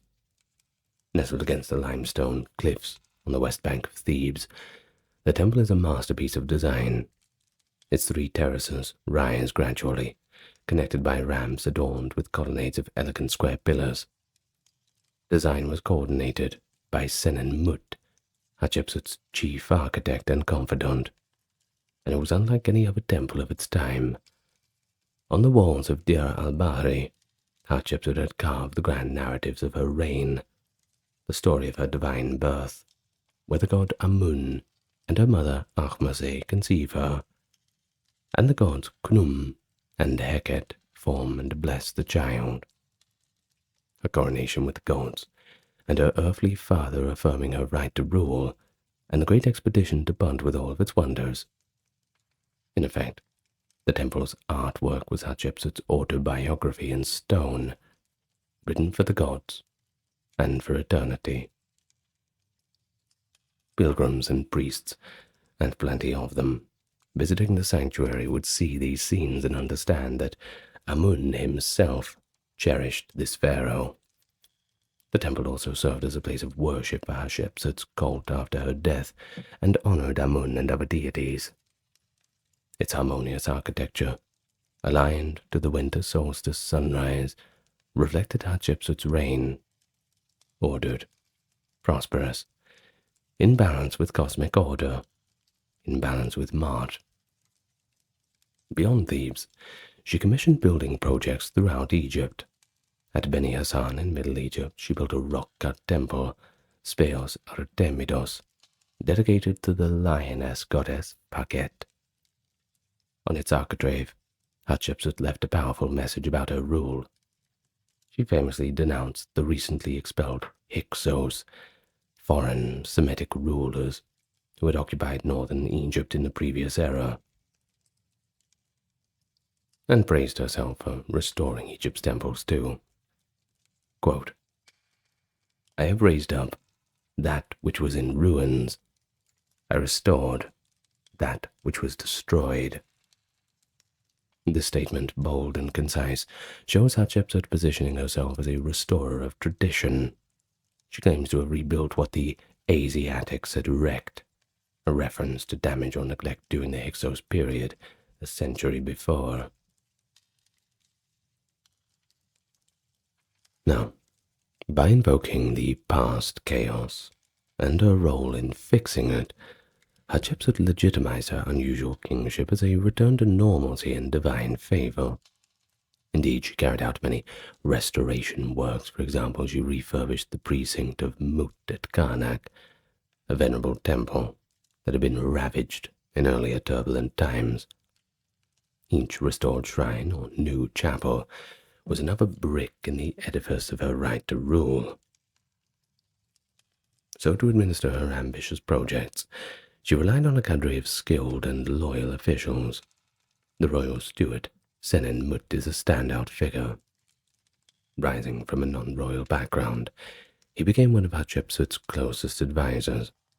He supervised major building works, including the Dir al-Bahri temple, and was tutor to Princess Neferude, indicating the queen's deep trust in him.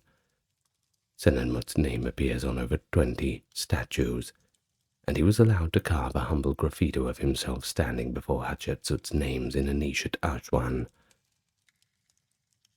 Such privileges were pretty extraordinary, fueling later speculation, of course, that the two may have shared a special relationship.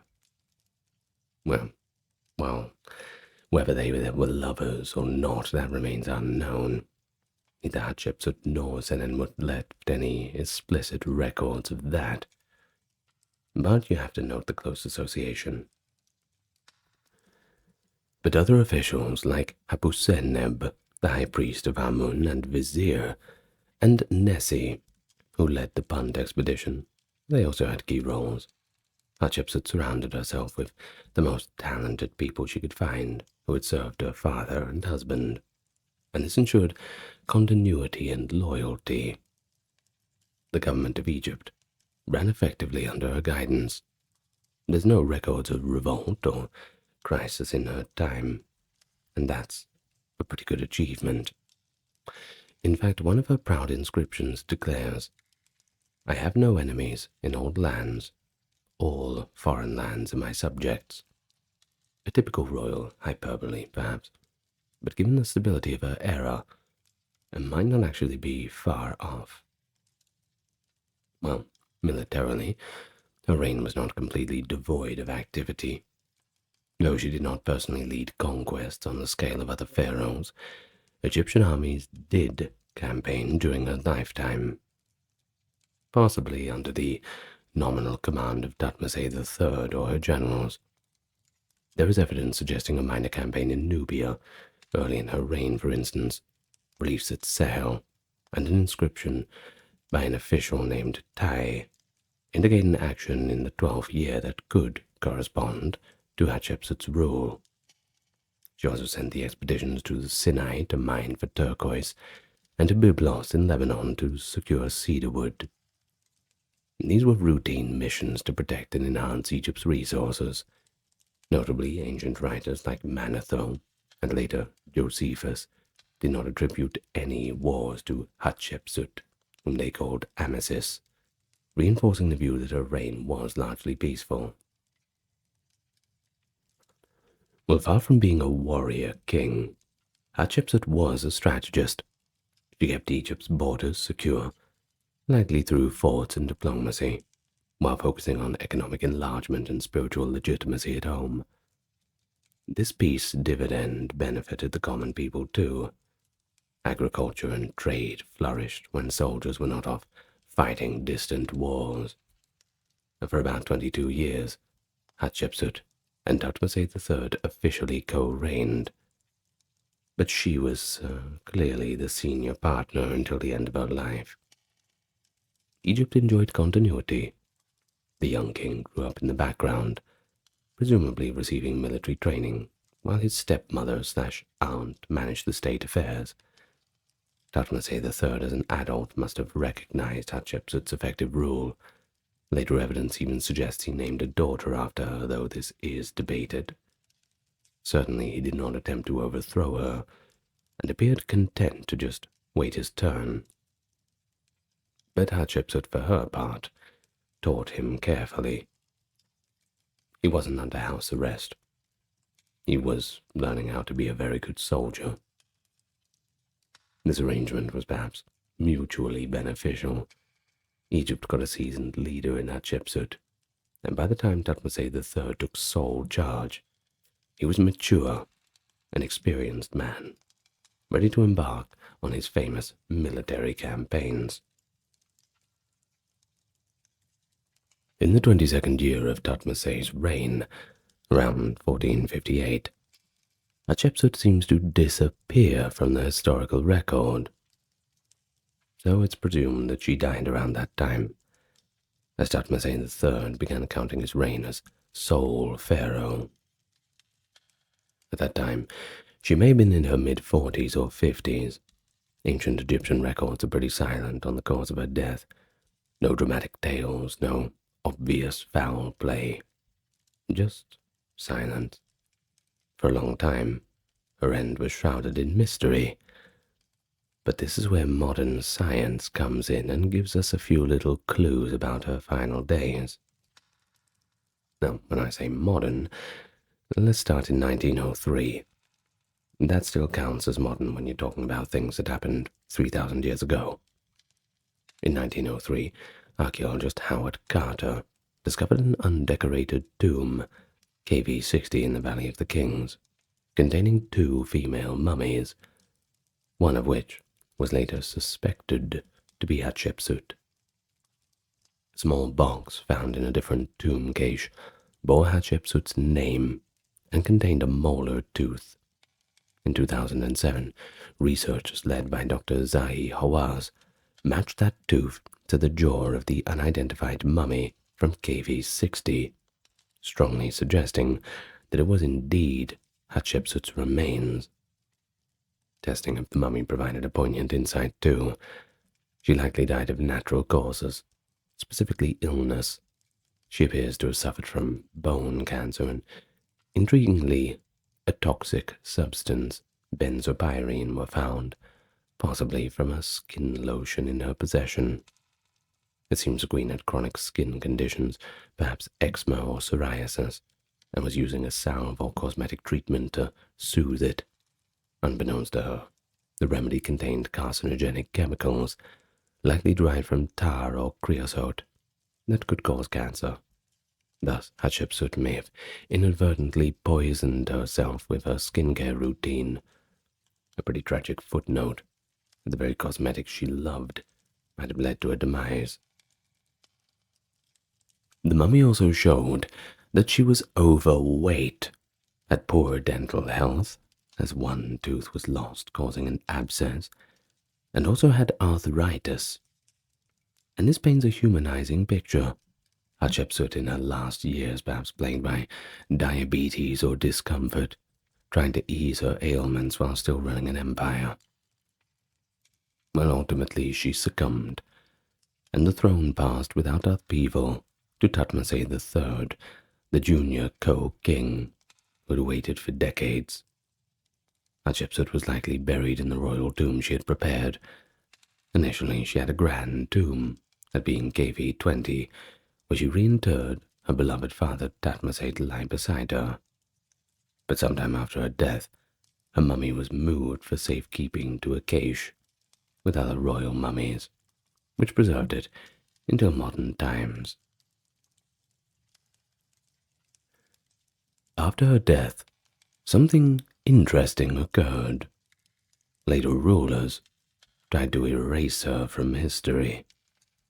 For a pharaoh who had glorified her achievements in stone, the backlash came in stone chisels as well.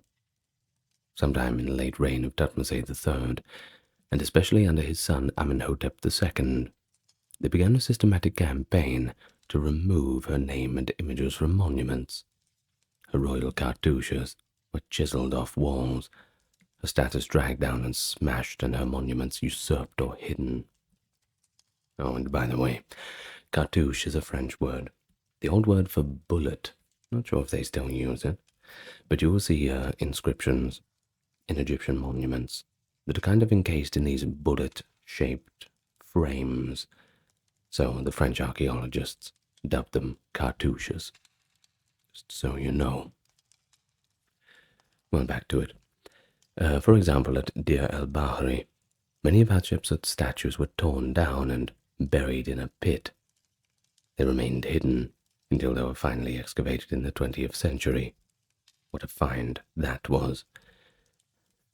And on the walls, the carved figure of Hatshepsut was often deliberately scratched out or replaced by figures of Thutmose II or III.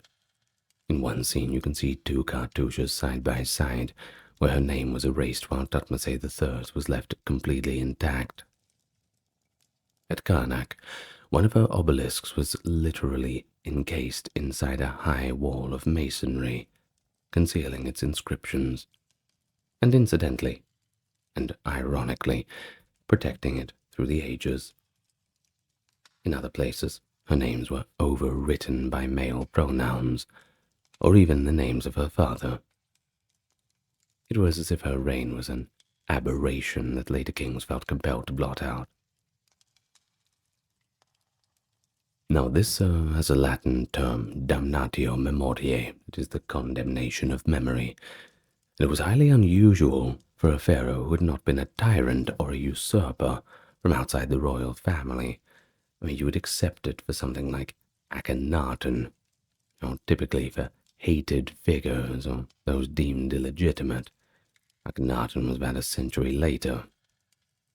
So why exactly was Hatshepsut targeted?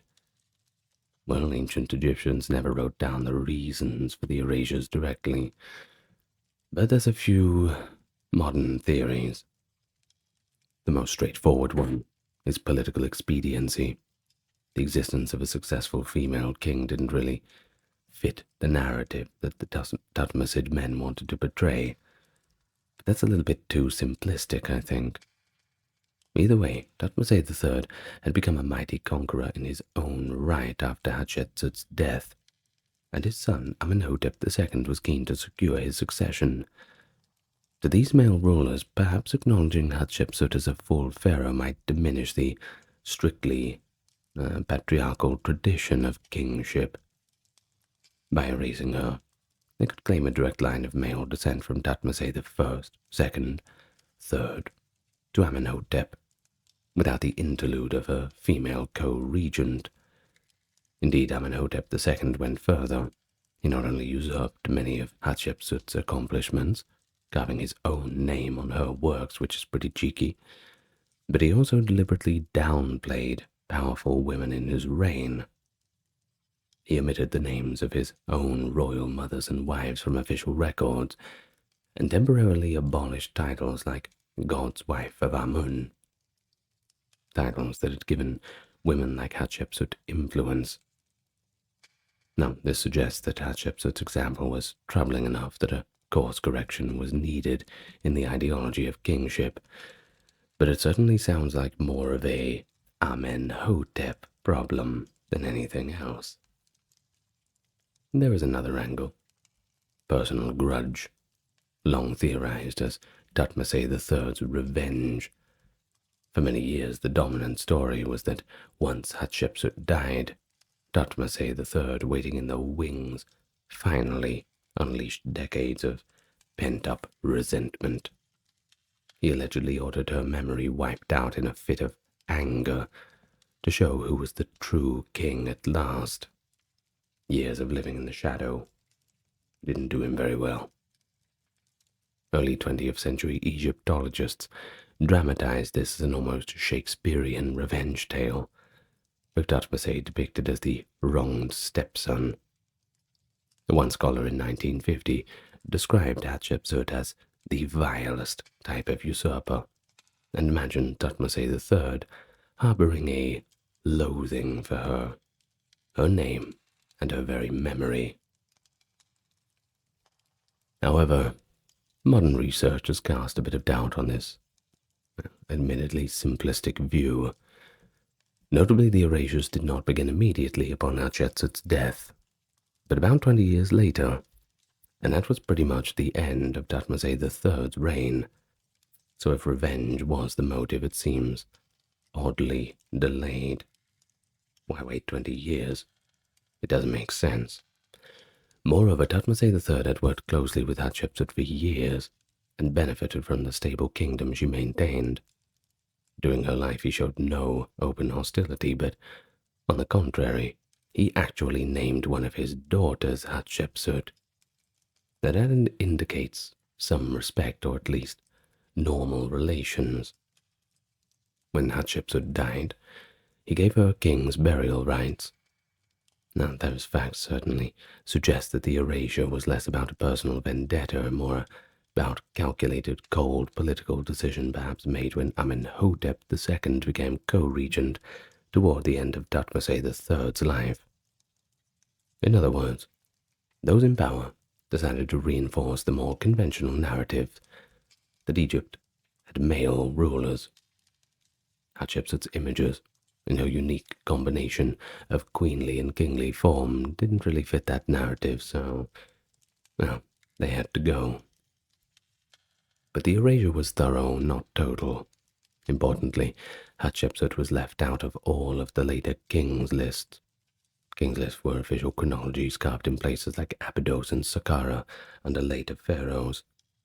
They listed legitimate kings from the past. Hatshepsut's name is nowhere to be found. The list jumps from Thutmose I to the second to the third, as if she never existed. Later Egyptian historians in the Greco-Roman period had only faint recollections of her.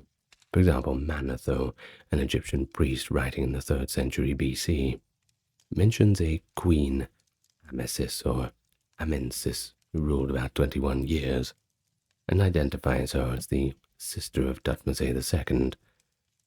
Well, of course, there's really no doubt that this is Hatshepsut, surviving in fragmentary memory under a different name. And then Josephus, the 1st century CE Jewish historian, likewise records a female pharaoh from Manetho's history. But none of these later writers really knew details. They didn't celebrate her achievements either. The ancient erasers had largely succeeded within a few generations. Hatshepsut was forgotten by the general populace of Egypt. The great obelisks and temples she built were either attributed to others or simply left to ruin.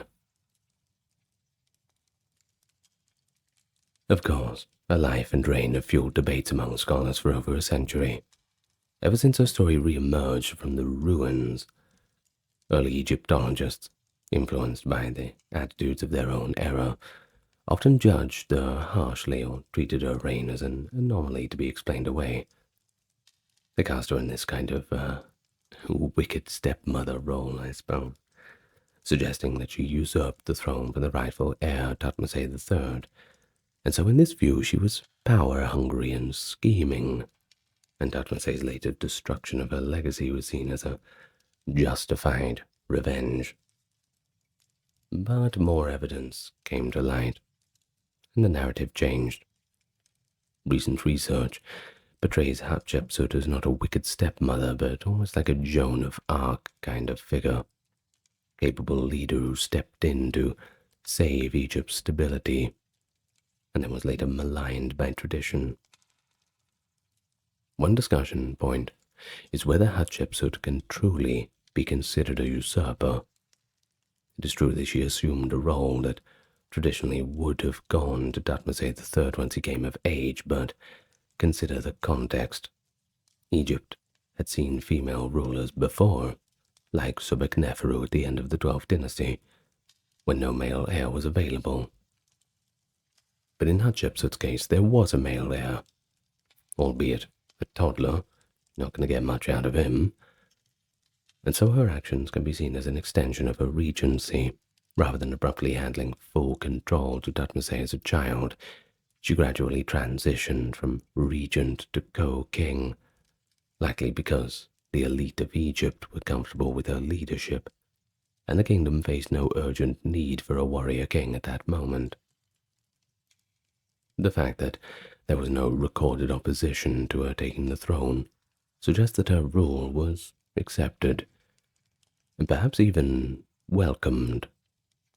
The support of the Amun priesthood was critical too.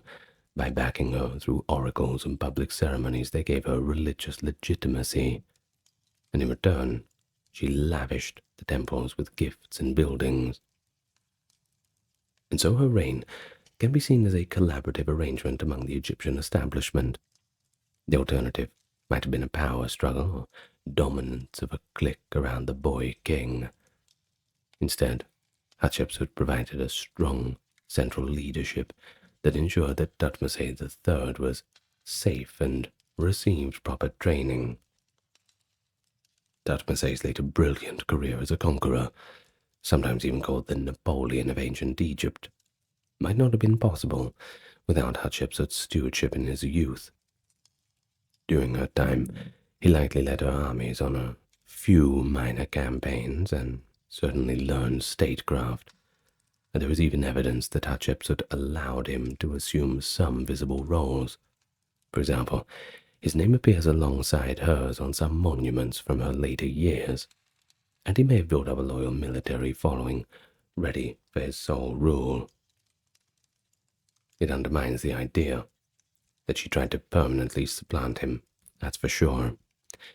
Instead, it appears that she intended a joint rule, where eventually Thutmose III would seamlessly continue after her. And in the end, That is exactly what happened. When she passed away, Egypt carried on, without missing a beat, under the leadership of Thutmose III. If she had been a tyrant, or a usurper against the general will, well, one might have expected some kind of civil conflict at the transfer of power, but there was none. And another debate centers on Hatshepsut's gender and how she presented herself. Did she become a man to rule? Well, the evidence suggests that while she adopted male symbolism, she never really hid her female identity. It was all for show. Statues exist with Hatshepsut in a feminine form, breasts visible, wearing a woman's dress, and a king's crown, a visually jarring combination that artisans tried to reconcile. In other reliefs, she is flat-chested and depicted as an idealized male king. This duality was likely understood by her subjects, who knew she was a woman but, well, had to portray her as a pharaoh. So they weren't really portraying her as a man, so to speak. They were just portraying her as exactly that, a pharaoh. And the pharaoh has to tick a few boxes aesthetically. Egyptian art was formulaic and symbolic. It was not a literal portrait. And so by donning the symbols of kingship, she was aligning herself with the concept of a pharaoh, which really had not much to do with gender, I suppose. And she even emphasized her unique position as a female king by sometimes using titles like Mistress of the Two Lands, parallel to the Lord of the Two Lands. I suppose the approach could be seen as a clever blend of innovation and tradition. She innovated by being a female king, but she adhered to the tradition by performing the role exactly how a male king would, so that divine order would not be disturbed by her overt femininity. Modern observers have been pretty fascinated by Hatshepsut's choice to wear a false beard. That ceremonial beard was a badge of kingship, not specifically manhood. Interestingly, some statues of her show the faint outline where the beard was attached separately, meaning it was likely a removable accessory. In life, she probably did not physically disguise herself. That beard was just a part of ritual attire, much like the crown. And we might compare it to a queen today. Wearing a crown or holding a scepter, it doesn't change her identity, but it just signifies the office. Thus, Hatshepsut navigated her role with what we might call symbolic androgyny. She was both a king and a queen, daughter of Amun and son of Amun. Of course, it's pretty unprecedented. Perhaps only a culture as deeply conservative yet symbolically rich as Egypt's could accommodate such a paradox. Well, it certainly gave later chroniclers headaches. Some ancient scribes simply omitted mention of to avoid explaining the oddity. But now we view Hatshepsut's adaptation as a testament to her political skill. Anecdotes and personal aspects of her life also invite discussion. One popular topic is her relationship with Senenmut. Senenmut was a commoner by birth, and he rose to extraordinary heights under Hatshepsut. He held at least 20 titles, including controller of all works of the king, basically chief architect, and was responsible for educating her daughter Neferude. She granted him rare honors. He had 2 tombs prepared for himself, one near hers, even beneath the causeway of her temple, and statues depicting him holding Neferude in his arms, like a proud mentor or even a surrogate parent. Such closeness between a pharaoh and a subject, well, that inevitably leads to rumors. In a cave near Deir al-Bahri, there was an old graffito that some have interpreted as a crude sketch of a woman with pharaonic regalia being intimate with a man, though it's not labeled. Speculation runs wild that this was meant to lampoon Hatshepsut and Senenmut. While we lack direct proof of a romance, the possibility of love or partnership between them is a kind of interesting subplot, a B-roll story in Hatshepsut's life. And even if their relationship was purely professional, the trust and affection she placed in this talented individual speaks once again to her willingness to break norms. In fact, Pharaohs rarely elevated non-royals so high, and perhaps her need for a confidant in a role that could be very lonely. Senenmut mysteriously vanishes from the record in Hatshepsut's late reign. Perhaps he died, or fell out of favor, shortly before she did. One can imagine Hatshepsut in her final months, regardless of what their relationship was, certainly might have missed his counsel. But what of Neferure, her daughter? Well, she likely died before reaching full adulthood, as she disappears from the records too, possibly by Hatshepsut's 16th year or so. Hatshepsut had possibly been grooming her as a future god's wife of Amun, or even as a royal heiress. There are in fact depictions of Neferure in some kingly regalia as a child. If Neferure had lived, might Hatshepsut have tried to establish a female succession? Well, it's an interesting what-if scenario, I suppose. But history had other plans. With Neferure gone, Hatshepsut's lineage did not continue, and Thutmose III's line took over. Hatshepsut's personal life thus had its share of sorrow. Widowed early, likely losing her only child, and ruling without a direct heir of her own. Perhaps this, too, made it easier for Thutmose III to later remove her name. There were no descendants left to honor her memory or defend her legacy. And so, that legacy experienced a grand resurrection in our modern era. For over 2 millennia after her reign, she was mostly forgotten. It wasn't until the 19th century when archaeologists and linguists deciphered hieroglyphs and began to study the temples of Thebes that clues to her existence finally emerged. Early scholars like Jean-François Champollion saw the name Mat-Kare in inscriptions and noted it referred to a female ruler. In the 19th century, a temple at Deir el-Bahri was cleared by explorers like Auguste Mariette and Edouard Naville, who found reliefs with a female king. The realization slowly dawned that this was the Amensis of Manetho. Hatshepsut had been rediscovered.